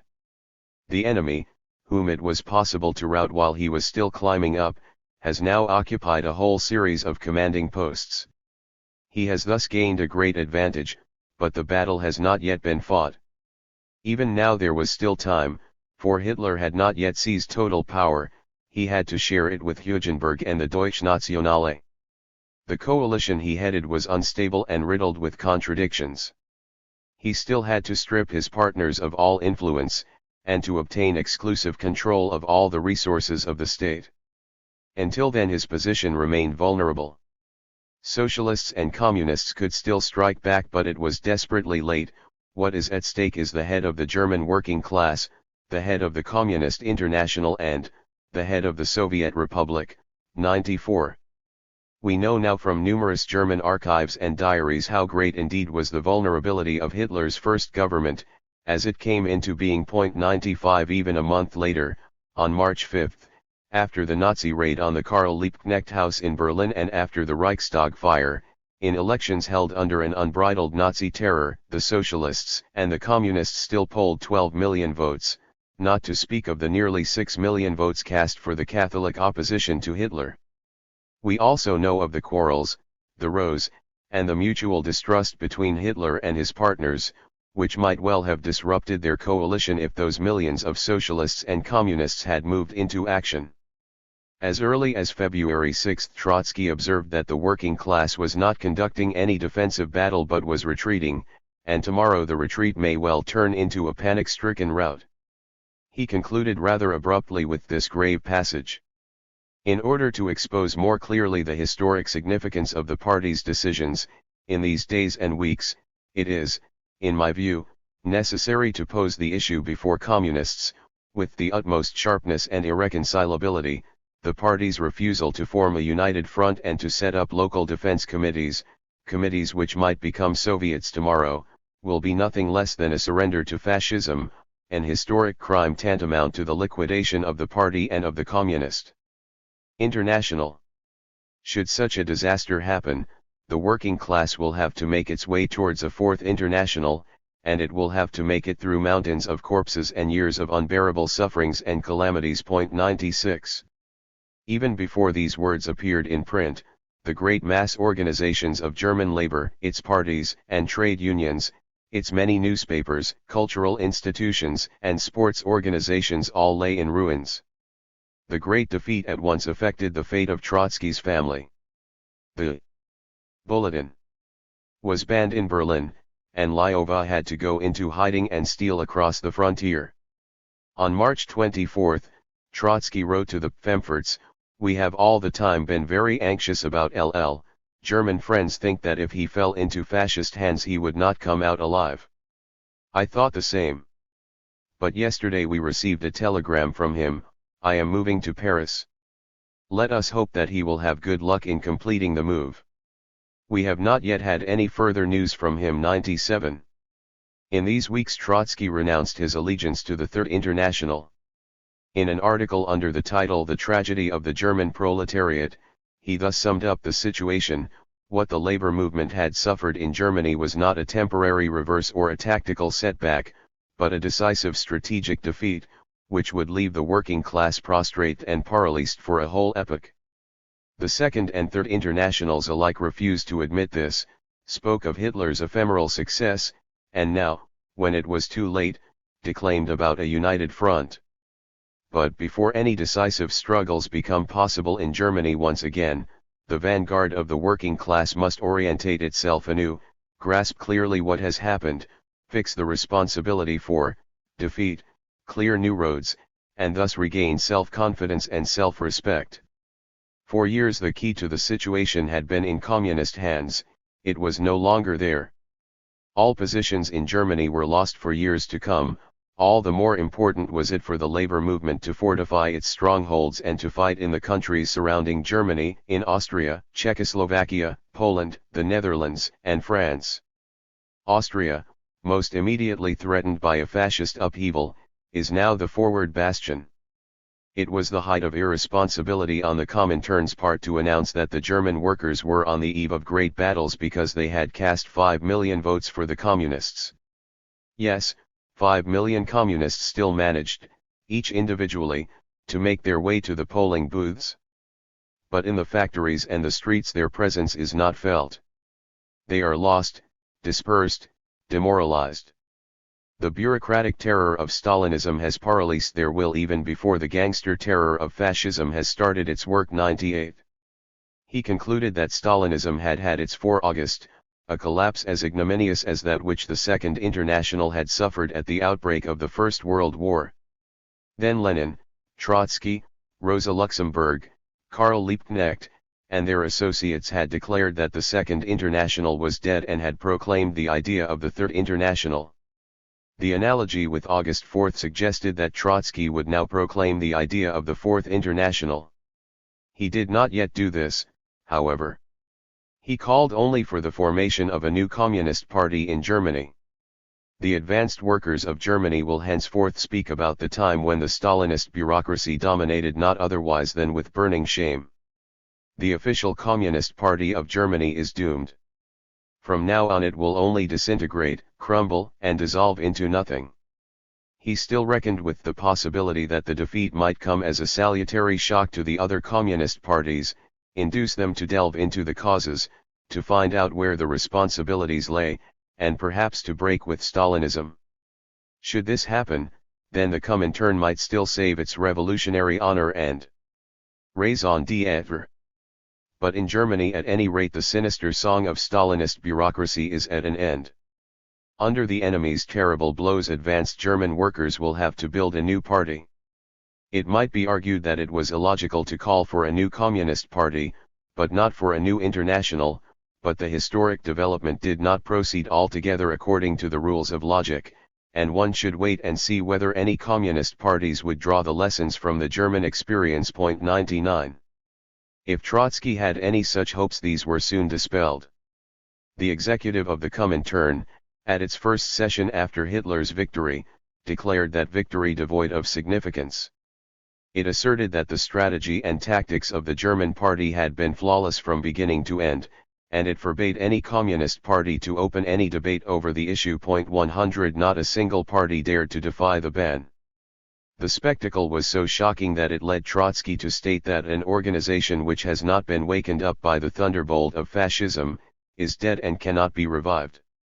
In July, he declared that it was not enough to build a new communist party in Germany, the time had come to lay the foundations of a new international. 101. Even now he could not make up his mind whether the new international should extend its activities to the Soviet Union, that is, whether his followers there should cease to consider themselves a faction of the old party and form a new party of their own. For several months he advised them against such a course and insisted that the activities of the Fourth International must stop at the frontiers of the Soviet Union. He still saw in the Bolshevik monopoly of power, abused though it was by Stalin, the sine qua non of the revolution's survival. The opposition, he argued, would be justified in constituting itself an independent party only if it abandoned any hope of reforming the regime and reoriented itself for a revolutionary struggle against Stalinism. This it must not do. A new international could well refrain from working inside the Soviet Union because the key to the situation in the labor movement was no longer in the Soviet Union. The opposition had hardly any chance of developing its activity there, at any rate in the near future, and so the issue of a new communist party was academic. Only if and when the new international grew into a vital political force in other countries, could the alignment of forces change in the USSR as well. Above all, it would be the advance of revolution in the West, an advance which could not be achieved under Stalin's leadership, that would weaken the stranglehold of Stalinism on the Soviet Union and give fresh strength to the communist opposition. 102. This was clearly an untenable position, and the logic of his new venture soon got the better of Trotsky once again.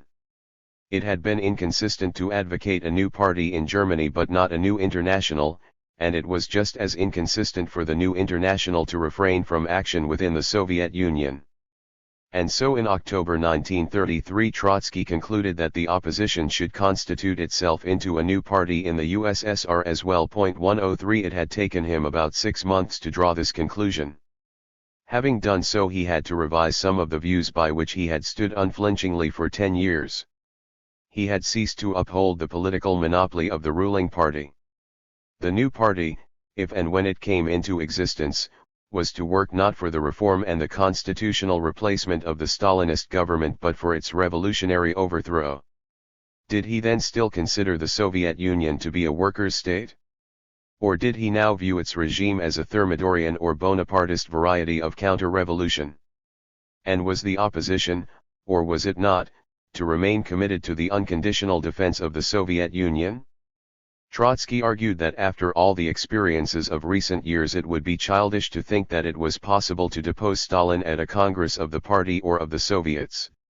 No normal constitutional ways are left for the removal of the ruling clique.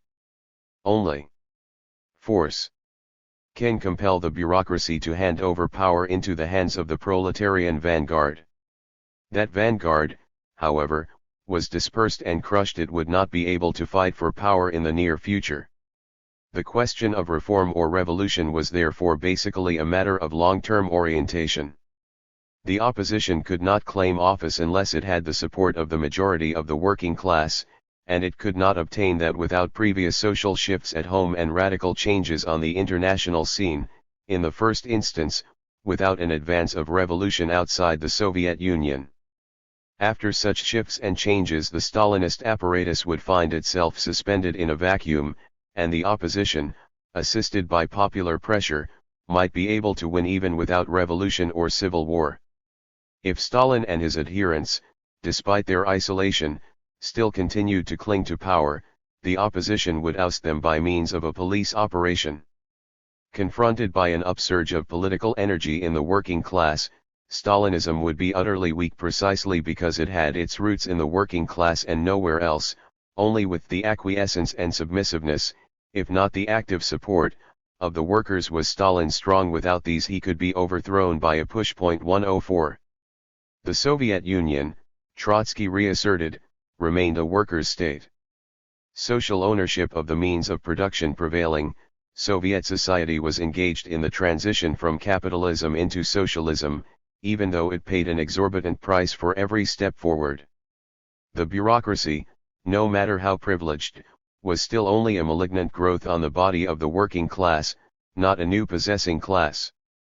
Privileges and growing social inequality reflected not a new type of exploitation, as the ultra-radicals alleged, but were the consequences of poverty and material scarcities. To some extent, as incentives to efficiency and production, privileges and inequality were the bourgeois tools of socialist progress. Bureaucratic rule, parasitic and tyrannical, might endanger all the conquests of the revolution and provoke counter-revolution, but it might also turn out to be the instrument, a poor and expensive one, of socialist development. Wasting an enormous portion of the national income, the Soviet bureaucracy is at the same time interested in promoting the economic and cultural growth of the nation, the higher the national income, the more abundant is the fund of the bureaucracy's privileges. Yet, the economic and cultural advance of the working masses, achieved on the social foundations of the Soviet state, should undermine the basis of bureaucratic rule. Thus, 20 years before the end of the Stalin era, Trotsky foresaw that by industrializing the Soviet Union and spreading education among its people, Stalinism might destroy the soil on which it had grown and which nourished it, the soil of primordial poverty, illiteracy, and barbarism. 105. Having ceased to defend the single-party system in the USSR, Trotsky nevertheless repeated his earlier warning that if the bureaucratic equilibrium in the Soviet Union were to be shaken at present, this would almost certainly be to the advantage of counter-revolutionary forces. He restated his commitment to the unconditional defense of the Soviet Union. The new international, before it can reform the Soviet state, must take upon itself the duty to defend it. Any political grouping which disavows this commitment, under the pretext that the Soviet Union is no longer a workers' state, risks becoming a passive tool of imperialism. The adherents of the new international, he added, must in an hour of mortal danger fight on the last barricade in defense of the U.S.S.R. 106. Yet, while he insisted so forcefully that the Soviet Union, judged by its economic structure, remained a workers' state, he now took the view that as a factor of international revolution it was little more than an extinct volcano. From the beginning of the First World War, and more explicitly since the October Revolution, the Bolshevik Party has played a leading role in the global revolutionary struggle. Now this leading position has been lost. Not only official Bolshevism, that parody of the party, but the Bolshevik opposition as well, was, because of the difficult conditions in which it worked, unable to exercise any international leadership. The revolutionary center of gravity has definitely shifted to the West, where the immediate possibilities for building a new party are much wider. He proclaimed the idea of the Fourth International in the belief that new impulses for revolution would come from the West, not from the Soviet Union. 107. We have seen with how much hesitation Trotsky had made up his mind to renounce his allegiance to the Third International. The causes of his hesitancy were not far to seek, for he himself had many times stated his objections to the step he was now taking. It was to the Third International, he had argued, that the revolutionary workers of all countries looked for guidance. It was in it that they saw the legitimate successor to the Second and First Internationals and the very embodiment of the idea of the Russian Revolution, and as long as the Soviet Union remained a workers' state and the Comintern retained its association with it, the class-conscious elite of the workers were justified in their loyalty to the Comintern. He was not quite sure that this reasoning had now lost its validity. Nor was it easy for him, in view of the part he had played in the Third International, to announce his final break with it.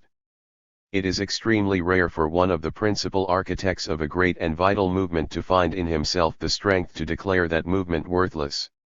It was far more difficult for Trotsky to turn his back on the Third International than it had been to renounce the Second in 1914. Only the Comintern's stunning failure in Germany brought him to do it. He admitted that there was a difference between 1914 and 1933. In 1914 the leaders of the Second International had, by supporting an imperialist war, betrayed their trust deliberately and with their eyes open, whereas in 1933 the Comintern had facilitated Hitler's victory from sheer irresponsibility and blindness. Yet the catastrophe of 1933 was in other respects even worse than that of 1914. In the First World War revolutionary Marxism soon recovered from the blow. Zimmerwald, Kienthal, and the Russian Revolution registered a powerful protest against the social imperialist perversion of Marxism. No comparable protest against the enormity of 1933 had come or was to come from within the communist movement. Not only had the Comintern's policy contributed to the loss by German labor of all it had gained in over 80 years of struggle, and not only had that policy allowed the danger, nay, the certainty of another world war to come about in addition, all this had occurred amid an uncanny indifference and apathy on the part of the entire movement. What had happened, Trotsky asked, to the political conscience and understanding of the great mass of communists? He concluded that reformism and Stalinism had between them stultified the minds and destroyed the will of the workers. That all his own warnings, so clear, so loud, so strikingly confirmed by events, could have gone so unheeded confirmed him in this conclusion. No one knew better than he himself how unheeded his warnings had gone, for in a letter to Sobolevacius he remarked, early in 1932, that the Trotskyist opposition had failed to recruit in Germany even 10 native factory workers. 108 In the First World War at least a few thousand German workers joined the clandestine Spartakus, and echoed the denunciation of the 4 August, which Rosa Luxemburg and Karl Liebknecht voiced from their prison cells. Now, after Hitler's triumph, all the communist parties of the world received the Comintern's self-justifications and self-congratulations in numbed silence. Was there no spark of intelligence, of international solidarity, and of responsibility left in all those parties? Trotsky asked again and again. If not, then Stalinism had so irretrievably debased the entire communist movement that to try and reform it was a Sisyphean labor. He had been performing that labor for 10 years now, and he refused to go on rolling the heavy rock up the dismal mountain. It was even more painful for him to renounce finally the Soviet Party, the party which Lenin had founded, which had accomplished the revolution, and within which he had achieved greatness.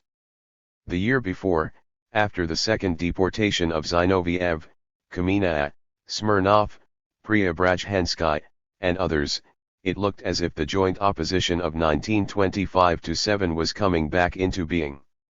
Every message from Moscow indicated that amid the nationwide turmoil even Stalin's entourage longed to rid itself of him. Since 1932, however, Stalin had once more gained the upper hand. He succeeded in this in part because he once more adopted some of the measures Trotsky had advocated. He gave the economy a breathing space at the end of the first 5-year plan, he set lower and more realistic targets for the second plan, he made concessions to the collectivized peasantry.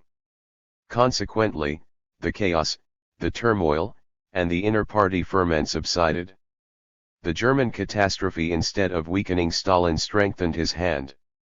Those who realized its implications felt that this was not the time to sap the stability of government in Moscow. The establishment of totalitarian rule in Germany gave a new impetus to the totalitarian trend in the Soviet Union. When the cry, Ein Führer, ein Partei, ein Volk, thundered over Germany, the Soviet hierarchy and many of the rank and file felt that only under a single leader could the revolution and the Soviet Union survive. In May 1933, Zinoviev and Kamina once again capitulated and returned from exile. At their first capitulation, in 1927, they had surrendered to Stalinism, but had not gone, and no one expected them to go, on their knees before Stalin's person. When this was required of them in 1932, they could not yet bring themselves to do it. This, however, was what they did in 1933. In their new recantations they glorified Stalin's infallibility and unique genius. All this occurred while Trotsky was committing himself to the Fourth International, but was not yet ready to call for a new party in the Soviet Union. Stalin's triumphant emergence from the crisis, the new autocratic aura around him, and the spectacle of the latest capitulations impelled Trotsky to sever the last tie which in theory still bound him to the old party. Commenting on Zinoviev's and Kamina's tragic fate, he wrote, "The future historian, who will wish to show how ruthlessly an epoch of great upheavals devastates characters, will take Zinoviev and Kamina as his examples. The Stalinist apparatus has become a machine for crushing the backbones. And, like Gogol's hero, Stalin collects dead souls for the lack of living ones." 109 Trotsky's hope for any regeneration of the Soviet Party was now destroyed.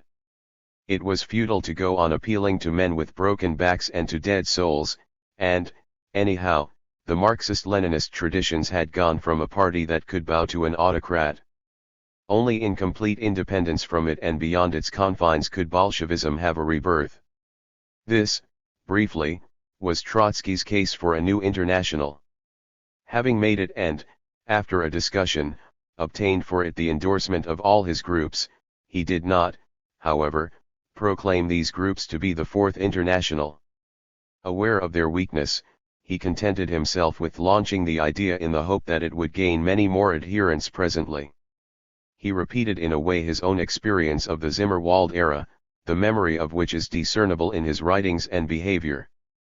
From the moment when Lenin and he had begun to advocate the Third International in 1915, it took 4 years of propaganda and preparatory work before they called a Foundation Congress of the International.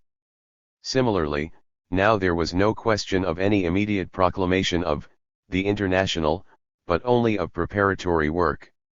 The new orientation means that the talk about reforming and all demands for the reinstatement of expelled oppositionists should be definitely abandoned. The left opposition ceases to think of itself and to act as an opposition. One tenet was to take 4 years exactly before he would be ready to convene a Foundation Congress. His hopes for the new International were not as wild in 1933 as they appeared later. Over the German issue the Comintern was in fact utterly discredited, while Trotskyism had scored a striking moral victory. If hitherto, so Trotsky thought, all his appeals to European communist opinion had met with all too little response, this had been partly because the main issues of his controversy with Stalin, domestic Soviet affairs and the Chinese Revolution, had been too remote from European communists or too obscure. In its latest phase the controversy had centered on Germany, the heart of Europe. Hitler's advent affected immediately every communist party. It posed problems of life and death. It pointed to war. It threatened communism with extinction. Both he and the Comintern had conducted the argument publicly and with the utmost vigor until the very moment when the differences were tested by events. The outcome of the test was in no doubt. The pros and cons were, or should have been, fresh in everyone's mind. Every communist could review and ponder them anew. The conclusion to be drawn was in no doubt either: those who had led the most powerful communist party of the West to so shameful a debacle were guilty of incompetence bordering on treason, and had forfeited every title to leadership. By the same token the opposition had, or should have had, established its claim to leadership. Some awareness of all this was undoubtedly penetrating into Stalinist ranks. The more spitefully the Comintern had attacked and mocked Trotsky for playing the bogeyman, exaggerating the Nazi menace, and urging a united front with social fascists, the more did these mockeries rebound on their authors. Embarrassment and shame took hold of many a party cell. Even hardened Stalinists felt a sneaking admiration for Trotsky's clear-sighted and intrepid stand. 111 new Trotskyist and quasi-Trotskyist groups formed themselves among German refugees from Hitler's terror and among Polish, Czech, Dutch, American, and other communists. The groups were small, but their influence could not be ignored. They drew to themselves alert-minded and devoted party members. They assailed the conscience of communism. They forced Stalinism onto the defensive. Only by frantic appeals to party patriotism, threats of expulsion, and actual expulsion could the leaders subdue the malaise in the ranks, and eventually the Comintern could dispel it only by reversing all its attitudes, by throwing overboard the slogans about social fascism, and by adopting the tactics of the United Front. Moreover, the collapse of the Weimar Republic had shaken the social democratic parties too. Their belief in parliamentary democracy had received a rude blow. There was hardly a socialist party in Europe which did not, under the impact of the German experience, solemnly inscribe some form of proletarian dictatorship in its program. Inside those parties radical and leftish groups looked up to Trotsky and found his ideas much more rational and alluring than all that official communism could offer. This was indeed the high water mark of his political influence in exile. If he had any chance at all to found an independent communist party it was now. Yet the arguments which he himself had so frequently and cogently advanced against the course of action he was now taking had lost none of their strength.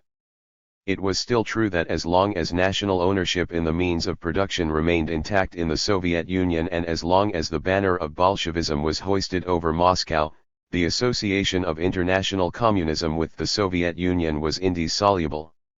To the mass of those who were in sympathy with communism the workers' first state was still the bulwark of international revolution, and the official communist parties exercised an overwhelming attraction on them. They saw no alternative to the Stalinist leadership which, in their eyes, had come to represent the Russian Revolution and the Bolshevik tradition. The Stalinist bureaucracy had actually succeeded in identifying itself with Leninism and with Marxism at large. Militant French dockers, Polish coal miners, and Chinese guerrilla fighters alike saw in those who ruled Moscow the best judges of the Soviet interest and reliable counselors to world communism. Hence the unreasoning obedience with which they so often accepted the twists and turns and the most preposterous dictates of Stalinist policy.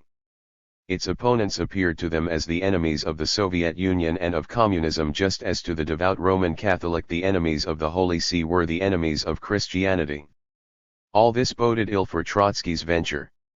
His ideas and slogans were such that only those who were in sympathy with communism could be sensitive to them, yet these were the people who would be least inclined to rally to a new international. Having for so long remained unimpressed by Trotsky's call for a reform in their parties, they were even less likely to be moved when he urged them to break with these parties. Nor did or could the aftermath of the German debacle favor the new international, no matter how discredited the old internationals were. Each of the old internationals had arisen on a high tide of the labor movement, and at the moment of formation none of them had had to contend against any established rival. 112 The Fourth International set out to challenge two established and powerful rivals during a deep depression of the movement. In Germany the working class was indeed, as Trotsky had predicted, unable to recover politically for many years to come, but precisely because of this Trotskyism could derive no practical benefit from the moral advantage it had gained over the German issue. Elsewhere in Europe, the working class was to remain in retreat for the rest of the decade, despite the upsurge of its energies in France and Spain in 1936. The long leaden sequence of retreats and defeats produced a moral sickness, amid which even the most persuasive pleas for a new international fell flat. Trotsky argued that the working class needed a new leadership precisely in order to bring the retreat to a halt and to regroup for defense and counteroffensive. But the mass of communists, those of them who had not yet lost heart, felt that they must not swap horses midstream. And so the two established internationals flourished even on their blunders and defeats. Their followers, whatever misgivings they felt, refused to look for new leaders and new methods of struggle under the hail of blows Nazism and Fascism were inflicting on them. They were prepared to flounder under old and familiar banners, from defeat to defeat, rather than rally to a new standard behind which they could see only the giant but enigmatic or suspect figure of the standard bearer. Trotsky was convinced that the Comintern had, as a revolutionary organization, played out its role. He was not altogether mistaken. 10 years later Stalin was to disband the organization and declare that it no longer served any purpose, and in those 10 years the Comintern was only to add to its German bankruptcy new failures in France and Spain and the ambiguities of its policy under the Stalin-Hitler Pact of 1939-41. Yet the movement behind the Comintern was anything but a corpse. All that Stalin did to wreck it morally could not kill it. At the very time he disbanded the Comintern, its Western European parties were gaining fresh strength from their resistance to the Nazi occupation, and it was still under Stalinist banners, though in implicit conflict with Stalin, that the Yugoslav and the Chinese revolutions were to achieve their victories. No matter how much Stalin had done to degrade all communist parties to mere pawns, the Yugoslav, the Chinese and some other parties had enough vitality to live their own lives, to wage their own struggles, and to change the fortunes of their countries and of the world. Moreover, they were to take fresh impetus and new revolutionary elan from the triumphs of Soviet arms in the Second World War. The idea that new impulses for revolution would come from the West but not from the Soviet Union was the leitmotif of Trotsky's advocacy of the Fourth International. Again and again he asserted that, while in the Soviet Union Stalinism continued to play a dual role, at once progressive and retrograde, it exercised internationally only a counter-revolutionary influence. Here his grasp of reality failed him. Stalinism was to go on acting its dual role internationally as well as nationally. It was to stimulate as well as to obstruct the class struggle outside the Soviet Union. In any case, it was not from the West that the revolutionary impulses were to come in the next 3 or 4 decades. Thus the major premise on which Trotsky set out to create the Fourth International was unreal. Yet, since all his attempts to reform the Comintern had been in vain, he could not, as we have seen, go on with that Sisyphean task. He had to look for another solution. His new task, however, was to prove at least as barren as the old one. Sisyphus had only moved hopefully from one side of his dismal mountain to the other, and there he started to roll his rock again. We have seen how Trotsky, when he turned his back on the Comintern, recommitted his adherents to remain the last-ditch defenders of the Soviet Union. He himself, when he addressed Western bourgeois opinion in his articles, sought to arouse it to the fact that the Third Reich spelled world war.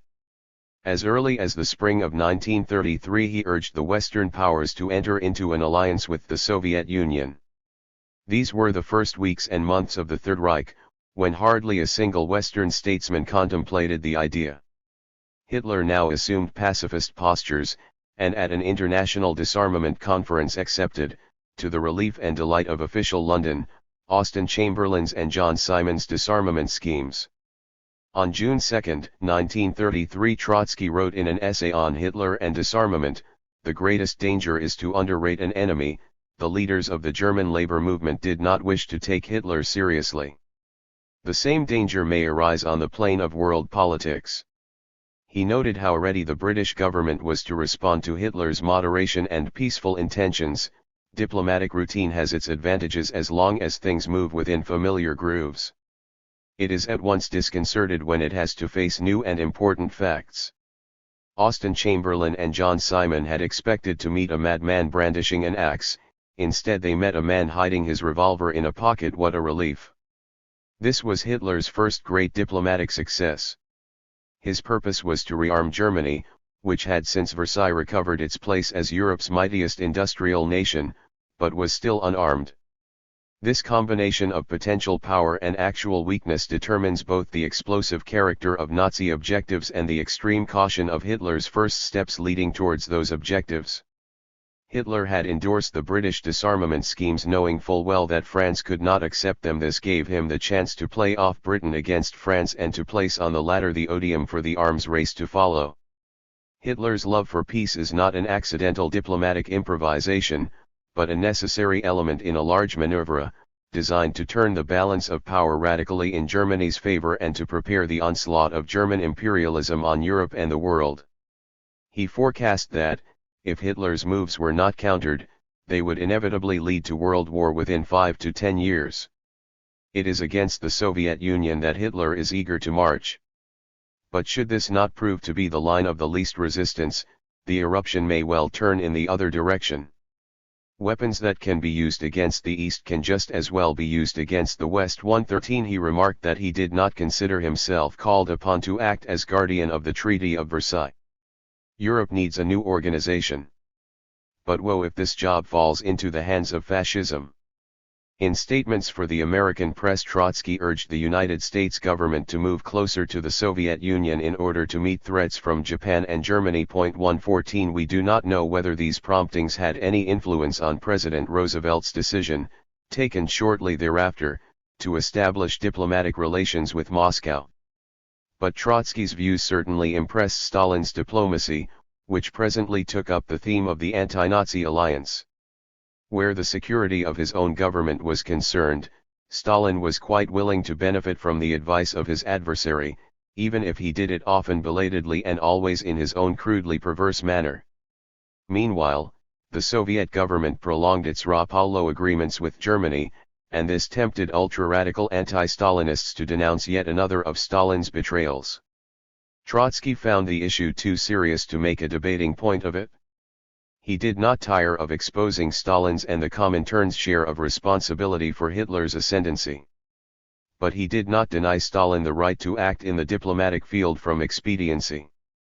2 years earlier, we know, he had urged the Soviet government to mobilize the Red Army if Hitler threatened to seize power, but he had done this imagining that the German left would be up in arms against Nazism, in which case the Red Army would be in duty bound to assist. Hitler's bloodless victory and the total destruction of the German left, Trotsky now pointed out, turned the balance against the Soviet Union, especially as the Soviet Union was also weakened internally by the Stalinist collectivization. Soviet diplomacy was therefore entitled to bide its time, to parley, and even to seek a temporary accommodation with Hitler. With a somewhat startling disinterestedness, Trotsky declared that if the opposition were to assume office in present circumstances, it would not be able to act differently, in its immediate practical actions. The opposition would have to start from the existing balance of power. It would be compelled in particular to maintain diplomatic and economic connections with Hitler's Germany. At the same time it would prepare the revanche. This would be a great task, requiring time, a task that could not be accomplished by spectacular gestures, but would demand a radical reshaping of policy in every field. 115 His judgment remained unclouded by any personal emotion against Stalin, and severely objective. These were Trotsky's last months on Principe. For some time his French friends, especially Maurice Paris-Janin, his translator, had urged the French government to cancel the order under which Trotsky had, in 1916, been expelled from France forever, and to grant him asylum. Trotsky was skeptical. He assumed that the radical government, just formed under Édouard Daladier, would be anxious to improve relations with the Soviet Union and would not tolerate his presence in France. But he did what he could to help. He had just arranged to publish in New York an unflattering character study of Édouard Herriot, written shortly after the nocturnal tussle with the police at Marseilles, and he refrained from publishing lest it provided grist to the opponents of his admission to France. He also wrote to Henry Gurnett, the Minister of Education, who as a member of the government pleaded for Trotsky's right to asylum, and he solemnly promised to behave with the utmost discretion in France and to cause the government no trouble. 116. Weeks passed without a decision, the weeks during which he drafted his ideas on the Fourth International and also wrote a few minor essays on French political and literary topics. Uncertainty about his immediate future caused him to put aside larger literary plans and entailed financial troubles such as he had not known since 1929.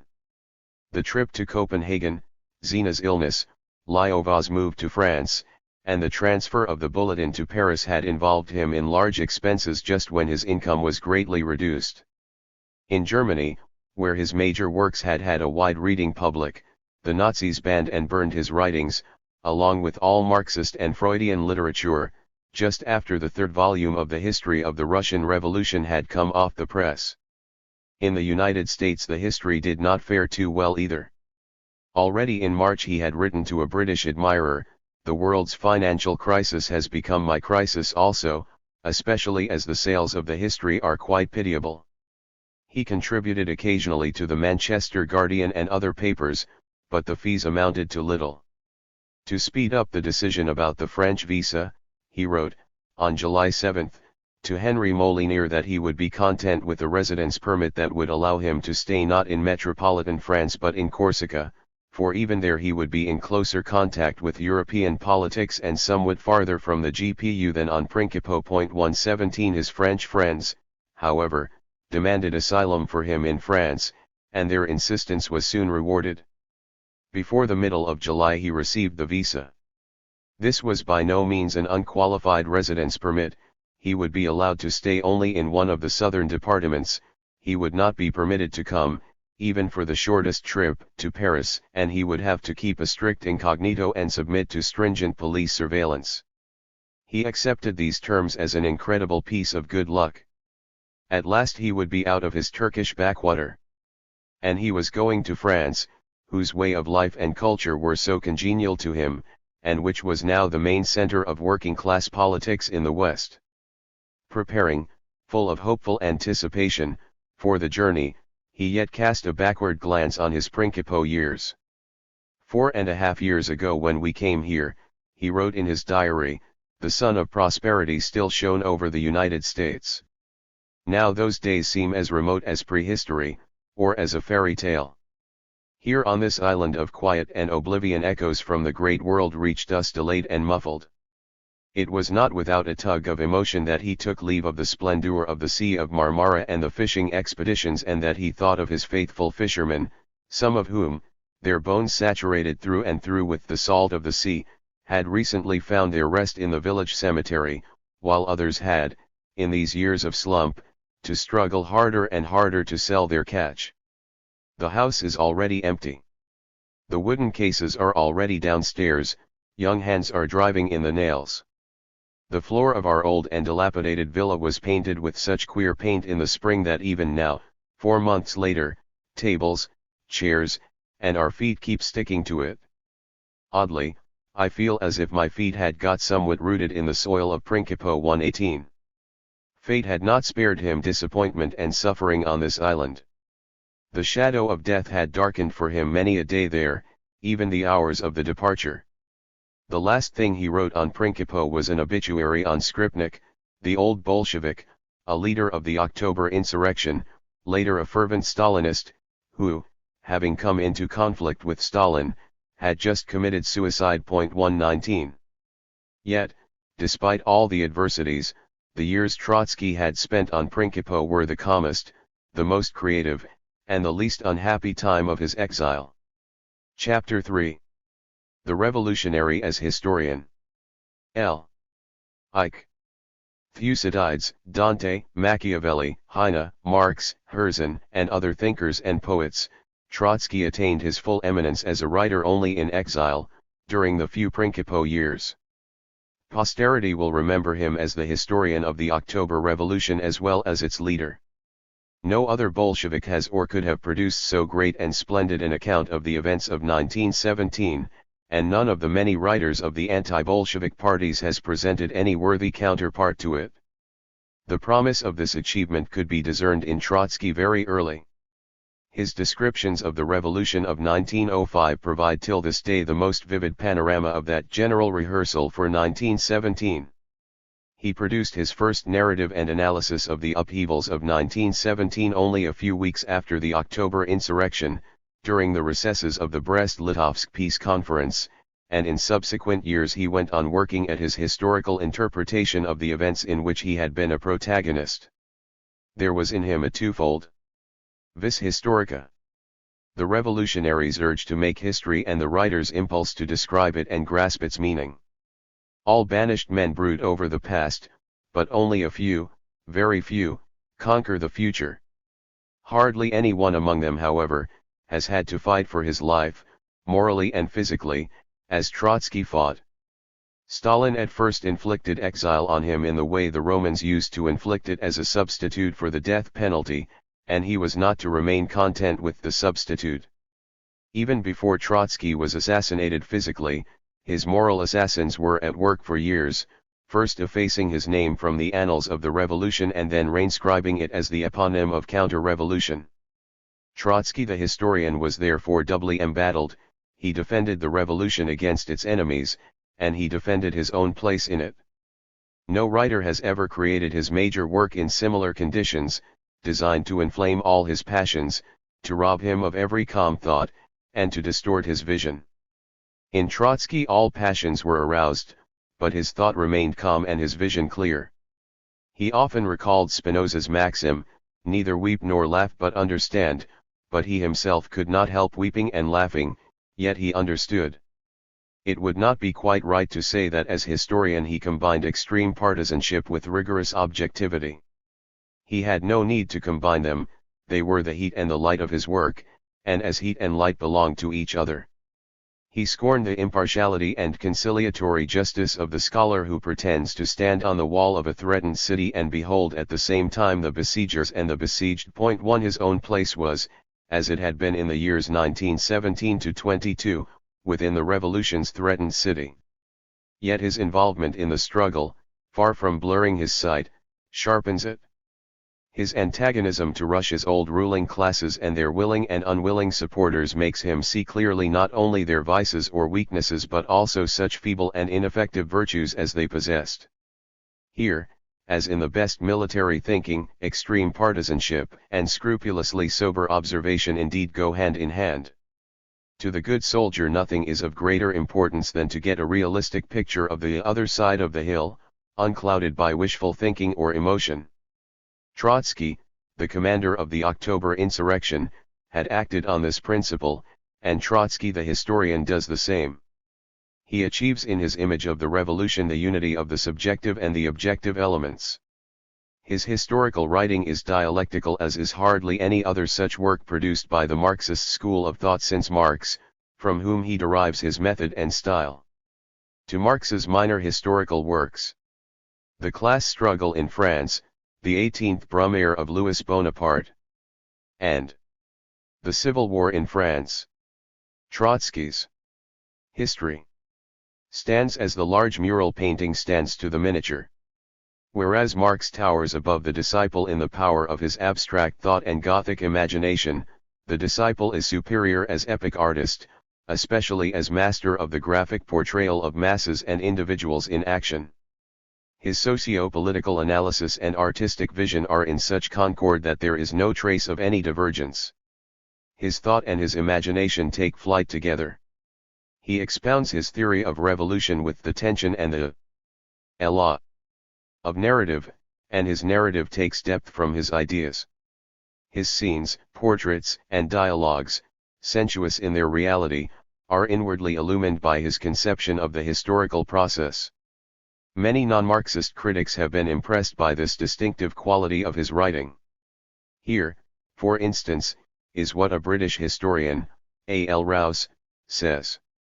The real importance of Trotsky's history does not lie in his power of word painting, either of character or of scene, though indeed his gift is so brilliant and incisive that one is continually reminded of Carlyle.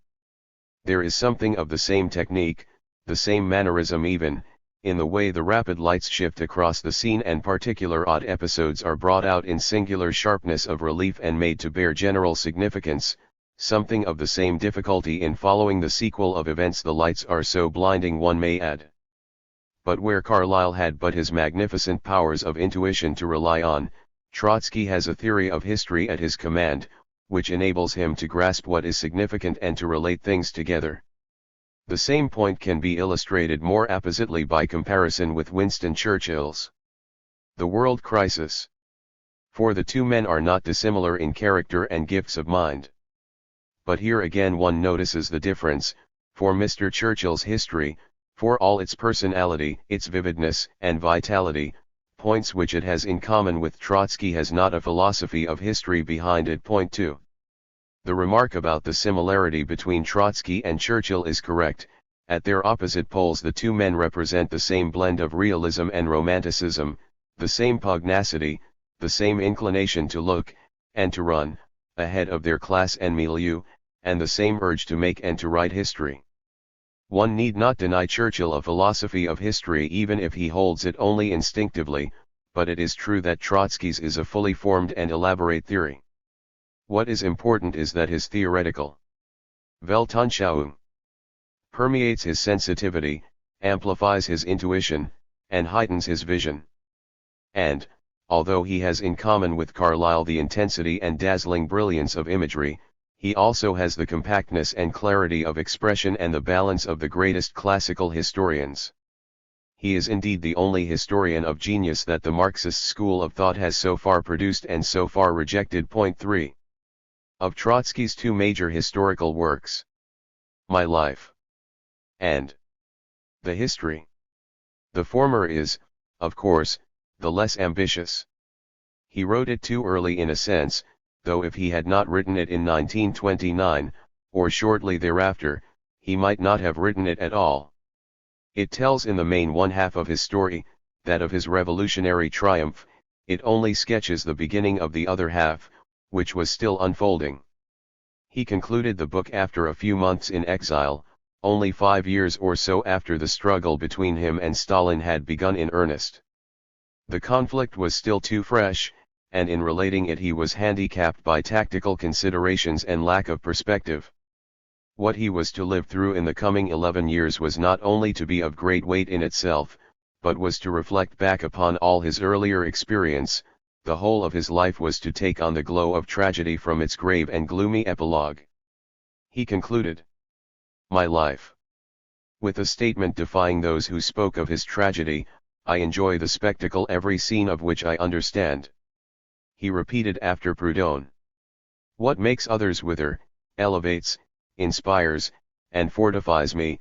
How then, can I lament destiny, for would he have repeated these words a few years later? In a sense, if it were to be held that tragedy necessarily includes the protagonist's penance, there was indeed no tragedy in Trotsky, there was no penance in him to the end. Like Shelley, who could not bear that his Prometheus should end by humbling himself before Jupiter, Trotsky was averse from a catastrophe so feeble. His was the modern tragedy of the precursor in conflict with his contemporaries, the tragedy an example of which he himself saw in Babeuf, only that his was a far larger drama, of far greater catastrophic force.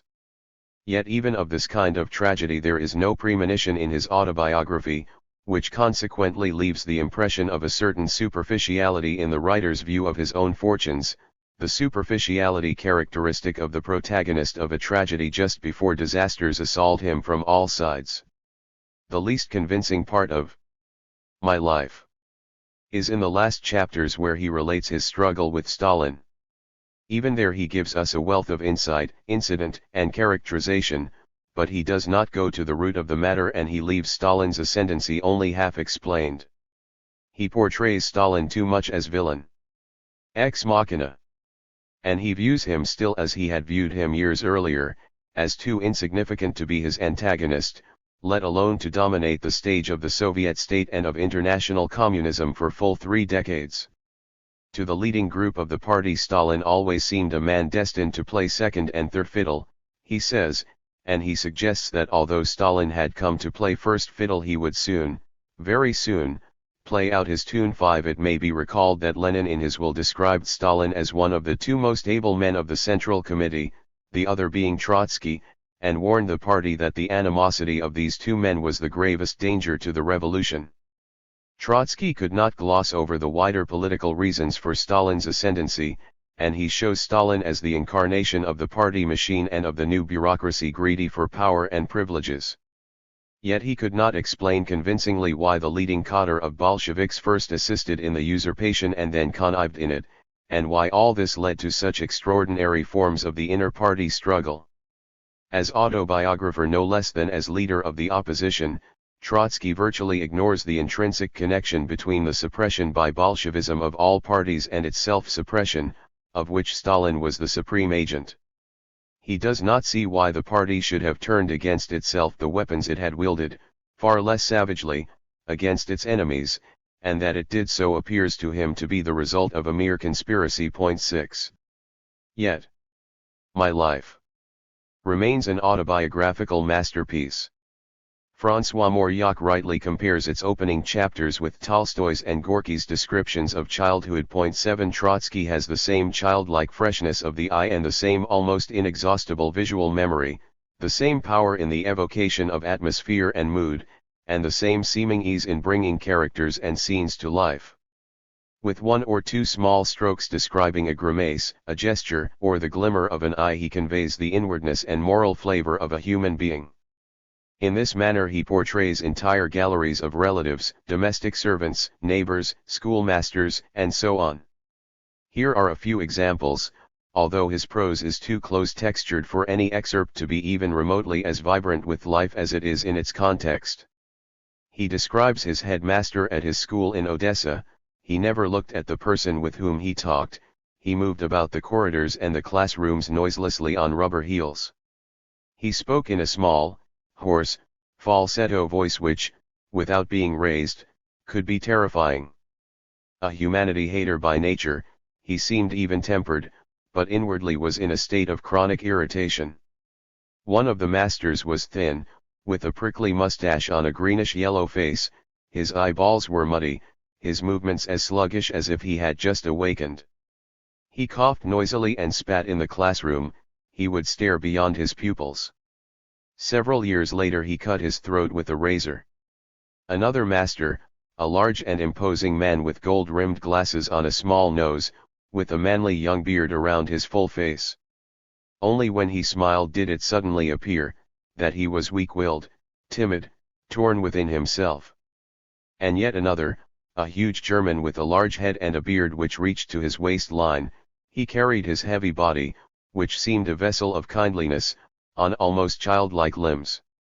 He was a most honest person and suffered over the failures of his pupils. 8. We are made to see the seal of doom on the families of landowning neighbors, who were all progressing with extraordinary rapidity, and all in the same direction, towards downfall.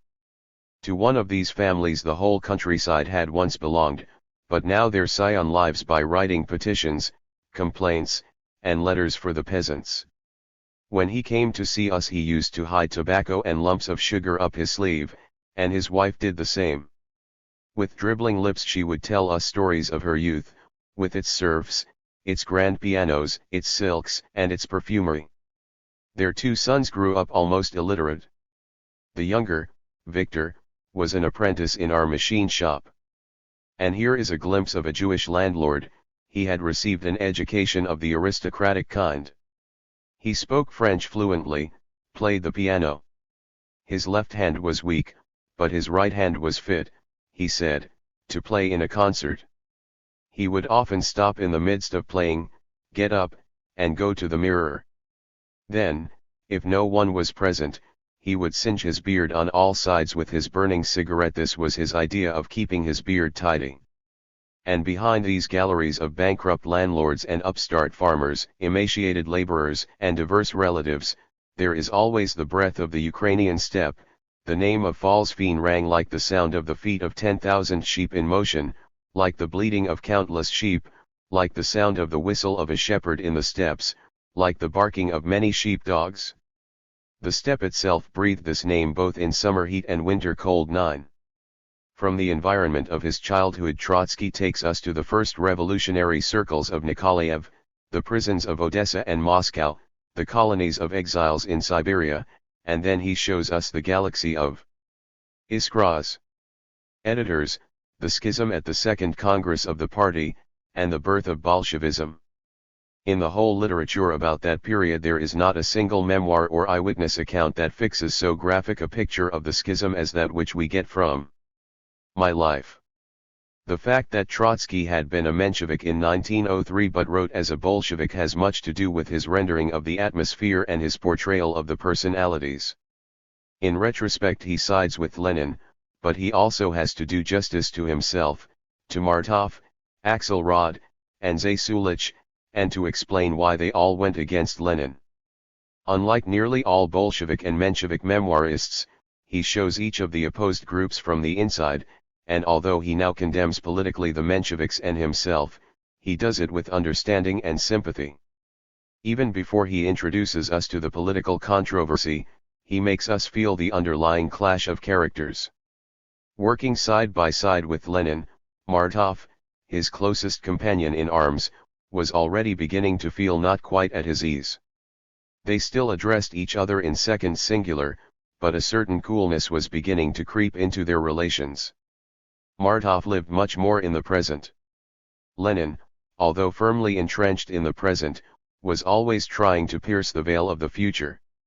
Martov evolved innumerable, often ingenious, guesses, hypotheses, and propositions which he himself promptly forgot, whereas Lenin waited until the moment when he needed them.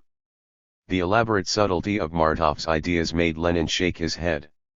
One can say that even before the split, Lenin was hard and Martov soft.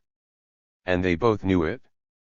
Lenin would glance at Martov, whom he highly esteemed, with a critical and somewhat suspicious look, and Martov, feeling this glance, would look down and his thin shoulders would twitch nervously. When they met and talked afterwards, at least in my presence, one missed the friendly inflection and the jests. Lenin would look beyond Martov as he talked, while Martov's eyes would grow glassy under his drooping and never quite clean pince-nez. And when Lenin spoke to me of Martov, there was a peculiar intonation in his voice. Who said that? Julius. And the name Julius was pronounced in a special way, with a slight emphasis, as if to give warning. A good man, no question about it, even a remarkable one, but much too soft. 10. One has at once the sense of destiny coming at this moment between the two closest comrades in arms, and of defeat suspended over Martov's frail and untidy figure. Trotsky does not forget how much as a young man he owed to Martov, and so, even as he passes his final judgment on him, he does it with sorrowful warmth. Martov, one of the most tragic figures of the revolutionary movement. A gifted writer, an ingenious politician, a penetrating thinker, he stood far above the movement of which he became the leader. But his thought lacked courage, his insight was devoid of will. Sheer doggedness was no substitute. His first reaction to events always tended to be revolutionary. In his second thoughts, however, lacking the support of an active will, he usually slid back. The lack of active will is depicted here as the basic infirmity crippling a daring mind and noble character. How different is the sketch of Plekhanov drawn with discreet antipathy. He apparently sensed something. At least he told Axelrod, referring to Lenin, "Of such stuff the Robespierres are made." Plekhanov himself did not play an enviable part at the Congress. Only once did I see and hear him in all his power. That was at a session of the Program Commission. With a clear, scientifically exact scheme of the program in mind, sure of himself, his knowledge and superiority, with a gay ironic sparkle in his eyes, his graying mustache alert and bristling, with slightly theatrical, lively and expressive gestures, Plekhanov as chairman illumined the entire large gathering with his personality, like a live firework of erudition and wit. 11. How devastating is the seemingly flattering picture of the man, with his self-satisfaction and vanity breaking through his brilliance, and with the suggestion of the firework about to fizzle out in darkness.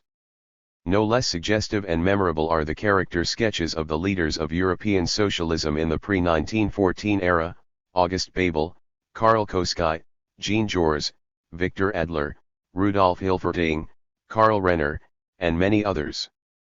In a brief, often humorous passage, dealing with an outwardly trivial incident, Trotsky tells us about the time and the men more than do many learned volumes.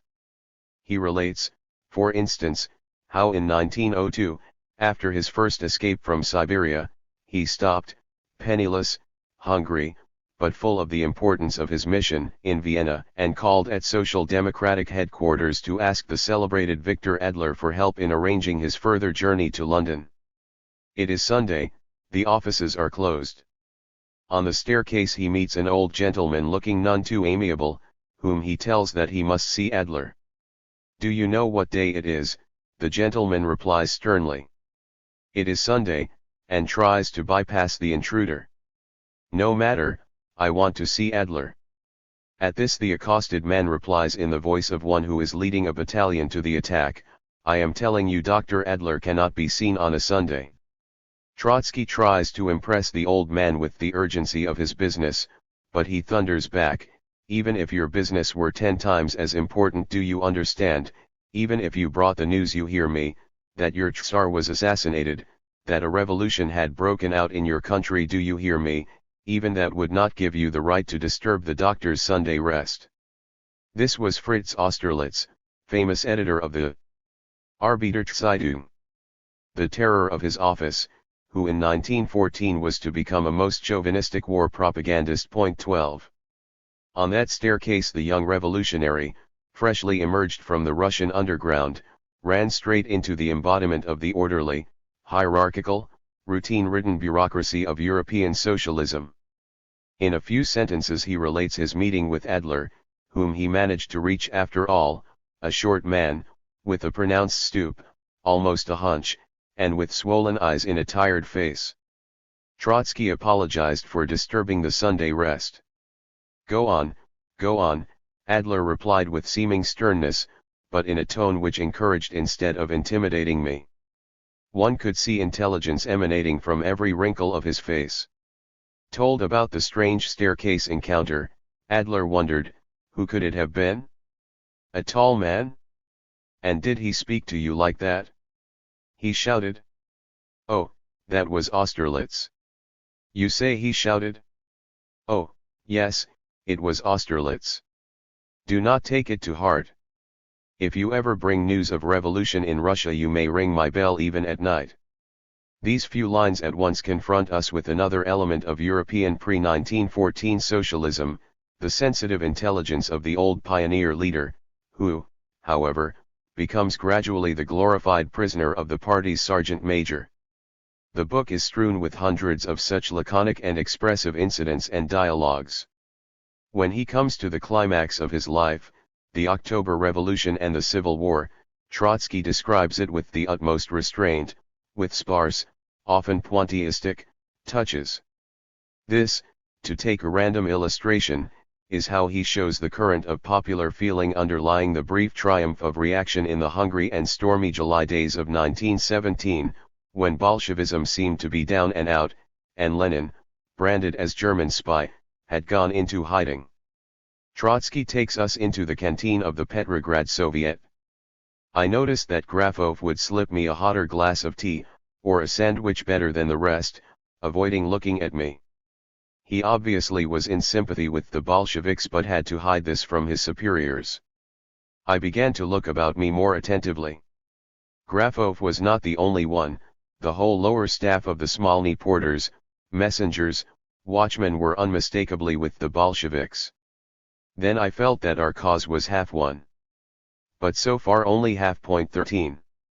A child's remark, a glimpse of Lenin's soiled collar on the day after the October Rising, the view of a long, dark, crowded corridor in the Smolny, alive like an anthill, a grotesque episode occurring in the middle of a decisive battle, and a terse dialogue. It is mostly through such details that he conveys the color and the air of an historic scene. His artistry is in his indirect approach to events too immense to be depicted frontally and too big for big words. It has been said of My Life that it shows up Trotsky's egotism and self-dramatization. Autobiography being egotistical by definition, this criticism amounts to saying that he should not have indulged in it. He himself had his Marxist scruples, which lingered on even while he was putting the title to the book.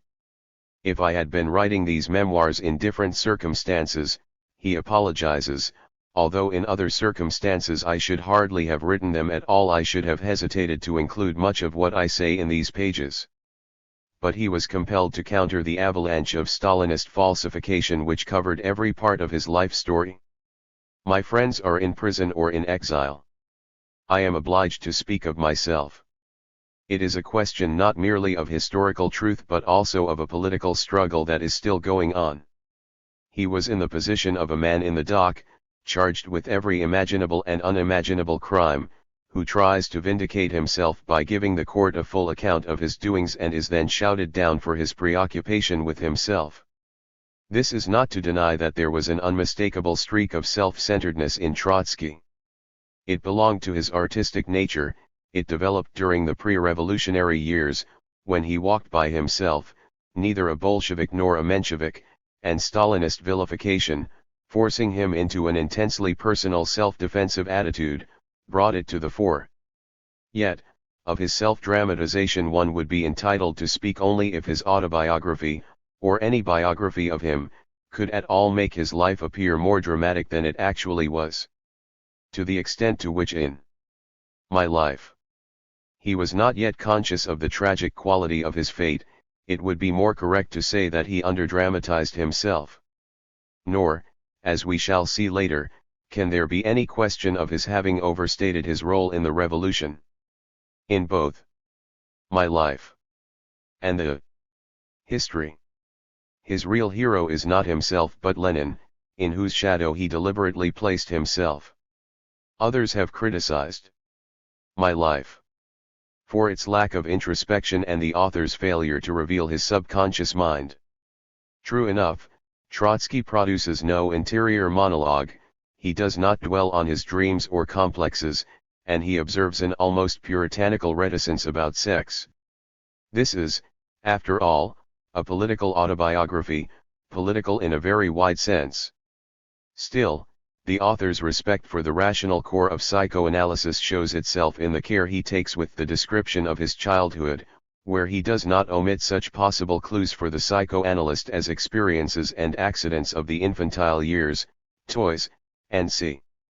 He gives this incidental explanation of his caution about Freudian introspection: memory is not disinterested, he says in the preface. Not rarely it suppresses or relegates to an obscure corner episodes which go against the grain of the individual's controlling vital instinct. This, however, is a question for psychoanalytical criticism, which is sometimes ingenious and instructive, but more often whimsical and arbitrary. He had gone into the subject of psychoanalysis deeply and sympathetically enough to know its pitfalls, and he had neither the time nor the patience for whimsical and arbitrary guesses about his subconscious. Instead, he offered a self-portrait remarkable for its conscious integrity and human warmth. As a political work, My Life failed to achieve its immediate purpose. It made no impression on the communist public at whom it was primarily aimed. To average party members the mere reading of it was an impiety, and they did not read it. The few who did felt offended or antagonized. They were either committed to the Stalin cult, and the book only confirmed for them Stalinist imputations about Trotsky's personal ambition, or they were shocked to see that a leader of the revolution should at all engage in self-portraiture. Here is Trotsky, the Narcissus, in the act of self-flagellation was a typical comment. And so communists overlooked the rich historical material Trotsky put before them, his insights into revolution, and his interpretation of Bolshevism from which they might have drawn many lessons for themselves. On the other hand, the book found a wide bourgeois reading public, which admired its literary qualities, but had little or no use for its message. Mijn leed er der onbekenden mens, eerbevol selbst macht meinem herzen bang. Trotsky might have said of himself, the history is his crowning work, both in scale and power and as the fullest expression of his ideas on revolution. As an account of a revolution, given by one of its chief actors, it stands unique in world literature. He introduces us to the scene of 1917 with the chapter Peculiarities of Russia's Development, which sets the events in deep historical perspective, and one recognizes in this chapter at once an enriched and mature version of his earliest exposition of permanent revolution, dating back to 1906.14. We are shown Russia entering the 20th century without having shaken off the Middle Ages or passed through a Reformation and bourgeois revolution, yet with elements of a modern bourgeois civilization thrust into her archaic existence. Forced to advance under superior economic and military pressure from the West, she could not go through all the phases of the classical cycle of Western European progress. Savages throw away their bows and arrows for rifles all at once, without traveling the road which lay between those two weapons in the past. Modern Russia could not enact a reformation of her own or a bourgeois revolution under bourgeois leadership. Her very backwardness impelled her to advance politically all at once to the point Western Europe had reached and to go beyond it to socialist revolution. Her feeble bourgeoisie being unable to cast off the burden of a semi-feudal absolutism, her small but compact working class, eventually supported by a rebellious peasantry, came forward as the leading revolutionary force.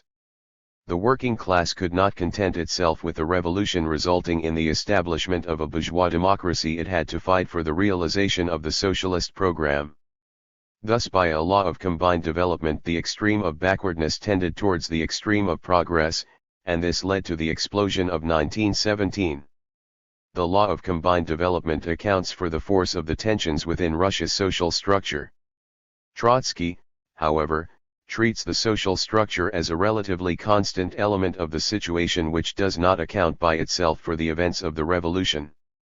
In a controversy with Pokrovsky, he points out that neither in 1917 nor in the preceding decade did any fundamental change occur in Russia's social structure. The war had weakened and exposed that structure but not altered it. 15. The national economy and the basic relations between social classes were in 1917 broadly the same as in 1912-14, and even in 1905-7. What then accounted directly for the eruptions of February and October, and for the violent ebb and flow of revolution in between? The changes in mass psychology, Trotsky replies. If the structure of society was the constant factor, the temper and the moods of the masses were the variable element which determined the flux and reflux of events, their rhythm and direction. The most indubitable feature of a revolution is the direct intervention of the masses in historic events. The revolution is there in their nerves before it comes out into the street. The history is therefore to a large extent a study in revolutionary mass psychology. Delving into the interconnection between the constant and variable factors, he demonstrates that what makes for revolution is not merely the fact that the social and political institutions have long been in decay and crying out to be overthrown, but the circumstances that many millions of people have for the first time heard that cry and become aware of it. In the social structure, the revolution had been ripe well before 1917, in the mind of the masses it ripened only in 1917. Thus, paradoxically, the deeper cause of revolution lies not in the mobility of men's minds, but in their inert conservatism. Men rise en masse only when they suddenly realize their mental lag behind the times and want to make it good all at once. This is the lesson the history drives home. No great upheaval in society follows automatically from the decay of an old order. Generations may live under a decaying order without being aware of it. But when, under the impact of some catastrophe like war or economic collapse, they become conscious of it, there comes the gigantic outburst of despair, hope, and activity. The historian has therefore to enter into the nerves and the minds of millions of people in order to feel and convey the mighty heave that overturns the established order. The academic pedant burrowing in mountains of documents in order to reconstruct from them a single historical incident may say that no historian can enter into the nerves of millions. Trotsky is aware of the difficulties. The manifestations of mass consciousness are scrappy and scattered, and this may lead the historian to arbitrary constructions and false intuitions. But he points out that the historian can nevertheless verify the truth or untruth of his image of mass consciousness by certain severely objective tests. He must follow faithfully the internal evidence of the events. He can and must check whether the motion of mass consciousness, as he sees it, is consistent with itself, whether every phase of it follows necessarily from what went before it, and whether it leads clearly to what comes after it.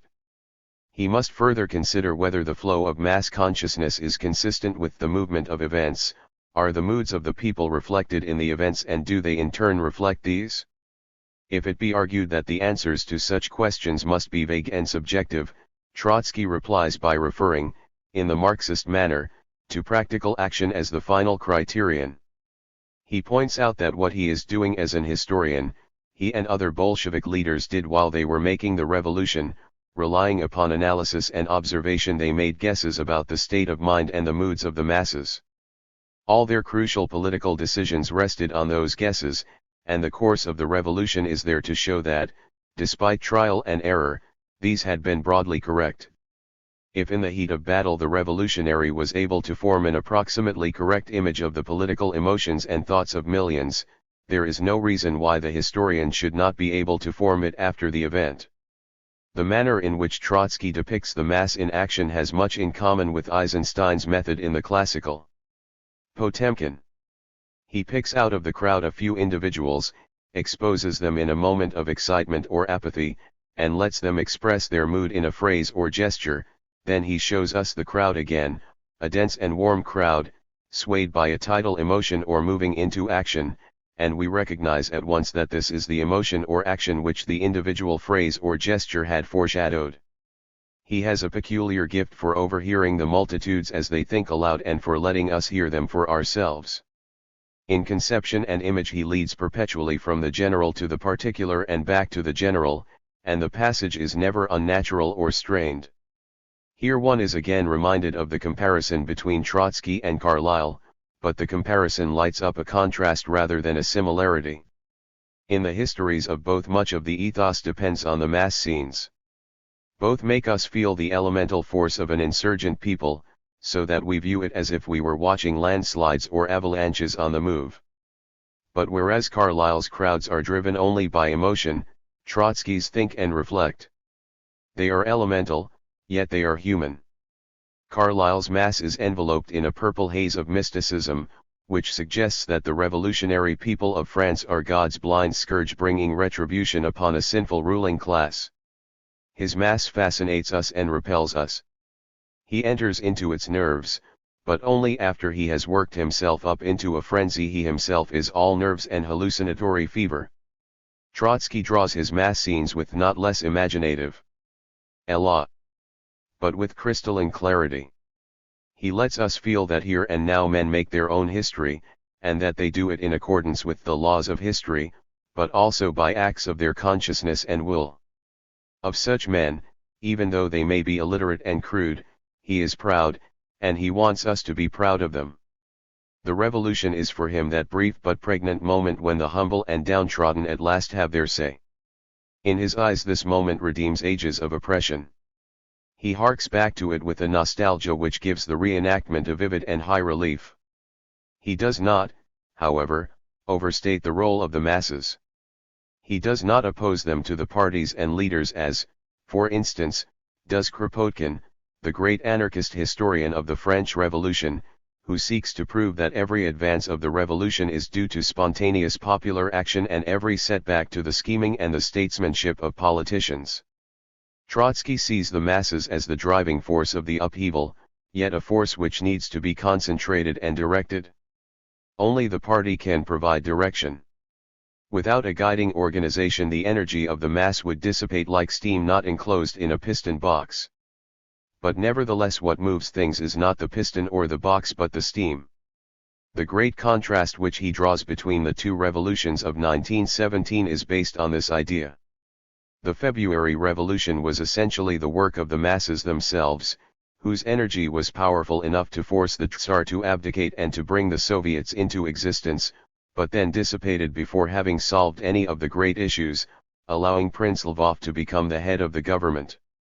The October Revolution was primarily the work of the Bolsheviks, who focused and directed the energy of the masses. The relationship between classes and parties is much more complex in Trotsky's presentation, however, than any mechanistic simile might suggest. He shows the subtle interplay of many objective and subjective factors. What guides a party in its action is basically a definite class interest. But the connection between class and party is often involved and sometimes ambiguous. In a revolutionary era it is also highly unstable. Even if a party's behavior is ultimately governed by its nexus with one particular class, it may recruit its following from another, a potentially hostile class. Or it may represent only one phase in the development of a social milieu, a phase to which some leaders remain mentally fixed, while the milieu has left it far behind.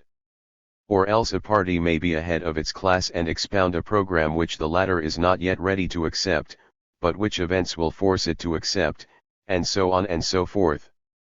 In a revolution the traditional political balance collapses, and new alignments take shape abruptly. Trotsky's history is a grand inquiry into the dynamic of these processes. We have said that Trotsky does not disguise his hostility towards the enemies of the October Revolution. To put it more accurately, he confronts them before the tribunal of history as counsel for the prosecution, and there he inflicts upon them for a second time the defeat he had inflicted on them in the streets of Petrograd. As a rule, this is not a role that fits the historian. Yet in history as in law it happens that the counsel for the prosecution may present the fullest possible truth of a case, namely, when he charges the men in the dock with offenses they have actually committed, when he does not exaggerate their guilt, when he enters into their conditions and motives and gives due weight to mitigating circumstances, when he supports every count of the indictment with ample and valid evidence, and, finally, when the defendants, having full freedom to refute the evidence, not only fail to do so, but loudly quarreling among themselves in the dock only confirm it. Such is the manner in which Trotsky discharges his duty. When his history was published, and for many years thereafter, most of the chiefs of the anti-Bolshevik parties, Miliukov, Kerensky, Tseretelli, Chernov, Dan, Abramovich, and others were alive and active as émigrés. Yet none of them has exposed a single significant flaw in the fabric of fact which he presented, and none, with the partial exception of Miliukov, has seriously attempted an alternative account. 16 And so, Trotsky's work is still, in the fifth decade after October, the only full-scale history of the revolution. This is no accident. All the other major actors, again with the partial exception of Miliukov, were so entangled in their contradictions and failures as to be incapable of presenting in full their own more or less coherent versions. They refused to go back as historians to the fatal battlefield where every landmark and indeed every inch of land reminded them of their disgrace. Trotsky revisits the battlefield, his conscience clear and his head up. Yet his story has no real villains. He does not, as a rule, depict the enemies of Bolshevism as corrupt and depraved men. He does not strip them of their private virtues and personal honor. If they nevertheless stand condemned, it is because he has shown them as defending indefensible causes, as lagging behind the times, as elevated by events to heights of responsibility to which they had not risen mentally and morally, and as perpetually torn between word and deed. The villainy he exposes lies in the archaic social system rather than in individuals. His determinist view of history allows him to treat adversaries, not indulgently indeed, but fairly and at times generously. When he depicts an enemy in power he shows him complacent, talking big, throwing his weight about, and he crushes him with irony or indignation. Not rarely, however, he stops to pay a tribute to an adversary's past achievement, integrity, even heroism, and he sighs over the deterioration of a character worthy of a better destiny. When he describes a broken enemy, he dwells on the necessity of what had happened and exults in its historic justice, but sometimes the exultation subsides and he casts a commiserating glance, usually his last glance, at the prostrate victim. He never paints the enemies of the revolution blacker than they have painted one another. Often he paints them less black, because he dissects their mutual animosities and jealousies and makes allowance for exaggeration in the cruel insults they exchanged. He treats the Tsar and the Tsarina no more mercilessly than Witt, Miliukov, Denikin, and even more orthodox monarchists have treated them. He even defends the Tsar against liberal critics, who have held that by means of timely concessions the Tsar might have averted the catastrophe. Nicholas II, Trotsky argues, made quite a few concessions, but could not yield more ground than self-preservation permitted. As in Tolstoy's War and Peace, so in Trotsky the Tsar is a slave of history. Nicholas II inherited from his ancestors not only a giant empire, but also a revolution. And they did not bequeath him one quality which would have made him capable of governing an empire, or even a province, or a county. To that historical flood which was rolling its billows each one closer to the gates of his palace, the last Romanov opposed only a dumb indifference. 17 He draws a memorable analogy between three doomed monarchs, Nicholas II, Louis XVI, and Charles I, and also between their queens. Nicholas's chief characteristic is not just cruelty, of which he was capable, or stupidity, but meagerness of inner powers, a weakness of the nervous discharge, poverty of spiritual resources. Both Nicholas and Louis XVI give the impression of people overburdened by their job, but at the same time unwilling to give up even a part of those rights which they are unable to use. Each went to the abyss with the crown pushed down over his head. But, Trotsky remarks, would it be any easier, to go to an abyss which you cannot escape anyway with your eyes wide open? He shows that at the decisive moments, when the three sovereigns are overtaken by their fate, they look so much like each other that their distinctive features seem to vanish, because to a tickle people react differently, but to red-hot iron alike. As for the Tsarina and Marie Antoinette, both were enterprising but chicken-headed and both see rainbow dreams as they drown. 18. And here is how he portrays the cadets, the Mensheviks, and the social revolutionaries. Miliukov, professor of history, author of significant scholarly works, founder of the Cadet Party, completely free from that insufferable, half-aristocratic and half-intellectual, political dilettantism which is proper to the majority of Russian liberal men of politics. Miliukov took his profession very seriously, and that alone distinguishes him. The Russian bourgeoisie did not like him because prosaically and soberly, without adornment, expressed the political essence of the Russian bourgeoisie. Beholding himself in the Miliukov mirror, the man of the bourgeoisie saw himself grey, self-interested, and cowardly, and, as so often happens, he took offence at the mirror. Rodchenko, the Tsar's Lord Chamberlain who became one of the leaders of the February regime, cuts a grotesque figure, having received power from the hands of conspirators, rebels, and tyrannicides, wore a haunted expression in those days, sneaked on tiptoe round the blaze of the revolution, choking from the smoke and saying, "Let it burn down to the coals, then we will try to cook up something." 19. Trotsky's Mensheviks and social revolutionaries have, of course, little in common with the faceless counter-revolutionary phantoms usually shown in Stalinist and even post-Stalinist literature. Each of them belongs to his species, but has his individual traits of character. Here is a thumbnail sketch of Chkij, the Menshevik president of the Petrograd Soviet. He tried to consecrate to the duties of his office all the resources of his conscientiousness, concealing his perpetual lack of confidence in himself under an ingenious jocularity. He carried the ineradicable imprint of his province, mountainous Georgia, the Gironda of the Russian Revolution. The most distinguished figure of that Gironda, Tsereteli, had for many years been a hard labor convict in Siberia, yet remained a radical of the southern French type. In conditions of ordinary parliamentary routine he would have been a fish in water. But he was born into a revolutionary epoch and had poisoned himself in youth with a dose of Marxism. At any rate, of all the Mensheviks, Tsereteli revealed the widest horizon and the desire to pursue a consistent policy. For this reason he, more than any other, helped on with the destruction of the February regime. Chkij wholly submitted to Tsereteli, although at moments he was frightened by that doctrinaire straightforwardness which caused the revolutionary hard labor convict of yesterday to unite with the conservative representatives of the bourgeoisie. 20. Skobelev, once Trotsky's disciple, looks like an undergraduate playing the role of a statesman on a homemade stage. And as for Lieber, if the first violin in the orchestra was Tsereteli, the piercing clarinet was played by Lieber, with all his lung power and blood in his eyes. This was a Menshevik of the Jewish Workers' Union with a long revolutionary past, very sincere, very temperamental, very eloquent, very limited, and passionately desirous of showing himself an inflexible patriot and iron statesman, beside himself with hatred of Bolsheviks. Chernov, the ex-participant in the Zimmerwald movement, now Kerensky's minister. A well-read rather than educated man, with a considerable but unintegrated learning, Chernov always had at his disposition a boundless assortment of appropriate quotations, which for a long time caught the imagination of the Russian youth without teaching them much.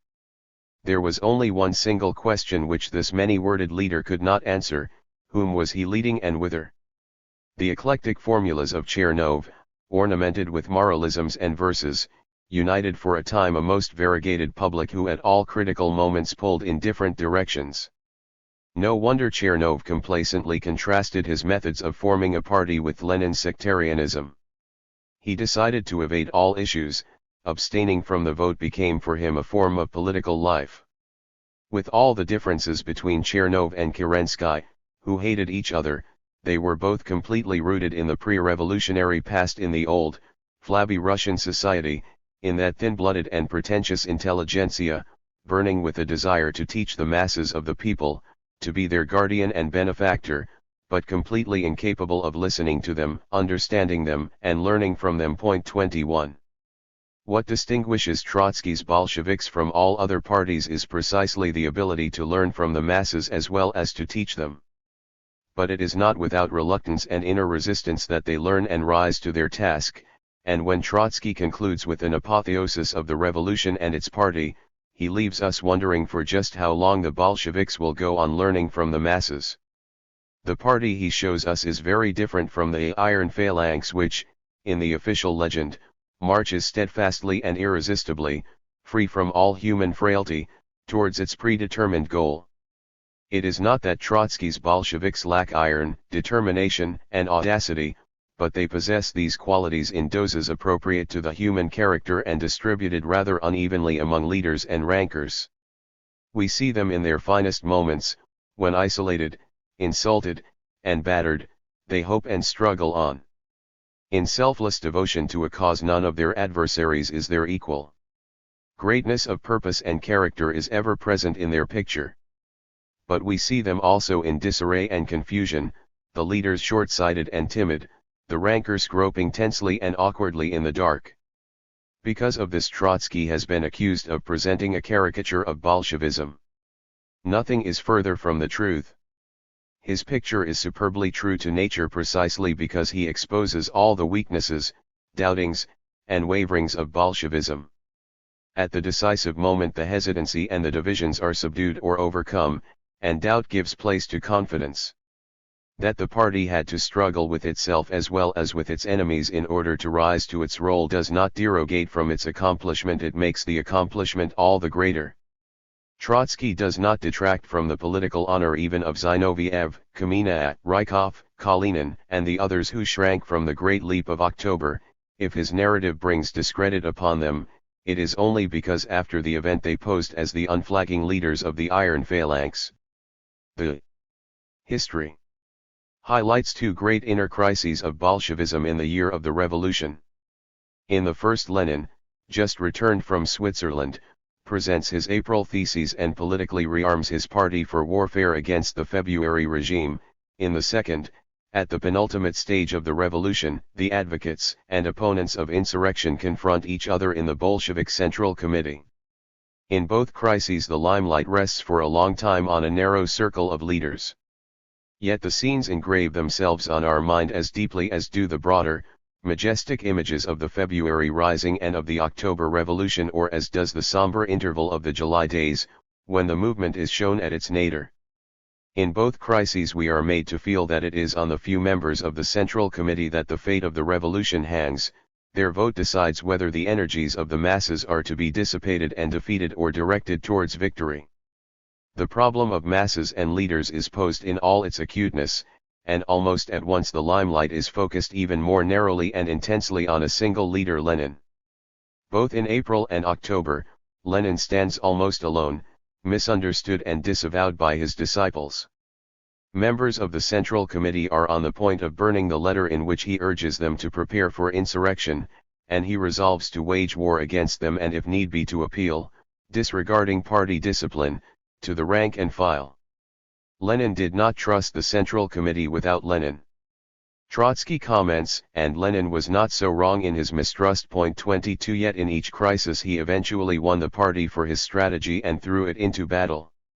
His shrewdness, realism, and concentrated will emerge from the narrative as the decisive elements of the historic process, at least equal in importance to the spontaneous struggle of millions of workers and soldiers.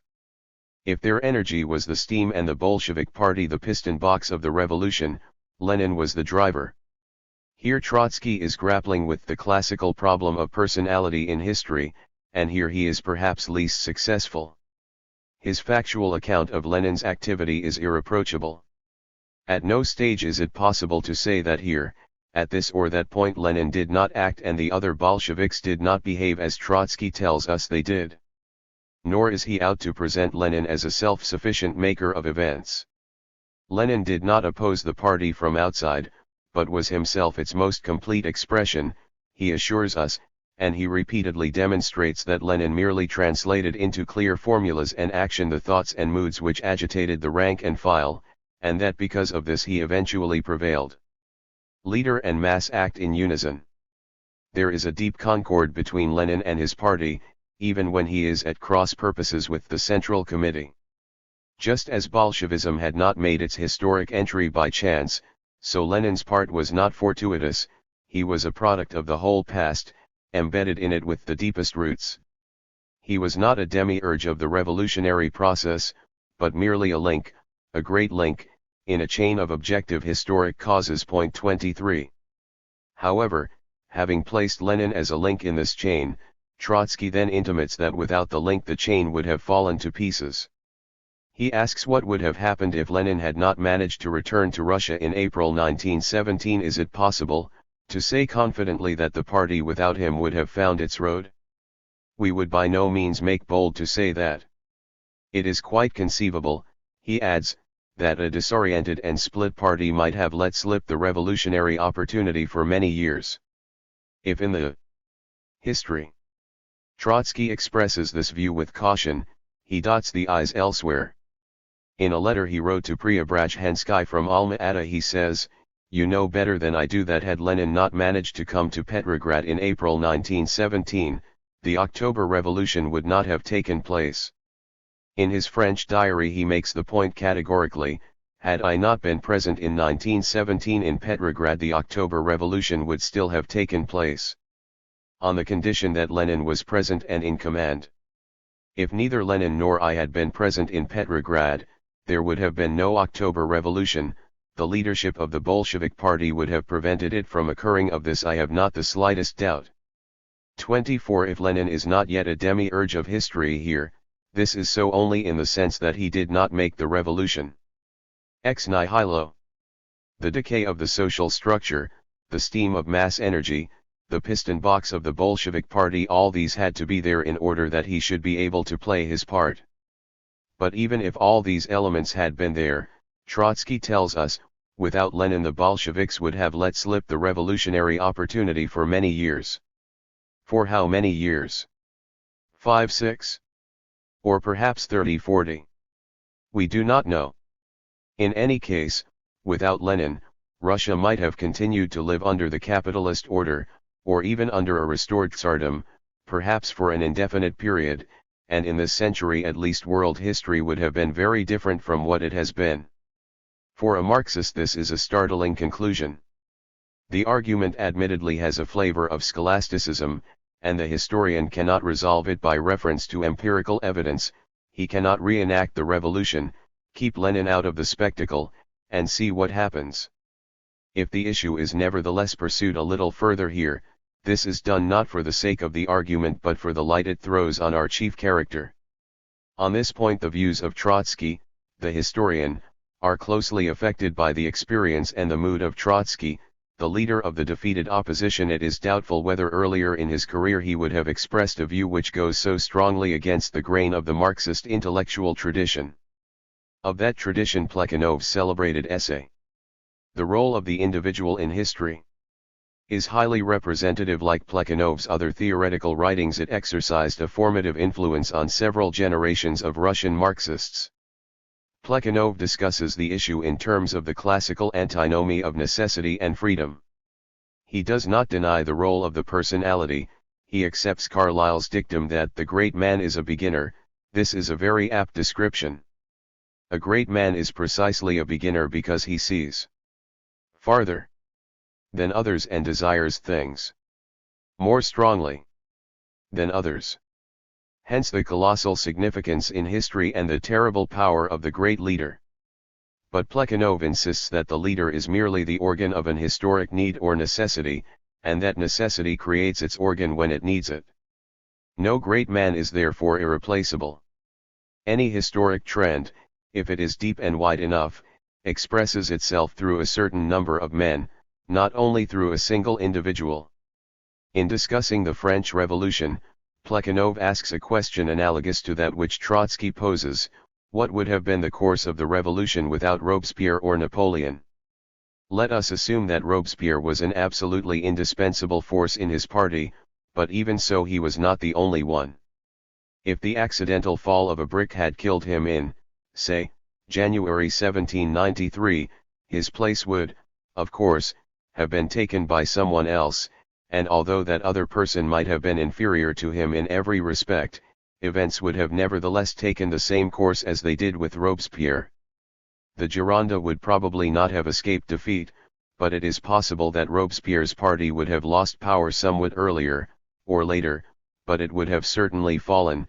25. What Trotsky suggests is that if a brick had killed Lenin, say in March 1917, there would have been no Bolshevik revolution in that year and for many years after. The fall of the brick would consequently have diverted a tremendous current of history in some other direction. The discussion about the individual's role turns out to be a debate over accident in history, a debate with a close bearing on the philosophy of Marxism. Plekhanov concludes his argument by saying that such accidental changes in the course of events might, to some extent, have influenced the subsequent political life of Europe, but that in no circumstances would the final outcome of the revolutionary movement have been the opposite of what it was. Owing to the specific qualities of their minds and their characters, influential individuals can change the individual features of events and some of their particular consequences. But they cannot change their general trend, which is determined by other forces. Trotsky implies that Lenin's personality changed not merely the individual features of events, but the general trend. Without Lenin, the social forces that made that trend or contributed to it would have been ineffective. This conclusion accords ill with Trotsky's Weltanschauung, and with much else besides. If it were true that the greatest revolution of all time could not have occurred without one particular leader, then the leader cult at large would by no means be preposterous, and its denunciation by historical materialists, from Marx to Trotsky, and the revulsion of all progressive thought against it would be pointless. Trotsky evidently succumbs here to the optical illusion of which Plekhanov speaks in his argument against historians who insist that Napoleon's role was decisive because no one else could have taken his place with the same or a similar effect. The illusion consists in the fact that a leader appears irreplaceable because, having assumed his place, he prevents others assuming it. Coming forward, Napoleon made it impossible for all other generals to play this role, and some of them might have performed it in the same or almost the same way as he did. Once the public need for an energetic military ruler was satisfied, the social organization barred the road to this position, for all other gifted soldiers. The power of Napoleon's personality presents itself to us in an extremely magnified form, for we credit him with the power of the social organization which had brought him to the fore and held him there. His power appears to us quite exceptional because other powers similar to his did not pass from the potential to the actual. And when we are asked, what would have happened if there had been no Napoleon, our imagination becomes confused, and it seems to us that without him the social movement upon which his strength and influence were based could not have taken place. 26. Similarly, it may be argued, Lenin's influence on events appears to us greatly magnified because once Lenin had assumed the post of the leader, he prevented others from assuming it. It is, of course, impossible to say who might have taken his place had he not been there. It might have been Trotsky himself. Not for nothing did revolutionaries as important as Lunacharsky, Uritsky, and Manuelsky, discussing, in the summer of 1917, Lenin's and Trotsky's relative merits, agree that Trotsky had at that time eclipsed Lenin, and this while Lenin was there, on the spot, and although Lenin's influence on the Bolshevik Party was decisive, the October insurrection was in fact carried out according to Trotsky's, not to Lenin's, plan. If neither Lenin nor Trotsky had been there, someone else might have come to the fore. The fact that among the Bolsheviks there was apparently no other man of their stature and reputation does not prove that in their absence such a man would not have emerged. History has indeed a limited number of vacancies for the posts of great chiefs and commanders, and once the vacancies are filled, potential candidates have no opportunity to develop and achieve self-fulfillment. Need it be held that they would not have achieved it in any circumstances? And could Lenin's or Trotsky's part not have been played by leaders smaller in stature, with this difference perhaps that the smaller men, instead of allowing destiny to direct them, would have been dragged by it? It is a fact that almost every great leader or dictator appears irreplaceable in his lifetime, and that on his demise someone does fill his place, usually someone who to his colleagues appears to be the least likely candidate, a mediocrity destined to play second or third fiddle. Hence the surprise of so many at seeing first Stalin as Lenin's successor and then Khrushchev as Stalin's heir, the surprise which is a byproduct of the optical illusion about the irreplaceable colossus. Trotsky maintains that only Lenin's genius could cope with the tasks of the Russian Revolution, and he often intimates that in other countries too the revolution must have a party like the Bolshevik and a leader like Lenin in order to win. There is no gainsaying Lenin's extraordinary capacity and character, or Bolshevism's good fortune in having him at its head. But have not in our time the Chinese and the Yugoslav revolutions triumphed under parties very different from that of the Bolsheviks of 1917, and under leaders of smaller, even much smaller, stature? In each case the revolutionary trend found or created its organ in such human material as was available.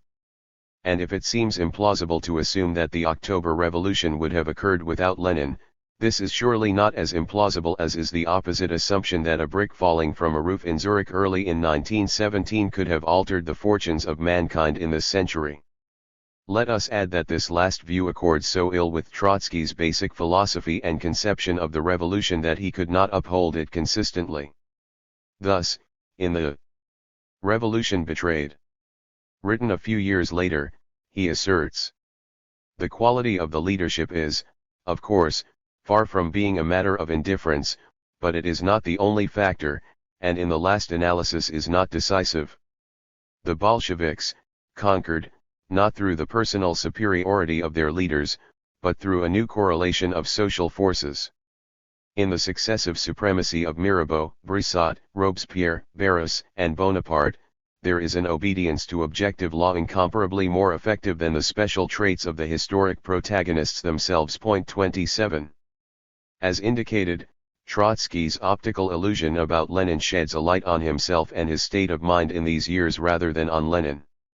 He produced the history after the orgy of the Stalinist personality cult had begun, and his view of Lenin was a negative reflex of that cult. He appealed against the irreplaceable Stalin to the irreplaceable Lenin. Moreover, in view of the apathy and amorphousness of Soviet society, the leader did indeed loom incomparably larger in those years than in 1917, when the whole mass of the nation was seething with political energy and activity. On the one hand Stalin was emerging as autocrat, on the other, Trotsky was of necessity exercising a sort of ideal, moral autocracy as sole mouthpiece of the opposition. He too, in his defeat, loomed as an individual exceptionally, even uniquely, large. As historian, he projected the leader's huge apparition back onto the screen of 1917, and drew this self-defensive moral, from the extraordinary significance which Lenin's arrival acquired. It should only be inferred that leaders are not accidentally created, that they are gradually chosen out and trained up in the course of decades, that they cannot be capriciously replaced, that their mechanical exclusion from the struggle gives the party a living wound, and in many cases may paralyze it. For a long period 28 in his diary he draws the moral even more explicitly. "I think that the work on which I am engaged now, despite its extremely insufficient and fragmentary nature, is the most important work of my life, more important than 1917, more important than the period of the Civil War, or any other. I cannot speak of the indispensability of my work, even in the period of 1917 to 1921. But now my work is indispensable in the full sense of the word. There is no arrogance in this claim at all. The collapse of the two internationals has posed a problem which none of the leaders of these internationals is at all equipped to solve. The vicissitudes of my personal fate have confronted me with this problem and armed me with important experience in dealing with it. There is now no one except me to carry out the mission of arming a new generation with the revolutionary method. I need at least about 5 more years of uninterrupted work to ensure the succession." Point 29. He needed to feel that the leader, whether Lenin in 1917 or he himself in the 1930s, was irreplaceable. From this belief he drew the strength for his solitary and heroic exertions. And now, when alone of a whole Bolshevik generation he spoke against Stalin, no one indeed was in a position to take his place. But, precisely because he was alone and irreplaceable did so much of his labor run to waste. Quite apart from the pros and cons of this argument, Trotsky's feelings towards Lenin need further elucidation. The opinions of two contemporaries may be cited. Trotsky is prickly and imperative. Only in his relations with Lenin, after their union, did he show always a touching and tender deference. With the modesty characteristic of truly great men, he recognized Lenin's priority 30. Thus wrote Lunacharsky in 1923, at the beginning of the anti-Trotsky campaign. Krupskaya, speaking, in the early 1930s, to a famous foreigner, a non-communist, and knowing that she was eavesdropped upon and that her words would be reported to Stalin, also remarked on Trotsky's domineering and difficult character, but added, he loved Vladimir Ilyich very deeply. On learning of his death, he fainted and did not recover for 2 hours 31. This love and recognition of Lenin's priority are evident in all of Trotsky's post-revolutionary utterances on Lenin. As early as September 1918, after Dora Kaplan's attempt on Lenin's life, he paid this tribute to the wounded leader. All that was best in Russia's revolutionary intellectuals of earlier times, their spirit of self-denial, their audacity, their hatred of oppression, all this is concentrated in the figure of this man. Supported by Russia's young revolutionary proletariat, utilizing the rich experience of a worldwide workers' movement, he has risen to his full stature, as the greatest man of our revolutionary epoch. Never yet has the life of any one of us seemed to us so secondary in importance as it does now, at a moment when the life of the greatest man of our epoch is in peril. 32. There was not a hint of sycophancy in these words. Lenin was not yet surrounded by any cult, and Trotsky was more than once yet to voice strong disagreement with him. In 1920, on the occasion of Lenin's 50th birthday, he published an essay, more restrained in tone, on Lenin as a national type embodying the best sides of the Russian character. 33. In exile, after he had left Prinkipo, he began to work on Lenin's full-scale biography, of which he finished only the few opening chapters. His failure to complete this work is partly made good by a wealth of biographical sketches he had written and published in the early 1920s. These deal with two decisive periods of Lenin's life, the years 1902-3 and 1917-18, and give a portrait throbbing with life and suffused with the tenderness of which Lunacharsky spoke. 34.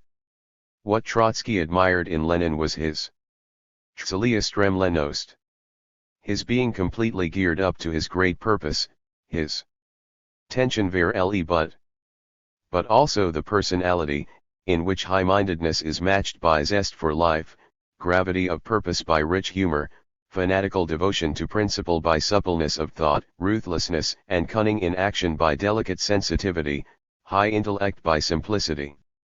He shows the greatest man of our epoch as a fallible being, and so he demolishes the Stalinist icon of Lenin.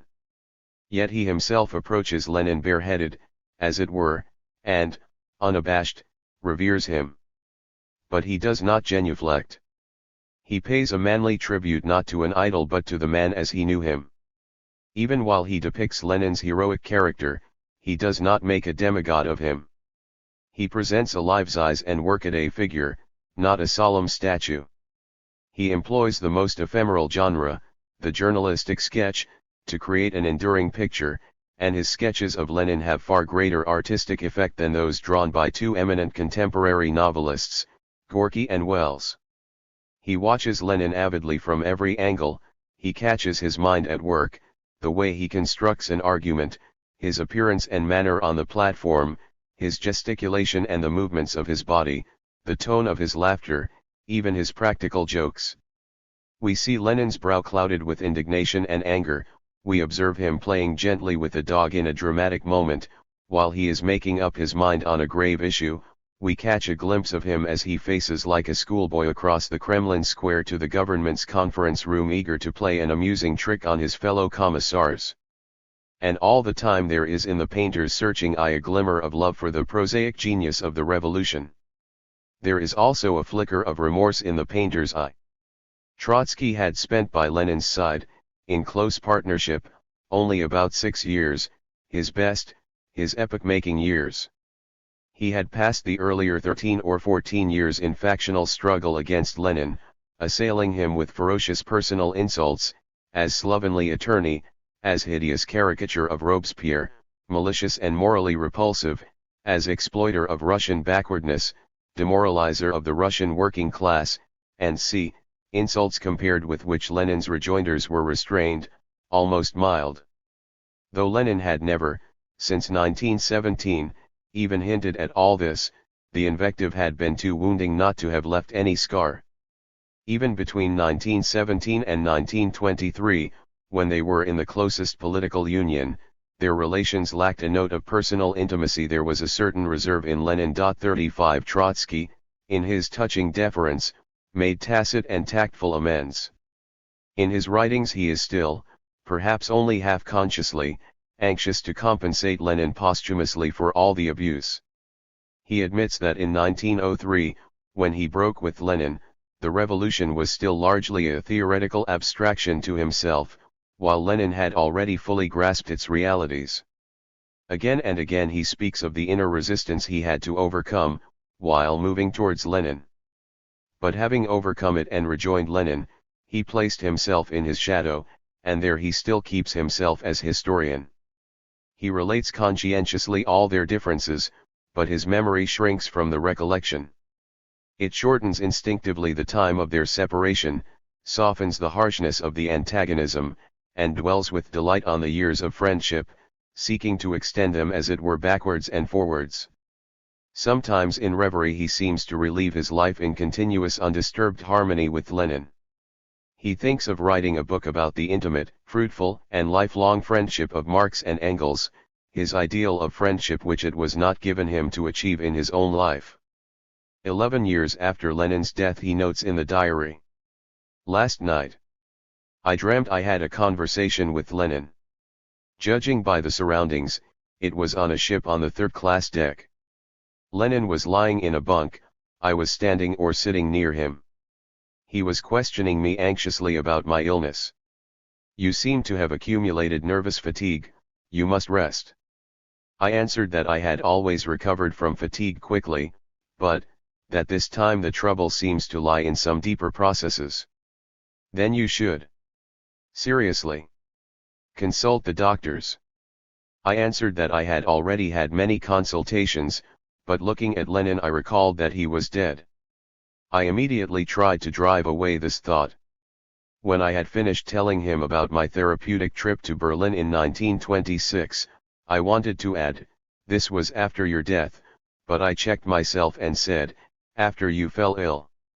36. Dream and reverie shield Trotsky in his vulnerability, and in wish fulfillment he sees himself protected by Lenin's care and affection. The optical illusion about Lenin is the sole instance of subjectivist thinking in the history. Otherwise it is as an objective thinker that Trotsky presents the events. To be sure, only an actor and an eyewitness could feel as intimately as he does the inwardness, the color, and the flavor of every fact and scene. But as historian he stands above himself as actor and eyewitness. What is said of Caesar that as author he was only the shadow of the commander and politician cannot be said of Trotsky. He submits his work to the most exacting tests and supports the narrative by the most rigorous testimony, which as a rule he draws from enemies rather than friends. He never refers to his own authority, and only very rarely does he introduce himself as a dramatis persona. He devotes, for instance, only one brief dry sentence to his assumption of the presidency of the Petrograd Soviet, which was one of the great scenes and momentous events of the time. 37 It is perhaps a defect of the history that if one tried to deduce from it alone just how important was Trotsky's role in the revolution, one would form a wrong idea. Trotsky looms incomparably larger, in 1917, on every page of Pravda, in every anti-Bolshevik newspaper, and in the records of the Soviets and the party than he does in his own pages. His silhouette is the only almost empty spot on his vast and animated canvas. Hazlitt held that oratorical genius and literary greatness are incompatible. Yet Trotsky, who had in such full measure the orator's quickness of perception, spontaneous eloquence, and responsiveness to audience, possessed in the same degree the habits of deep and sustained reflection, the indifference to ephemeral satisfaction, and the patience of soul indispensable to the true writer. Lunacharsky, himself a most prominent speaker, describes Trotsky as the first orator of his time and his writing as congealed speech. He is literary even in his oratory and oratorical even in literature. 38 This opinion applies well to Trotsky's early writings, and Lunacharsky expressed it in 1923 before Trotsky the writer rose to his full height. In My Life and in the History, the rhetorical element is sternly disciplined by the needs of narrative and interpretation, and the prose has an epic rhythm. It is still congealed speech in the sense in which all narrative is. For decades Trotsky's major works have been read only in translations. As the man was exiled, so his literary genius was banished into foreign languages. He found skillful and devoted translators in Max Eastman, Alexandra Ram, and Maurice Parry-Janine who acquainted the European and American public with his major works. Yet something of his spirit and style is missing from any translation, although Trotsky, having absorbed so much of the European literary tradition, is the most cosmopolitan of Russian writers. But it was from his native sources that he drank most deeply, imbibing the vigor, subtlety, color, and humor of the Russian tongue. He is, in his generation, the greatest master of Russian prose. To the English ear his style may sometimes seem to suffer from that too muchness in which Coleridge saw the flaw of even the best German, or continental, style. This is a matter of taste and accepted stylistical standards, which vary not only from nation to nation, but within the same nation from epoch to epoch. Emotional vigor and strong, repetitive emphasis belong to the style of a revolutionary era when speaker and writer expound to great masses of people ideas over which a life and death struggle is being waged, and, of course, the raised voices in which people communicate on a battlefield or in a revolution are unbearable at the quiet fireplace of the Englishman's castle. However, my life and the history are free from too muchness. Here Trotsky exercises a classical economy of expression. Here he is an objective word maker, striving for the utmost precision in nuance of meaning or mood, a heavy worker in the field of letters. He molds his work with a watchful eye on the structure of the whole and the proportions of the parts, with an unflagging sense of artistic unity. So closely does he weave his theoretical argument into the narrative that try to disentangle them and the fabric loses texture and pattern. He knows when to contract and when to expand his story as very few narrators know. Yet it is not by arbitrary design that he expands or contracts it, the pace and cadences are attuned to the pulse of events. The whole has the torrential flow proper to a presentation of revolution. But for long stretches he keeps his rhythms even and regular, until, when they approach a climax, they rise and grow, passionate and tempestuous, so that the Red Guard's assault on the Winter Palace, the sirens of the battleships on the Neva, the final cut and thrust between the parties in the Soviet, the collapse of a social order, and the triumph of revolution are reproduced with symphonic effect. 39 And in all this grand sweep his Sachlichkeit is never lost. His originality lies in the combination of classical grandeur and sober modernity. Over his pages he strews dazzling similes and metaphors. These spring spontaneously from his imagination, but he never loses control over them. His imagery is as precise, conceptually, as it is vivid. He uses metaphor with a definite purpose, to accelerate thought, to illumine a situation, or to clip tightly together two or more threads of ideas. The image may flash out in a single sentence, it may shape itself more slowly over the length of a passage, or it may grow in a chapter like a plant, push up a shoot first, blossom forth a few pages later, and come to fruition before the end of the chapter. Note, for instance, the use of metaphor in a passage describing the beginning of the February Revolution.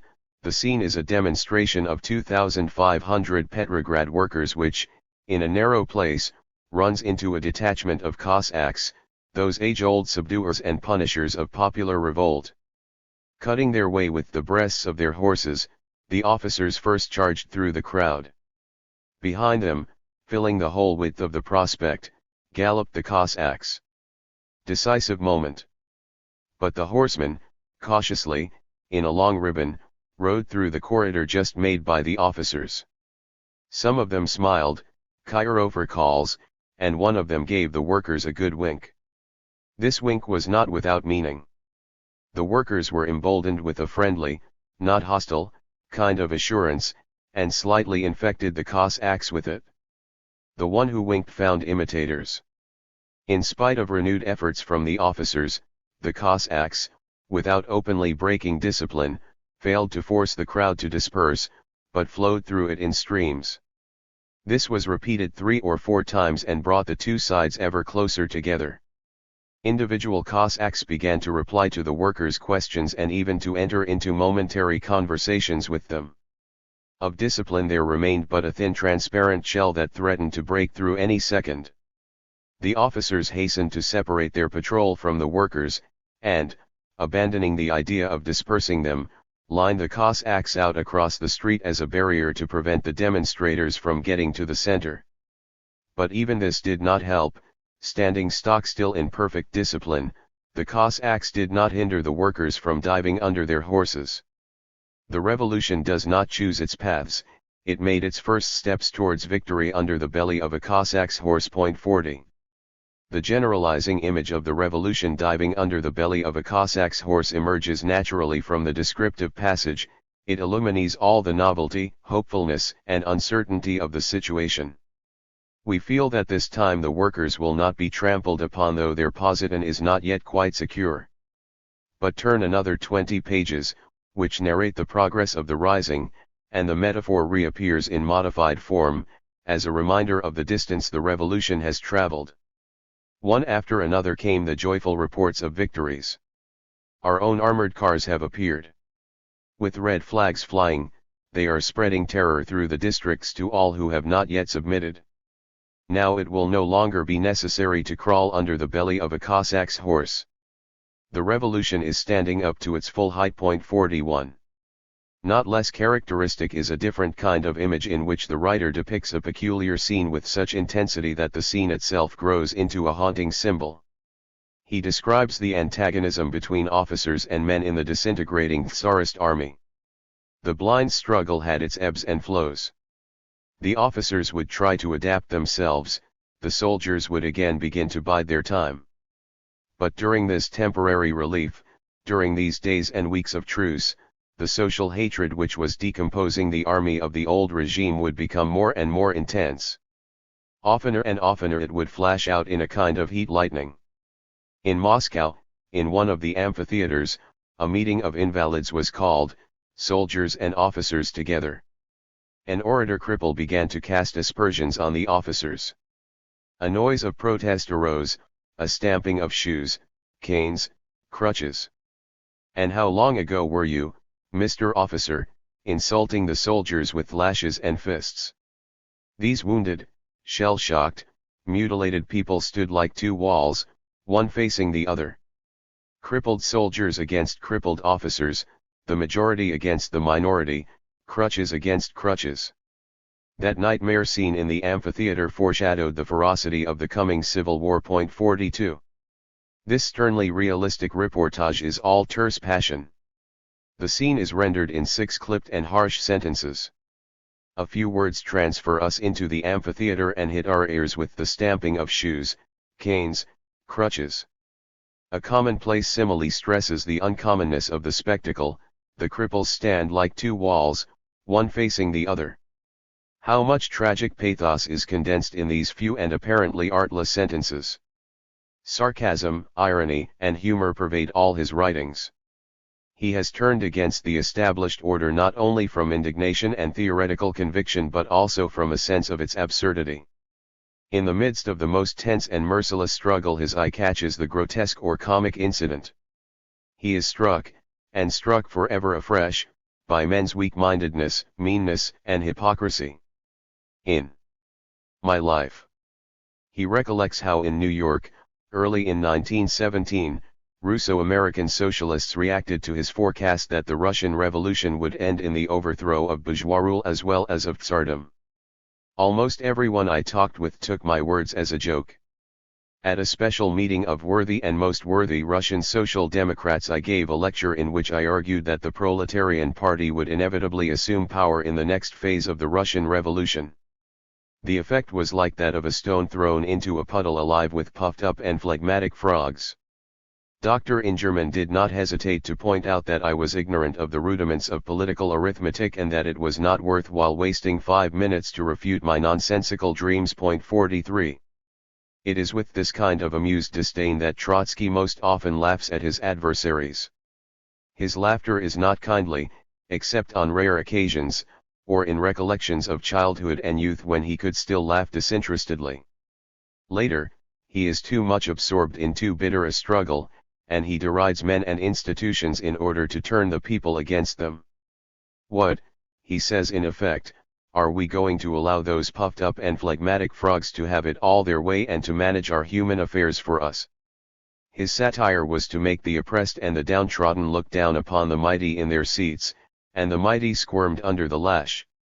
Like Lessing, he not only cuts off the head of his enemy, but is malicious enough to lift it from the ground and show the public that it is quite empty.